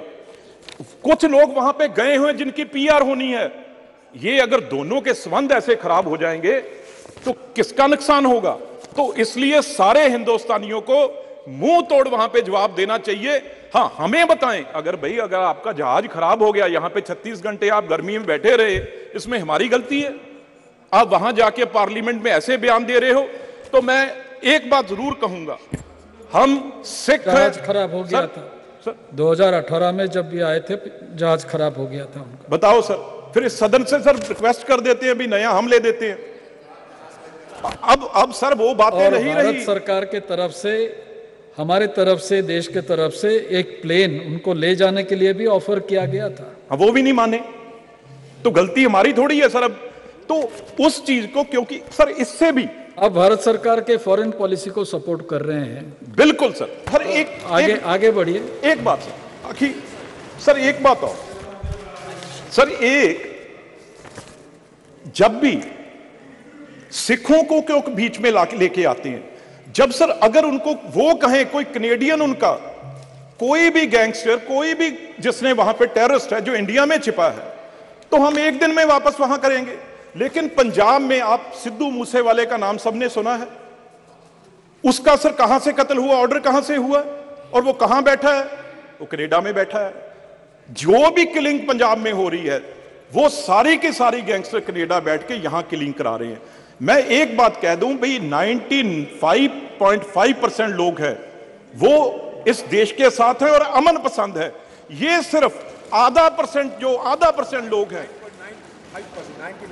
99.5% जो आधा % लोग हैं वो ट्रूडो साहब के पास हैं। क्यों? क्योंकि गुरुद्वारे से नशे का जो पंजाब में खेल चल रहा है, वो सारे का सारा पैसा जो वो ट्रूडो साहब के पास जा रहा है। चाहे G20 हो, चाहे कोई और हो, उसमें सबसे जरूरी बात क्या होती है? भी टेररिज्म को कंट्रोल करना है। इस बात से जो इस बार ट्रूडो साहब ने की है, इससे इंटरनेशनल छवि कनाडा की कहीं रहेगी नहीं। पर कनाडा तो एक पपेट है सर उस देश का। ये सब कुछ CIA के इशारे पे हो रहा है। भी आज चलो नाम मैं नहीं लेना चाहता, लेकिन आज हिंदुस्तान वो देश नहीं है जो 70 साल पहले था। आज जवाहरलाल नेहरू जी से लेके मोदी ऑस्ट्रेलिया उसके खिलाफ भी बोले हैं, मनमोहन सिंह जी तक, ब्रिटेन ये हमारा ठीक है सर, ठीक सर, पर उसकी इतनी हिम्मत नहीं है। पर मैं ये कह दूं एंड में, भाई जो यहां तक देश आज हमारा पहुंचा है, अब हमारा देश दुनिया की ताकत है, इन देशों से झुकने वाला नहीं। हम पन्नू जैसे को सर्जिकल स्ट्राइक करके वहां से भी उठा सकते हैं, अगर ये गलत फहमी में कनाडा या कोई देश ना रहे और सिखों को बांटने की कोशिश करेंगे तो बहुत मुंह तोड़ जवाब उनको हमेशा दिया जाएगा। और इस बार आपने टाइम दिया, मैं आपका बहुत आभार प्रकट करता हूं। धन्यवाद। माननीय मंत्री जितेंद्र सिंह जी।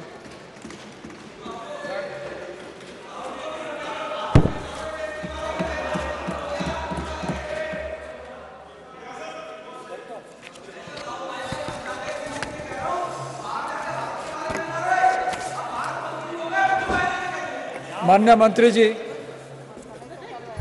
धन्यवाद अध्यक्ष महोदय। मैं सुबह से सभी वक्ताओं को बड़े ध्यानपूर्वक सुन रहा था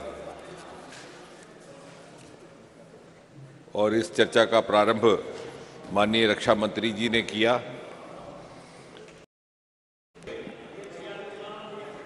संवेदनशीलता के साथ उन्होंने भारत की परंपरा और आधुनिकता का मिश्रण प्रस्तुत किया। एक सुखद संयोग है कि ये जो विशेष सत्र सदन का हो रहा है, इसमें पहले 2 दिन जिन 2 विषयों पर चर्चा हो रही है, ये एक तरह से प्रधानमंत्री श्री नरेंद्र मोदी जी के नेतृत्व की सरकार की प्राथमिकताओं को भी दर्शाता है। एक और महिला संरक्षण बिल इस हाउस से पारित हो चुका, कुछ ही समय में राज्यसभा में भी उसको लिया जाएगा। और दूसरी चर्चा चंद्रयान को लेकर के, और जिस प्रकार आज सुबह जैसे ही हाउस की बैठक प्रारंभ हुई, प्रधानमंत्री मोदी जी ने स्वयं यहाँ पर उपस्थित रह कर के कल रात्रि महिला संरक्षण बिल के पारित होने पर अभिनंदन भी किया और अपने सच्चे मन से धन्यवाद भी प्रकट किया। और ठीक उसी तरह जब वो अमेरिका यात्रा से लौटे तो दिल्ली पहुंचने से पहले उन्होंने बंगलौर जाकर के चंद्रयान की सफलता पर वहां जाकर के वैज्ञानिकों का अभिनंदन किया। कुल मिलाकर के ये दोनों विषय ऐसे हैं जो इस सरकार की प्राथमिकताओं को भी दर्शाते हैं और जिस प्रकार भारत एक प्रगतिशील यात्रा पर निकल चुका है उसका भी प्रतीक है। जहां एक और नारी सम्मान हमारी परंपरा, हमारी सभ्यता का एक हिस्सा रहा है, वहां दूसरी ओर आधुनिक युग में किस प्रकार भारत के आने वाले अमृत काल में नारी को इस विकास यात्रा में एक प्रमुख भागीदार बनाना, वो इस बात का प्रतीक है। और जिस तरह से चंद्रमा पर को लेकर के सदा अटकलें लगाई जाती थी हमारे कहानियों में, उपन्यासों में, कि चांद की धरती कैसी होगी, कैसे लोग बसते होंगे, कैसा दृश्य होगा, उन पहेलियों का वैज्ञानिक उत्तर ढूंढने का रास्ता भी चंद्रयान ने ही हमवार किया। और भले ही अमेरिका ने, आज जैसे सुबह कहा जा रहा था, शशि थरूर जी ने और अन्य कुछ हमारे मित्रों ने पूरी क्रोनोलॉजी बताई कि सबसे पहले 1969 में चांद की धरती पर मानव उतारा था नील आर्मस्ट्रांग, जो वहाँ कुछ टहले भी थे। उन्होंने वहाँ एक पहुँच करके वक्तव्य दिया जो बड़ा प्रसिद्ध हुआ। उन्होंने कहा, 1 small step for man, giant step for Mankind. लेकिन हम सब के लिए, हम चाहे इस तरफ बैठे हैं कि उस तरफ, गर्व का विषय ये है कि नील आर्मस्ट्रांग वहाँ स्वयं होकर के आए, टहलपोशी करके भी आए, परंतु उनको वहाँ पर पानी नहीं दिखाई दिया। वो हमारा चंद्रयान था जो जाकर के वहाँ पर जल होने का प्रमाण लेकर आया। मैं बिल्कुल आगे चलेंगे, अभी मैं बताऊंगा।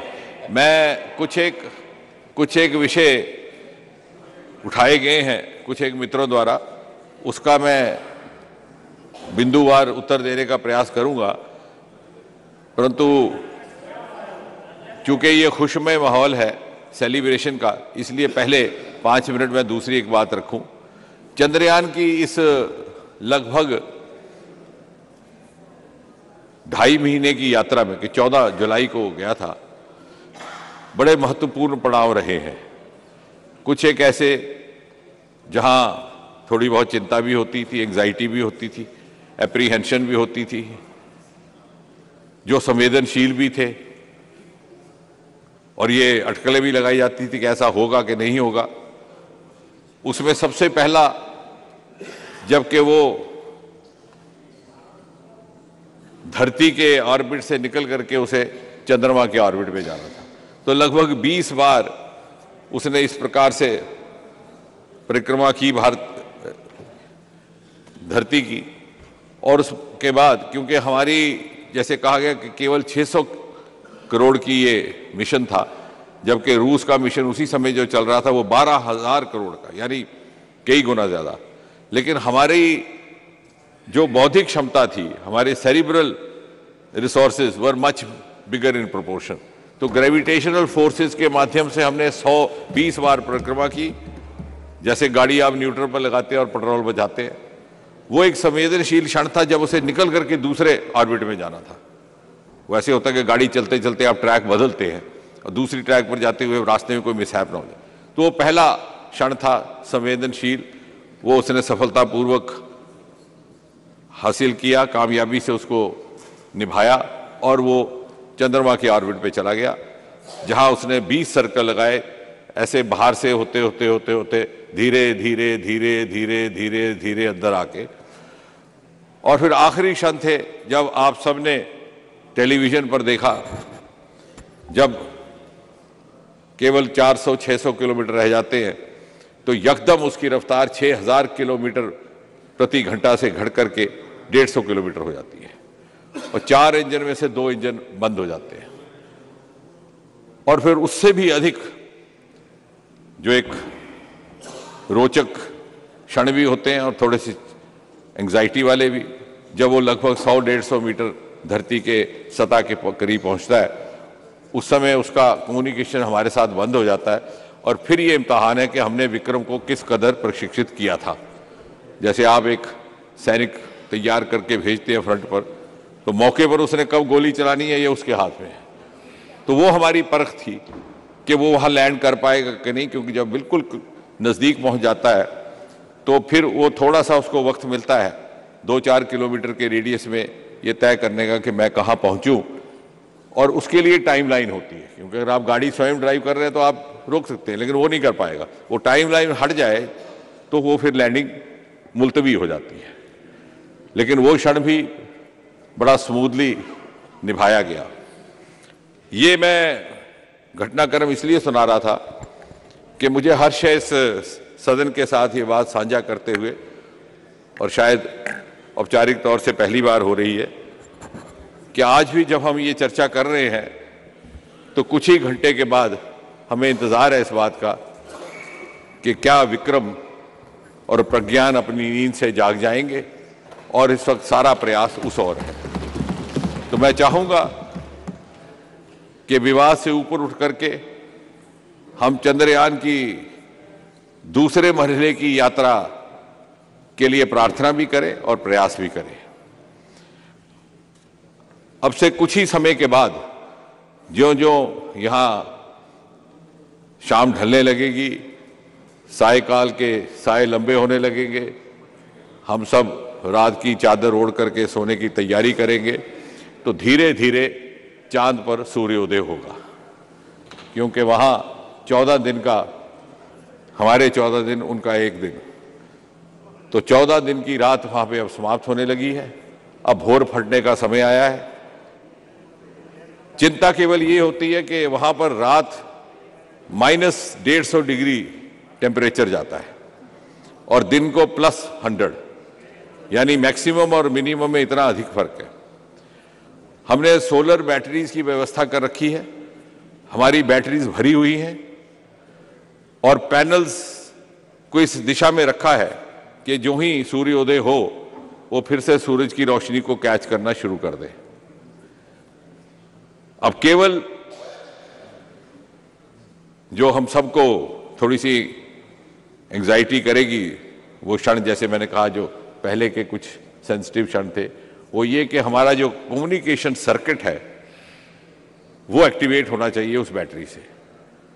तो वो कम्युनिकेशन सर्किट एक तरह का वेकअप सर्किट उसे बोलते हैं। मान लीजिए जैसे कि अलार्म है, और जो ही, क्योंकि -10 डिग्री से ऊपर टेम्परेचर आ पाएगा तो तभी वो सर्किट काम करेगा। कोई इतनी ज़्यादा ठंड में वो सर्किट काम नहीं करेगा, भले ही बैटरी भरी हुई है। तो अब हम सारे टीम इसरो के सारे साथी और हम सब इस मिशन से जुड़े हुए एक एक क्षण घड़ी देख करके इस प्रतीक्षा में है कि जैसे सूर्योदय हो तो सर्किट का टेम्परेचर थोड़ा बढ़े, वहाँ पर बढ़ना शुरू हो, वो एक्टिवेट हो, और जैसे ही वो एक्टिवेट होगा तो वेकअप कॉल जाएगी। विक्रम आंखें मलते मलते जाग उठेगा और प्रज्ञान भी उठ खड़ा होगा 14 दिन की नींद के बाद, और फिर वो अद्भुत बात होगी जो आज तक कभी ना हुई। चांद के साउथ पोल पर जाकर के विक्रम और प्रज्ञान का नींद में सोना और नींद से जाग करके फिर एक्टिव होना पहली बार दुनिया में। और मुझे विश्वास भी है, और जिस प्रकार लगन और निष्ठा और मेहनत के साथ हमारे वैज्ञानिकों ने दिन रात काम किया है कि हम इसमें सफल रहेंगे। और कल जब सारे देश में महिला संरक्षण बिल के पास होने का जश्न मनाया जाएगा, प्रधानमंत्री मोदी जी का अभिनंदन किया जाएगा, हमारे पास शायद वो भी अवसर हो कि हम इस बात का भी जश्न मनाएं कि हिंदुस्तान वो पहला मुल्क है जिसने साउथ पोल पर विक्रम और प्रज्ञान को भेजा, उनको नींद में सोने दिया, और जब वो जगे तो उनको फिर से काम पर लगा दिया। ये वेकअप और पोस्ट वेकअप एक्टिविटी अगर हमारी सफल हो जाती है, कुछ ही घंटों के भीतर इसका पता चल जाएगा, तो हम दुनिया के पहले देश होंगे। उसके बाद हम, चूंकि रोवर हमारा थोड़ा चलना शुरू कर गया है, कोई 100 मीटर उसने अपनी पोजीशन बदली है, तो मुमकिन है हम उसे थोड़ा और स्थान परिवर्तन करने में सफल रहें, और फिर भिन्न भिन्न प्रकार के प्रयोग रहेंगे। उसमें तकनीकी तौर पर कुछ सॉइल पर एक्सपेरिमेंट्स रहती हैं, जैसे सुबह हमारे कुछ एक साथियों ने यहाँ बताया कि सल्फर के को लेकर के, एलिमेंट्स को लेकर के, मिनरल्स को लेकर के। दूसरी श्रेणी के प्रयोग रहते हैं एनवायरमेंटल को, और तीसरी श्रेणी के रहते हैं हमारे सिस्मिक एक्टिविटीज को, कि जैसे यहाँ पर भूकंप आते हैं, झटके लगते हैं भूचाल के, ऐसी थरथराहट वहाँ भी होती रहती है। तो अगर ये होता है तो हमारा second phase of Chandrayaan 3 is about to take off in the next few hours, and the moment of anxiety now is that we are waiting for the wake-up call to get activated and Vikram and Pragyan to respond to that alarm. Once they do, then the communication from the earth will begin, and we will be the first in the world to have accomplished this. अब इसके बाद कि मैं अगली बातें करूं, कुछ एक बिंदु जो उठाए गए, just to put the record straight.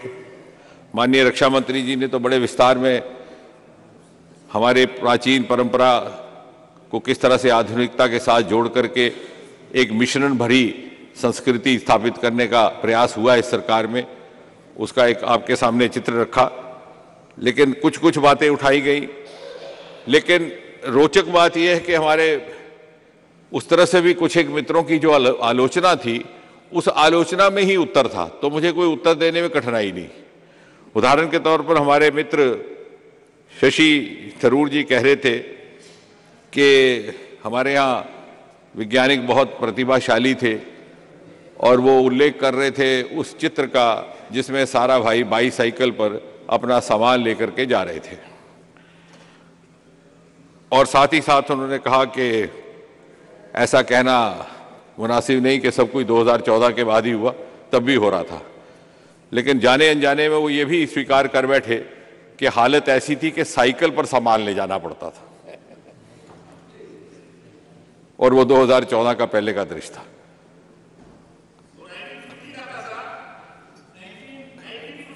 $50 का था, वही कह रहा हूं। फिर 50 में कौन थी सरकार और कौन था प्रधानमंत्री? तो यही जवाब आ गया, यही जवाब है, क्योंकि साधनों का अभाव, दिस वॉज दी। वो कैसे पूरा हुआ भी आपको बताएंगे, अभी रात लंबी है, अभी विक्रम के जागने तक हमने भी नहीं सोना है, तो बात लंबी चलेगी। Because they were divide of resources, they didn't have resources. Even in those days, even 1950, you had carriages, you had truckloads. The honorable members will bear me out. The best means of carrying loads was not the bicycle. That is the difference between then and now. The answer lies in the question itself. दूसरा, नहीं अभी, I'm not yielding. बाद में sir, बाद में करते हैं, बाद में करेंगे सर। अधीर जी आप इनके बाद ही बोलेंगे, please you let him continue. कोई बात नहीं। दूसरा उन्होंने very rightly enumerated the names of some of the women scientists, and to the amusement of the House, very pointed out in his own way कि यहाँ आरक्षण की आवश्यकता हो सकती है, वहाँ नहीं है क्योंकि वहाँ पहले से ही बहुत सारे women scientists हैं. The again answer lies in the question. The women scientists that he has named are from the generation of scientists which has happened now, not in those days which he was talking about Nehruvian. Today, in fact, हमारा चंद्रयान की भी second project director जो है, assistant projector, is a lady called Kalpana. वो तो आ नहीं पाई, लेकिन Veera Muthuvel, who was named speaker after speaker, was sitting over here in the gallery. I introduced him in the Rajya Sabha.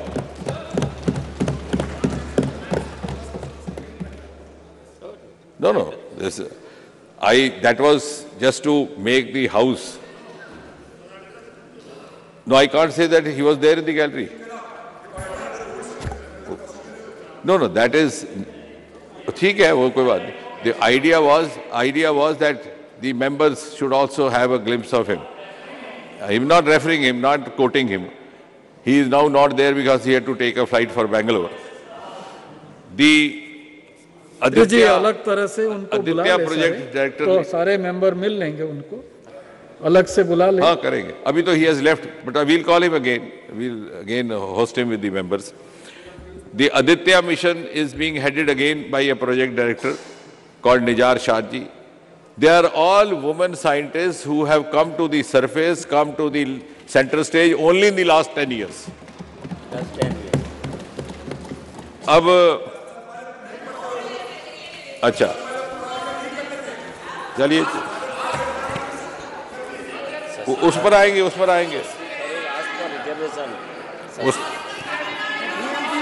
पर आते हैं. Then it was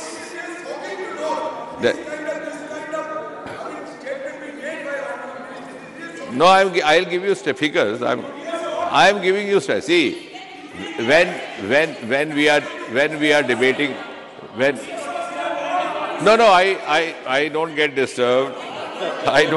I'm the last person to get disturbed or distracted. But one thing, when we are discussing science, let us discuss on the basis of facts, figures, and statistics. Yes. No.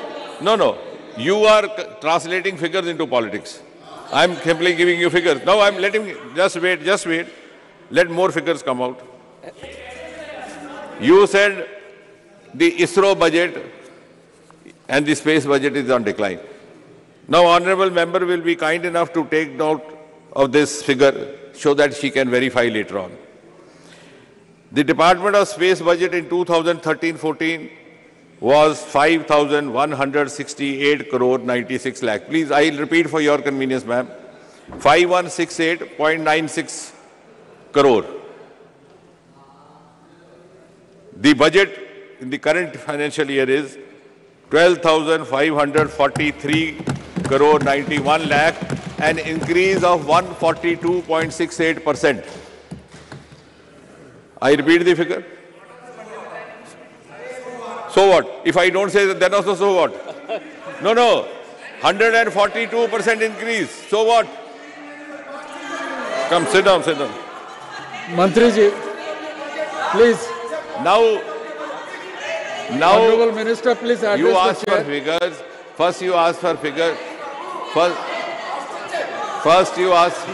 First you ask for figures. Then you are replying figures with politics. Please बैठ जाइए. This is for your satisfaction, ma'am. बैठ जाइए.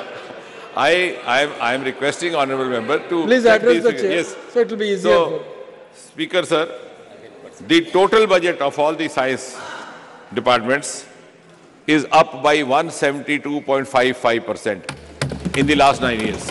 Please take down the figures. In 2013-14, the annual budget for all the science ministries and departments put together was 21,025 crore 6 lakh rupees. Current year it is 57,303 crore, 0.69 lakh. So when I talk a figure, you say this is not acceptable. When I talk otherwise, it's not. Now, having said that, now somebody said,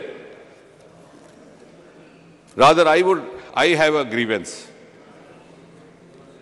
One of the members said, why you say that scientists, there are so many scientists in South, they talk only English, they talk only Tamil, they don't talk Hindi. Nobody is imposing Hindi on them.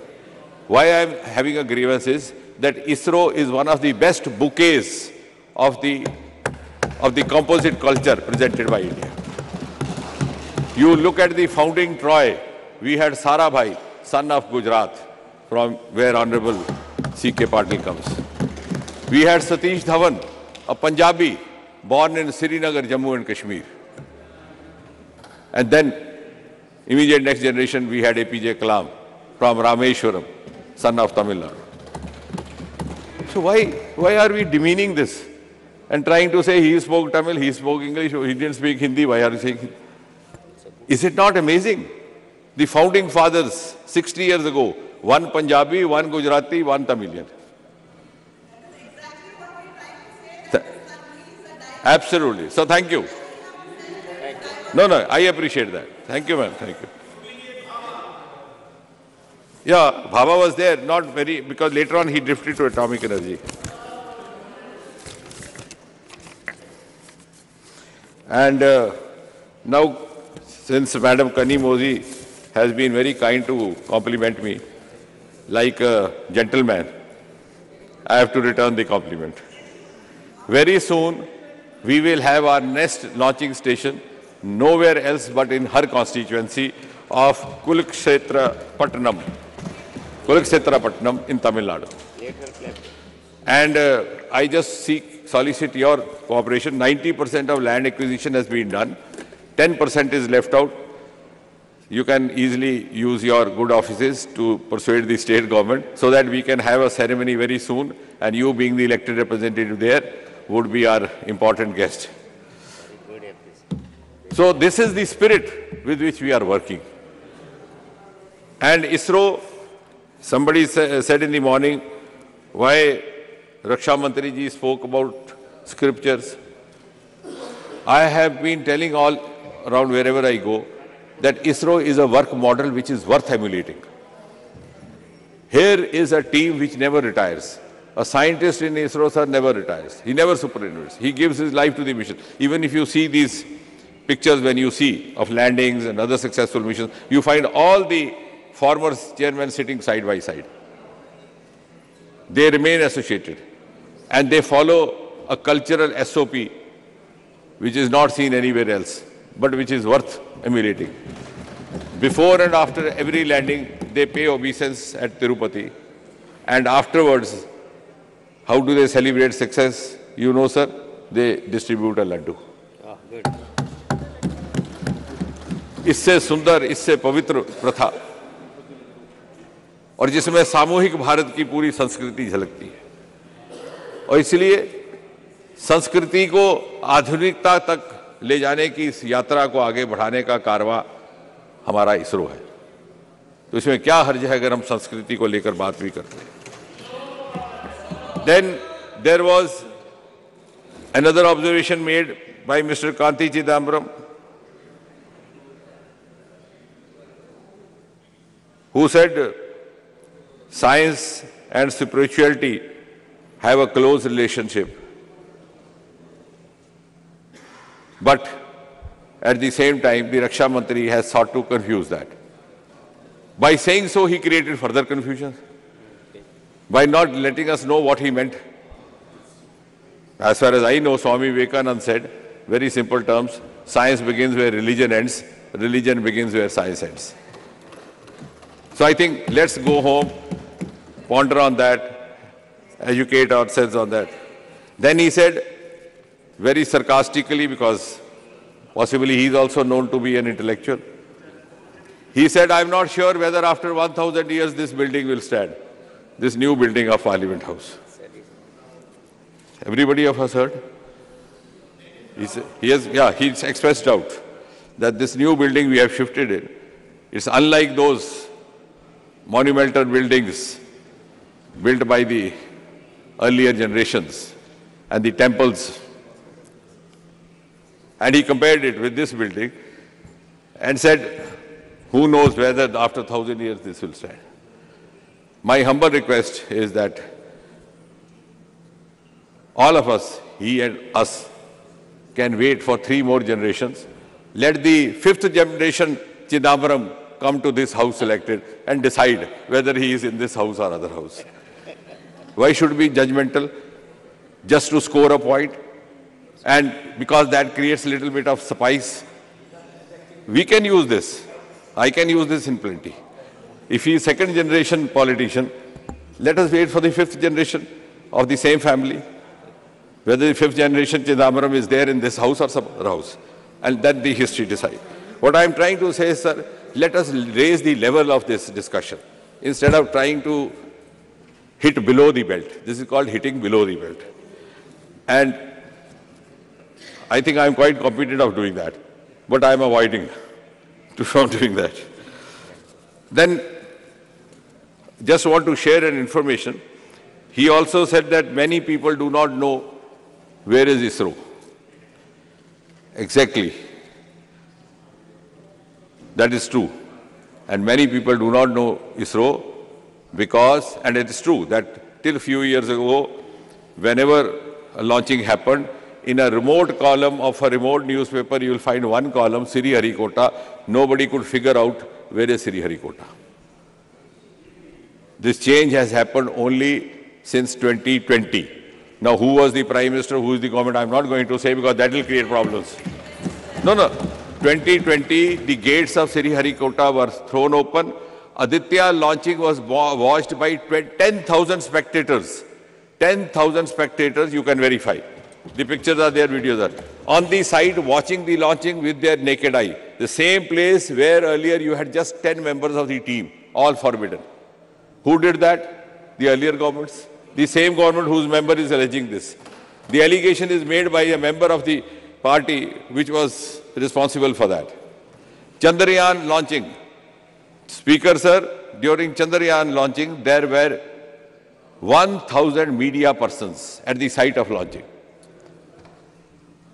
Suddenly, within 10 minutes of launching, there was a tweet from one of the friends from the Congress party, because some of us are very active in tweet, so am I, so are they. He said, what is different? Why this halla gulla?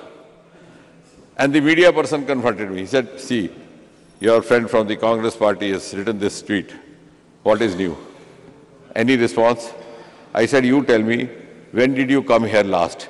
He said, I'm coming here for the first time. I said, this is new. Media was forbidden, everybody was forbidden. So that is the difference. All the stakeholders have been brought together. A healthy synergy has been sought to be made between startups, between academia, between researchers, between industry. Because it's our confirmed belief, it's our considered view that if we have to grow further, if we have to live up to global parameters, if we have to discharge a global role, we have to live up to the global benchmarks, and we have to develop global strategies.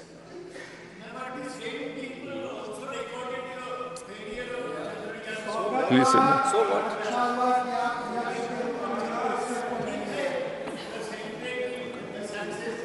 you do not forget the failures. No, you are. I'll come to that also. I thought you studied science streams better than me. Chandrayaan, now if I come to that, let me first, because professor is an honorable professor for all of us. Lot of misgivings. But sometimes the students... Lot of misgivings sometimes are students there grow up to relating become... Chandrayaan 2. Yes, sir. It is better you no, I'm clear sure. all those no, but, cobwebs. yes, I'll continue. Because it has been just repeatedly in said. half a minute I respond to the professor, and I'm sure the professor No, will be glad to... it is better you clear the cobwebs. Yes, sir, yes, sir. In this discussion today, many members said it is a failure. It is only one part which has failed, sir. whereas there are number of other things which are success. What I'm trying to say is... It is still rotating for 3 years. What I'm trying to say is... एक minute अरे भाई एक minute यार अरे जी रमेश जी बात, अरे छोड़ो ना, ओहो, चल यार एकेडमिक बात, एक मिनट है। और रमेश जी यार ठहरो ना, एकेडमिक की बात चल रही है, एकेडमिक चल रहा है, ठीक है। और आई एम ग्लैड प्रोफेसर, ओ भाई एक मिनट यार बात तो करना। I am glad that professor, यार एक मिनट, अच्छा भाषा चल रहा है मालूम। I am glad that professor has put this query, and I am glad and I am sure professor will take pride in seeing that his student is capable of giving a new thought, not teaching but a thought. So a professor should be happiest when he finds his student turning into a teacher. Sir, it was not a failure. Because as the Honorable Speaker said, it is still working. On the last minute, that procedure which had to happen did not happen as it was calculated to the last moment. Otherwise, it would not be communicating. In fact, Chandrayaan 2 and 3 are talking to each other, saying good morning to each other every morning. And even now, when we are waiting for Vikram and Pragyan to wake up, if the circuit gets charged and we are waiting for the temperature to rise, we will not be surprised they receive a good morning or a hello from Chandrayaan 2.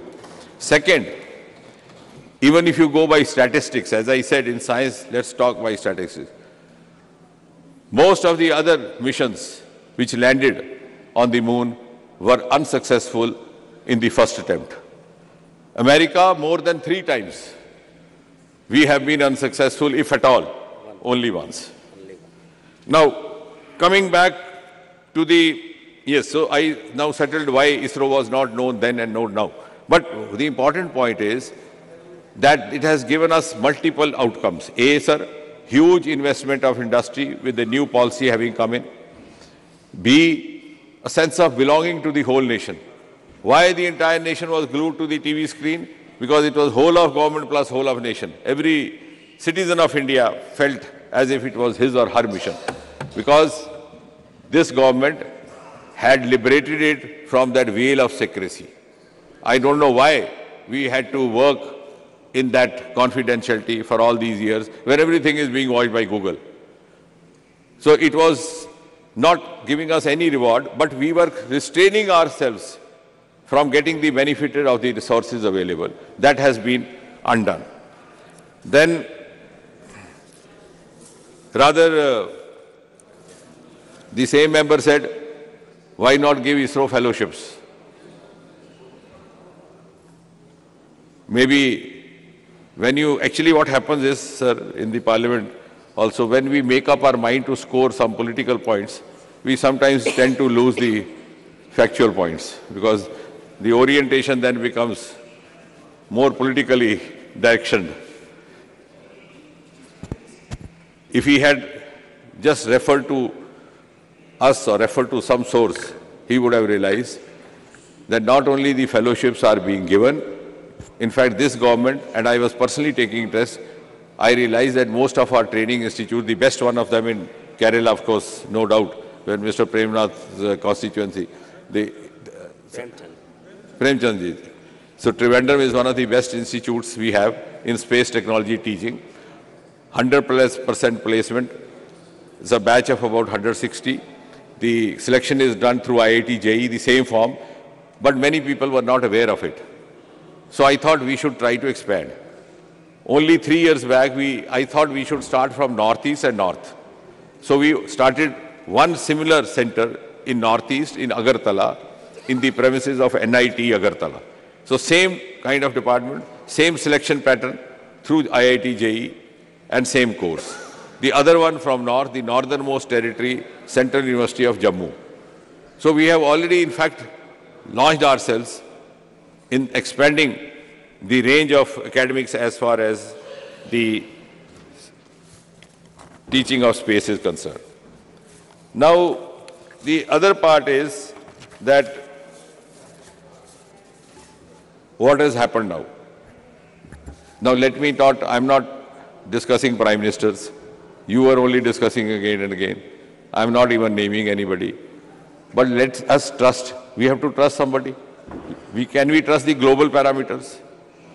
Before 2014, in space department. In fact, even before 2019 or so, we had only 4 startups. 4. 1, 2, 3, 4. After we opened up in 2020, we have 150 startups.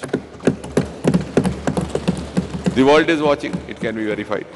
And the earlier ones like Sky Routes have become lucrative entrepreneurs. If you see the startup as a whole, we were only 350 to 400 till 2014. Now, in 9 years, we have gone up to 1,25,000 and more than 110 unicorns. It's not, nobody has said that the earlier governments didn't do anything. That's not the intention also. Even the Honorable Prime Minister has been reiterating that. Nobody has said that. I don't know why some of us sitting that side are very keen or feeling guilty to say, no, it happened only in our times. But the fact points out that if you see the Independence Day addresses of all the Prime Ministers, Nehru delivered 17 Independence Day addresses. Present Prime Minister has delivered 10 so far. The intent and the priority of the government in place is reflected in the Independence Day address. That is a declaration of the intent of the government of its future plans and priorities and flagship schemes. In the 2014 Independence Day address from Red Fort, Prime Minister's address refers to Swachhata, cleanliness, and addresses the problem of urinary tract infection and other diseases happening in young adolescent girls, and many of them suffering from avoidable agony because of the lack of toilets. Again, a scientific declaration. In 2015, Prime Minister's address in Independence Day says, Start Up India, Stand Up India. And the following year, there is a startup scheme. हाँ तो startup Bharat कर दो, अच्छी बात है. Sir, I think we will accept it. The government should consider. Yes, sir, no problem. Then, see, Dada, this happens when you are thinking of how to make a political counter. The casualty is the fact. You understand very well what I mean by saying, and yet you want to deviate. But I am not that easily vulnerable to deviations. The next address of the Prime Minister says, Digital India, Digital Bharat. Okay. Again, a scientific declaration. The next address, 4th one, says, e-governance. The subsequent address says, deep sea mission. And two consecutive addresses of the Prime Minister from the Red Fort are referring to deep sea mission. We have 7,500 kilometer long coastal area, longest in the world, beginning from Odisha up to Maharashtra, Gujarat, Kutch. Nobody had ever looked at that. Well, okay, one of the longest, conceded. But nobody had looked at that. The Samudrayan has been launched a few years back, and the huge wealth that lies underneath, metals, minerals, biodiversity, that is going to be discovered now. Then Gaganyaan finds mention in one of the Prime Minister addresses in the Independence Day. And when he said that India has decided to send a human being. नहीं, announcement इसका Independence Day address में हुआ है, check करे दादा. What I am trying to say is, I am not talking, see, I don't know why you want to make this debate Nehru versus somebody. You are obsessed with it, I am not, because I have the facts on my side. I am not, I am giving you dates. I am saying, Prime Minister, I am making a very holistic, a very academic statement. A Prime Minister's address from ramparts of Red Fort on Independence Day is considered to be a declaration of intent by the entire world, of the government in place, whichever the party. Now I am referring to 10 addresses from the highest forum and the theme they carried, which was primarily scientific.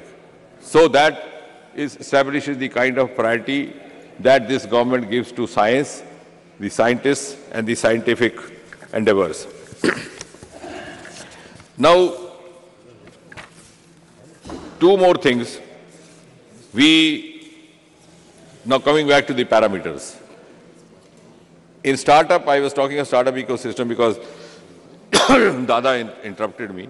We are 1,25,000 startups, but at the same time, the world has today recognized Bharat as number 3 ecosystem in startup.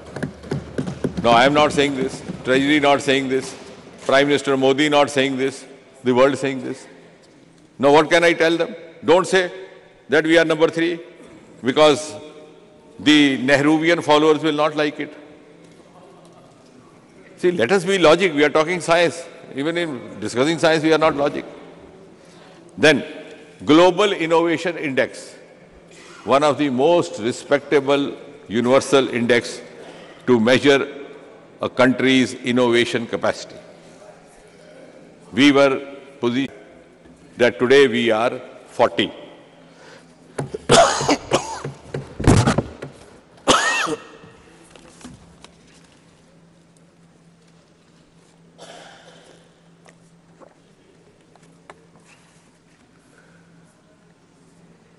So what I'm trying to say is that this jump of 41 has happened only in the last 9 years.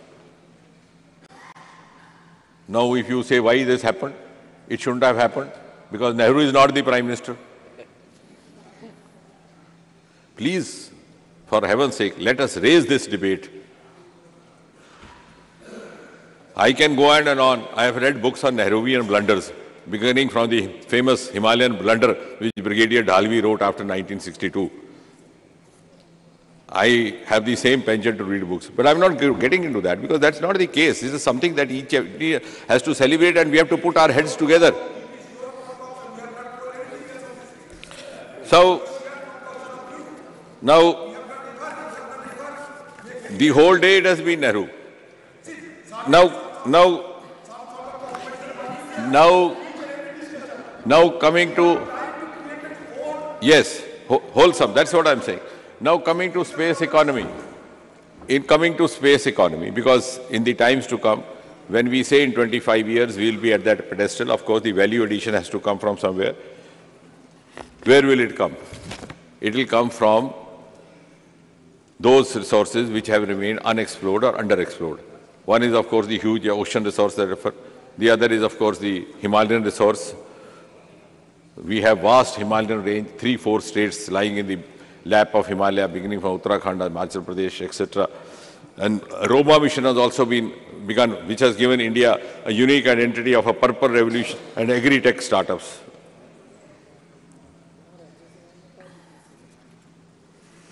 Now, in space economy, I have all the modesty to say we are not a very big economy as of today. No, I didn't wait for you to say that if Nehru was there, it should not have happened. I'm saying Nehru or no Nehru. We are only 8 billion. It is 8 billion economy today. We are 8 billion US dollar. But the second point is, we reached 8 billion US dollar in 70 years or 75 years. Our projection is that by 2040, we will be 40 billion. So, $8 billion in 75 years and a jump of up to 40 billion in next 15 years. And if you don't believe me that the projection is been quoted inappropriately, then very recently there was a report last week called ADL report. This Arthur D. Little report, one of these projectionists of the international agencies. They have said that even though India is projecting that they might reach 40 billion US dollar by 2040, but our anticipation is that they will go higher up to $100 billion. This is a projection made by a non-Indian agency because, according to them, India has started moving on a very fast track, which didn't happen earlier. Bharat has started moving on a very fast track, which didn't happen earlier. Now the world is recognizing this. When the Honorable Prime Minister was in Washington, D.C., it was the Americans who solicited that Indian astronauts should accompany them to the International Space Station. That means they believe the credibility of our astronauts. The Artemis Agreement was solicited by them. They also put the offer that we should be part of their semiconductor consortium.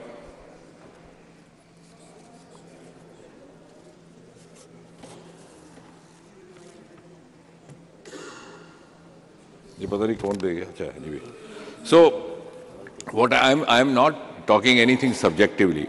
I am talking of what the world is saying.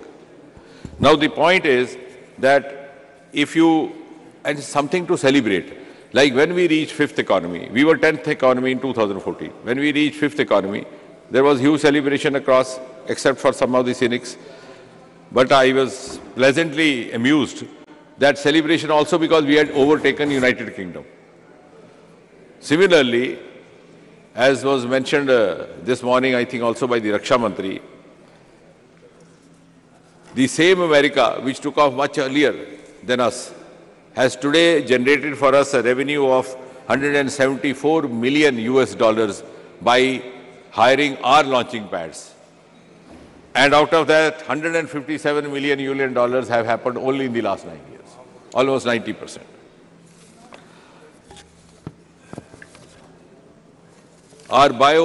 We were talking of Himalayas, we are talking of oceans. We have a huge resource of biodiversity. But Honorable Speaker, sir, you know in 2014, the number of biotech startups in India was only 50. 50. Today it is 6,000. Our biotech economy, because we have entered into biomanufacturing. Now, in the next part, let's put our heads together and try to understand why this has happened. Because many of us don't feel comfortable that it has happened. Our biotech economy in 2014 was $10 billion. So in 70 years, 10 billion. Today it is 80 billion, 8 times higher in 9 years. So virtually 1 billion every year we have increased. And the projection is 150 billion by 2050. Now the question is, notwithstanding Nehru or not Nehru, something might have happened which the world says India has gone on fast track. जब कोई खिलाड़ी जो सुस्ता के चल रहा था, जिसको दुनिया बहुत संजीदगी से लेती नहीं थी, वो इतनी तेज रफ्तार दौड़ में आ गया कि दूसरे लोग चौकन्ना हो गए, तो आखिर पूछना तो पड़ेगा क्या बूस्टर खाया उसने, उसको कौन सा दूध पिलाया गया, उसको कहां से ऊर्जा आई। हम बात नहीं कर रहे किसी प्रधानमंत्री की, लेकिन कुछ ना कुछ तो हुआ होगा या कोई जादू की छड़ी चली होगी। The world today is looking up to us. So the reason, space. Why had other countries progressed? Because they had not confined themselves only to the narrow domain of the public sector. And it's my belief also that time has come when the demarcation between public and private is going to vanish away.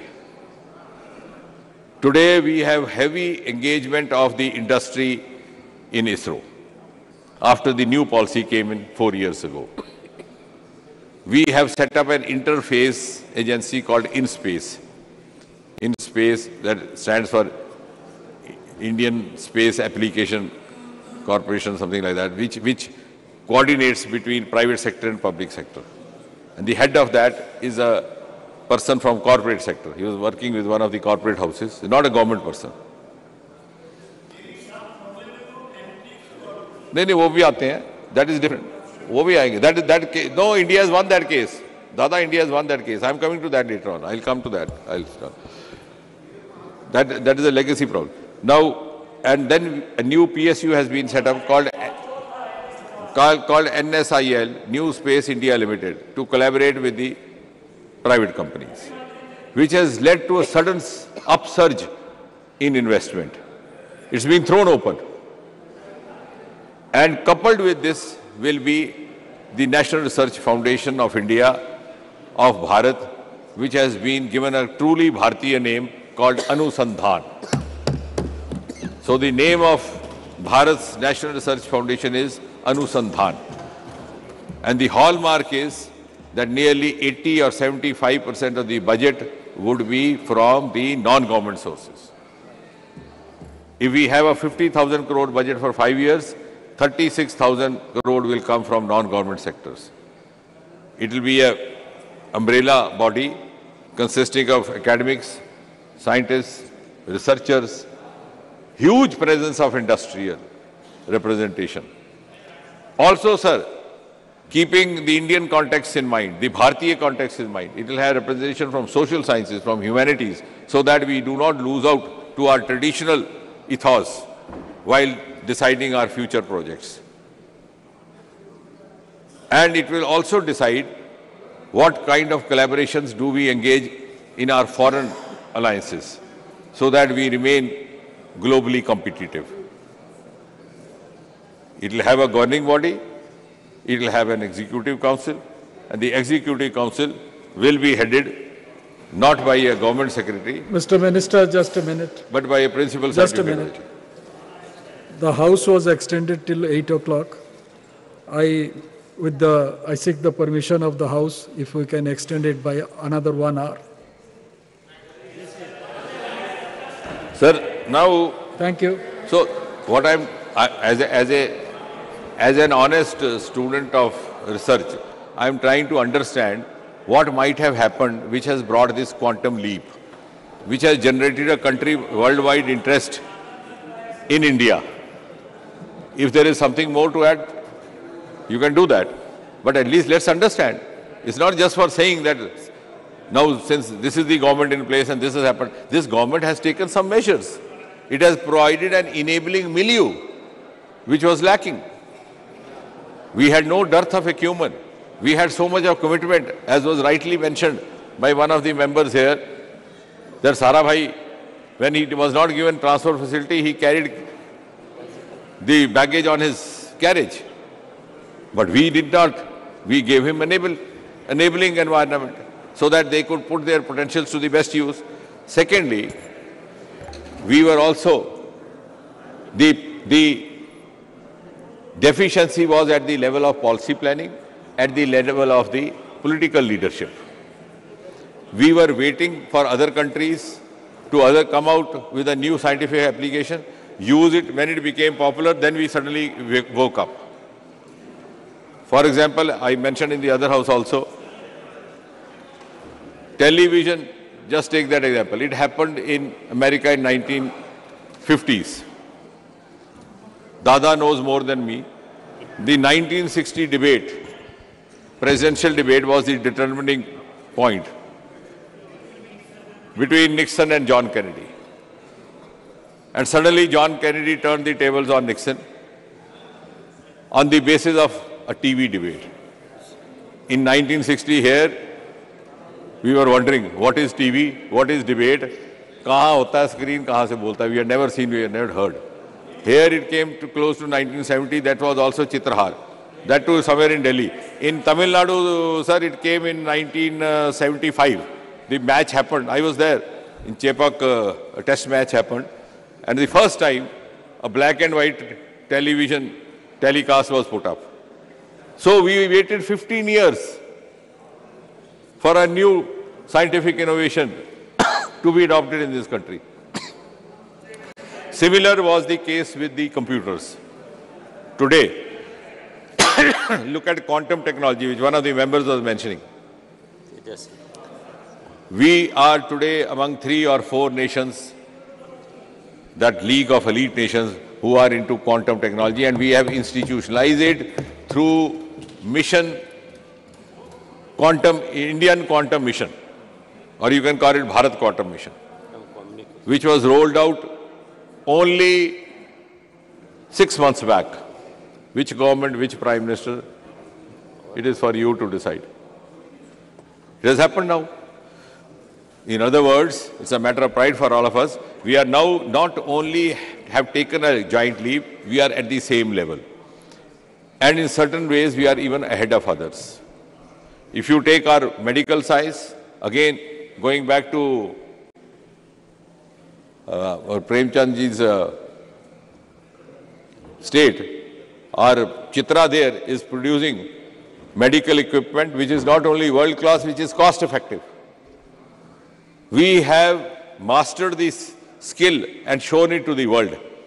How to develop world-class space missions, world-class scientific equipment, world-class projects at a cost which is just 1/10 of the other cost. Yes, Sri Chitra. What I'm trying to say, this is something that all of us have to feel proud about. Now, if you go, before I conclude, some of the landmarks that has happened, if you talk only in this space. During the last 9 years, we have not only confined ourselves to the launching of rockets. Rocket का launch होना अच्छा लगता है, एक अच्छा दृश्य बनता है. It is, you know, seeing a spaceship going to moon is a very romantic scene. It's because it's part of our fantasy. We have grown up seeing that. But there is much more to space technology than this. Today, space technology has entered every Indian household. We have not confined ourselves only to the launching of rockets. आपका agriculture sector देख लीजिए, सारा space technology से चल रहा है. Soil health card चल रहे हैं. Telemedicine of course is there. Smart cities, unmanned rail crossings, railway tracks, roads, bridges, disaster management. We are number 1 in the world as far as our disaster forecast and prediction is concerned. That again, because earlier on, only radar was used for weather and other forecasts. Now we have combined it with space technology. I'm not saying that this should not have happened earlier, or maybe these are also march of times which happens. But we have done it. Wherever we thought it could do it, we have done. We have done to the best of the ability. Which has, as the result of which is that our disaster inputs are now being received even by neighboring countries. In 2017, precisely on the 5th of May, a South Asia satellite was launched, which is popularly also sometimes called SARC satellite, which is providing inputs to all the neighboring countries, including Sri Lanka, Bhutan, Nepal, Bangladesh. Pakistan decided to remain out of it. It is to their disadvantage. And somebody said 600 crore is too much. The Raksha Mantri ji was trying to respond to that. I think the amount of money that we have saved simply by averting disasters is much more than the amount spent on Chandrayaan. And Aditya is just about 380 crore.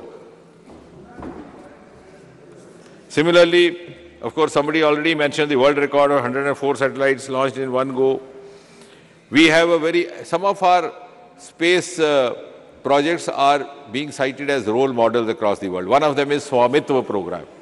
Swamitva is a very fascinating program by which you map the land's reforms. So it eliminates the revenue departments, eliminates corruption, brings in transparency. You don't have to approach a patwari or a tahsildar, you can yourself access.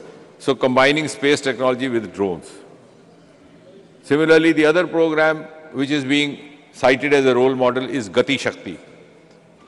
Gati Shakti is another program we started by this government a few years back, where you have multiple layers. Whenever you are starting a new project, automatically you get the information. Where lies what? The forest, is it forbidden? It is prohibited. What about the rail tracks there, the rail pipes there? So you don't waste time and money. So some of our success stories are in fact being now cited in the rest of the world as well. And if we go simply by the scientific feats as such, I think somebody said scientists have gone abroad because you are not providing them enough. Yes, they went abroad because you didn't have startup avenues for them. You didn't have new institutes for them. If somebody did a course in space, either he had to get absorbed in ISRO or remain unemployed. Today we have opened up that. And as a result, many of these young scientists are willing to come back, and seeing that, we have now started a program called Vaibhav program under Department of Science and Technology, where we facilitate the return of a young scientist who wants to come back, and if he wants to take up a government job, we even give relaxation in the age, the upper limit of age. We are cautious of that because now they are finding avenues here. In fact, now this is going to be reverse brain drain.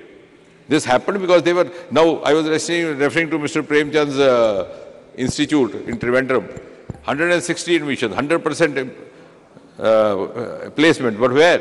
60% of them went to NASA because you didn't have a place to absorb them. Now many of them are becoming startups. They are finding their own means. And this is a whole ecosystem which has been brought by this government. This also includes the new education policy, which is also called National Education Policy 2020. I said the other day, this National Education Policy should have happened several decades ago. I'm not saying in Nehru's time, but it made us prisoner of our aspirations. Somebody objected to that. I explained why. Suppose my father wants me to become a doctor. I don't get admission after class 12. What do? I do BSc, either botany or zoology. Then after that, what do? Civil services. I don't get, what do? I do MSc. Try for a teaching job, UGC, university. Don't get, what do? Do PhD. So I get stuck up in that stream.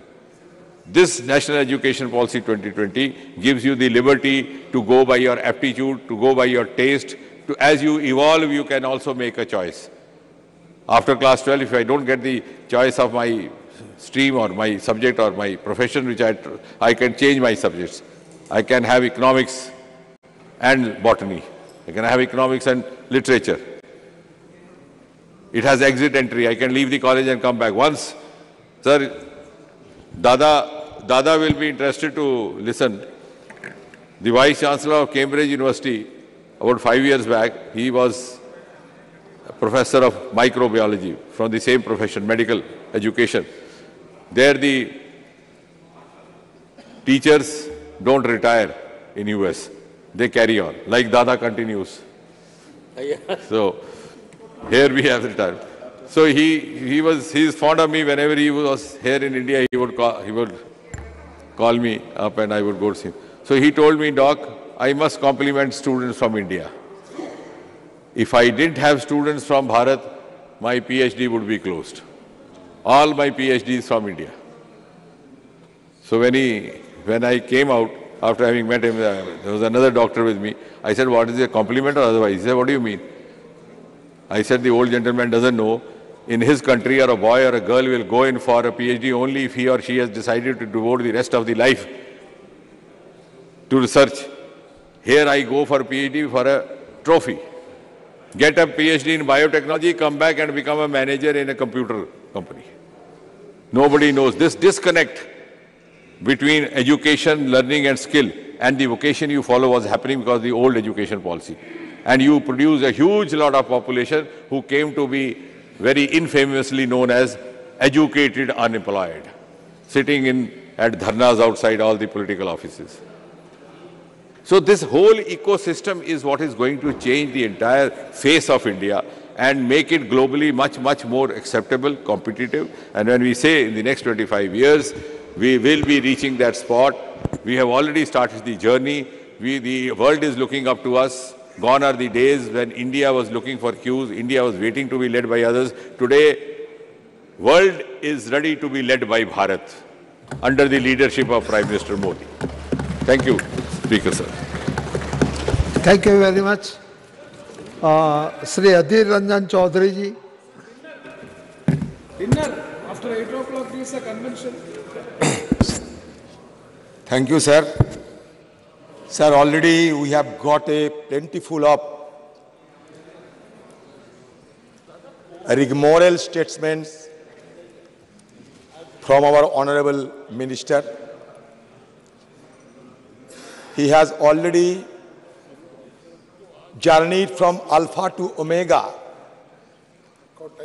to convince us that everything in this dispensation has been going hunky-dory. But the ground situations are at variance with the congratulatory remarks in all respects shamelessly made by Honorable Minister. See, the issue is that today we have been engaged ourselves in the discussions of Chandrayaan-3. Sir, you know that the space explorations of our country make all the Indians proud of it. And on 23rd August, the entire country was waiting with bated breath to observe the soft landing of Vikram on the surface of Moon. The lander modules, Chandrayaan-3, were deboosting, which reduced the orbit to 25 into 134 kilometers around the Moon. Then power descent began at 5:45 p.m., 27th August. A few terms of that landing also caught our imagination. A rough braking phase 1, second, attitude hold phase, third, fine braking phase, fourth, terminal descent phase. And there was a talking point across the nation that 15 minutes terror. So all the people of our country were praying to the God or to the Supreme Being to ensure the decent landing on the surface of Moon. We have observed vividly the horizontal position of the lander to vertical position before gentle descending. So certainly now Vikram and Pragyan are in deep sleep. Certainly all the people of our country will be praying again for their waking up afresh. Certainly it will be our prayer also. Sir,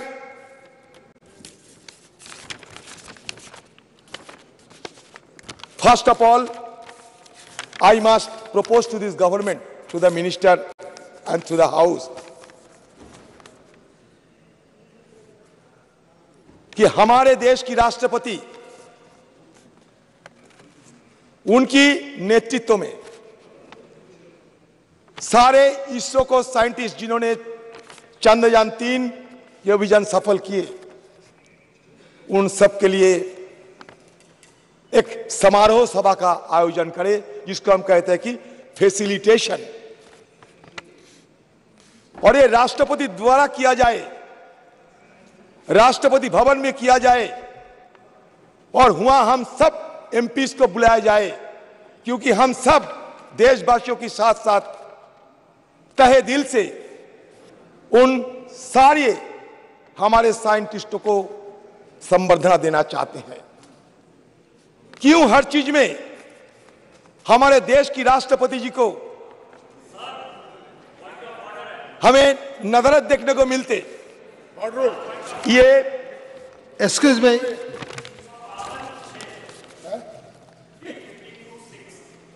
बताओ।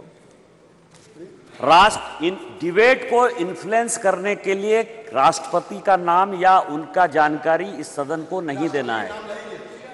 ये क्यों suggestion दे रहे हैं? ये बात राष्ट्रपति क्या करेगी क्या नहीं करेगी, ये क्यों सजेशन दे रहे हैं? 352(6) ये डेरोगेटरी है। ठीक है, अधीर रंजन जी, अधीर रंजन जी, क्या ये कार्य कि राष्ट्रपति करे? विषय पे राष्ट्रपति को बुलाए, क्यों हर चीज में राष्ट्रपति को नहीं लाया जाता है? ये डेरोगेटरी है।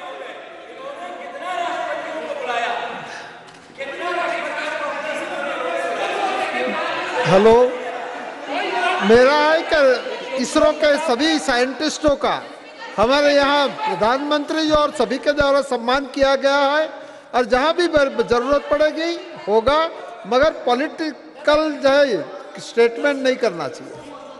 ठीक है, आप अपना बात शुरू करें। Kindly confine to the subject.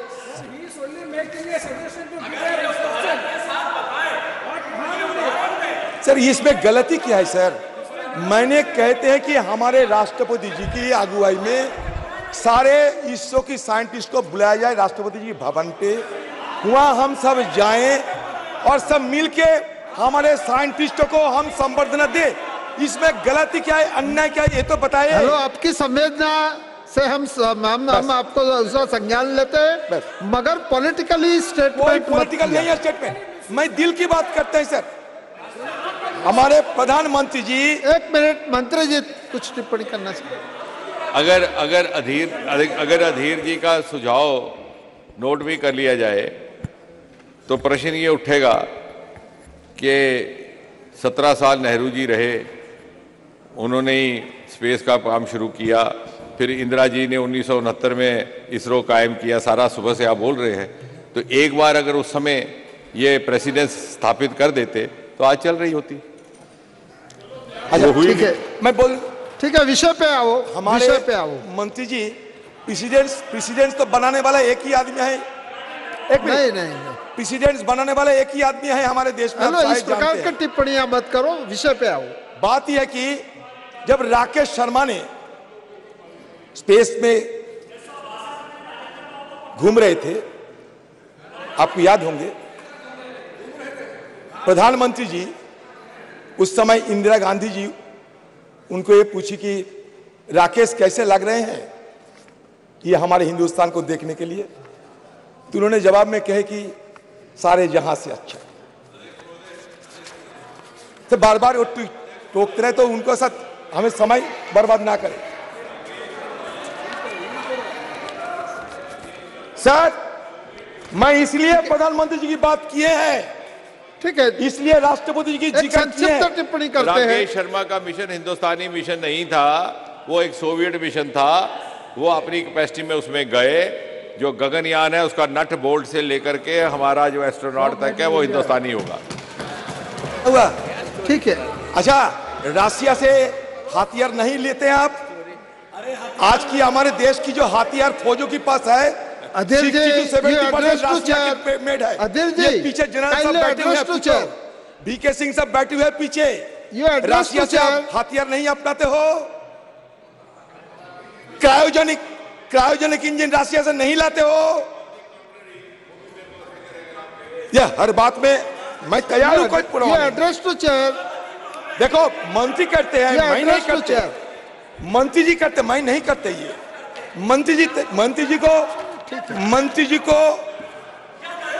मंत्री जी को तमीज सिखाना जरूरी है।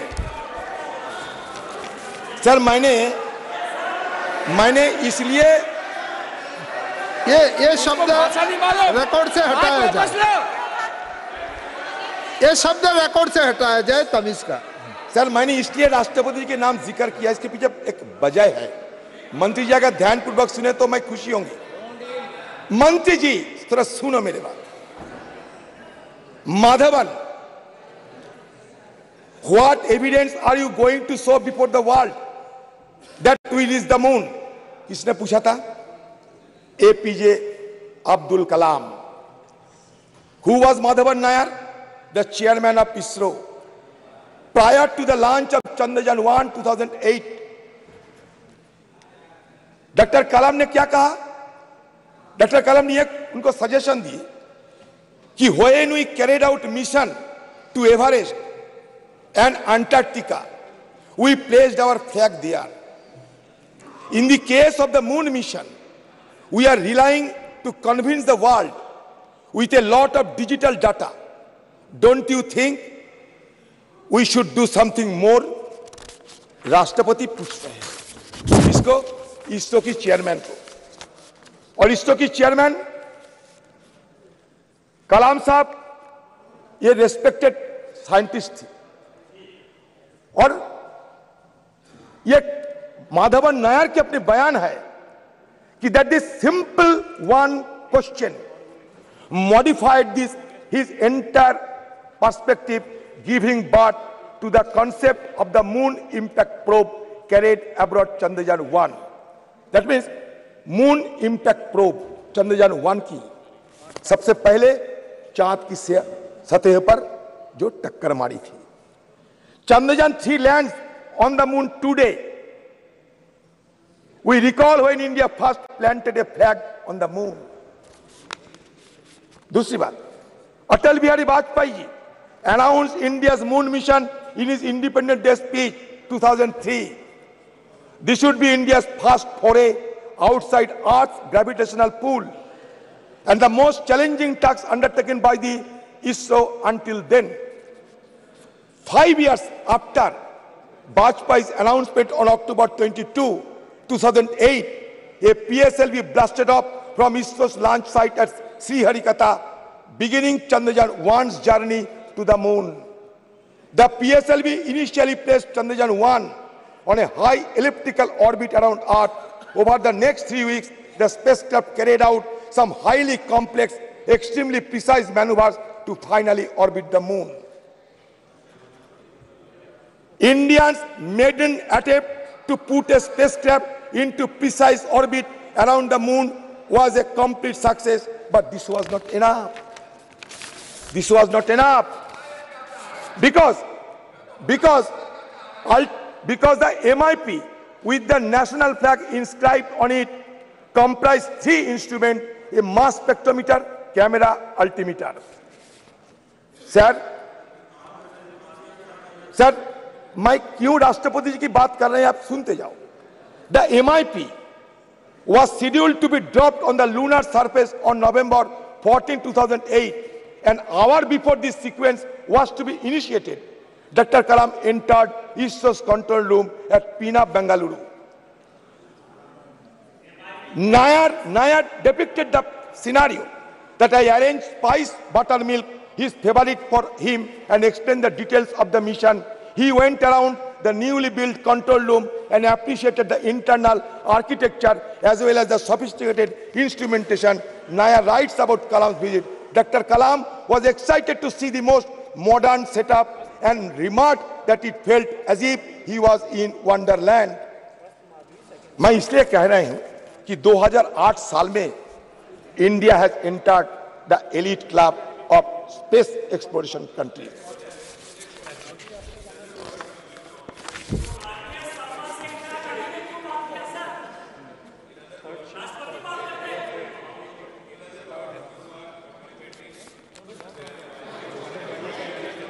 Program, and you are complimenting APJ Kalam, Rashtrapati, for having taken a close follow-up, both of them elected by the BJP. Absolutely. I must appreciate it. Before returning to Delhi, however, he made a notable suggestion. Before returning to Delhi, he made a notable suggestion to name the impact site after Pandit Nehru, on whose birthday the landing was made and whose vision was crucial to the creation of ISRO. After receiving appropriate permission from the government, the site was named Jawahar Sthal. मैं इसलिए बोल रहा हूं कि doctor कलाम जी ने उनकी तरफ से ये सिफारिश की, उसके बाद जौहर स्थल बनी हमारी चांद की सियात में उस समय. ये कोई मैं बोलने हर बात पे अगर मोदी टोकते रहे तो कहां जाऊं मैं. The difference, we did not name it Modi Point. We have named it Shiv Shakti Point and Tiranga Point. बहुत अच्छा किया. You made it Nehru Point and Jawahar Point. मैंने क्या किया? अब्दुल कलाम ने ऐसी अब्दुल कलाम ने उनकी कहने पर होने no. It was the UPA government which cleared this decision. President Rashtrapati is no way privy to take this decision. The decision was taken by the then PMO headed by Dr. Manmohan Singh. No, don't mislead the House. No, I am not misleading the House. Department of Space is directly under Prime Minister's office, and the decision was taken by the then PMO. It was cleared. अच्छा ठीक है, बैठिए. अच्छा देखिए, there is a proverb that the crow sometime the chicken crows as if because of his crowing the sun rises. मुर्गी बांग लगाते हैं और मुर्गी बांग लगाने के बाद जब सूर्योदय होते हैं तो मुर्गी सोचते हैं कि उनकी बांग पे ही ये सूर्योदय हो चुके हैं. मुश्किल आप लोगों के लिए यही है. See,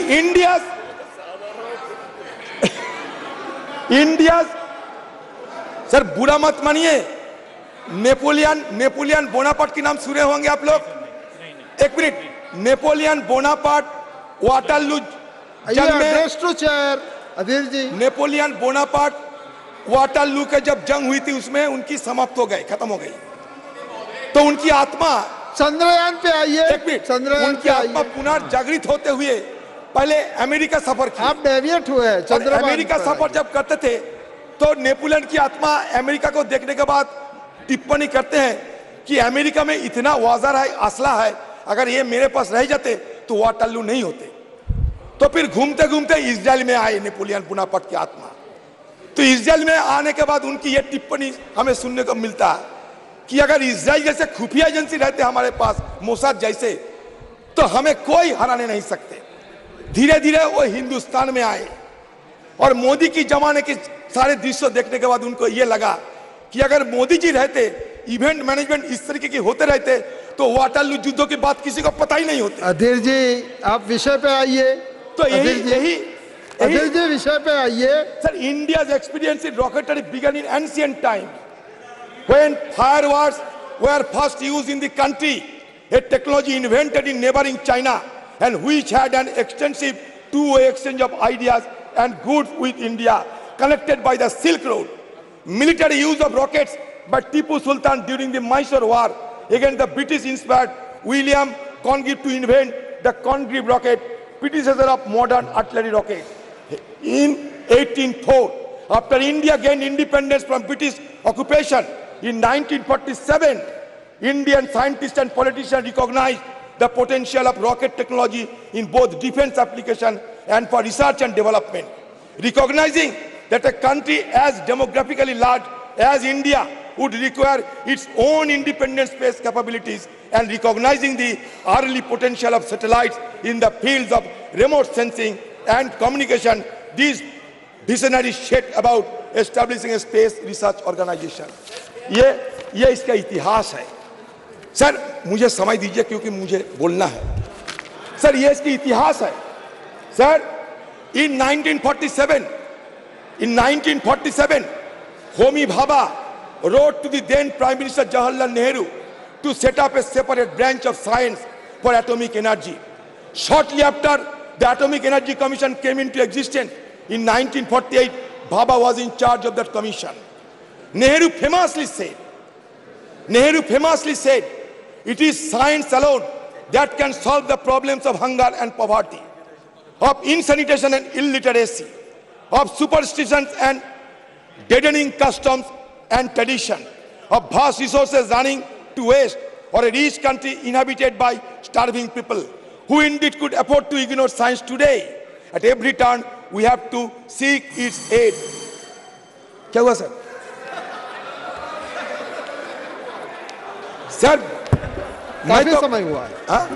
काफी समय हुआ है. नहीं सर, मैं ये कहना चाहते हैं, सुबह से हम सुनते आते हैं. मैं ये इंडियन स्पेस ऑडिसी को बताना चाहते हैं, इंडियन स्पेस ऑडिसी को कहना चाहते हैं. 1963, the first sounding rocket, Thumba Equatorial Rocket Launching Station in Kerala. 1969, the Indian Space Research Organization is founded. It replaces the Indian National Committee for Space Research set up by the government of India in 1962. 1975, the first Indian satellite Aryabhatta is launched into space from a Russian facility on April 19. The first Indian experimental remote sensing satellite Bhaskara-1 is placed orbit with TV cameras on board to study hydrology and forestry and geology. 1980 satellite launch vehicle, India's first experimental satellite launch vehicle, is successfully launched from Harikata. 1982, communication satellite INSAT-1 is launched. 1984, as part of joint Indo-Soviet mission, India cosmonaut Rakesh Sharma spends over a week at Salyut 7, a Russian orbital station. 1987, first developmental flight of augmented satellite launch vehicle failed to send SOS-1 into orbit. 1988, Indian remote sensing satellite IRS-I1 and communication satellite INSAT-1 are launched. 1992, ASLV successfully launches. 1993, PSLV fails to place IRS-I orbit. 1994, PSLV successfully launched. 1999, PSLV launches more than one satellite for the first time. 2001, the first developmental flight of GSLV inject GSAT-1 into a geosynchronous transfer orbit. 2002, PSLV launches India's first dedicated meteorological satellite Kalpana-1. 2003, PSLV puts IRS-PG P6 carrying a 1,360 kg payload into orbit. 2004, first operational flight of GSLV successfully launches. 2005, the first mission to take off from the second launch pad at Sriharikata. 2007, after significant hard work, PSLV successfully launches. अधीर जी बोलने दीजिए sir. Hello sir हो गया. 2008, India's first lunar probe Chandrayaan-1 is launched successfully aboard the upgraded PSLV XL. 2013, PSLV 25 flight launches. 2014, launch vehicle kindly conclude sir जल्दबाजी उनको इतना मौका दिए. मैं तो हमारे सारे विपक्ष की तरफ से बोल रहे हैं. 2016, इसरो सक्सेसफुली टेस्ट पर स्क्रैम जेट इंजन. आपकी जमाने की बात करते हैं, आपको तो खुशी होना चाहिए. 2017, variant of LBM-3. 2018, second orbital test flight. 2019, 20, 21, 22, 23, ये सिलसिला चलता है. ये किसी एक सरकार की, कोई एक व्यक्ति की कहानी नहीं है. जिस तरीके से आप लोग भजोना कर रहे हैं ना, वो भजोना करने की जगह ये नहीं है. हमारे जो साइंटिस्ट है, ये साइंटिस्ट की मेहनत से, इनकी पसीना से सर आज इस कामयाबी पे हम पहुंच पाए हैं. ये सबको सराहना करना चाहिए. सिर्फ मोदी भजोना करने से नहीं ऐसा मत बोलो सर. पूरा सदन साइंटिस्टों का रिस्पेक्ट करता है. मैं पूरा सदन करता है. सरकार की बात मत करो. अध्यक्ष महोदय, मैं लगभग 1.5 घंटा बोला हूं. मुझे बताया गया, मेरी प्रार्थना है उसमें गिना जाए कितनी बार मैंने मोदी जी का नाम लिया और कितनी बार इन्होंने नेहरू का नाम लिया. सर मैं आपकी ये तो बात सिर्फ नेहरू के ऊपर ही चर्चा कर रहे हैं. नहीं सर 2023 में नेहरू थे क्या? उनका भी जिक्र किया मैंने. 2023 के नेहरू है क्या? देखिए डॉक्टर साहब, बस हो गया. I am asking him to conclude now. Sir एक मिनट, मुझे बुरा लगा डॉक्टर कि आप निकाल देंगे कि आप हमारे कलाम साहब को साइकिल पे जो रिकॉर्ड से निकाल देंगे निशिकांत जी.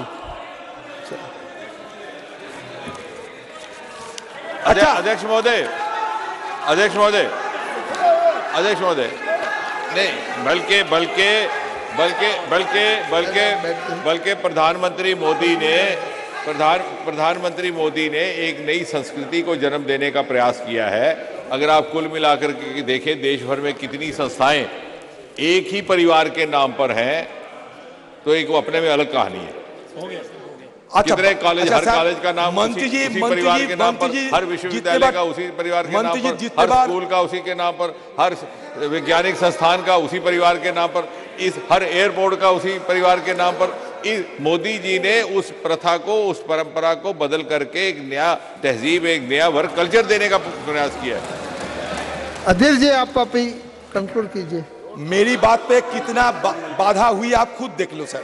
आप आगे बोलो। सर मैं ये कहना चाहती कि सुबह से थे, सुबह से राजनाथ सिंह से लेकर हमारे जितेंद्र जी भी ये संस्कार की बात करते हैं।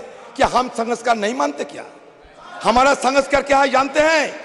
हमारा संस्कार ये है, रुचिनांग बोइचिता दीजू कुटिलो नाना पोतो जूशांग नीनु मेको गम्मस्तोशी पयो समरना बोइबो। नदी की जन्म कहीं भी हो सकते, वो नदी बर्फ पिघलने के बाद जब पानी में तब्दील होते, शहर, नगर, गांव, बंदर से गुजरकर समुद्र में जाकर मिलते। वो समुद्र नदी के लिए सच होता है, सत्य होते हैं। ये सत्य हिंदुओं के लिए ईश्वर है, मुसलमानों के लिए अल्लाह है, क्रिश्चियन के लिए ख्रिस्ट है, बुद्धिस्ट के लिए बुद्ध है। ये हमारा संस्कृति है। ये संस्कृति को मानने के चलते आपको आगे निकलना पड़ेगा। सर चलो सर, ये संस्कृति की बात करते हैं, इनकी please conclude it. They should not confuse science with superstition. They should not confuse culture with communalism. That is my suggestion to them. Sir, we can feel proud of what our country achieved in medical science at one point of time. We worship Lord Ganesha. There must have been some plastic surgeon at that time who got an elephant's head on the body of a human being and began the practice of plastic surgery, quoted by Prime Minister. I do not know the name of the Prime Minister, but certainly the Prime Minister is a proactive, progressive Prime Minister. जिन्होंने ये कहा था। Kindly conclude. Please conclude it. Sir, so इसलिए मैं कहते हैं। We have so many other speakers also. Sir, kindly conclude. मगर sir मैं काफी लंबा बोले। मैं संस्कार की बात करता हूँ।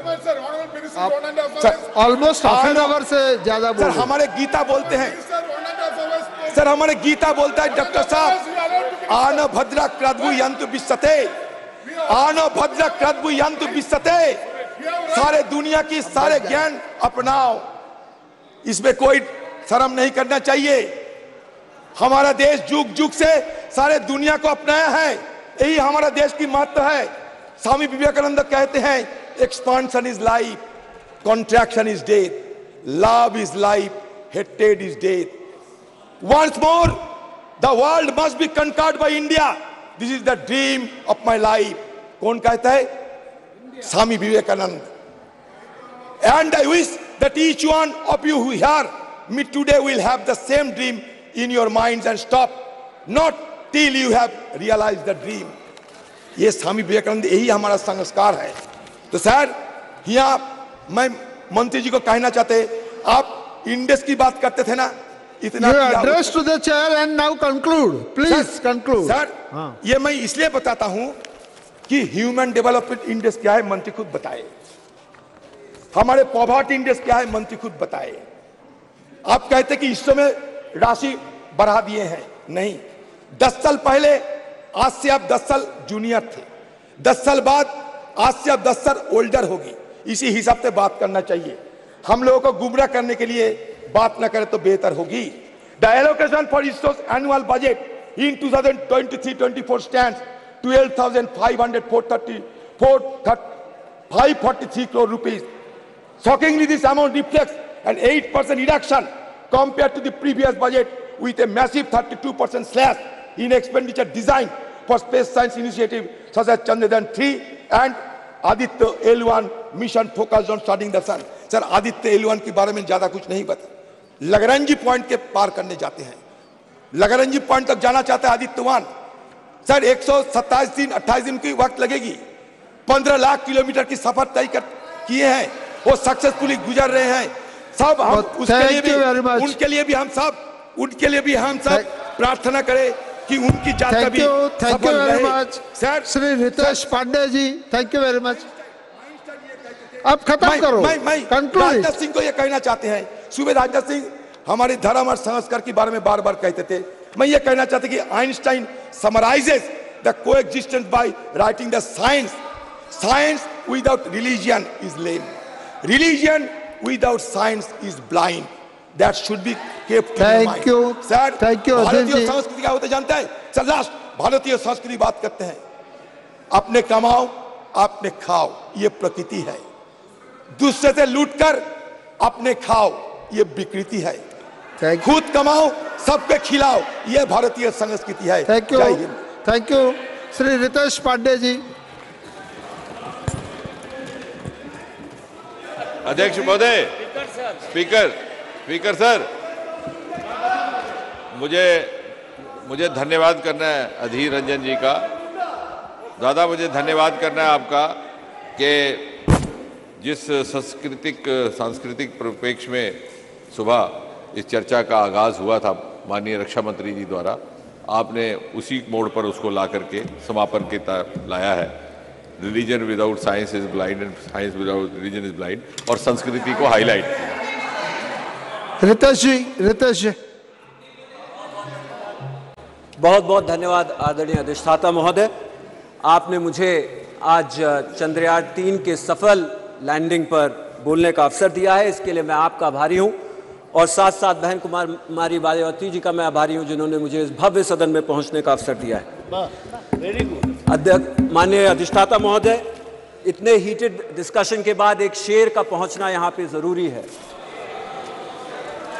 कहिए तो आसमां को जमीन पर उतार लाएं, कहिए तो आसमां को जमीन पर उतार लाएं, मुश्किल नहीं है अगर कुछ ठान लीजिए।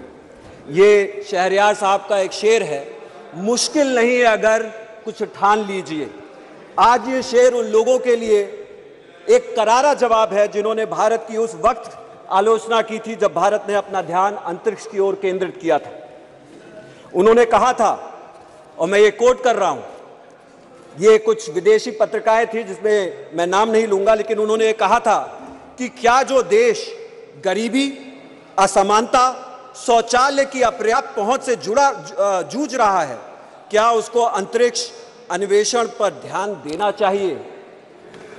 उस समय इस आलोचना का जवाब देते हुए इसरो के संस्थापक विक्रम साराभाई के कथन को याद करना जरूरी है।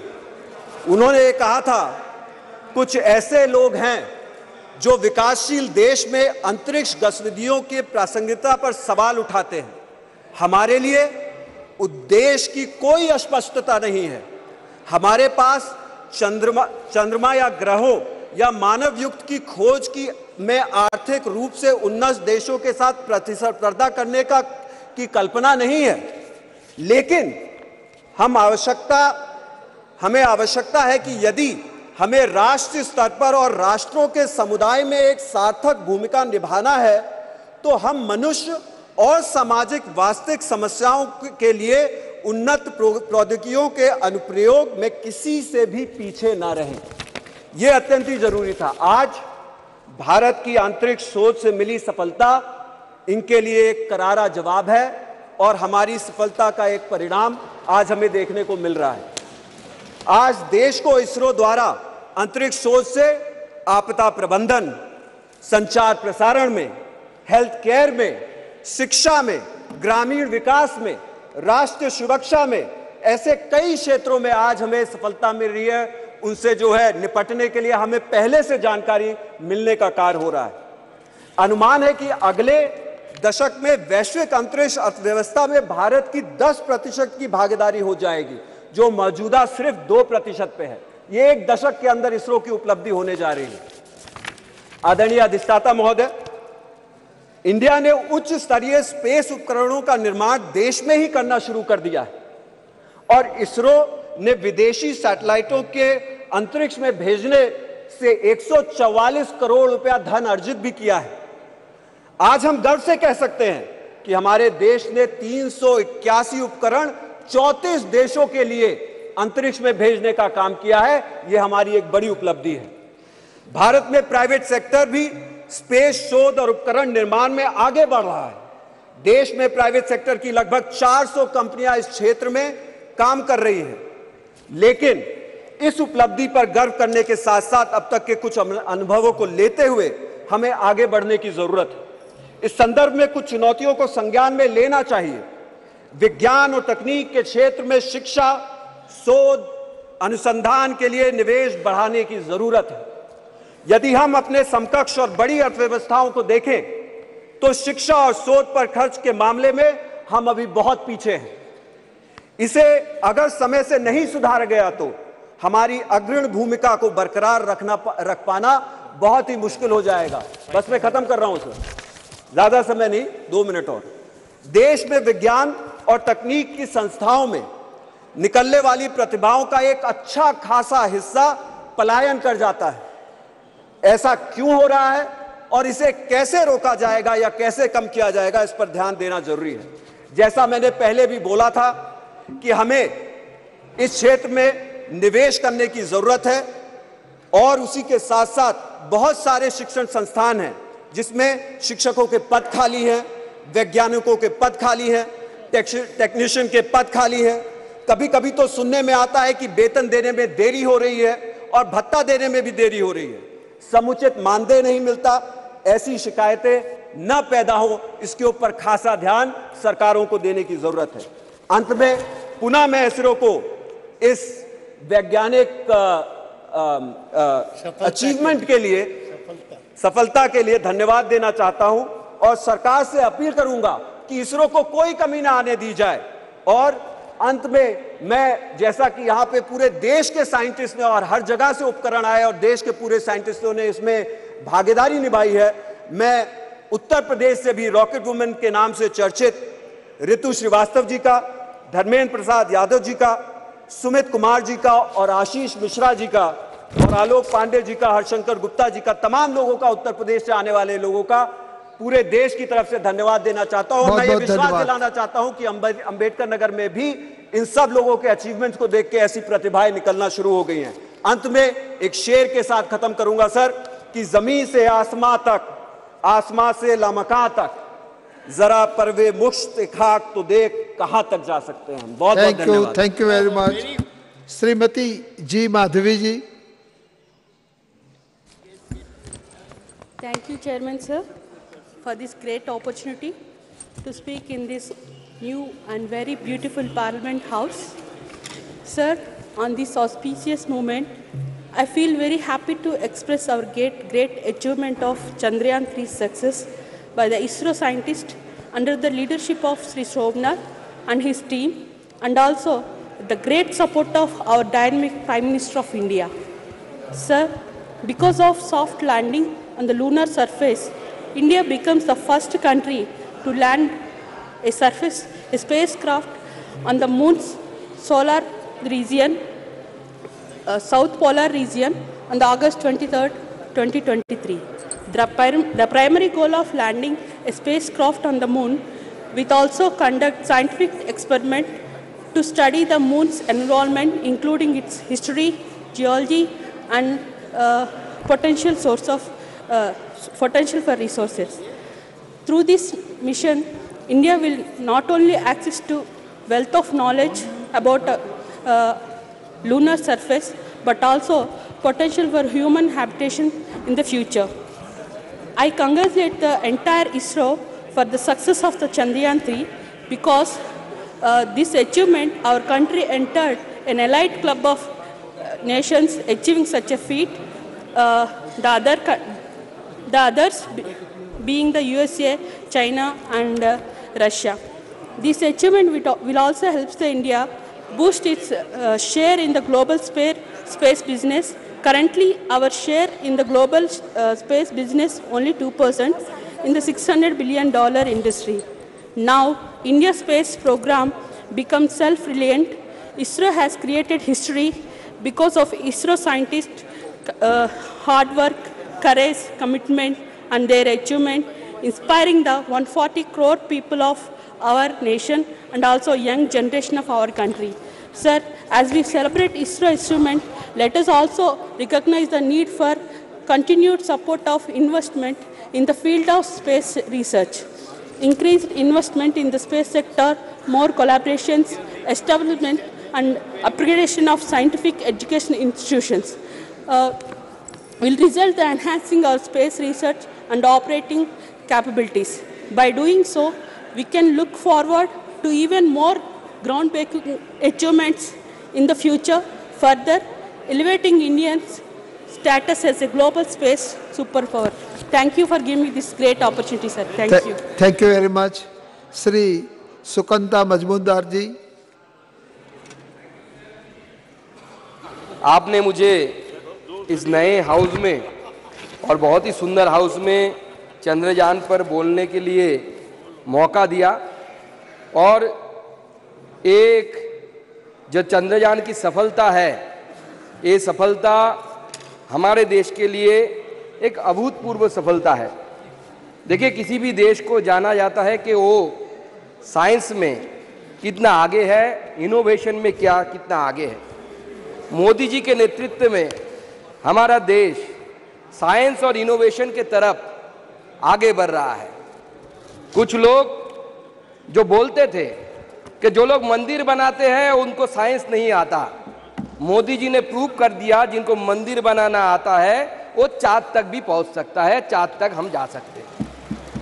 हाँ, ये अलग बात है कि कुछ देशों के फ्लैग में चांद होता है और कुछ देशों का चांद में फ्लैग होता है, और भारतवर्ष उस देशों में 4 गिने चुने देशों में पहुंच गया जिन्होंने चांद में पहुंचा। और साउथ पोल, जिसे सबसे difficult, it is considered the difficult part of the moon, and India reach there, and ये हमारे लिए बहुत बड़ा उपलब्धि की बात है। मैं डेटा देख रहा था, हमारी सरकार की काम के वजह से इंडिया आज 41 रैंक में है, 41 रैंक में है ग्लोबल इनोवेशन इंडेक्स में, जो 2015 में 2015 में हम 81 में थे जब कांग्रेस की सरकार छोड़ के गई थी। मोदी जी ने उसको 41 तक ऊपर पहुंचाया है।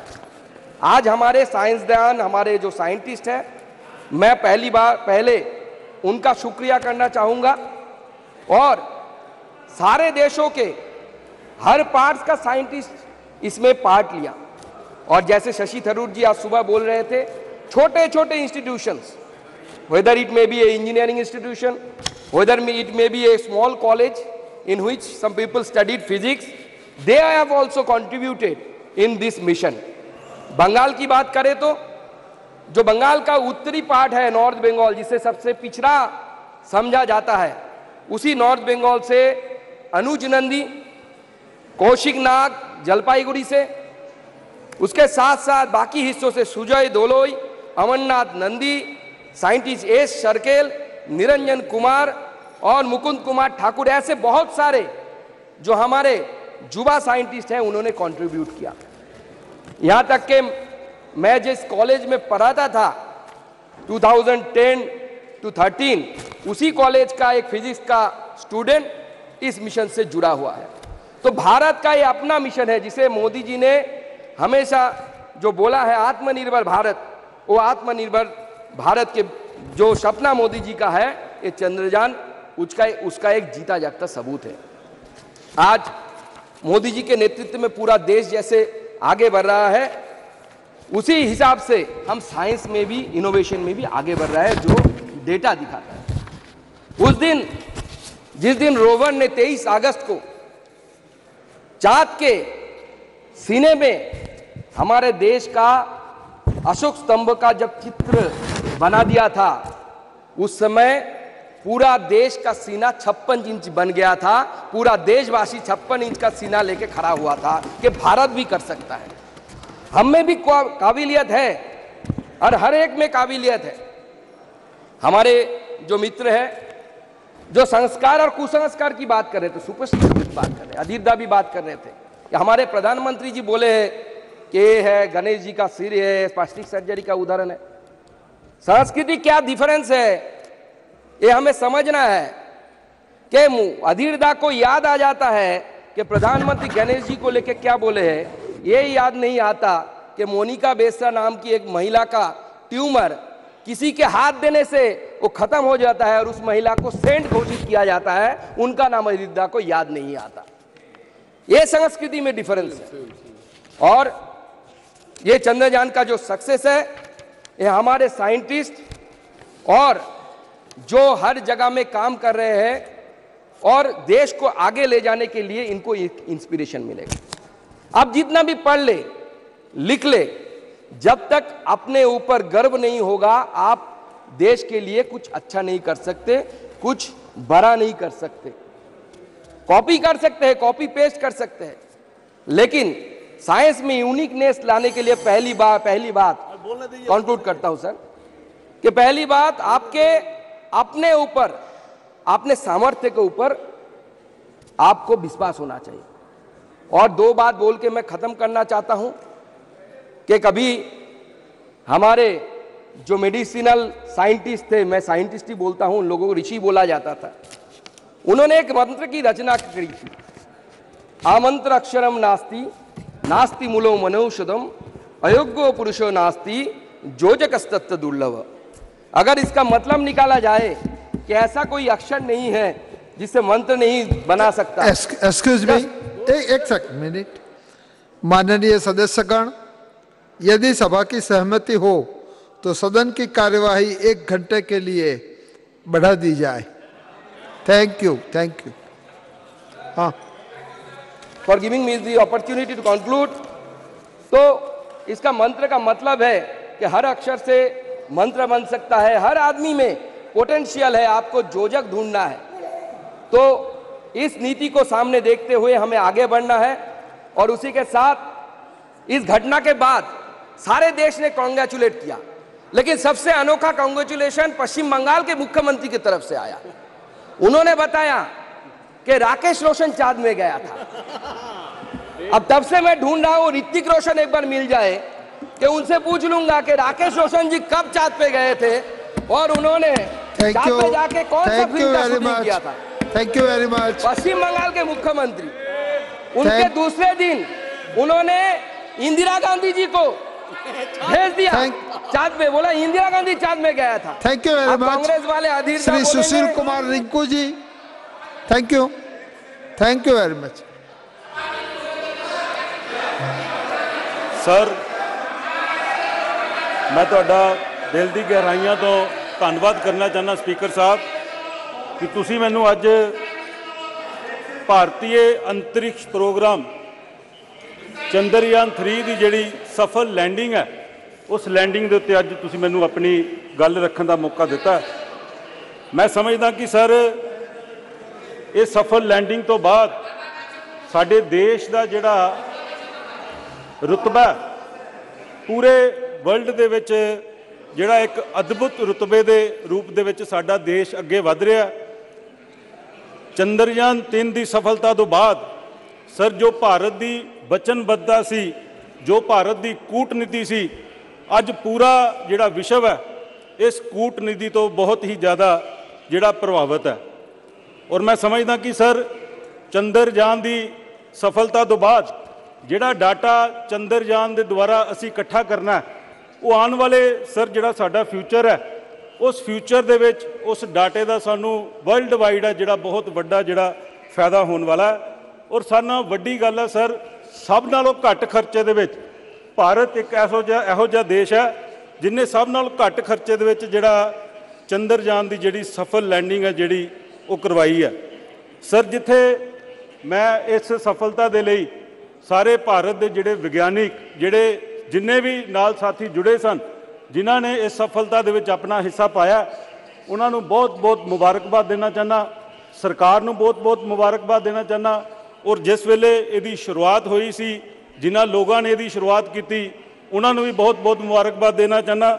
ਔਰ ਇਹਦੇ ਨਾਲ ਸਰ ਇਹਦੇ ਵਿੱਚ ਜਿਸ ਸੂਬੇ ਤੋਂ ਮੈਂ ਆਉਣਾ ਸਰ, ਪੰਜਾਬ ਦਾ ਜਿਹੜਾ ਪਟਿਆਲਾ ਜ਼ਿਲ੍ਹਾ, ਉਸ ਜ਼ਿਲ੍ਹੇ ਦਾ ਪਿੰਡ ਮੱਗਰ ਸਾਹਿਬ ਦਾ ਇੱਕ ਸਟੂਡੈਂਟ ਕਮਲਦੀਪ ਸ਼ਰਮਾ, ਜਿਹੜਾ ਕਿ ਇੱਕ ਬਹੁਤ ਗਰੀਬ ਕਿਸਾਨ ਦਾ ਜਿਹੜਾ ਬੇਟਾ, ਉਸ ਬੇਟੇ ਨੇ ਵੀ ਜਿਹੜਾ ਇਸ ਚੰਦਰਯਾਨ ਦੀ ਸਫਲਤਾ ਦੇ ਵਿੱਚ ਆਪਣਾ ਈਸਰੋ ਦੇ ਵਿੱਚ ਜਿਹੜਾ ਰਹਿ ਕੇ ਬਹੁਤ ਵੱਡਾ ਜਿਹੜਾ ਯੋਗਦਾਨ ਪਾਇਆ। ਸਰ ਇਹਦੇ ਨਾਲ ਮੈਂ ਬੇਨਤੀ ਕਰਨਾ ਚਾਹੁੰਦਾ ਕਿ ਪੰਜਾਬ ਹੈ ਜਿਹੜਾ, ਪੰਜਾਬ ਨੇ ਹਮੇਸ਼ਾ ਬਾਰਡਰ 'ਤੇ ਰਹਿ ਕੇ ਦੇਸ਼ ਦੀ ਰੱਖਿਆ ਕੀਤੀ ਹੈ। ਅੱਜ ਪੰਜਾਬ ਦੇ ਵਿੱਚ ਡਰੋਨ ਦੇ ਰਾਹੀਂ ਬਹੁਤ ਸਾਰੇ ਹਥਿਆਰ, ਬਹੁਤ ਸਾਰੀ ਜਿਹੜੀ ਡਰੱਗ ਹੈ ਉਹ ਪੰਜਾਬ ਦੇ ਵਿੱਚ ਭੇਜੀ ਜਾ ਰਹੀ ਹੈ। ਸੋ ਮੇਰੀ ਬੇਨਤੀ ਹੈ ਕਿ ਜਿਹੜਾ ਰੂਰਲ ਡਿਵੈਲਪਮੈਂਟ ਫੰਡ ਹੈ ਪੰਜਾਬ ਦਾ, ਜਦੋਂ ਦੀ ਸਾਡੀ ਸਰਕਾਰ ਆਮ ਆਦਮੀ ਪਾਰਟੀ ਦੀ ਬਣੀ ਹੈ, ਤਾਂ ਪਿਛਲੀਆਂ 3 ਫਸਲਾਂ ਦਾ ਜਿਹੜਾ ਰੂਰਲ ਡਿਵੈਲਪਮੈਂਟ ਫੰਡ ਹੈ ਉਹ ਖਾਸ ਕਰਕੇ ਪੰਜਾਬ ਨੂੰ ਨਹੀਂ ਮਿਲ ਸਕਿਆ, ਜਿਹੜਾ ਕਿ 4000 ਕਰੋੜ ਹੈ। ਅਗਰ ਇਹ ਫੰਡ ਪੰਜਾਬ ਨੂੰ ਮਿਲ ਜਾਵੇ ਤਾਂ ਮੈਂ ਸਮਝਦਾ ਕਿ ਪੰਜਾਬ ਦੀਆਂ ਜਿਹੜੀਆਂ ਸੜਕਾਂ, ਪੰਜਾਬ ਦਾ ਜਿਹੜਾ ਕਿਸਾਨ ਹੈ ਉਹ ਹੋਰ ਜ਼ਿਆਦਾ ਜਿਹੜਾ ਖੁਸ਼ਹਾਲ ਹੋ ਸਕਦਾ। ਸਰ ਇਹਦੇ ਨਾਲ ਨਾਲ ਮੈਂ ਇੱਕ ਹੋਰ ਬੇਨਤੀ ਕਰਨਾ ਚਾਹੁੰਦਾ, ਔਰ ਮੇਰੀ ਪੰਜਾਬ ਦੇ ਵਿੱਚ ਜਿਹੜੀ ਸਰਕਾਰ ਹੈ ਸਰ, ਬਾਰਡਰ ਦੇ ਉੱਤੇ ਜਿਹੜੇ ਸਾਡੇ ਫੌਜੀ ਸ਼ਹੀਦ ਹੁੰਦੇ ਆ, ਜਿਹੜੇ ਦੇਸ਼ ਦੀ ਰੱਖਿਆ ਦੇ ਲਈ ਸ਼ਹੀਦ ਹੁੰਦੇ ਆ, ਉਹਨੂੰ ਸਾਡੀ ਸਰਕਾਰ ਹੈ ਜਿਹੜੀ ਪੰਜਾਬ ਦੇ ਵਿੱਚ, ਸਾਡੇ ਮੁੱਖ ਮੰਤਰੀ ਸਾਹਿਬ 1 ਕਰੋੜ ਰੁਪਈਆ ਜਿਹੜਾ ਉਸ ਪੀੜ੍ਹੀ ਪਰਿਵਾਰ, ਸ਼ਹੀਦ ਦੇ ਪਰਿਵਾਰ ਨੂੰ ਜਿਹੜਾ ਦੇ ਕੇ ਆਉਂਦੇ ਆ, ਜਿਹਦੇ ਨਾਲ ਉਸ ਪਰਿਵਾਰ ਨੂੰ ਬਹੁਤ ਵੱਡਾ ਜਿਹੜਾ ਸਹਾਰਾ ਮਿਲਦਾ। ਸਰ ਇਹਦੇ ਨਾਲ ਨਾਲ ਮੈਂ ਇੱਕ ਹੋਰ ਬੇਨਤੀ ਕਰਨਾ ਚਾਹੁੰਦਾ ਕਿ ਪਰਸੋਂ ਸੈਂਟਰਲ ਹਾਲ ਦੇ ਵਿੱਚ ਪ੍ਰਧਾਨ ਮੰਤਰੀ ਸਾਹਿਬ ਨੇ ਇੱਕ ਬਹੁਤ ਅੱਛੀ ਸਪੀਚ ਕੀਤੀ ਸੀ, ਜਿਹਦੇ ਵਿੱਚ ਉਹਨਾਂ ਨੇ ਇਹ ਗੱਲ ਕਹੀ ਸੀ ਕਿ ਇੰਡੀਆ ਨੂੰ ਹੁਣ, ਭਾਰਤ ਨੂੰ ਜਿਹੜੇ ਸਾਰੇ ਮਾਪਦੰਡ ਹੈ ਉਹ ਵੈਸ਼ਵਿਕ ਲੈਵਲ ਦੇ ਜਿਹੜੇ ਅਪਣਾਉਣੇ ਪੈਣਗੇ। ਮੈਂ ਪ੍ਰਧਾਨ ਮੰਤਰੀ ਜੀ ਦੀ ਗੱਲ ਦੇ ਨਾਲ ਬਿਲਕੁਲ ਸਹਿਮਤ ਹਾਂ।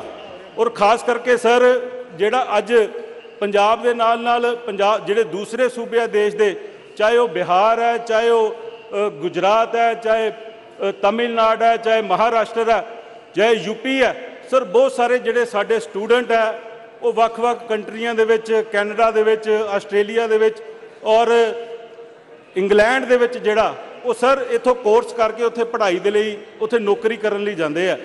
ਪਰ ਸਰ ਜਿਹੜੇ ਕੋਰਸ ਉਹ ਇੱਥੋਂ ਕਰਕੇ ਜਾਂਦੇ ਆ, ਉਹਨਾਂ ਕੋਰਸਾਂ ਨੂੰ ਉੱਥੇ ਜਿਹੜੀ, ਸਰ ਮੈਂ ਕਨਕਲੂਡ ਕਰਨ ਲੱਗਾ ਜੀ, ਉਹਨਾਂ ਕੋਰਸਾਂ ਨੂੰ ਸਰ ਉੱਥੇ ਮਾਨਿਅਤਾ ਨਹੀਂ ਮਿਲਦੀ।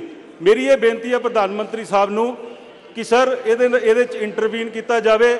ਜਿਸ ਕੁਆਲਿਟੀ ਦੀ ਪੜ੍ਹਾਈ ਕੈਨੇਡਾ ਵਾਲੇ ਕਰਵਾਉਣਾ ਚਾਹੁੰਦੇ ਆ ਜਾਂ ਆਸਟ੍ਰੇਲੀਆ ਵਾਲੇ ਕਰਵਾਉਣਾ ਚਾਹੁੰਦੇ ਆ, ਸਰ ਉਹੀ ਪੜ੍ਹਾਈ ਦਾ ਜਿਹੜਾ ਪੈਰਾਮੀਟਰ ਹੈ ਉਹ ਸਾਡੇ ਹਿੰਦੁਸਤਾਨ ਦੇ ਵਿੱਚ ਫਿਕਸ ਕੀਤਾ ਜਾਵੇ, ਤਾਂ ਕਿ ਜਿਹੜੇ ਹਜ਼ਾਰਾਂ ਦੀ ਤਾਦਾਦ ਦੇ ਵਿੱਚ, ਕਰੋੜਾਂ ਦੀ ਤਾਦਾਦ ਦੇ ਵਿੱਚ ਜਿਹੜੇ ਸਾਡੇ ਡਾਲਰ, ਪਾਉਂਡ ਸਾਡੇ ਸਟੂਡੈਂਟ ਜਾ ਕੇ ਉੱਥੇ ਖਰਚ ਕਰਦੇ ਆ, ਉਹ ਪੜ੍ਹਾਈ ਇੱਥੇ ਹੀ ਕਰਕੇ ਜਾਣ, ਜਿੱਥੇ ਸਰ ਸਾਡੇ ਦੇਸ਼ ਦਾ ਸਰ, ਜਿੱਥੇ ਸਾਡੇ ਦੇਸ਼ ਦਾ ਸਰ ਉਹਦੇ ਨਾਲ ਪੈਸਾ ਬਚੇਗਾ, ਉਹਦੇ ਨਾਲ ਨਾਲ ਸਰ ਜਾਂਦਿਆਂ ਹੀ ਜਿਹੜੀ ਅਰਨਿੰਗ ਹੈ ਉਹ ਬੱਚੇ ਕਰਨਗੇ ਔਰ ਕਰੰਸੀ ਵਿੱਚ ਵਾਧਾ ਹੋਏਗਾ। ਸਰ ਮੈਂ ਕਨਕਲੂਡ ਕਰ ਰਿਹਾ ਸਰ, ਅੰਤ ਦੇ ਵਿੱਚ ਫਿਰ ਮੈਂ ਚੰਦਰਯਾਨ 3 ਦੀ ਜਿਹੜੀ ਸਫਲ ਲੈਂਡਿੰਗ ਹੈ ਉਹਦੇ ਲਈ ਸਮੁੱਚੇ ਦੇਸ਼ ਨੂੰ, ਸਰਕਾਰ ਨੂੰ ਬਹੁਤ ਬਹੁਤ ਵਧਾਈ ਦਿੰਦਾ। ਬਹੁਤ ਬਹੁਤ ਧੰਨਵਾਦ। Sri DM Kathir Anand ji. Honorable Speaker, sir, today we gather here in this temple of democracy to celebrate the triumph not just for India but for all humankind. The success of Chandrayaan 3 mission is a monumental milestone. As a proud Tamils, we have an extra layer of joy and pride in achievements of our country in the realm of space exploration. The Tamil people have a rich history of pioneering in various fields, and today we see that same spirit reflected in the advancements India has made in space. Many from our community have been a part of this grand endeavor, contributing with their expertise, knowledge and passion. The poetic beauty of our ancient Tamil literature speaks of the Panchabhudangal, that is Neer, Neruppu, Nilam, Kaatru, Agayam. Humans have the ability to conquer all five and go greater deeds to the future generations. Today, it fills our hearts with joy to see that the dreams once written in the verses by our ancestors are now being realized as we reach out to the stars. The journey of Chandrayaan 3 is not just about reaching the moon, but also about the journey of countless minds who dare to dream. It is about the collective spirit of India and a special touch that the Tamil community adds to this vibrant tapestry.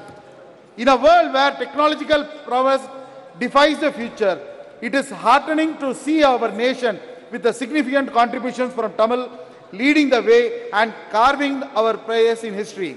Congratulations to everyone for this success. The space science has got a unique space in the ancient India.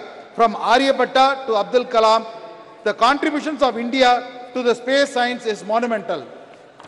Our pride in the success of Chandrayaan 3, not just by a moment of joy, let it be the stepping stone for our younger generation, inspiring them to a big dream, aim high, contribute passionately to every evolving story of our great nation.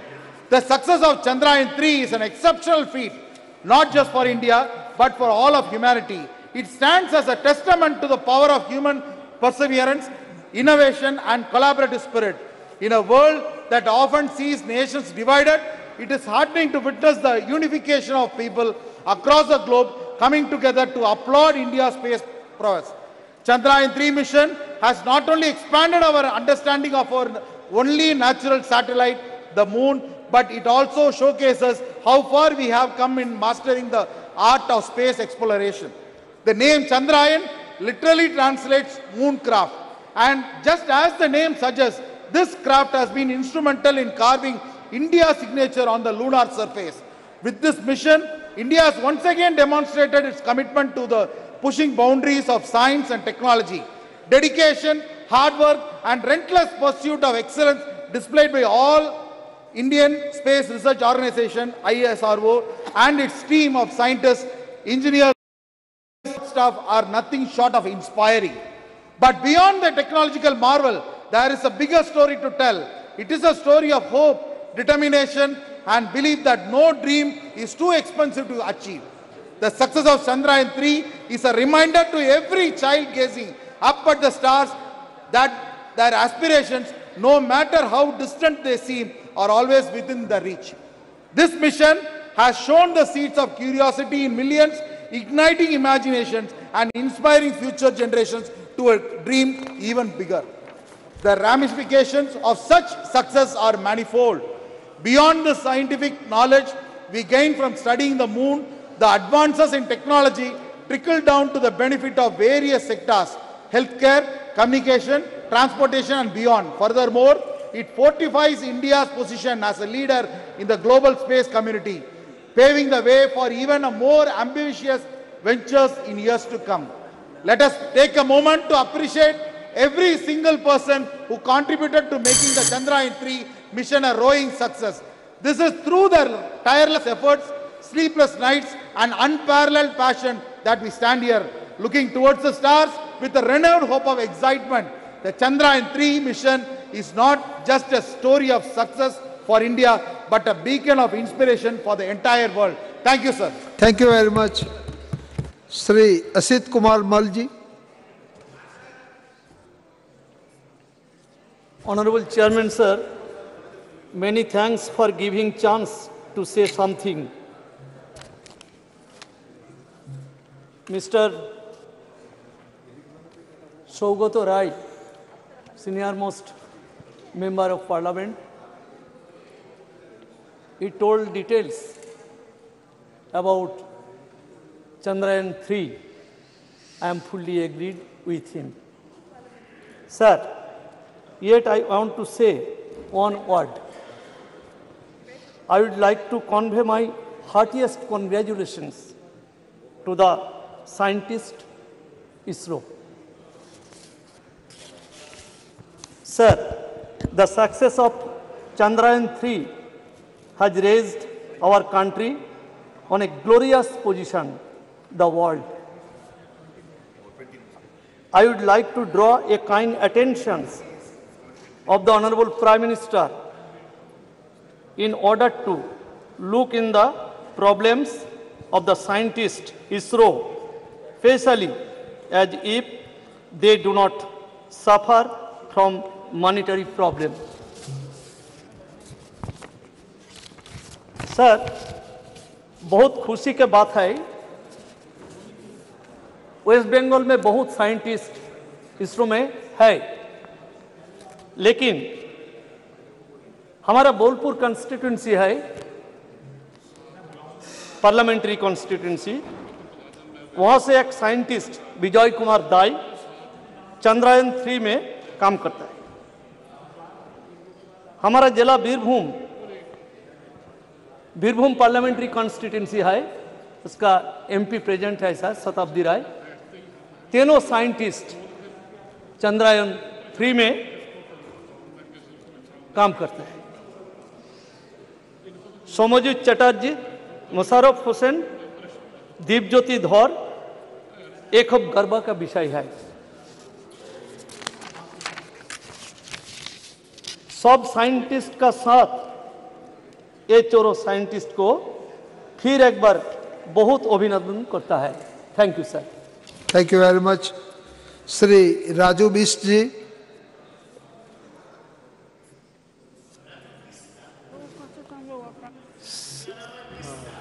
धन्यवाद sir.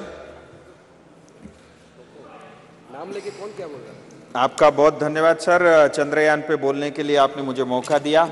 सबसे पहले तो हमारे देश के प्रधानमंत्री जिन्होंने जनधन योजना हो या चंद्रयान की योजना हो, सफलता के साथ जो है भारत का तो विश्व भर में दुनिया भर में मान बढ़ाई, बट चंद्रयान की सफलता ये मानवता के लिए एक बहुत बड़ी जीत है। सर मैं अधीरदा को बहुत गंभीरता से सुन रहा था।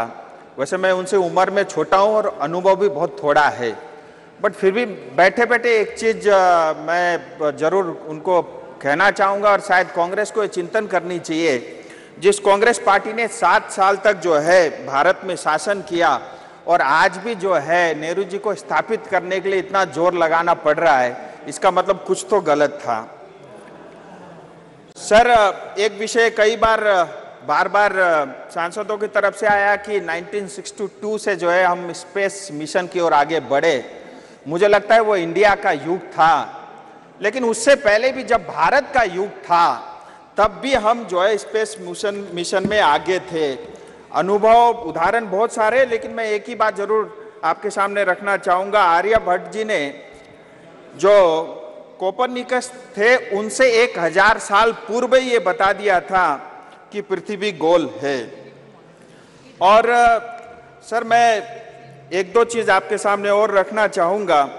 1920 के दशक में भारत में मॉडर्न डे स्पेस रिसर्च शुरू हुआ। एसके मित्रा, नोबेल प्राइज विजेता सीवी रमन, मेघनाथ साहा जैसे साइंटिस्ट स्पेस रिसर्च जो अग्रणी थे उनके माध्यम से हुआ। और फिर 62 में जो है जाकर के Indian national committee for space research का गठन हुआ।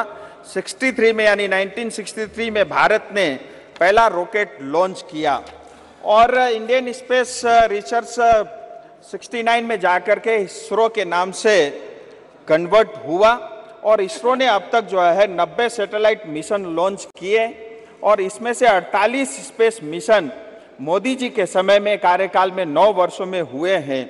और इसरो ने ही पिछले 9 वर्षों में जो 48 स्पेस मिशन लॉन्च किए उसमें से जो है 424 सैटेलाइट साथ लेकर के गए थे। सो ये एक बहुत बड़ी उपलब्धि है। और अगर हम भारत सरकार का बजट भी देखें 2013-14 में जहाँ 5615 करोड़ हुआ करता था, 2023-24 में बढ़ के 12500 करोड़ से अधिक है। और कई सारे फॉरेन सैटेलाइट भी जो है इसरो ने लॉन्च किए हैं। 3000 करोड़ से ज़्यादा की आमदनी हुई है और ये आमदनी पिछले 9 साल में करीब करीब उसका 90% हिस्सा जो है पिछले 9 साल का ही है।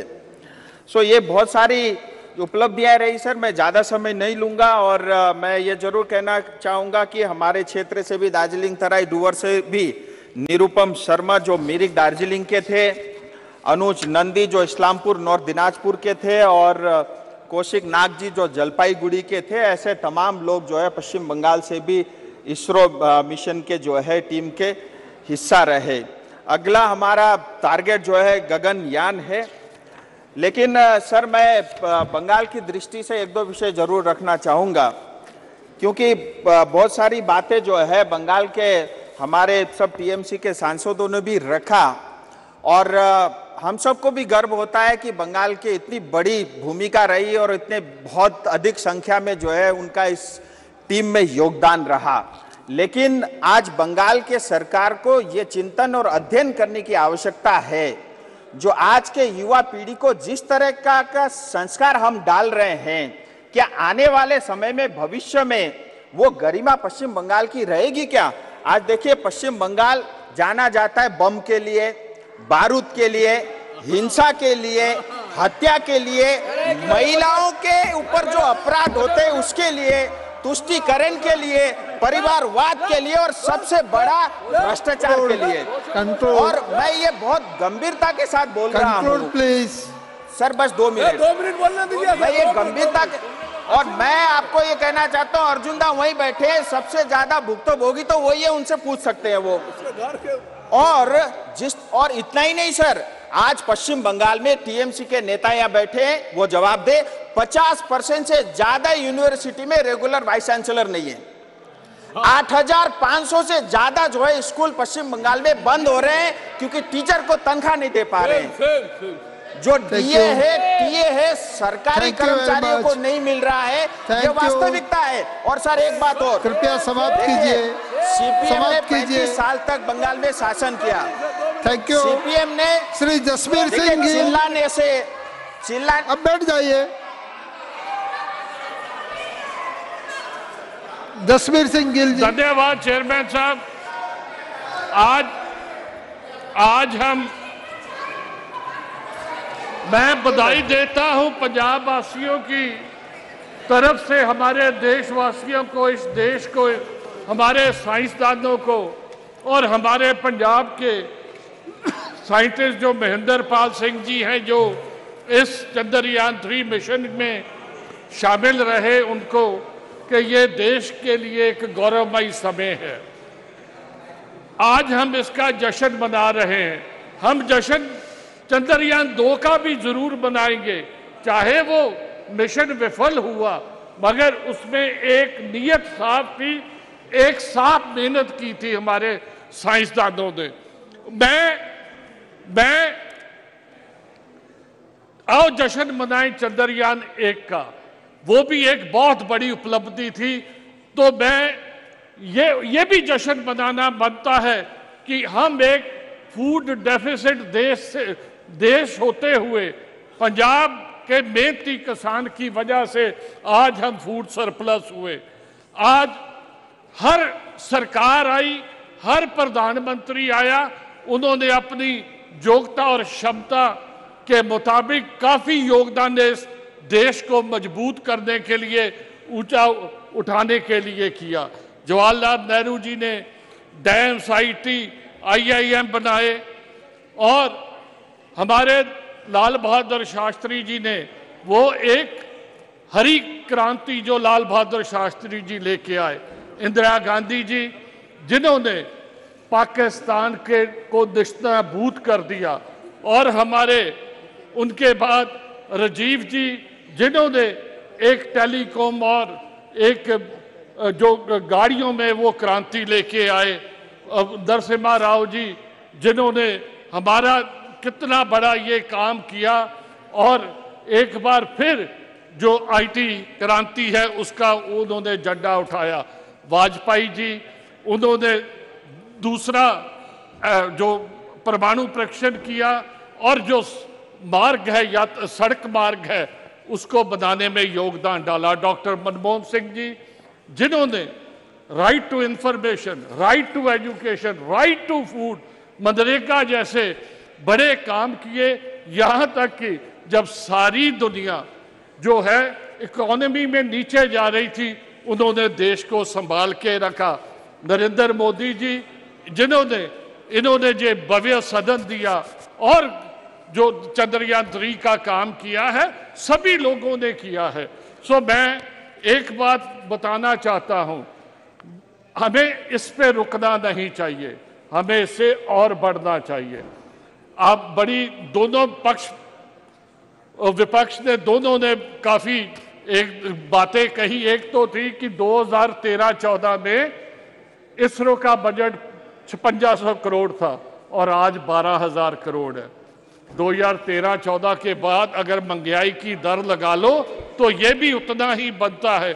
हमें इस पे भी संतुष्ट नहीं होना चाहिए, हमें और मेहनत करनी चाहिए। ये हमारा जो महान देश है, इसमें ग्लेशियर, पहाड़, हिमालय जैसे, इसमें Indian Ocean, Bay of Bengal जैसी नदियां हैं, इसमें पंजाब जैसे खेत खलियान है, थार जैसा डेजर्ट है।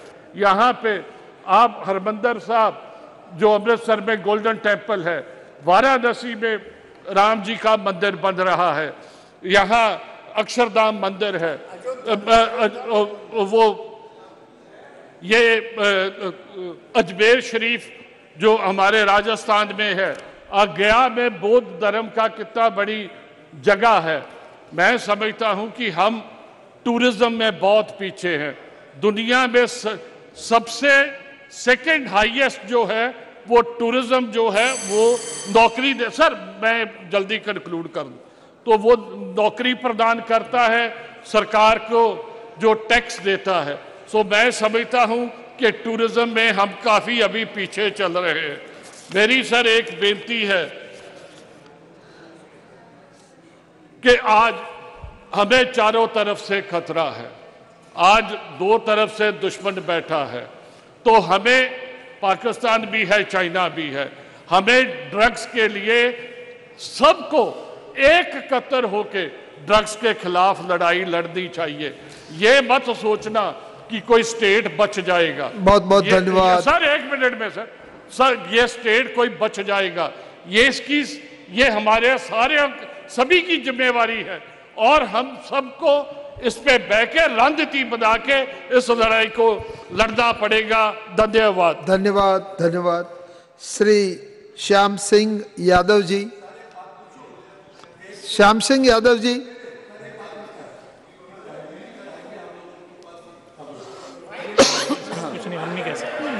Shyam Singh Yadav ji. Yes, I am here, I am here. हाँ, शुरू करो। मैं यहाँ हूँ। हाँ। माननीय अध्यक्ष जी। ठीक है, अब शुरू कीजिए।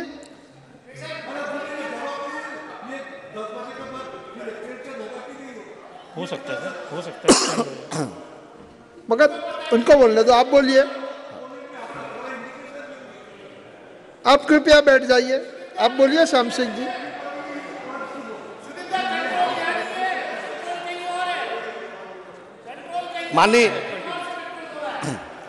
माननीय अध्यक्ष जी, मैं आपका बहुत शुक्रगुजार हूं कि आपने मुझे आज बोलने का मौका दिया। मैं विमेन रिजर्वेशन बिल पर नहीं बोल पाया, किसी वजह से एक लाइन कहना चाहता हूं कि चंद्रयान ने तो सॉफ्ट लैंडिंग किया, लेकिन विमेन रिजर्वेशन बिल ने पिछड़ों पर और माइनॉरिटी पर बहुत हार्ड लैंडिंग कर दिया है। It was very rough handling. Through you माननीय अध्यक्ष जी, मैं एक लाइन में बात करता हूं कि I demand sub quota among quota for women reservation. I demand. अब चंद्रयान पे बोलो। चंद्रयान पर आता हूं। ये स्पेशल सेशन बुलाया गया, अच्छी बात है, तारीफ करवाने के लिए, लेकिन मुझे और खुशी होती अगर ये स्पेशल सेशन में एक दिन महंगाई पर चर्चा होती, बेरोजगारी पर चर्चा होती और भ्रष्टाचार पर चर्चा होती, शिक्षा पर चर्चा होती और सेहत पर चर्चा होती। मैं अगर इन पर भी चर्चा होती तो बहुत अच्छी चीज थी, और शायद हम सभी लोग समझते हैं कि ये इस मुद्दे से ज्यादा इंपॉर्टेंट मुद्दे हैं देश के लिए। मैं इस मौके पर माननीय अध्यक्ष जी एक आपको एग्जाम्पल देना चाहता हूं। आप किसी रेस्टोरेंट में जाते हैं, होटल में जाते हैं, इटरी में जाते हैं खाने के लिए, तो तरह तरह की डिश होती हैं और उसको जो शेफ है, अब तो विषय पे आइए। हाँ, वही विषय है। आप सुनिए प्लीज, मुझे 5 मिनट तो टाइम दीजिएगा। वो शेफ जो है तमाम डिशेज के अलावा एक डिश बनाने के लिए छोला बनाएगा तो रात को भिगाएगा, बुखारा दाल बनाएगा तो रात को भिगाएगा, क्या क्या कितनी मेहनत के बाद वो डिश बनाता है। और उसको जब हम खाने जाते हैं तो एक वेटर परोस देता है उसको। तो आपसे मैं पूछना चाहता हूं कि क्रेडिट किसको जाएगी खाना बनाने की? शेफ को जाएगी या वेटर को जाएगी? ये मैं पूछना चाहता हूं। अब मेरा इशारा काफी है समझने के लिए, तो मैं तो जिस तारीफ करने के लिए बुलाया गया है वो मैं तारीफ नहीं कर पाऊंगा, क्योंकि अभी अधिरंजन जी चौधरी जी ने कहा साल टू साल, परत टू परत, लेयर टू लेयर, इसका जो आधार, जो बेस खड़ा किया वो कांग्रेस गवर्नमेंट ने खड़ा किया, यूपीए गवर्नमेंट ने। और आज आप चल करके झूठ मूठ में, मुफ्त में उसका वो लेने चल रहे हैं। झूठ शब्द हटाया जाए। झूठ शब्द हटाया जाए। क्या झूठ अनपार्लियामेंट्री है माननीय अध्यक्ष जी? नहीं, एकदम। जो आप आगे बात करो। नहीं, मैं आपसे बहुत न्यूट्रल होने की उम्मीद करता हूं माननीय अध्यक्ष जी। झूठ शब्द कतई अनपार्लियामेंट्री नहीं है माननीय अध्यक्ष जी। मैं आपसे बहुत न्यूट्रल होने की उम्मीद करता हूं। मैं केवल अपनी एक बात कह के खत्म करता हूं कि इस चेयरमैन यस सोमनाथ जी, उनकी साइंटिफिक टीम और वो तमाम उस इसरो के और स्पेस ऑर्गेनाइजेशन से जुड़े हुए तमाम लोगों को मैं बहुत मुबारकबाद देता हूं, बहुत बहुत बधाई देता हूं। असल में वो जो है मुबारक के बधाई के पात्र हैं। और मैं इसी के साथ अपनी बात को खत्म करता हूं। बहुत बहुत धन्यवाद। धन्यवाद आप। बहुत बहुत धन्यवाद। श्रीमती रमा देवी जी।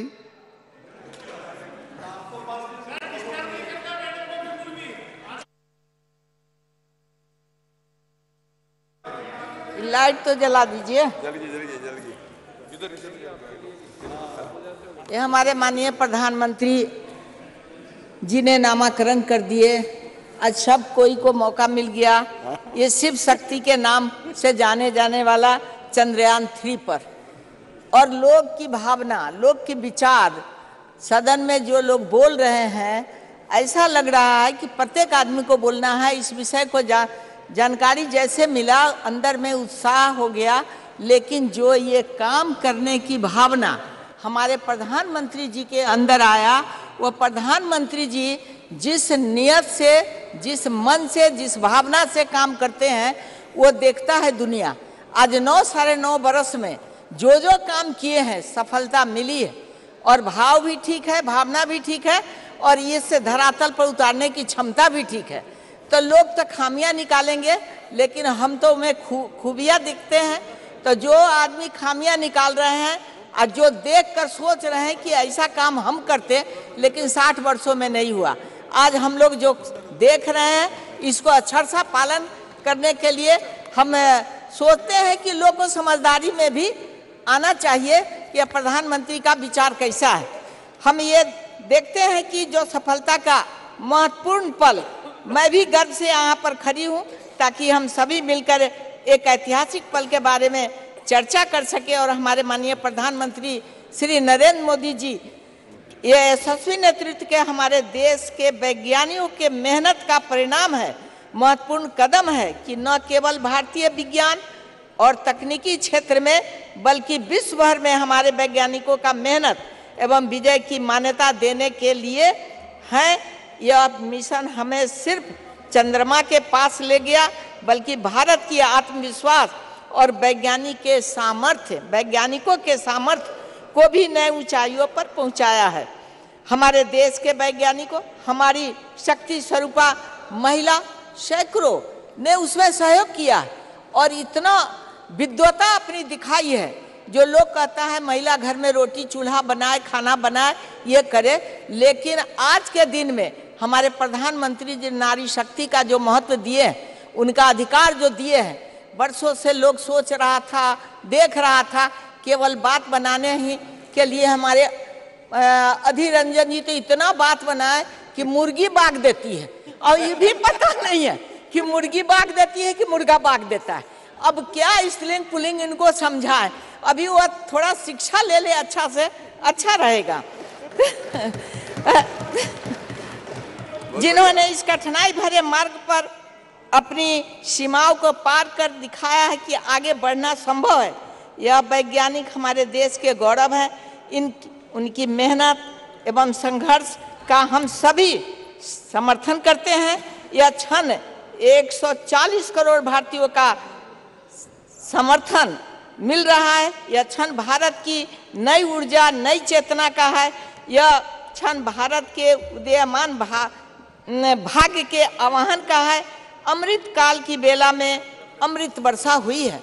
ये सबको को महसूस हो रहा है कि अमृत काल ऐसे ही नहीं कहा गया है, इसमें अमृत की वर्षा हुई है। प्रत्येक आदमी इसको लेने के लिए तैयार है। ये सदन, नए सदन में आकर लोगों ने अपना विचार दिया है। हमने धरती पर संकल्प लिया और चांद पर उसे साकार किया।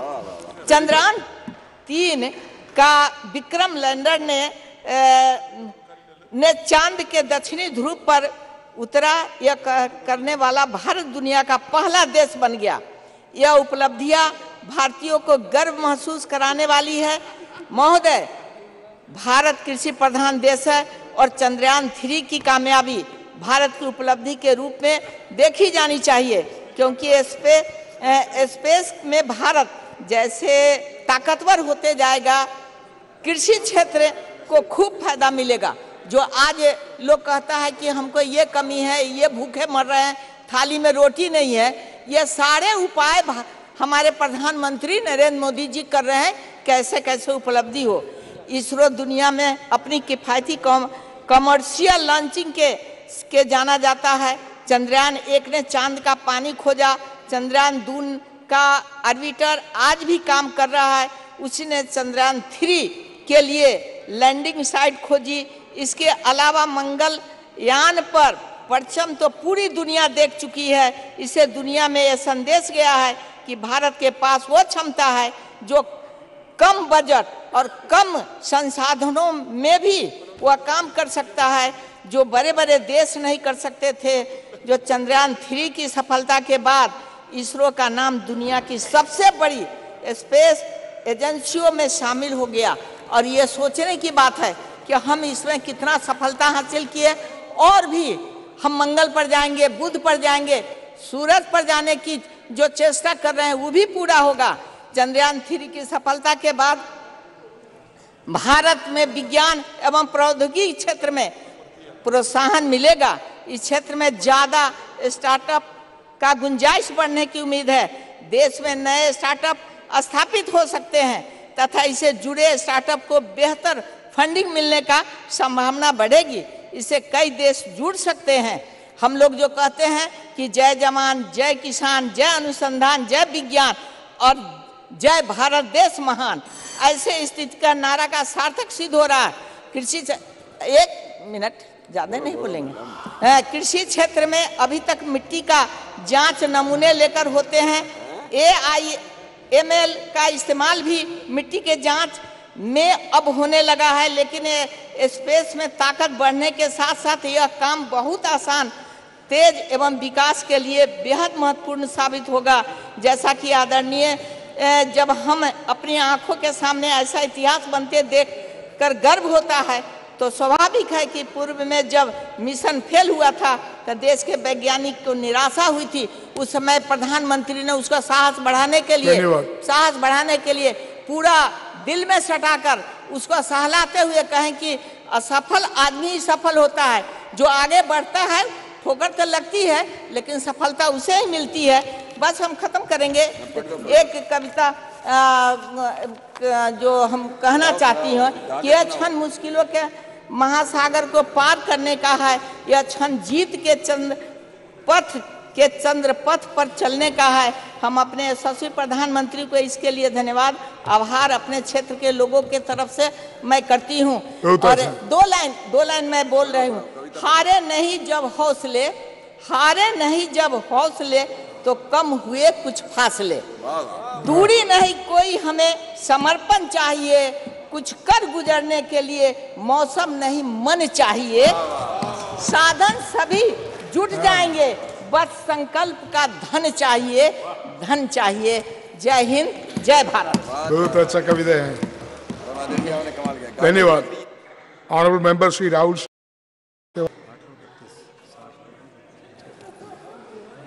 टाइम बट धन्यवाद अध्यक्ष महोदय, आपने मुझे इस विषय पे बोलने का मौका दिया। अध्यक्ष महोदय, मैं मुंबई, साउथ सेंट्रल मुंबई से आता हूँ और मेरे संसदीय क्षेत्र में बाबा एटॉमिक रिसर्च सेंटर है और मैं रहने के लिए भी वहाँ पे हूँ। तो मुझे बहुत प्राउड फील होता है कि बाबा एटॉमिक रिसर्च सेंटर जैसी इंस्टीट्यूट मेरे संसदीय क्षेत्र में है और वहाँ के स्टाफ और साइंटिस्ट भी वहाँ पे रहते हैं और वो मुझे वोटिंग भी करते हैं। तो मैं उनको यहाँ पे रिप्रेजेंट कर रहा हूँ, ये मैं खुद को बहुत ही प्राउड फील कर रहा हूँ। अध्यक्ष महोदय, चंद्रयान 3 का अभियान यशस्वी करने के लिए मैं सर्वप्रथम एस सोमनाथ जी, इसरो के chairman, Shri Veera Muthuvel project director, Shri Unnikrishnan director of VSSC, Mohana Kumar mission director, S Sankaran director of URSC और A राजरंजन लैब चीफ और सभी साइंटिस्ट उनका अभिनंदन करता हूँ। अध्यक्ष महोदय, चंद्रयान 3 का अभियान यशस्वी करने के बाद इसरो के सामने 7 मिशन प्रोजेक्ट के चैलेंजेस हैं। उसमें पहला प्रोजेक्ट जो ऑलरेडी लॉन्च किया हुआ है Aditya L1 India's next space-centric mission is not for a planet, but rather it's for the brightest star as a view from Earth. Second जो project है वो Mangalyaan 2. The original Mangalyaan mission was launched on November 5, 2013, and its successor Mangalyaan 2 Mars mission is expected to be launched next year. तीसरा project है Gaganyaan, India's first manned mission. और चौथा project है Nisar satellite. ISRO has a space mission in collaboration with the National Aeronautics and the Space Administration, NASA के साथ उसका है. पांचवा project है SpaceX. ISRO will also launch an experimental mission called SpaceX. छठवा project है Shukrayaan. Apart from the moon, Mars and the sun, ISRO will also be launching a mission to study Venus. और सातवां project है after Chandrayaan 3, India's next moon mission will be LUPEX exploration mission. तो मैं चंद्रयान अभियान यशस्वी करने के बाद ये 7 प्रोजेक्ट जो चैलेंजेस है इसरो के लिए, उसके लिए भी मैं उनको हार्दिक शुभकामनाएं देता हूँ. अध्यक्ष महोदय, मैं यहाँ पे पॉलिटिकल भाषण न करते हुए यहाँ पे टेक्निकल चीज़ें रखना चाहता हूँ. इसरो के जो चैलेंजेस और अपॉर्चुनिटीज़ है उसके बारे में मैं बात करना चाहता हूँ. The most notable of these have been the Chandrayaan and the Mangalyaan mission with a manned space mission Gaganyaan planned for its first stage flight next year. Uska year. These missions are not just for a technology demonstration but also for expanding the frontiers of knowledge in space science. None of this would have been possible without mastering the launch vehicle technology, beginning with the satellite launch vehicle SLV and the augmented satellite launch vehicle ASLV. ISRO has developed and refined the Polar Satellite Launch Vehicle (PSLV) as its workhorse for placing satellites in low Earth and Sun synchronous orbits. The Geosynchronous Satellite Launch Vehicle यानी कि GSLV program is still developing with its MK3 variant, having undertaken 3 missions and is capable of carrying a 3 metric ton payload into geostationary orbit. Today, the value of the global space industry is estimated to be $350 billion and is likely to be exceed $550 million till 2025. Despite ISRO's impressive capabilities, India's share is estimated at $7 billion, just 2% of the global market, covering broadband and direct-to-home television, accounting for 2/3 of the share, satellite imagery and the navigation. Already over a third of transponders used for Indian service are leased for foreign satellites, and this proportion will rise as the demand grows. तो ये भी एक challenge है. Developments in artificial intelligence and big data analytics has led to the emergence of a new space. New space entrepreneurship has emerged in India with many startups which seeks value in exploring end-to-end service in the business-to-business and business-to-consumer segment using new space. However, these startups have yet to take off in the absence of regulatory clarity. अध्यक्ष महोदय, new space के बारे में बताऊं. The term new space is used to refer to a global sector of a new aerospace companies and ventures working independently of a government to develop faster, better and cheaper access to space and specified technologies driven by commercial ends as a distinct from a political or socio-economical oriented ends. New space ventures may include space tourism, asteroid mining, satellite service, etc. SpaceX, Blue Origin are some last year are some examples of companies involved in a new space.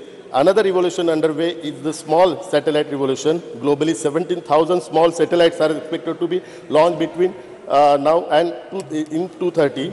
ISRO is developing a small satellite launch vehicle SSLV, expected to be ready in the 2019. It is the prime candidate along with the proven PSLV to be farmed into the private sector. In the context, the assembly integration and testing AIT role, which is restricted to ISRO, must now be outsourced. Also, years ago, ISRO launched the idea of a village research, last point, research centers to work in a collaboration with the local panchayat and NGOs, but only 560 pilots have begun. Yes. The last expanding this for rural areas is a formidable challenges. but has the potential to transform rural India if properly convinced as a part of the India Stack and the Jan-Dhan Yojana. India Stack refers to the ambitious projects of creating an unfilled software platform to bring India's population into the digital age. Last equal. India Stack is a set of API that allows government, business, startups, and the developers to utilize a unique digital infrastructure to solve India's hard problems towards the presence-less, paperless and cashless service delivery, Aadhaar forms to core of India. Yes. Last में सिर्फ एक suggestion दे रहा हूँ, suggestion last. अध्यक्ष महोदय, इसरो ने इसके पहले 2023 की इंडियन स्पेस पॉलिसी रिलीज की है, उसमें मेरे दो सजेशन है, वो आपको बताना चाहता हूँ मैं, और उसमें जो गैप्स है और सजेशन क्या है वो बताना चाहता हूँ। गैप्स है, the policy sets out an ambitious role for in space but provides no time frame for the necessary steps ahead. Neither is there an indicative timeline for ISRO transitioning out of its current practice, nor is there a schedule for in-space to create the regulatory framework. The policy framework, the policy framework. How many times you are saying last? In-space is a regulatory body but doesn't have a legislative authority. तो उसमें मेरे suggestion है ऐसे कि the space policy 2000 documents, तो ये 2-3 suggestion है वो आपके। Anil Firojia, thank you. महोदय, मैं आज आपको हृदय से धन्यवाद दूंगा क्योंकि आपने मुझे बोलने का अवसर प्रदान करा। आज मैं इस विषय में सदन में अपने विचारों को साझा करके गौरवान्वित महसूस कर रहा हूं कि 23 अगस्त की शाम को 6:04 के उस गोल्डन टाइम की बात कर रहा हूं जब हमारे देश के वैज्ञानिकों ने चांद के माथे पर अशोक स्तंभ की छाप छोड़कर दुनिया को ये विश्वास दिलाया कि चांद पर सफल लैंडिंग करने व रोवर को वहां पर चलाने की काबिलियत अगर किसी के पास है तो वह है भारत। मिशन चंद्रयान 3 सिर्फ स्पेस साइंस में भारत का दबदबे एवं रुतबे को नहीं दिखाता, संपूर्ण विश्व को संदेश भी देता है कि भारत के वेदों में वर्णित ज्ञान विज्ञान का खजाना आज भी भारत के पास है। इस मिशन को हमने अपनी काबिलियत से प्रदर्शित किया है। हमारे इस मिशन से दुनिया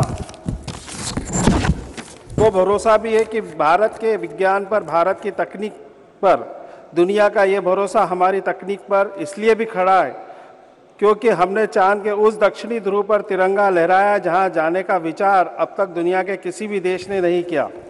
महोदय, चांद के इस दक्षिणी ध्रुव चंद्रयान 3 को इसलिए भी लैंड कराया गया क्योंकि यहां पर तापमान 200 डिग्री सेल्सियस तक जाता है। हमारे ये मिशन चांद पर पानी की खोज करने के साथ ही चंद्रमा की सतह पर मौजूद अन्य तत्वों की भी जानकारी करेगा। इस मिशन से वैज्ञानिकों को आने वाले समय में धरती पर मौसम में होने वाले बदलाव को समझना भी मददगार साबित होगा।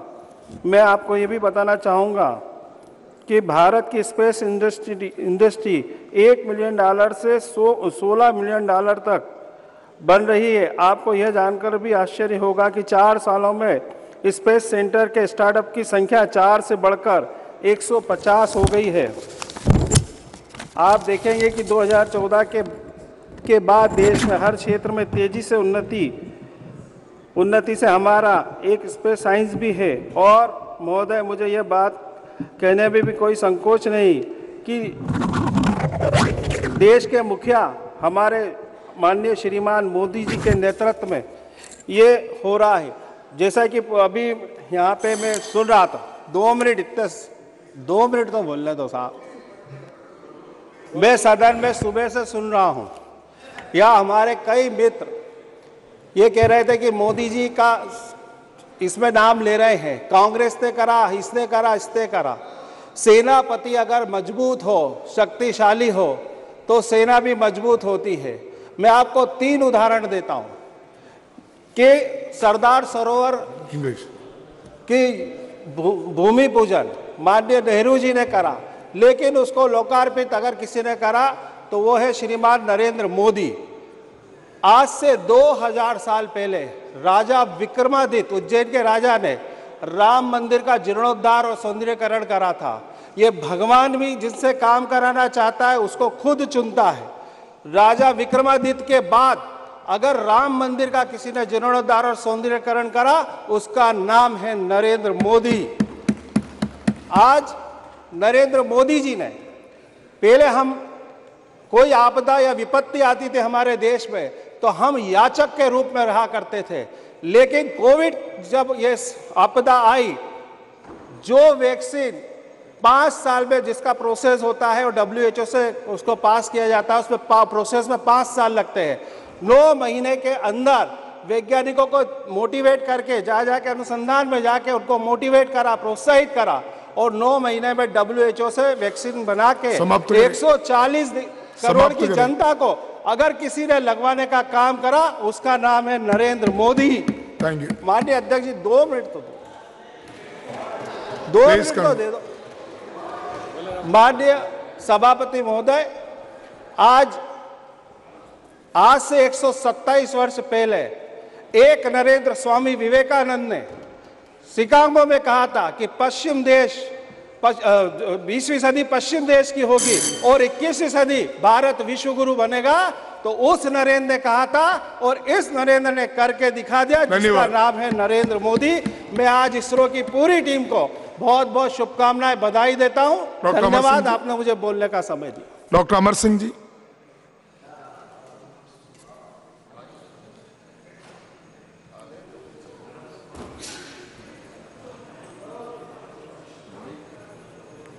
Doctor Amar Singh ji. Yes sir, mike is not coming. Mike is there.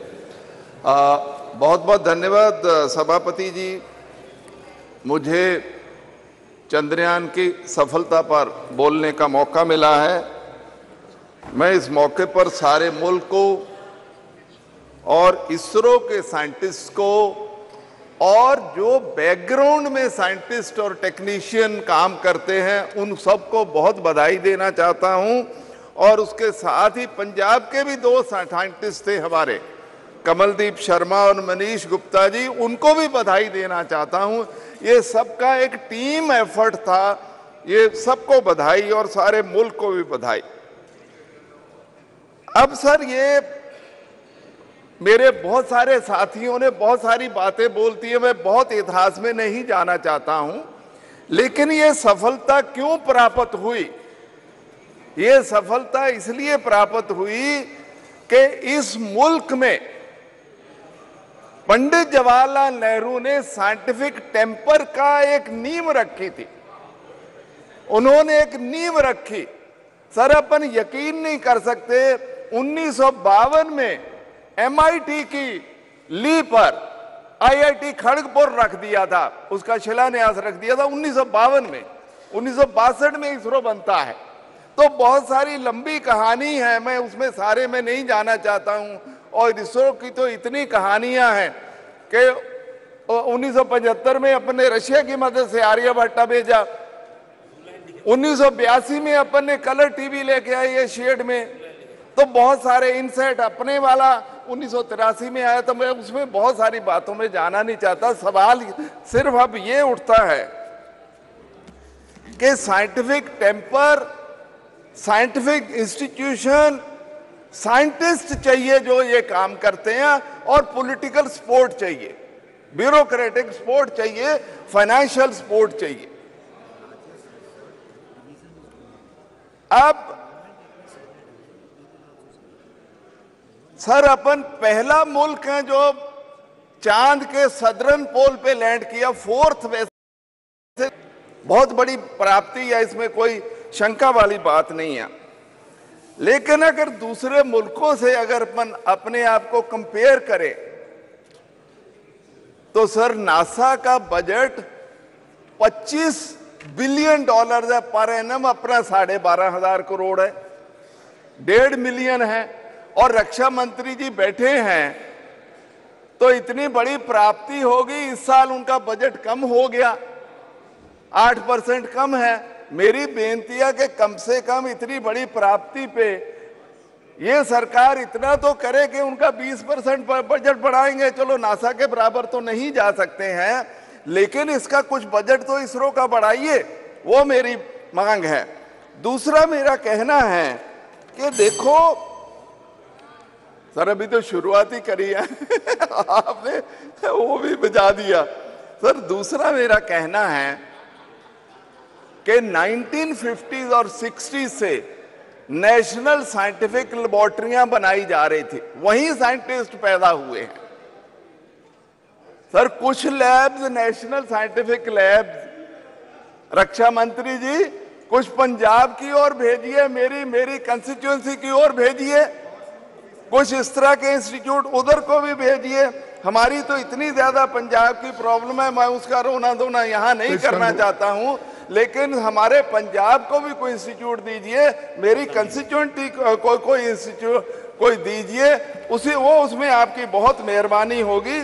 और बजट इसरो का बढ़ाइए, नासा के बराबर तो नहीं पर थोड़ा सा बढ़ाइए, उसमें आपकी मेहरबानी होगी। बहुत बहुत धन्यवाद। Thank you. Honourable member Shri Shankar Lalwani ji. Shankar Lalwani ji, yes. धन्यवाद सभापति महोदय। बहुत ही गर्व की बात है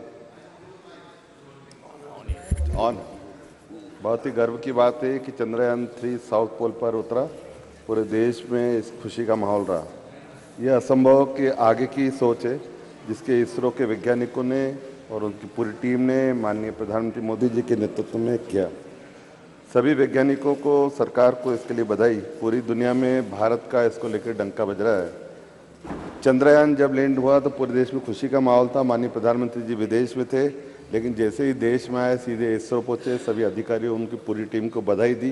पूरा देश जब सो रहा था तब प्रधानमंत्री पूरी टीम को बधाई दे रहे थे। पूर्व के प्रधानमंत्री ये कहते थे कि जय जवान जय किसान। माननीय प्रधानमंत्री मोदी जी ने इसमें जोड़कर जय विज्ञान जय अनुसंधान करा। और यह चंद्रयान स्वदेशी तकनीक से बना हुआ, कम लागत का, कहते हैं कि हॉलीवुड बॉलीवुड की फिल्म से भी कम लागत से बना हुआ ये चंद्रयान है जो कि हमारे वैज्ञानिकों ने बनाया। इसमें एमएसएमई उद्योग का सबसे बड़ा योगदान है और बहुत सारे पुर्जे एमएसएमई उद्योग से बने हैं।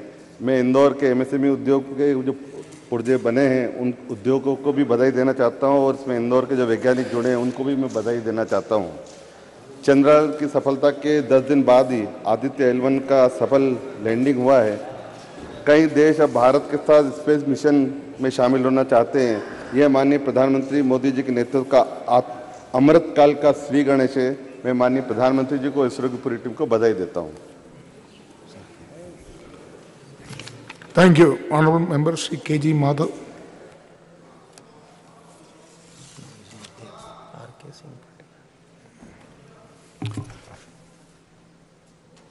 Honourable member Shri RK Singh Patel. सभापति महोदय,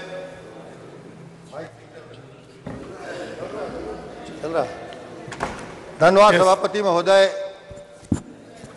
आज नए संसद भवन में पहली बार बोलने का आपने मौका दिया, मैं आपको धन्यवाद देता हूं।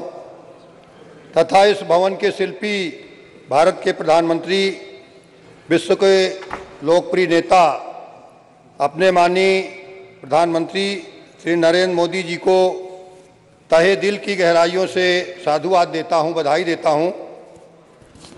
महोदय, आज़ाद भारत में हम जब 75वीं अमृतकाल की वर्षगांठ मना चुके हैं और इस मौके पर 23 अगस्त 2023 का ये दिन हमारे लिए गौरवशाली दिन है, जब हमारे वैज्ञानिकों ने चंद्रयान 3 का सफल प्रयोग पूरा किया है।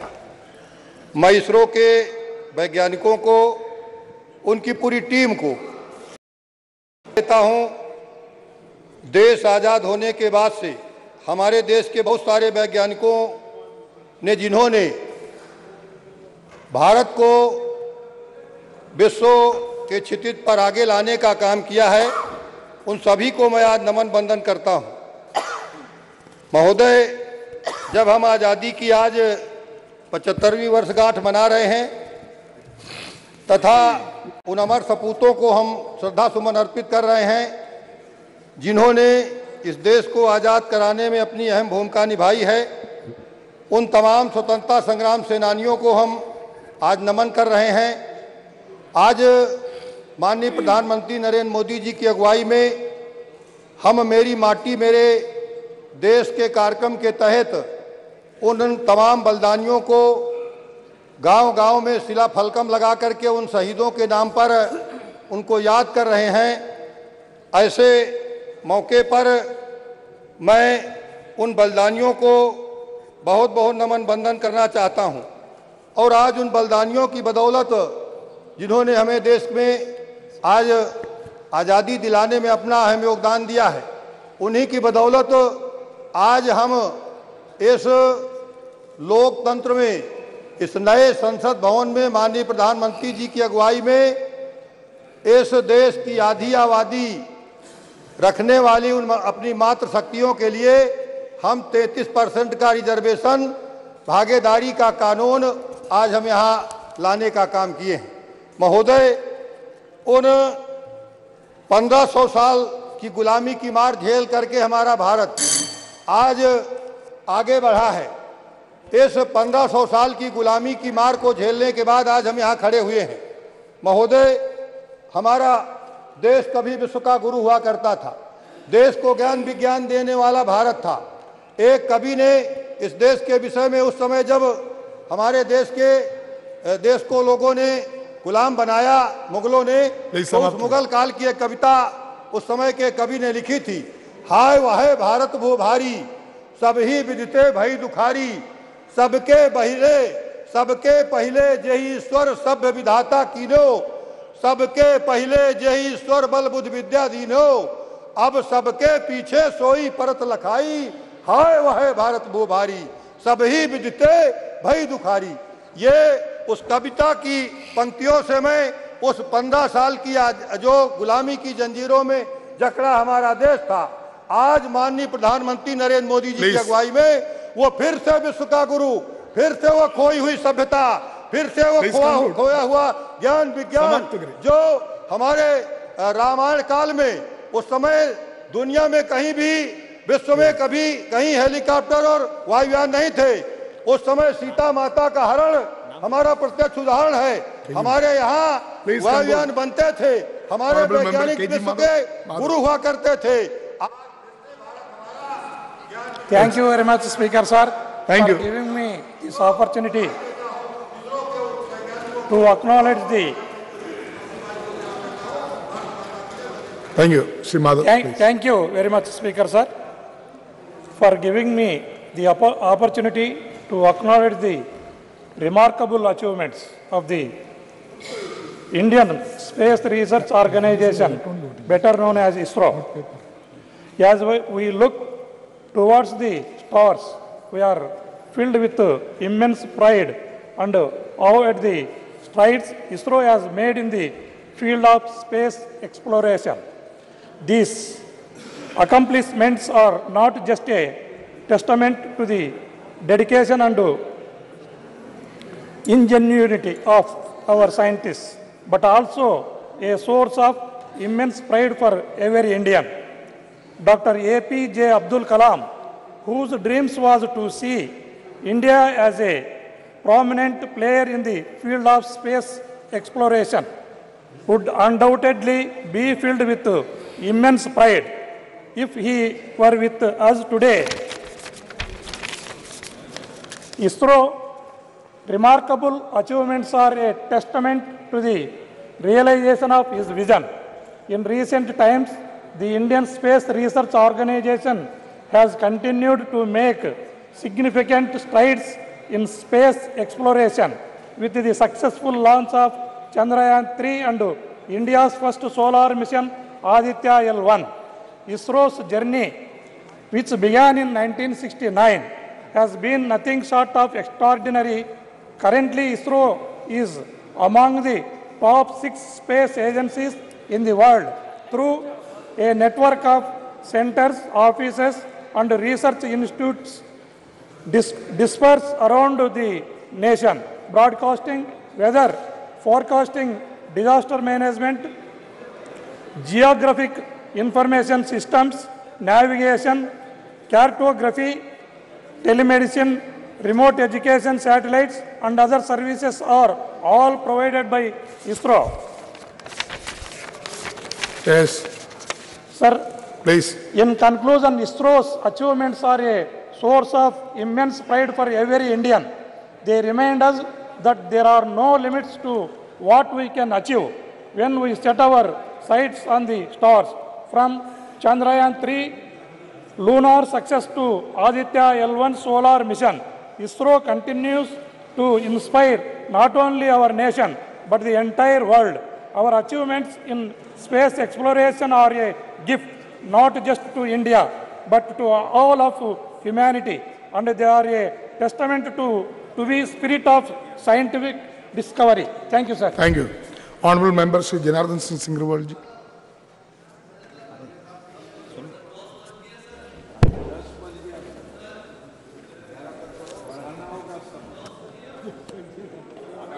सभापति महोदय,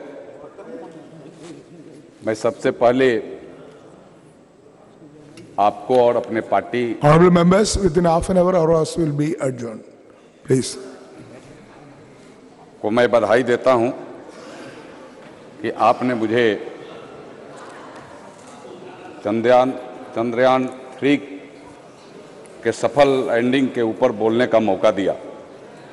सभापति महोदय, चंद्रयान 3 की चंद्रमा पर ऐतिहासिक सफल लैंडिंग के लिए पूरा देश भारत के वैज्ञानिकों का और देश के यशस्वी प्रधानमंत्री का कृतज्ञ है। यह अनंत अंतरिक्ष में भारत के वैज्ञानिक सामर्थ्य का शंखनाद है, जिसने विश्व पटल पर देश का मस्तक गर्व से ऊंचा कर दिया। अंतरिक्ष के दुनिया में 23 अगस्त 2023 का वह ऐतिहासिक दिन है जब भारत का चंद्रयान 3 के मूल लैंडर ने चंद्रमा के दक्षिणी ध्रुव पर अंगद की तरफ पैर जमाकर स्वर्णिम इतिहास रच दिया। सभापति महोदय, भारत ने वह कर दिखाया जो पहले कभी किसी ने नहीं किया था। चंद्रमा के दक्षिणी ध्रुव पर पहुंचने वाला भारत विश्व का पहला देश है। माननीय प्रधानमंत्री नरेंद्र मोदी जी का जो प्रयास और जिस तरीका से उस वैज्ञानिकों के प्रति श्रद्धा है वह सर्वविदित भी है और सबने उसे देखा भी है। वह 1 दिवसीय ग्रीस यात्रा पूरी करने के बाद वह सीधे बंगलोर पहुंचते हैं, जहां उन्होंने चंद्रयान 3 के चांद पर ऐतिहासिक सॉफ्ट लैंडिंग को सफल बनाने वाले वैज्ञानिकों से इसरो कमांड सेंटर में मुलाकात करते हैं और उन्हें देश की 144 करोड़ जनता की ओर से आभार व्यक्त करने के साथ बधाई देते हुए उनके कोशिशों और जज्बे को सलाम करते हैं। साथ ही इसरो प्रमुख एस सोमनाथ को गले लगाकर पीठ थपथपाने का काम करते हैं। वैज्ञानिकों से वार्ता के दौरान प्रधानमंत्री जी बेहद भावुक हो जाते हैं। वैज्ञानिकों को उनका यह कहना हर भारतीय को one minute जी भारतीयों को भाव विह्वल करने वाला है कि चंद्रयान की लैंडिंग पर आप देश को जिस ऊंचाई पर लेकर गए वह कोई साधारण सफलता नहीं है। यह आज का भारत है, निर्भीक और जुझारू भारत है, जो डार्क जोन में जाकर भी दुनिया में रोशनी की किरण फैला देता है। मैं आपका जितना गुणगान करूं, जितनी सराहना करूं वह कम है। उन्होंने महिला वैज्ञानिकों की भी भूरी भूरी प्रशंसा की, जिन्होंने चंद्रयान 3 मिशन में बड़ी भूमिका निभाई। अपने संबोधन में प्रधानमंत्री जी ने स्वयं 3 घोषणाएं की, जिसकी शिलापट अमिट छाप बनेगी। पहली, 23 अगस्त को हर साल भारत राष्ट्रीय अंतरिक्ष दिवस के रूप में मनाएगा।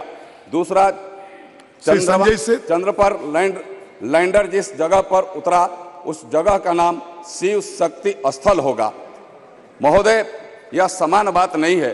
तीसरा, चांद पर जिस जगह चंद्रयान 2 के पदचिन्ह है उस पॉइंट का नाम तिरंगा होगा।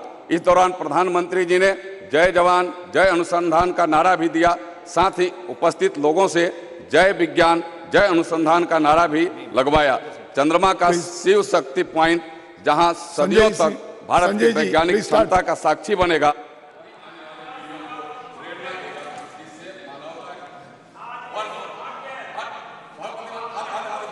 एक मिनट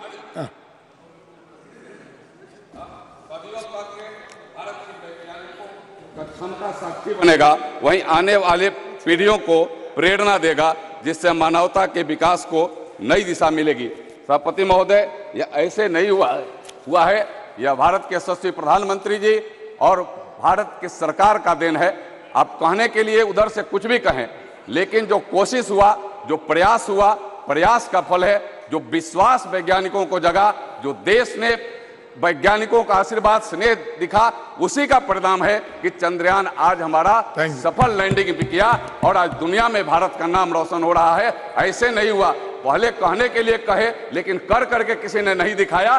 कर करके दिखाया तो नरेंद्र मोदी जी की सरकार ने, नरेंद्र मोदी का प्रयास ने कर करके दिखाया। इसलिए मैं हृदय से बधाई और धन्यवाद करता हूं उन विज्ञान। Sanjay sir ji please start. धन्यवाद सभापति महोदय। आपने दुनिया के सबसे बड़े लोकतंत्र और लोकतंत्र के सबसे बड़े मंदिर और सबसे आधुनिक मंदिर में चंद्रयान पे चर्चा करने का मौका दिया। आदरणीय सभापति महोदय, मैं देश के आदरणीय प्रधानमंत्री, जो इस देश के नवनिर्माण के विश्वकर्मा हैं, उनका अभिनंदन और वंदन करना चाहता हूं, जिन्होंने देश की बेटियों के लिए पिछले 9 साल से सारे द्वार खुले, चाहे वो शौचालय के रूप में हो, चाहे वो आवास के रूप में हो, चाहे उज्ज्वला योजना के रूप में हो, चाहे जनधन खाता के रूप में हो, चाहे आयुष्मान भारत के रूप में हो, चाहे लाडली लक्ष्मी योजना के रूप में हो, चाहे जल से नल के रूप में हो। और आज ये ऐतिहासिक दिन, भारत की आजादी के 76 साल बाद इस अमृत काल में आज देश की बेटियों को, देश की दीदियों को जो आरक्षण मिलने जा रहा है, आज इस ऐतिहासिक दिन में हम चंद्रयान की चर्चा कर रहे हैं। हम चंद्रयान की चर्चा करें, पहले जय जवान, फिर जय किसान, फिर जय विज्ञान, अब जय अनुसंधान। कितनी उत्तम सोच! जवान, किसान, विज्ञान, अनुसंधान, ये 4 चीज जिस देश में परफेक्ट हो जाए, उस देश की तरक्की को, उन्नति को, प्रगति को दुनिया की कोई ताकत नहीं रोक सकता। उस देश में हर तरफ उमंग का वातावरण होगा। आज भारत में हमको महोदय देखने को मिल रहा है, और इसीलिए हम ये कहते हैं, अंतरिक्ष में गूंज उठे हम, चंद्रयान का गान लिए, चांद तिरंगे के रंग में रंगा, देखो नई पहचान लिए। है भारत के वैज्ञानिकों, तुम ही गौरव के भारत हो, तुम ही हो गौरव भारत के। मस्तक ऊंचा लिए खड़े हम, सच्चा एक अभिमान लिए, सच्चा एक अभिमान लिए। सभापति महोदय, जब चंद्रयान की सफलता भारत विज्ञान को जोड़ता है और भारत चंद्रयान को भी जोड़ता है। आज दुनिया को हमने दिखाया है सभापति महोदय। और आज जिस दिन चंद्रयान जब लैंडिंग कर रहा था, उस समय अपने ग्रामीण क्षेत्रों में मैं था, मैंने देखा ऐसा उत्साह कभी नहीं देखा। हाँ, वर्ल्ड कप में पाकिस्तान हिंदुस्तान का मैच देखते थे, जो उत्साह होता था, लोग आरती करते थे, हनुमान चालीसा पढ़ते थे, मंदिर गिरजारों में प्रार्थना करते थे। उस दिन हमने देखा सभापति महोदय कि रेड़ी वाले, पटरी वाले, टेम्पू वाले, हर कोई अपने ईश्वर को याद कर रहा है कि सफल लैंडिंग हो जाए, प्रधानमंत्री नरेंद्र मोदी के उस संकल्प को पूरा कर दे। यह पूरे 140 करोड़ देशवासी यह प्रार्थना कर रहे थे। और इसीलिए हम कहते हैं सभापति महोदय, स्वप्न देखा था हमने, आज वह धड़कन में है। एक नया भारत बनाने का मजबूत हमारे मन में है, ऐसा भारत जिसमें एक नया विश्वास हो, सबकी आंखों में चमक हो, हर तरफ न उल्लास हो मान सम्मान, अंत्योदय का, गरीब कल्याण और सुशासन का लक्ष्य जिसके पास हो। बढ़ रहे हैं प्रगति के पथ पर, जिस रफ्तार से कर रहा है नमन हमको विश्व, हर उस पार से पूरी दुनिया हमको नमन कर रही है। सभापति महोदय, मैं अभिनंदन करना चाहता हूँ मेरी रांची लोकसभा के ऐसे रांची और सिल्ली के जो इसरो में काम कर रहे ऐसे वैज्ञानिकों को, इस भारतीय लोकतंत्र के सबसे बड़े मंदिर से हम उनको सैल्यूट करना चाहते हैं। और देश के आदरणीय प्रधानमंत्री जो नए भारत के नए विश्वकर्मा, ये दौड़ता हुआ भारत, रुकता हुआ भारत नहीं, इस दौड़ते हुए भारत का अभिनंदन करना चाहते हैं। बहुत बहुत धन्यवाद। जोहार। थैंक यू, धन्यवाद। यस दिलीप सभापति महोदय, मैं आपको धन्यवाद देना चाहता हूँ। आपने इस चंद्रयान मिशन 3 की सफलता और स्पेस सेक्टर में भारत की अन्य उपलब्धि के महत्वपूर्ण विषय में हमको बोलने का मौका दिया है।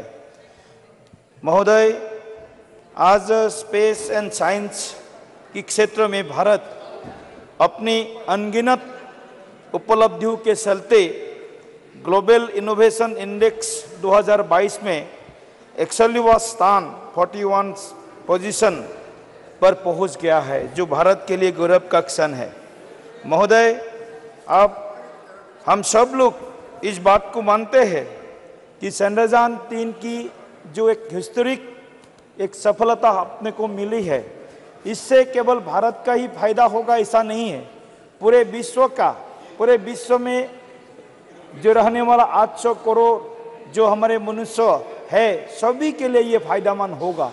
लेकिन आज अफसोस की बात है, पिछले कुछ दिनों से जब चंद्रयान की अभियान, जो चंद्रयान का मिशन हाथ में लिया गया है और जब सफलता प्राप्त किया गया, उस समय भी कुछ लोगों का, यहाँ बैठे हुए कुछ दल के कुछ संसद का भी संदेह था, ये सफल होगा कि नहीं, सफल होगा कि नहीं। लेकिन इसरो के साइंटिस्ट, हमारे भारत के यशस्वी प्रधानमंत्री जी के नेतृत्व में जो काम हमने करके दिखाया है, इस सचमुच में ये भारत के भविष्य के लिए और विश्व कल्याण के लिए एक बहुत बड़ा एक उपलब्धि है। मैं अपने साथियों को, जो अपने अपोजिशन पार्टी के साथियों का आज सुबह से मैं सुन रहा हूँ, जो उन्होंने क्रेडिट लेने का एक अपने कंपटीशन, इसका क्रेडिट कौन लेगा, इसको किसने बनाया, इसके ऊपर ही उनके भाषण रहा है। लेकिन चंद्रयान 3, चंद्रयान 2 भी विफल नहीं हुआ है। आज जो पता चला है माननीय मंत्री जी के माध्यम से, 2 भी काम कर रहा है और 3 भी, और अब वेकअप होगा, 3 भी काम करेगा। इसीलिए मैं अपने साथियों से मैं विनम्रता से प्रार्थना करना चाहता हूँ, भारत जिस तेज गति से आगे बढ़ रहा है स्पेस सेक्टर में, विशेष करके इस गति को अगर हम कंटिन्यू कर सके 2047 तक नहीं, उसके पहले ही भारत विश्व का स्पेस सेक्टर में पहला स्थान जरूर प्राप्त करेंगे, ये मेरा विश्वास है। महोदय, मैं अपने साथियों से कहना चाहता हूं, मैं भारत के पूर्व प्रधानमंत्री अटल बिहारी वाजपेयी जी का उनका जो एक विचार है, ये छोटे मन से कोई बड़ा नहीं होता, टूटे मन से कोई खड़ा नहीं होता। जो सबका किसी का मन भी टूटा है, इसलिए मन टूटना नहीं चाहिए, ये मन बड़ा करो और भारत के लिए बड़ा करो, इंडिया अलायंस के लिए नहीं, भारत के लिए मन बड़ा करो। भारत ही हमारा भविष्य है, भारत ही विश्व का भाग्य विधाता है, इसलिए भारत के साथ रहो। तो मैं इतना ही कहता हूं, मैं मोदी जी को, विशेष करके प्रधानमंत्री नरेंद्र मोदी जी को मैं विशेष रूप से मैं धन्यवाद देता हूं। इसरो के सभी साइंटिस्ट, विशेष करके 20% जो महिला साइंटिस्ट थे, उनको भी मैं धन्यवाद देता हूं। साथ में हमारे नॉर्थ ईस्ट से भी काफी 3-4 हमारे नॉर्थ ईस्ट के भाई बहन इस चंद्रयान 3 मिशन के साथ जुड़ा था, उनको मैं अभिनंदन देता हूं, क्योंकि नॉर्थ ईस्ट से काफी छात्राएं इस स्पेस इसरो के साथ जुड़ा है, स्टडी करते इस इसरो अभियान में, उनका भी बहुत बड़ा योगदान है, उनको भी धन्यवाद देते हुए फिर से एक बार में आप हमारे प्रधानमंत्री जी को विशेष रूप से ऐसे एक अभियान को नेतृत्व देने के लिए मैं उनको बहुत बधाई देता हूं, अभिनंदन करता हूं, वंदन करता हूं। बहुत बहुत धन्यवाद महोदय। Honourable member Shri Jugal Kishore Sharma ji. धन्यवाद महोदय जी, मैं आपका आभार प्रकट करता हूं कि आपने चंद्रयान 3 मिशन की सफलता और अंतरिक्ष क्षेत्र में उपलब्धियों के बारे में चर्चा में मुझे भाग लेने का जो मौका दिया है। महोदय, इस विषय पर डॉक्टर जितेंद्र सिंह जी ने भी डिटेल में चर्चा जहां पर की है, लेकिन महोदय मैं कहना चाहता हूं कि प्रधानमंत्री नरेंद्र भाई मोदी जी के नेतृत्व में भारत के विकास के साथ साथ मान सम्मान जो विश्व भर में बढ़ाया है, मैं उसकी सराहना भी करता हूं और ये अद्भुत भी है।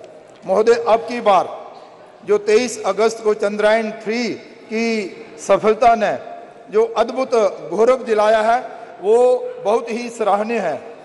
महोदय, हर एक की सांसें तब रुक गई थी जब चंद्रयान 3 की लैंडिंग हो रही थी, और महोदय, अनोखा सुखद पल था जब चंद्रयान 3 ने चंद्रमा के दक्षिण ध्रुव पर सफल लैंडिंग की, और इसके साथ साथ ही तभी इसरो ने एक सुखद समाचार जो है वो विश्व को दिया कि चंद्रयान 3 की सफलता पूर्वक लैंडिंग जो है वो हो गई है। देश भर में भारत माता की जय के जयकारे जो है वो गूंज उठे। महोदय, मैं आभार प्रकट करना चाहता हूं प्रधानमंत्री नरेंद्र भाई मोदी जी का, जिन्होंने वैज्ञानिकों का मान सम्मान करते हुए 23 अगस्त नेशनल स्पेस डे के रूप में मनाने की जो घोषणा की, यह भी अपने आप में एक बहुत बड़ी बात थी। महोदय, चंद्रयान 3 की सफलता में वैज्ञानिकों के साथ साथ हमारी जो वैज्ञानिक बहनें हैं उनका भी बहुत बड़ा जो है वो योगदान रहा है। और महोदय, मैं ये कहना चाहता हूं कि हमारे वैज्ञानिक आज बड़ी से बड़ी चुनौती का सामना करने के लिए भी तैयार हैं। तभी तो आपने देखा कि भाई अभी चंद्रयान 3 की सफलतापूर्वक लैंडिंग हुई थी, उसके बाद सूर्य तक पहुंचने के लिए भी जो है वो कदम जो है वो उठाए थे। महोदय, ये तभी संभव हो पाया जब देश के प्रधानमंत्री ने चंद्रयान 2 की असफलता के बावजूद भी वैज्ञानिकों का मनोबल बढ़ाया और उनका मनोबल बढ़ाने के साथ साथ उनके साथ खड़े रहे और उन्होंने कहा कि हम हार कर भी जीतेंगे, आज से ही एक नई उड़ान की तैयारी जो है वो करो। महोदय, वैज्ञानिकों ने दिन रात मेहनत और लगन के साथ काम किया और उसमें उन्हें सफलता जो है वह प्राप्त हुई। महोदय, मैं आपके माध्यम से बस इतना ही कहना चाहता हूं कि इसरो के वैज्ञानिकों के साथ साथ वहां पर बहनों के साथ साथ देश के नागरिकों को मैं बधाई देना चाहता हूं कि चंद्रयान 3 की जो हमारी सफलता है वो एक अद्भुत सफलता है। देश का मान सम्मान तो बढ़ा ही है, लेकिन इससे देश के नागरिकों का, देश के नौजवानों का मनोबल भी जो है वो बढ़ा है। धन्यवाद। धन्यवाद। Honourable member Shrimati Pratima Mandal, sorry.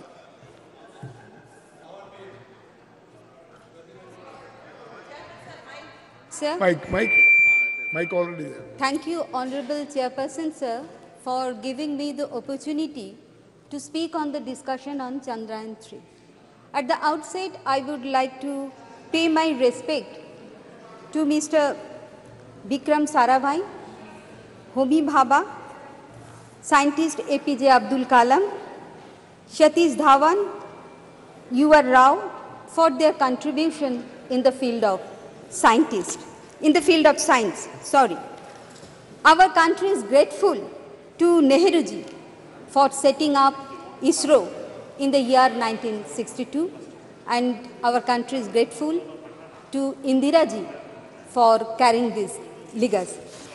I am congratulating the director, Mr. Somnath, and all the scientists of ISRO, and now for their effort in the field of research and their hard work and the successful launching of Chandrayaan 3, India has become a powerful country in the nation. Sir, we have sent 150 satellites since 1975. This is a new one where the satellite had to change course to go into moon's gravitation field, and we are successful for soft landing. Our next program is to go to Mangal and Shukra. We must make them successful. Space sciences has given us many benefits like weather prediction, communication, navigation, etc. We must multiply this benefit. Sir, my request to the government, the salary of all the scientists of ISRO must be increased, and budget of the concerned ministry should be increased. Sir, today we have started our discussion almost 11:15 or 11:20. Now it is 10:25. We are discussing this subject. But it is unfortunate that despite our repeated request to the government that at least given 1 hour for discussion on Manipur issue. But the government denied it. So it is good. We are proud that India has launched. Talk to Chandrayaan. Yes, I am speaking on Chandrayaan. Yes. Okay. We are discussing Chandrayaan 3. No. And my request to the government that scientists should be given all the scope so that they can research more effectively for the betterment of our country. I would like to conclude by saying 2 lines from Kavi Guru Rabindranath Thakur. Manush churnilo aaj nijo mottoshima. Thank you, sir. Thank you. Honorable Member Sri Santosh Pandey ji.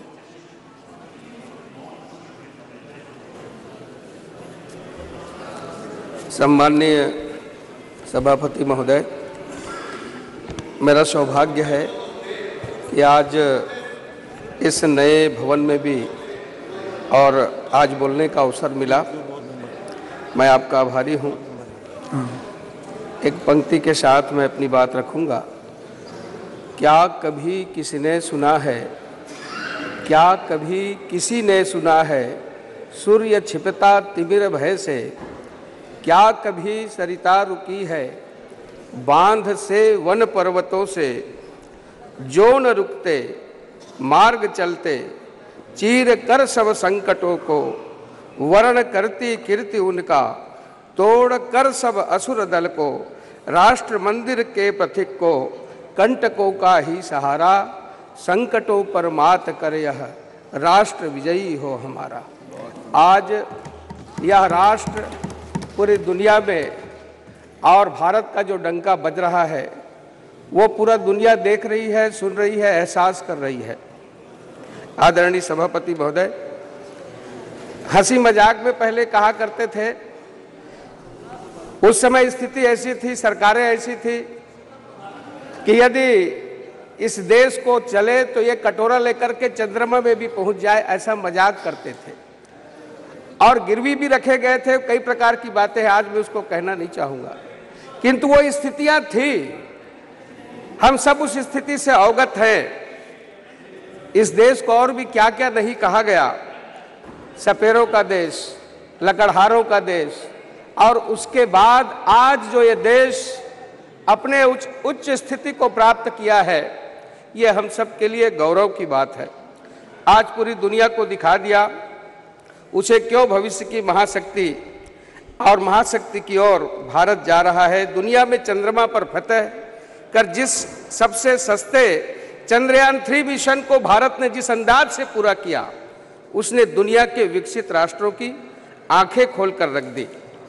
महोदय, आज विपक्ष lakh sir पीटे Chandrayaan mission की अवधारणा के समानांतर जिस प्रकार से नारी शक्ति वंदन विधेयक का भी जो यहाँ लाया और हम सब ने पास किया, सब मिलकर के पास किए, ये वास्तव में ही ये कहे कि ये निसंदेह है। ऐसे दृढ़ निश्चयी संकल्पवान व्यक्ति जब होते हैं तो ये श्रेय भी, जिस प्रकार से मेरे सांसद एक मित्र ने कहा कि गोल करने वालों का उसका श्रेय जाता है, राष्ट्र नायक को उसका श्रेय जाता है, इसको कोई रोक नहीं सकता। आदरणीय महोदय, भारत ने अपने चंद्रयान 3 मिशन के लिए, मैं केवल एक पंक्ति कह करके अपनी बात समेट रहा हूं। विद्या कला कौशल्य में सबका अटल अनुराग हो, उद्योग का उन्माद हो, आलस्य अध का त्याग हो, सुख और दुख में एक सा सब भाइयों का भाग हो, अंतःकरण में गूंजता राष्ट्रीयता का राग हो, मानस भवन में आर्यजन जिसकी उतारे आरती, भगवान भारतवर्ष में गूंजे हमारी भारती, पूरे भारत में, पूरे विश्व में ये गूंजे। धन्यवाद। Honourable member Shri Vijay Dubey. माननीय अध्यक्ष जी, कि आपने चंद्रयान 3 के चर्चा में और वो भी इस ऐतिहासिक नए भवन में हमें अवसर प्रदान कराया है। माननीय अध्यक्ष जी, किसी के भी सफलता पर हम अगर विशेष सम्मान देते हैं तो अक्सर कह देते हैं कि आपकी सफलता ने 4 चांद लगा दिया। आज कोई दो राय नहीं कि हमारे यशस्वी प्रधानमंत्री माननीय मोदी जी के प्रयासों से और इस देश के वैज्ञानिकों ने अपने अथक प्रयासों से चंद्रमा के दक्षिणी ध्रुव पर चंद्रयान 3 उतारकर इस देश के गौरवशाली सम्मान को 4 चांद लगाने का कार्य किया है। बीते समय को अगर याद करें माननीय अध्यक्ष जी, बहुत दिन नहीं 2014 तक आते आते इस देश में पूर्ववर्ती सरकारों की व्यवस्थाओं ने इस देश के हर विभाग को खोखला करके छीन बीन करके रख दिया था। माननीय मोदी जी ने जब इस देश की कमान हाथ में लिया तो क्या इस देश के हर विभाग को हर दिशा में आगे उन्नत की तरफ ले जाते हुए और केवल वो बीमार पड़े देश को आज दुनिया में गौरवशाली सम्मान ही नहीं दिलाया, बल्कि इस देश में पूर्ववर्ती सरकारों की उदासीनता के चलते जो हमारे देश के वैज्ञानिक हाशिए पर थे उनको भी सुविधा और उनका मनोबल उत्साह बढ़ाकर आज पूरे दुनिया में इस देश को आगे बढ़ाने का सामर्थ्य हमारे वैज्ञानिकों में प्रदान करने का कार्य किया। उदाहरण भी है माननीय अध्यक्ष जी, जब कोविड ने पूरे दुनिया के साथ इस देश को आगोश में लिया था तो हमारे इन विपक्षी सरकारों के विद्वानों ने कल्पना किया था कि दुनिया के विकासशील देशों के रहमो करम पर ये देश कभी वैक्सीन की सुविधा लेगा। 1 मिनट 2 मिनट खाली माननीय अध्यक्ष जी। लेकिन माननीय मोदी जी के इस देश के वैज्ञानिकों का मनोबल उत्साह बढ़ाते हुए जो कल तक हाशिए पर पड़े थे वैज्ञानिक, उन्हीं का मनोबल उत्साह बढ़ाकर जब वैक्सीन का निर्माण किया गया तो पूर्ववर्ती सरकार के नेताओं ने कहा कि ये वैक्सीन भाजपा का है, ये वैक्सीन मोदी जी का है। भले ही बाद में इन्होंने तीनों डोज घटक लिया हो अपनी जान बचाने के लिए, आज मैं कह सकता हूं माननीय मोदी जी के अथक प्रयासों से इस देश के वैज्ञानिकों ने चंद्रयान 3 उतारकर इस देश के गौरवशाली सम्मान को। Thank you. प्लीज अध्यक्ष महोदय, हेमंत जी। अध्यक्ष महोदय, मैं चंद्रयान बैठे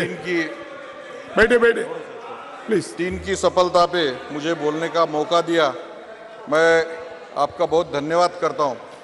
मैं कई भाषण यहाँ सुन रहा था, कई लोगों ने कहा कि इस शास्त्रज्ञों में से कुछ वैज्ञानिक जो है 4 मुस्लिम थे, कई लोगों ने कहा कि हमारे राज्य से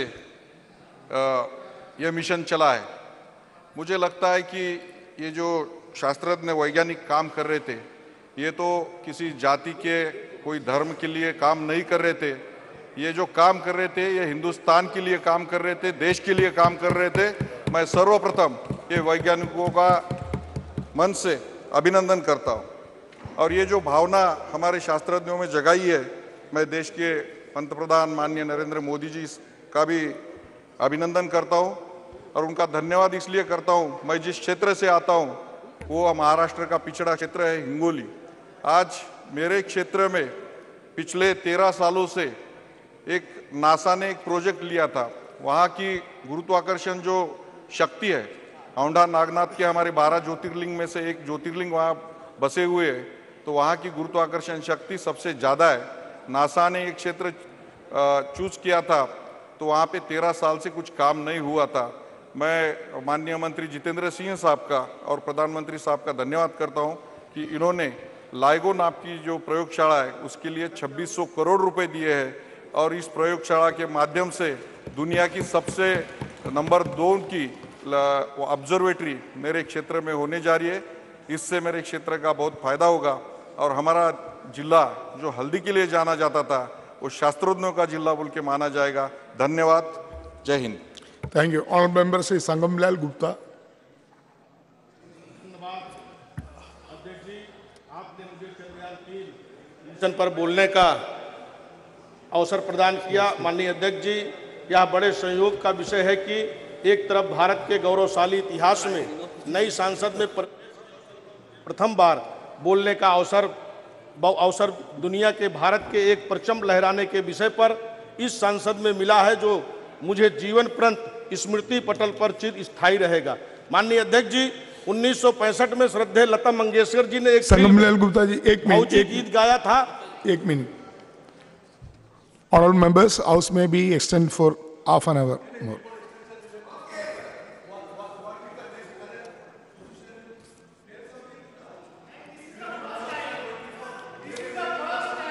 Now 4 to 5 members are pending for speech. Few more members wants to speak. That's why. माननीय अध्यक्ष जी, Chandrayaan is very important matter. Please. माननीय अध्यक्ष जी, 1965 में श्रद्धेय लता मंगेशकर जी ने फौजी में गीत गाया था, चंदा मामा आरे आवा पारे आवा, नदिया किनारे आवा, सोने के कटोरिया में दूध भात ले ले आवा, बबुआ के मुहमा में घुटू, आवा हो उतरी आवा हमारी मुंडेर, कब से पुकारी ले भइल बड़ी देर। दूसरा अध्यक्ष जी, मेरी दादी बचपन में लोरी सुनाया करती थी कि चंदा मामा दूर के पुए पकाए पूर के, आप खाए थाली में मुन्ने को दे प्याली में, प्याली गई टूट मुन्ना गया रूट, नई थाली लाएंगे मुन्ने को मनाएंगे, उड़न खटोले पे बैठकर मुन्ना चंदा के घर जाएगा, तारों के संग आग मिचोली खेल के दिल बहलाएगा, मुन्ने का दिल भर जाएगा, मुन्ना वापस आएगा। मुझे लगता है माननीय अध्यक्ष जी, मेरी दादी उनके समेत जो हमारी पुरानी पीढ़ी है, उनके लोरियों की जो आकांक्षा पीढ़ी पर दर पीढ़ी चांद पर जाने की, यहाँ संदेश लाने की, सिरमौर भारत को विश्व में इस दिशा में सर्वश्रेष्ठ स्थान पाने की एक लालसा पीढ़ियों से चली आ रही थी। उस लालसा को हमारे चंद्रयान 3 मिशन के वैज्ञानिकों ने, हमारे यशस्वी प्रधानमंत्री माननीय नरेंद्र मोदी जी ने प्रोत्साहन स्वरूप प्राप्त कर लिया है। इस बात के लिए मैं आज सदन में माननीय प्रधानमंत्री जी समेत सभी वैज्ञानिकों के प्रति आभार प्रकट करता हूं। माननीय अध्यक्ष जी, 14 जुलाई 2023 को जिस समय चंद्रयान 3 मिशन का प्रक्षेपण हुआ था, उस पूरी दुनिया हमें आशा भरी निगाह देख रही थी। 140 करोड़ देश की जनता यशस्वी प्रधानमंत्री माननीय नरेंद्र मोदी जी के दृढ़ संकल्प को लेकर पूरी तरह से आश्वस्त थी। हम होंगे कामयाब एक दिन। वह समय आया जब 23 अगस्त 2023 को 6:08 पर भारत का गौरवशाली चंद्रयान 3 मिशन अपने कामयाबी के मंजिल पर पहुंचा, तो पूरी दुनिया के नतमस्तक होकर हमारे शीर्ष नेतृत्व स्वीकार किया और हमारा लोहा माना। माननीय अध्यक्ष जी, आज इस मिशन के जरिए चंद्रमा के उसे दक्षिणी ध्रुव की सतह पर उतरने वाला, जहां इससे पहले दुनिया के किसी भी देश को उपग्रह उतरने में सफलता नहीं मिली, 40 दिनों की लंबी यात्रा करके भारत ने यह प्रथम गौरव प्राप्त किया है। इस बात के लिए मैं बारंबार अपने शीर्ष नेतृत्व और देश के उन वैज्ञानिकों के प्रति आभार प्रकट करता हूं और धन्यवाद ज्ञापित करता हूं। माननीय अध्यक्ष जी, हम यही नहीं रुके, हमने एक गीत और बाल अवस्था में पढ़ा था, वीर तुम बढ़े चलो, धीर तुम बढ़े चलो, सामने पहाड़ हो, सिंह की दहाड़ हो, तुम कभी रुको नहीं, तुम कभी झुको नहीं। माननीय अध्यक्ष जी, 2 मिनट, 2 मिनट, इसके लिए आधा मिनट हमें तो मिलने वाला भी नहीं था, तो आपकी कृपा हो गई जो हमें बोलने का अवसर मिला है। हमने चंद्रयान 3 मिशन की सफलता हासिल कर दुनिया को अपनी कामयाबी का डंका बजा दिखा दिया, तो हम रुके नहीं। हमारे यशस्वी प्रधानमंत्री के नेतृत्व में हमने चरे बेती की नीति अपनाकर हमने दूसरे कामयाबी के मिशन की ओर और कदम बढ़ा दिया। आज इस दिशा में कदम बढ़ाकर हमने चंद्रमा पर फतह हासिल करने के साथ साथ पूरी दुनिया को ऊर्जा का संचार देने वाले ग्रह सूर्य पर भी अपना रिसर्च जारी करने के लिए वीर तुम बढ़े चलो नीति पर कार्य करते हुए आदित्य L1 का भी प्रशिक्षण कर दिया, जो अभी तक अपनी कामयाबी के शिखर पर आगे बढ़ रहा है। पूर्ण विश्वास है कि जिस तरह 2014 के बाद भारत का नेतृत्व संभालने के बाद यशस्वी प्रधानमंत्री जी के नेतृत्व में भारत ने पूरी दुनिया में अपने नेतृत्व को लोहा मनाया, उसी भांति हम अपने चंद्रयान 3 के मिशन की कामयाबी के बाद आदित्य L1 मिशन पर भी कामयाबी निश्चित रूप से हासिल करेंगे। माननीय अध्यक्ष जी, मैं आपके माध्यम से अपने संसदीय क्षेत्र और अपने कमिश्नरेट प्रयागराज मंडल के उन वैज्ञानिकों के प्रति भी आज आभार प्रकट करना चाहता हूं, जिन्होंने चंद्रयान 3 मिशन में सहभागी बनकर अपने संसदीय क्षेत्र प्रतापगढ़ और हमारे मंडल प्रयागराज का गौरव बढ़ाया। मैं उनके यशस्वी भविष्य एवं उज्जवल मिशन की कामना करते हुए उनके प्रति आभार प्रकट करता हूं। जय हिंद, जय Bharat. Thank you. Honorable Member Shri Prasoon Banerjee. Sir नमस्कार sir. Your member is waiting. Sudeep ji साहब 5 मिनट बोलेंगे, ज्यादा बात नहीं। हाँ बहुत टाइम नहीं, दो मिनट बोलेंगे, कुछ बोलने का नहीं। हम स्पोर्ट्समैन है, हम फुटबॉल खेलते थे, अर्जुन अवार्ड मिले, इंडियन कैप्टन मिले, फर्स्ट फुटबॉलर एमपी इधर आए, तो हमारा भीतर में स्पोर्ट्स थिंग था ना, हमारा अनुराग जी है उधर, तो हमारा एक ही बोलने का है, इतना सुखी का दिन, ये दिन में हम चाहते हैं कोई लड़ाई नहीं, कोई झमेला नहीं, आराम से चलिए, पॉलिटिकल कुछ नहीं चलेगा, एक ही चलेगा, जो साइंटिस्ट बच्चे लोग हैं उनको बहुत अच्छा से प्यार से आप लोग रखिए, हम लोग मिलके। सब कुछ बता रहा, भारत वर्ष में ऐसी हुआ नहीं, इतना अच्छा हुए कि जो अच्छा देख के हम समझ दे कि सच हम लोग भी सीखते। पहले हम लोग सोचते थे कि हम जानते नहीं, कोई अमेरिका करेगा, कोई रशिया करेगा, कोई जापान करेगा, हम लोग को बच्चा भी इतना सुंदर है, सच बोल रहा, हाथ जोड़ करके बोल रहा हम जी, उन लोग को आप सब मिल के हम लोग बधाई दीजिए। कोई पार्टी उटी अभी नहीं, सब मिल के करेगा, हम लोग एक साथ करेगा। जैसे हम लोग का फुटबॉल टीम जीतते सब मिल के, वैसे जीतेंगे, जीते भी हम लोग। और एक बात बताएंगे, मेहरबानी करके, बड़ा बड़ा मिनिस्टर साहब है, अच्छे आदमी हैं सब, उनको बस विनती है, ये जो टीम है, ये जे हैं जो लोग इतना अच्छा से काम किए, वो लोग को आप लोग मेहरबानी करके पद्मश्री दीजिए, सबको पद्मश्री दीजिए। देखिए कितना सुंदर चलेगा, उसी वजह से आप सबको बधाई, नमस्कार, आप लोग अच्छा रहिए, नमस्कार, जय Hind, Vande Mataram. Thank you. Honorable Member Shri Sushil Kumar Singh ji.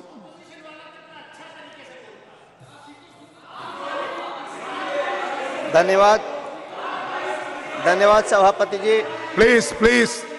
आपने please. Honorable members, please. धन्यवाद सभापति जी, आपने लोकतंत्र के सबसे बड़े मंदिर, इस ऐतिहासिक और आधुनिक भवन में चंद्रयान 3 पर होने वाली चर्चा में हिस्सा लेने के लिए मुझे परमिशन दिया है, अनुमति दी है।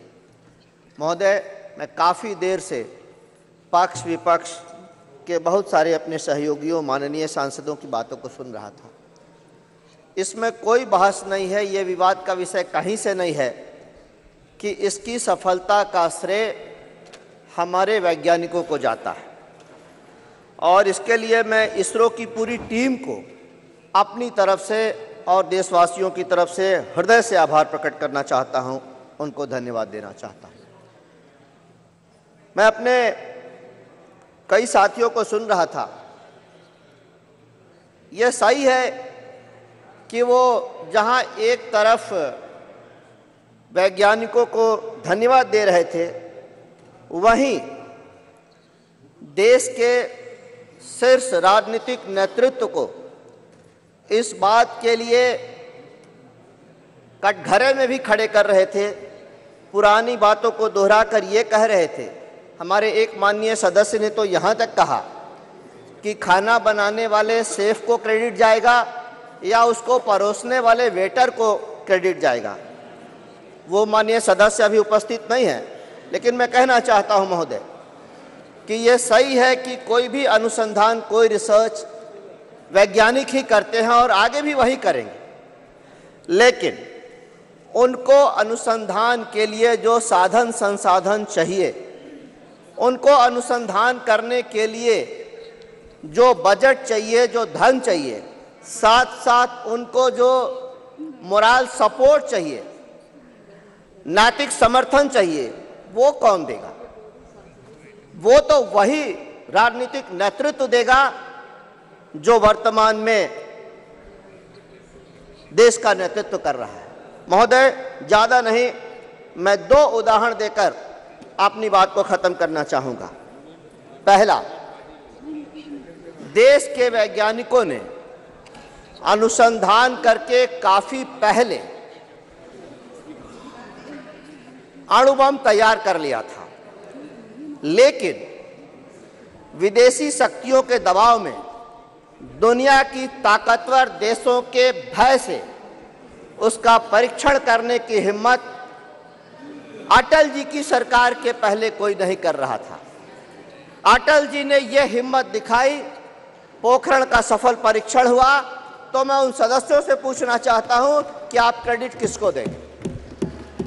दूसरी बात मैं कहना चाहता हूं महोदय कि दुनिया का इतिहास है कि हर 100 साल के अंतराल पर कोई न कोई महामारी किसी न किसी रूप में आती है, और 2020 में ठीक उसी प्रकार से कोविड की महामारी भी है। और उसके पहले का भी इतिहास यही है कि जब जब कोई महामारी इस देश के अंदर आई, तब उस महामारी के लगभग 20 से 25 साल के बाद उससे बचाव के लिए टीके आए। और वो टीके कहां से आए? विदेशों से आए। लेकिन इस बार जब 2020 में कोविड की महामारी आई, जो एपिडेमिक आया, 1 साल के अंदर देश ने एक नहीं, देश के वैज्ञानिकों ने एक नहीं 2-2 टीकों का निर्माण किया अपने अनुसंधान की ताकत पे, बल पे, उसके आधार पे। मैं पूछना चाहता हूं उन सदस्यों से कि इसका क्रेडिट आप किसको देना चाहेंगे? महोदय 1 मिनट, मैं समाप्ति कर रहा हूं। तो बहस का विषय यह नहीं है कि श्रेय किसको जाना चाहिए। जिसके पास नेतृत्व होगा वही तो हमारे वैज्ञानिकों को, हमारे आदरणीय प्रधानमंत्री जी प्रयोगशालाओं में जाकर वैज्ञानिकों का मनोबल बढ़ाते हैं, सफलता पर उनसे गले मिलते हैं, तो क्यों नहीं उसका उत्साह बढ़ेगा? और क्यों नहीं देश के लिए दोहरी, दुगने नहीं 100 गुने उत्साह के साथ वो काम करेंगे। ये बहस, ये चर्चा राजनीतिक बहस का नहीं, क्रेडिट लेने की होड़ का नहीं था। लेकिन कुछ सदस्यों ने जब ये बात कह दी तो मुझे इस बात को कहना पड़ा इस सदन में कि इसका श्रेय वैज्ञानिकों को जाता है। एक तरफ जहां हिंदुस्तान का लोहा दुनिया मान रही है और भारत का डंका दुनिया में बज रहा है, चाहे वो चंद्रयान 3 की सफलता हो या G20 की सफलता हो, और दूसरी तरफ हम अपने ही जगह, अपने ही सदन में बैठकर अपने ही सरकार को, अपने ही नेतृत्व को सवालों के कटघरे में खड़े कर रहे हैं। महोदय, मैं कहना चाहूंगा, फिर से ये कहना चाहूंगा कि हमारे वैज्ञानिकों को जो मोरल सपोर्ट, जो राजनीतिक और समर्थन, जो नीतिगत समर्थन उनको मिलना चाहिए, उसी के आधार पर ये सफलताएं हुई है। सफलताएं तो इतनी हैं, लेकिन आपके पास समय नहीं है, इसलिए मैं अपनी बात को यहीं समाप्त करता हूं। धन्यवाद। Honourable member doctor V Kalanidhi.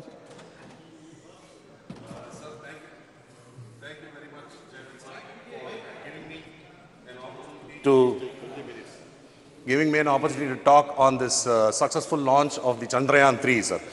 Sir, I would like to congratulate all the scientists and staff who have been instrumental in ensuring that this mission was successful. I'm not only talking about the people who were present, sir, I'm talking about the people in the past as well. So I would like to say that this was a success not only for the people of India, but it is a success for the people of this whole world. If you look at the evolution of rocket science, it is something which was started during World War II, sir. So the Germans were the ones who were able to start off this project, though it was for a destructive purpose. They were initially intending to send missiles for inflicting wounds on other neighboring countries like Britain and France. But this technology has been successfully used in the launch of missiles. And during the Cold War between the US and Russia, where Russia was ahead in the missile technology and in space programs, they were not able to land a person, sir. Like our honorable MP earlier had spoken about, Valentina Tereshkova was the first woman who has been in space. And subsequently, there have been many missions where even Indian astronauts have been to space, and Kalpana Chawla, a woman from India, also has been there, sir. So at this kind of a juncture, to talk about the greatness of what the scientists in ISRO have achieved, I think we cannot undermine the efforts which have been taken.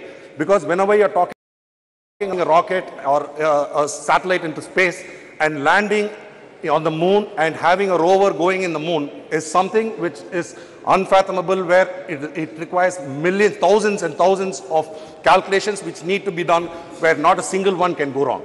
In fact, Chandrayaan 2, I do not blame anyone. It is just that whenever you are doing science, there are bound to be some mistakes which can happen, and you have to learn from them and see how we can ensure that there is a successful mission again.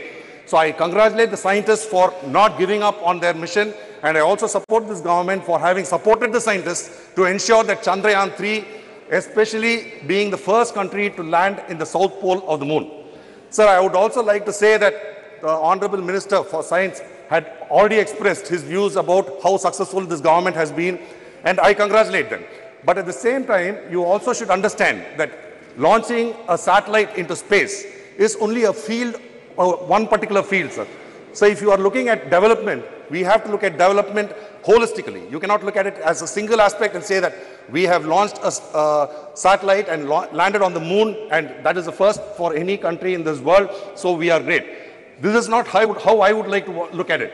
I would like to say, Japan, we proudly say that we were able to land when Japan's mission failed. But I would like to point out that Japan has a rail network which has one of the highest speeds, sir. It touches about 280 kilometers or 320 kilometers per hour. And they have not recorded a single incident of a casualty for the past several decades. So I would like this government to take lessons from those countries also. When you're talking about a holistic growth, we are talking about development in all kinds of aspects, sir. Development in every area. And also when we are talking about infrastructure development, you talk about road networks, sir. The Honorable Minister for Road Network is here, and they are doing a fantastic job, sir. We keep talking about statistics where during the Congress government it was 1 kilometer per month, then during Vajpayee's government it was 1 kilometer per day, and now it's about 8 to 10 kilometers per day. I congratulate the government on this. But if you look at the statistics for infrastructure development, the need of the hour is to ensure that inland waterways are developed. It is the need of the hour to ensure that freight trains, the network for that is developed. We are pathetically very bad in developing these networks, sir. We have a Bharat Mala program which is involving some 6 lakh crores over several years, sir. But we are not able to establish any of those things which will not only help in boosting the economy of this country, but it will also help in achieving our Honorable Prime Minister's vision of $5 trillion, sir. So every state should be given an opportunity to perform well, sir. And especially when you look at this country, half the population are women, sir. If you're looking at opportunities, we have to say that we have come a far, far way from the last 150 years. If you look, there was a period where sati was being practiced. And even today, there are some people who glorify this concept of sati. But now it has been abolished. It is against the law. But still, oppression of women is happening, sir. Not only women, also people from certain communities. They feel threatened in this country. So when you're talking about development, we have to ensure that each and every citizen of this country has an opportunity to say that I am afraid of nothing and the government is here to support me. And also the jobs which are terribly, terribly lacking, sir. For the last few years post-COVID, though we say the economy has boomed, it has boomed only for a select few and not for the whole population, sir. Thank you very much. Thank you. Honorable Member Shri Ramesh Biduri ji. बहुत बहुत धन्यवाद अध्यक्ष जी। आपने मुझे बहुत ही बड़े important इस विषय पर जिससे हमारा देश गौरवान्वित हुआ है, 140 करोड़ लोग गौरवान्वित हुए हैं। ऐसे चंद्रयान में हमारे वैज्ञानिकों के द्वारा, भारत के प्रधानमंत्री श्री नरेंद्र मोदी जी के द्वारा यह संभव हो पाया है। इसमें दुनिया का कोई व्यक्ति नहीं रोक सकता कि उनके कारण संभव नहीं हुआ है। सर, मैं बता देना चाहता हूं क्यों संभव हुआ है। संभव इसलिए हुआ है, संभव सर इसलिए हुआ है कि जब तक अगर किसी कार्य करने वाले व्यक्ति को आप प्रोत्साहित नहीं करोगे, उसका मनोबल नहीं बढ़ाओगे, अगर सेकंड चंद्रयान फेल हुआ तो देश के प्रधानमंत्री ने, मोदी साहब ने उन साइंटिस्टों को गले लगाकर और जिम्मेवारी देकर कहा था, चिंता मत करो, अगली बार सफल होकर रहोगे आप लोग। ये जी जिम्मेवारी प्रधानमंत्री जी ने ली थी, उनके साथ खड़े होने के बाद कंधे से कंधा मिलाकर। जहां पूरे देश के लोगों ने, इस 140 करोड़ लोगों ने इसकी खुशी मनाई है। चंद लोगों को बड़ी दुख हुआ होगा, बड़ा बुरा लगा होगा क्या जेएनयू, क्या एम्स, क्या ये तुम्हारा एयरपोर्ट, क्या ये 660 संस्था है, ये किसी खानदान ने बनाई थी क्या? सबके सब नाम उस खानदान से रख दिए गए। ये भी भारत के लोगों ने, मजदूरों ने बनाई थी, तो इसीलिए उन भारत के लोगों का नाम क्यों नहीं रहा?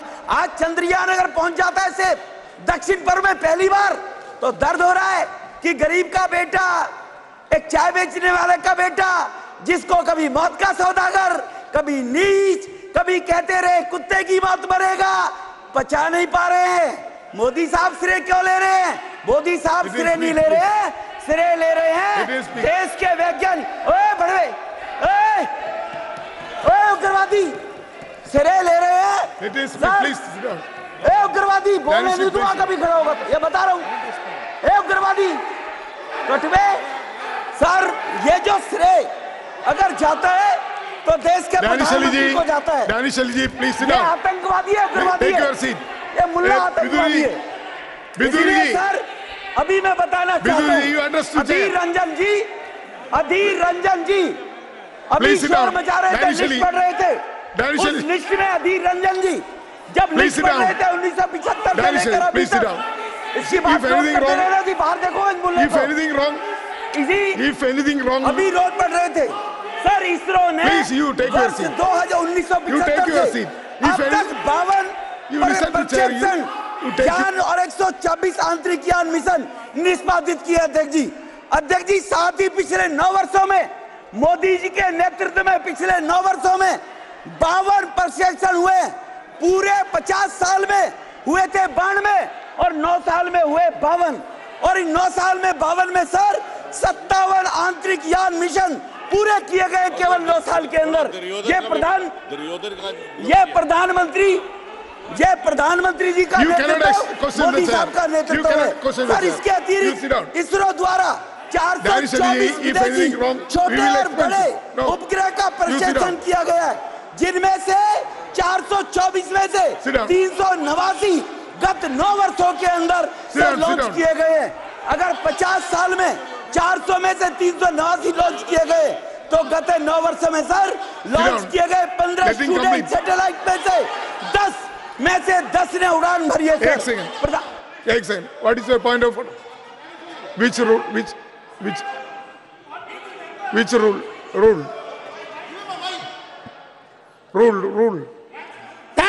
Sir, honorable member is saying a terrorist. To whom he is saying the terrorist? Or the terrorists are in this house? What he says? If terrorists can enter in this house, he must apologize. ये क्या है? We will verify the record. What is this? How can he be allowed? No, how can he be allowed to say this? Sir मैं दोहराना चाहता हूँ sir, 424 विदेशी छोटे और बड़े उपग्रह का प्रक्षेपण किया गया, जिनमें से 424 में से 389 गत 9 वर्षों में लॉन्च किए गए मोदी जी के नेतृत्व में। अगर मोदी जी के नेतृत्व में 400, it will be expunged. You sit down. Chandrayaan की सफलता भी नरेंद्र मोदी जी के कारण हुई है, वो किसी वैज्ञानिकों के साथ बढ़ाने के साथ साथ इसकी की गई है। सर मैं आपके सामने मैं बता देना चाहता हूं इस बात के लिए कि चंद्रयान के साथ साथ मैं पूछना चाहता हूं, हमारे बच्चे विदेशों में पढ़ते हैं, अगर एक दूसरे राज्य में बच्चे पढ़ने के लिए चले जाएं, माँ के कलेजे से पूछ कर देखिए, यूक्रेन रशिया के युद्ध में हमारे देश के 23,000 बच्चे फंस गए थे, चाहे यूक्रेन का राष्ट्रपति हो चाहे रशिया का राष्ट्रपति हो। ये प्रधानमंत्री मोदी जी की विजनता, उनकी इच्छा शक्ति कि दोनों राष्ट्रपतियों से बात करने के बाद देश के 23,000 बच्चों को सुरक्षित युद्ध को रुकवा कर निकाल कर लाए, नरेंद्र मोदी जी के कारण हुआ है। और बांग्लादेश से पाकिस्तान तक के बच्चे भारत के झंडे को लेकर आए और भारत के तिरंगे झंडे को लाकर उन्होंने देश के हमारे बांग्लादेश और पाकिस्तान के लोगों के बच्चों की जान बचाने का काम किया है। सर अभी आपके सामने महिला बिल पास हुआ है, महिला बिल में आपने देखा है देश की महिला शक्ति के लिए, आपने देखा है ये प्रधानमंत्री जी ने अगर महिला बिल पास किया है तो केवल ये राजनीतिक इच्छा के लिए नहीं किया है। सर मैं पूछना चाहता हूं,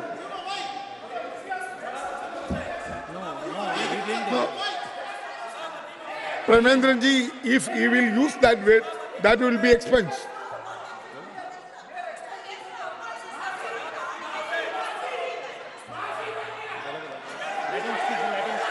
Please, please, you can come, you can conclude. Bidurji, please conclude. Sir धन्यवाद। सर धन्यवाद। सर मैं पूछना चाहता हूँ, ये एक लोग अभी जो घमंडिया गठबंधन के नाम से अगर 26-28 लोग बने, इनमें दिल्ली का भी है वो दुर्योधन, उसको नहीं भूला जाना चाहिए। वो दिल्ली का जो मुख्यमंत्री बोना दुर्योधन मैंने बताया था, जिनकी इच्छा शक्ति लोगों की सेवा करने के अलावा देश में अव्यवस्था फैलाने की रहती है। अभी G20 आपने देखा है, मोदी जी के नेतृत्व में। Thank you. Please sit down. मैं बहुत आपका आभारी हूँ जनाब। No, such very. अधिष्ठाता महोदय, मैं आपका अत्यंत already I gave a ruling. Why you are again raising this? ये देश की सफलता पे, अरे भैया, अरे चलिए बैठ गए। No, any word he is using, unparliamentary word he is using, it will be expunged. Yes.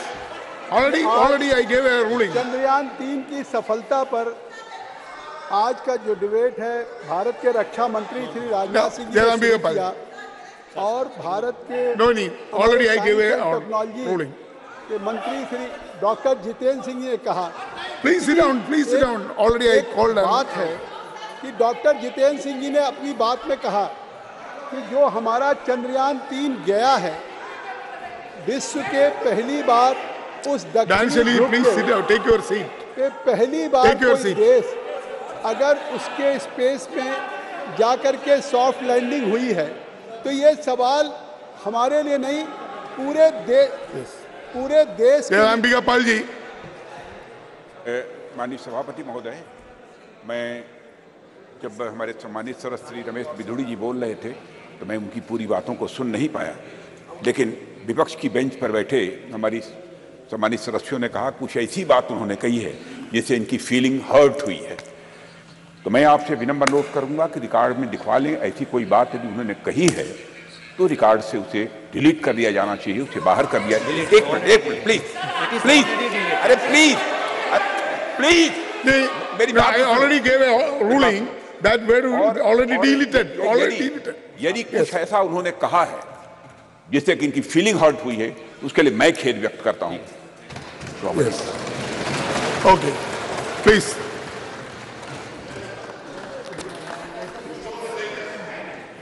मैं भारत के रक्षा मंत्री जी को इस सदन में जो आज चंद्रयान 3 की सफलता को जिस माहौल से शुरू हुआ और उसी माहौल को बनाए रखते हुए, माननीय मंत्री जी ने कहा मैं सुन भी नहीं पाया, लेकिन इसके बावजूद भी खेद प्रकट करता हूं, शायद इस सदन में इस तरह का उदाहरण पहली बार हुआ हो कि माननीय सरकार के एक इतने बड़े वरिष्ठ मंत्री ने केवल इस फीलिंग पे कि हर्ट हुआ।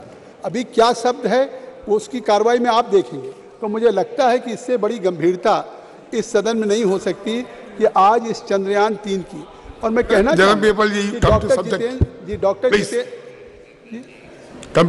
हाँ, मैं उसी बोल रहा हूँ।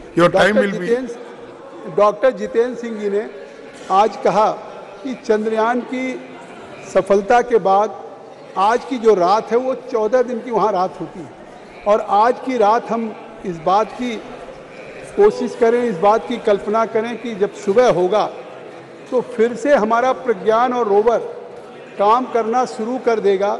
तो मुझे लगता है कि अगर इतनी रात तक उस चंद्रयान की सफलता पे हम चर्चा कर रहे हैं, उसकी अचीवमेंट पे चर्चा कर रहे हैं, तो इस सदन को इस बात की शुभकामनाएं देनी चाहिए। अगर इसरो में बैठ के सारे साइंटिस्ट वॉच कर रहे हैं कि सुबह होने वाली है वहाँ, और सुबह के बाद फिर से चंद्रयान 3 का जो प्रज्ञान और रोवर है वो फिर से फंक्शनल हो जाएगा, तो ये देश के लिए नहीं पूरी दुनिया के लिए सबसे बड़ी उपलब्धि होगी, और हम सब शुभकामनाएं देते हैं कि इस तरीके से होगी। आज उस चंद्रयान के लिए हमारे सुबह से लेकर के सभी पक्ष के लोगों ने जिस सफलता पे कोई सहमति या है, सबकी सहमति। अब मैं कहना चाहता हूं कि जो चंद्रयान की सॉफ्ट लैंडिंग हुई है, कम से कम हम इस बात की कल्पना करें कि न केवल सफलतापूर्वक उसकी सॉफ्ट लैंडिंग हुई है, what discoveries have been made by Chandrayaan 3 so far, ये हमारे लिए पूरे दुनिया के लिए उपलब्धि है कि 2 major discoveries made by Chandrayaan 3 so far since it has launch on the lunar surface. Lunar surface पे जो 2 चीज़ की अभी तक संभावनाएं हैं, presence of sulphur and oxygen, ये कितनी बड़ी चीज़ है। जहां इसके पहले मून पे गए, जिसकी चर्चा हो रही थी कि वहां पानी भी नहीं खोज पाए थे, आज वहां आइस वाटर की बात है, आगे लाइफ की उसकी बात है, वहां पे सल्फर और ऑक्सीजन की प्रेजेंस है। तो मुझे लगता है कि प्रज्ञान और रोवर जो चंद्रयान 3 का है, इसने जिस तरह से कंफर्म किया है presence of sulphur in the lunar surface near south pole, other elements like aluminium, calcium, iron, chromium, titanium, manganese, silicon and oxygen are also detected. ये कितनी बड़ी चीज़ होगी और इसकी इम्पोर्टेंस भारत के लिए क्या होगी। अगर हम देखें कि इस चंद्रयान 3 की सफलता हो गई, हमारे वैज्ञानिकों को हमने बधाई दिया, प्रधानमंत्री के नेतृत्व में चंद्रयान 2 की असफलता से जिस तरह से पूरे देश के लोग इसरो के वैज्ञानिकों के साथ खड़े थे, उसी ने आज चंद्रयान 3 की सफलता दी। लेकिन उस चंद्रयान 3 की सफलता के बाद what is the importance of Chandrayaan 3 mission for India, मुझे लगता है कि उसके 3 पहलू ऐसे हैं जो बड़े इम्पॉर्टेंट हैं। पहला तो टेक्नोलॉजिकल एडवांसमेंट, कि आज हमारे इसरो ने कितना बड़ा एडवांसमेंट हमने किया है। दूसरा, इंटरनेशनल स्टेटस हमारी इससे क्या बनी, और तीसरा, इकोनॉमिक पोटेंशियल कितना हुआ। मुझे लगता है कि ये 3 बड़े महत्वपूर्ण बिंदु हैं कि जो चंद्रयान 3 की सफलता के बाद मैं कहना चाहूँगा कि आज टेक्नोलॉजिकल एडवांसमेंट में ये moon mission allows these countries to demonstrate their technological capabilities and expertise in space exploration, achieving successful lunar missions, showcase their ability to compete in the global space industry।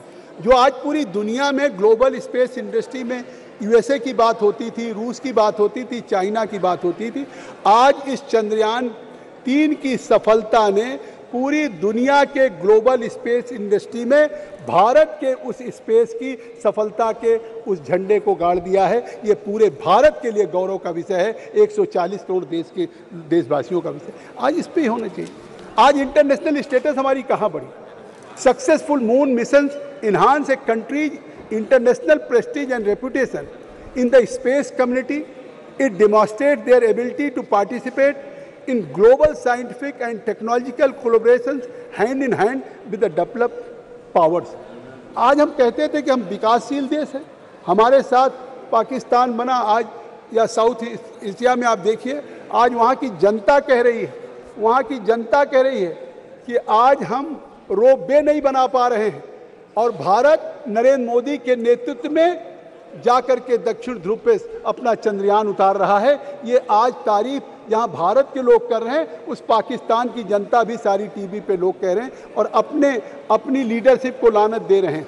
तो आज इस नेतृत्व की बात मैं कहना चाहता हूं कि जिस तरीके से इसका इकोनॉमिक पोटेंशियल क्या होगा। इकोनॉमिक पोटेंशियल भी, द मून में contain resources such as a water ice which can be used for life support and rocket fuel। मतलब इसका इकोनॉमिक पोटेंशियल जो हमारे चंद्रयान की सफलता का है, ये हमारे मून के इस पे जो रिसोर्सेज वहाँ पे हैं, वाटर राइस का है जो अभी तक हमको संभावनाएं नहीं थी, और which can be use for life support and rocket fuel also, and establishing a presence on the moon can serve as a stepping stone. तो ये अधिष्ठाता महोदय, ये इस देश के इस सफलता ने पूरे विश्व में एक स्टेपिंग स्टोन कर दिया है for missions to other planets like Mars also. और जो हमारे आदित्य की बात डॉक्टर साहब ने कही, वो बात उसके आगे है। और इसी तरीके से मैं आपसे कहना चाहता हूँ कि आज हमसे पहले द रशियन मून, बहुत अभी हमारे गडकरी साहब बैठे, अरे गडकरी साहब बैठे हैं, उनको तो बताइए तो रहेंगे ही। The Russian moon mission that was unsuccessful ये दुर्भाग्य है, लेकिन वो अनसक्सेसफुल हुआ लूना 25। तो Russian moon mission that was unsuccessful cost ₹16,000 crore, 16,000 crore जो लूना 25 लून जा रहा था, जिसको लगता था कि शायद हमारे चंद्रयान के 3 दिन पहले वो मून पे वहाँ पे सॉफ्ट लैंडिंग हो जाएगी। हम उम्मीद करते थे कि हम सबसे पहले दुनिया के हों जो दक्षिणी ध्रुव पे, हम दक्षिणी ध्रुव पे सबसे पहले हमारा उस मून पे उतरने का सौभाग्य मिले, और लेकिन उससे पहले रसिया का जा रहा है। उसका इतना बड़ा एक्सपेंडिचर था, उस चंद्रयान 3 के मुकाबले 16,000 करोड़ था, और आज Chandrayaan 3 mission cost just around ₹600 crore. आज 600 करोड़ में हमने चंद्रयान 3 की सफलता ली है।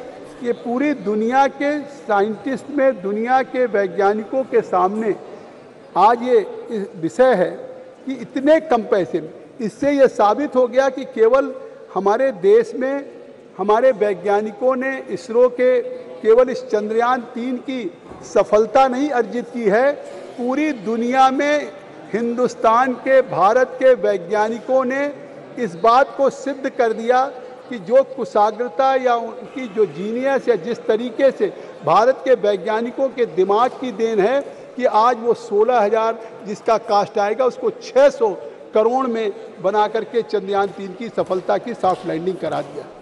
आज तो हॉलीवुड में जो पिक्चर बन रहा है इस मून और स्पेस मिशन पे, उस एक पिक्चर की कास्ट 600 करोड़ आ रही। तो एक पिक्चर की कास्ट के बराबर आज हमने उस चंद्रयान को, विश्व का पहला देश है मून पे अभी तक अगर लोग भेजने वाले स्पेस में हैं तो अमेरिका है, रूस है और चाइना। लेकिन दक्षिणी ध्रुव पे जिस तरीके से हमने, ये विश्व का पहला देश है और उसको मात्र हमने इसमें किया। आज बात हो रही है, बजट की बात आई, हमारे विपक्ष के बहुत साथी बोल रहे थे कि इसका बजट अरे आई एम नॉट यील्डिंग दादा, I am not yielding, then I think so. तो मैं आपसे कहना चाहता हूं अधिष्ठाता महोदय,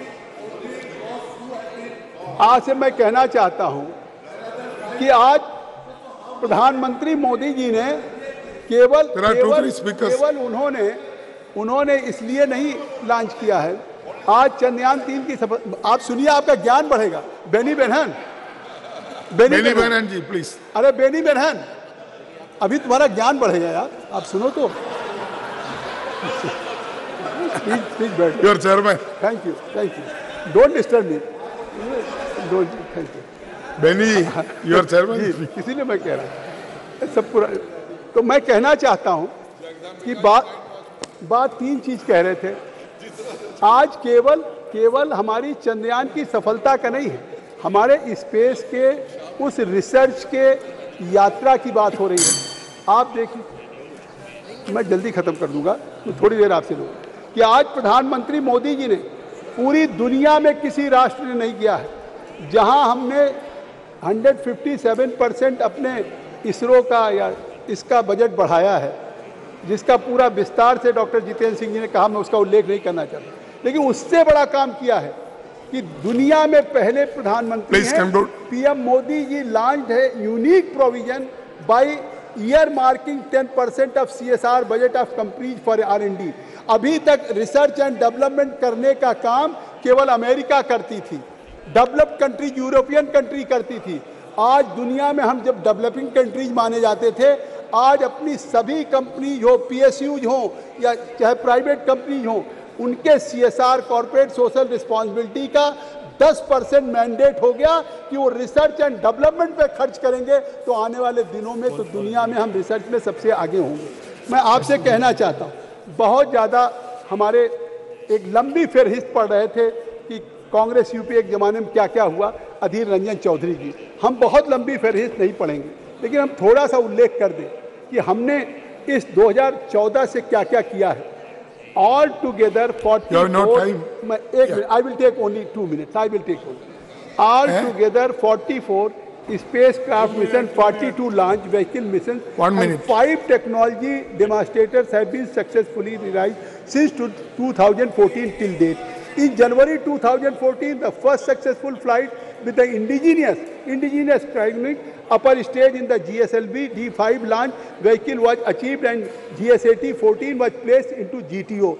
In September 2014, India's Mars orbiter spacecraft successfully entered into an orbit around planet Mars, putting India into a league of select nations which had sent a spacecraft to the red planet. Yes. In December 2014, the country witnessed the experimental flight of the next generation launch vehicle, the GSLV Mk3, the LVM3 KR missions, and the first experimental suborbital flight of the vehicle launched the crew module atmosphere re-entry experiment KR. AstroSat launched by PSLV in September 2015 is the first dedicated Indian astronomy mission aimed at studying celestial sources, X-ray, optical, and UV experimental band simultaneously. AstroSat has made major breakthrough by discovering 5 new galaxies. In 2017, PSLV C-37 created a world record by successfully placing 104 satellites in orbit during a single launch. 104 in a single launch.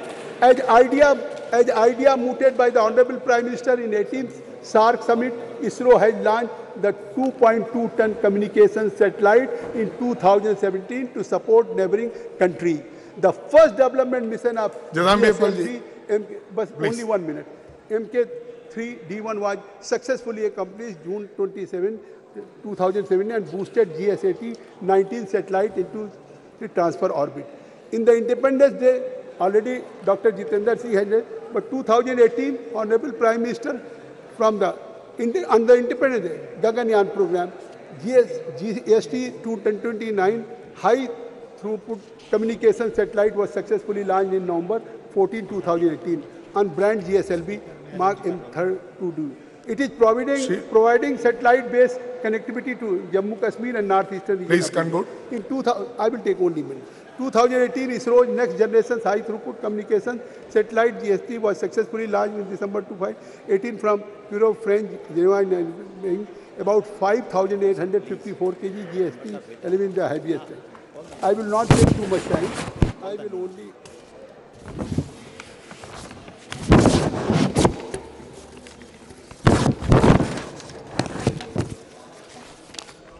Number of space startups. Only half of them. Number of space startups have gone up from just 4 in 2014. I am just only expressing my feelings to my opposition benches. 4 in 2014 to 150 now. Out of 424 foreign satellites launched by ISRO since 1990, more than 90% launched in last 9 years. तो ये तो इतिहास गवाह है कि हम 90% भी satellite Narendra Modi ji के नेतृत्व में हमने किया है. ये देश नहीं पूरी दुनिया स्वीकार रही है, तो कम से कम इसको मानना चाहिए. Chandrayaan 3 mission is expected to send home information about moon, atmosphere, soil, minerals, etc., which may be the first of its kind for the scientific community across the world. And for reaching implications in the times come, Vikram lander, we hopefully you have started performing the mission right from today morning. You have given me the time. Thank you very much.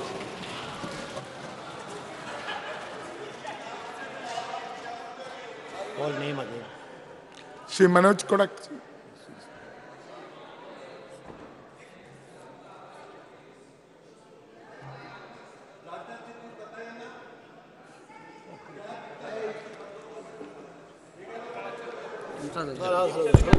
No, chair will tell you. सभापति महोदय, चंद्रयान की सफलता के ऊपर जो सफलता हमने दक्षिण ध्रुव के ऊपर चंद्रयान का सफल लैंडिंग करके प्राप्त की है, पूरे विश्व की नज़र जब हमारे ऊपर थी तो हमारे वैज्ञानिकों ने हमारे यशस्वी प्रधानमंत्री जी के नेतृत्व में इस तरह का गौरव हमें दिलाया है कि जिसका गौरव गान करने के लिए हम सब इस सदन में इकट्ठा हुए. सभापति महोदय, जब चंद्रयान की सफलता का हम गौरव गान करते हैं तो वैज्ञानिकों के साथ साथ सरकार ने जिस तरह से प्रधानमंत्री जी के नेतृत्व में पूरी तरीके से सभी स्पेस मिशन के ऊपर स्केल बढ़ाया, वैज्ञानिकों के स्किल को पहचाना और इस स्केल बढ़ाने के साथ साथ न केवल चंद्रयान लेकिन साथ साथ में गगनयान और आदित्ययान, इन दोनों को भी गति देने का काम हुआ। पिछले कई वर्षों में ये यश गाथा रुकी हुई थी जो 2014 में माननीय मोदी जी के प्रधानमंत्री बनने के बाद इस गौरव गाथा को और अधिक बलशाली होने का भाग्य मिला। मैं आपके माध्यम से इन वैज्ञानिकों का अभिनंदन तो करता हूं, लेकिन देश के प्रधानमंत्री जी का भी अभिनंदन करता हूं, क्योंकि इस सफलता मिलने के बाद उन्होंने जब अपना वक्तव्य दिया तो उन्होंने कहा कि ये चंद्रयान के ऊपर जिस तरह से हमने चंद्रयान उतारा है चांद के ऊपर, इसका उपयोग मानव जाति के कल्याण के लिए होगा और यही हमारी संस्कृति है और यही हमारी परंपरा है। जब हम गौरव गान करते थे तो विपक्ष के साथी नेहरू जी की बात ले आए। भाई नेहरू जी की बात लाते तो हमें समझ में आता, लेकिन अगर आपको नेहरू जी की बात करनी है तो 5000 वर्षों का सनातन इतिहास भी आप याद कर लेते। अगर जीरो आर्यभट्ट ने दिया ही नहीं होता, दशमलव की शोध नहीं की होती भारत ने, तो ये चांद का डिस्टेंस पता कैसे चलता। Please conclude, please conclude. संस्कृति को एडमायर करने के लिए भी विपक्ष के पास शब्द नहीं थे। अगर सनातन धर्म का इतिहास वो पढ़ते तो वेदों और पुराणों में सूर्य का डिस्टेंस भी मापने का काम हमारे उस समय के ऋषि मुनियों ने किया, ये उन्हें पता चलता। धन्यवाद, धन्यवाद। Honourable membership PP Chaudhary.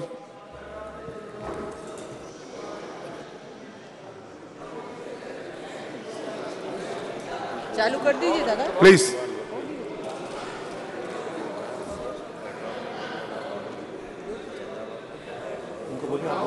What's the problem? Mike. धन्यवाद सभापति महोदय। बहुत ही महत्वपूर्ण विषय पे चर्चा, चंद्रयान 3।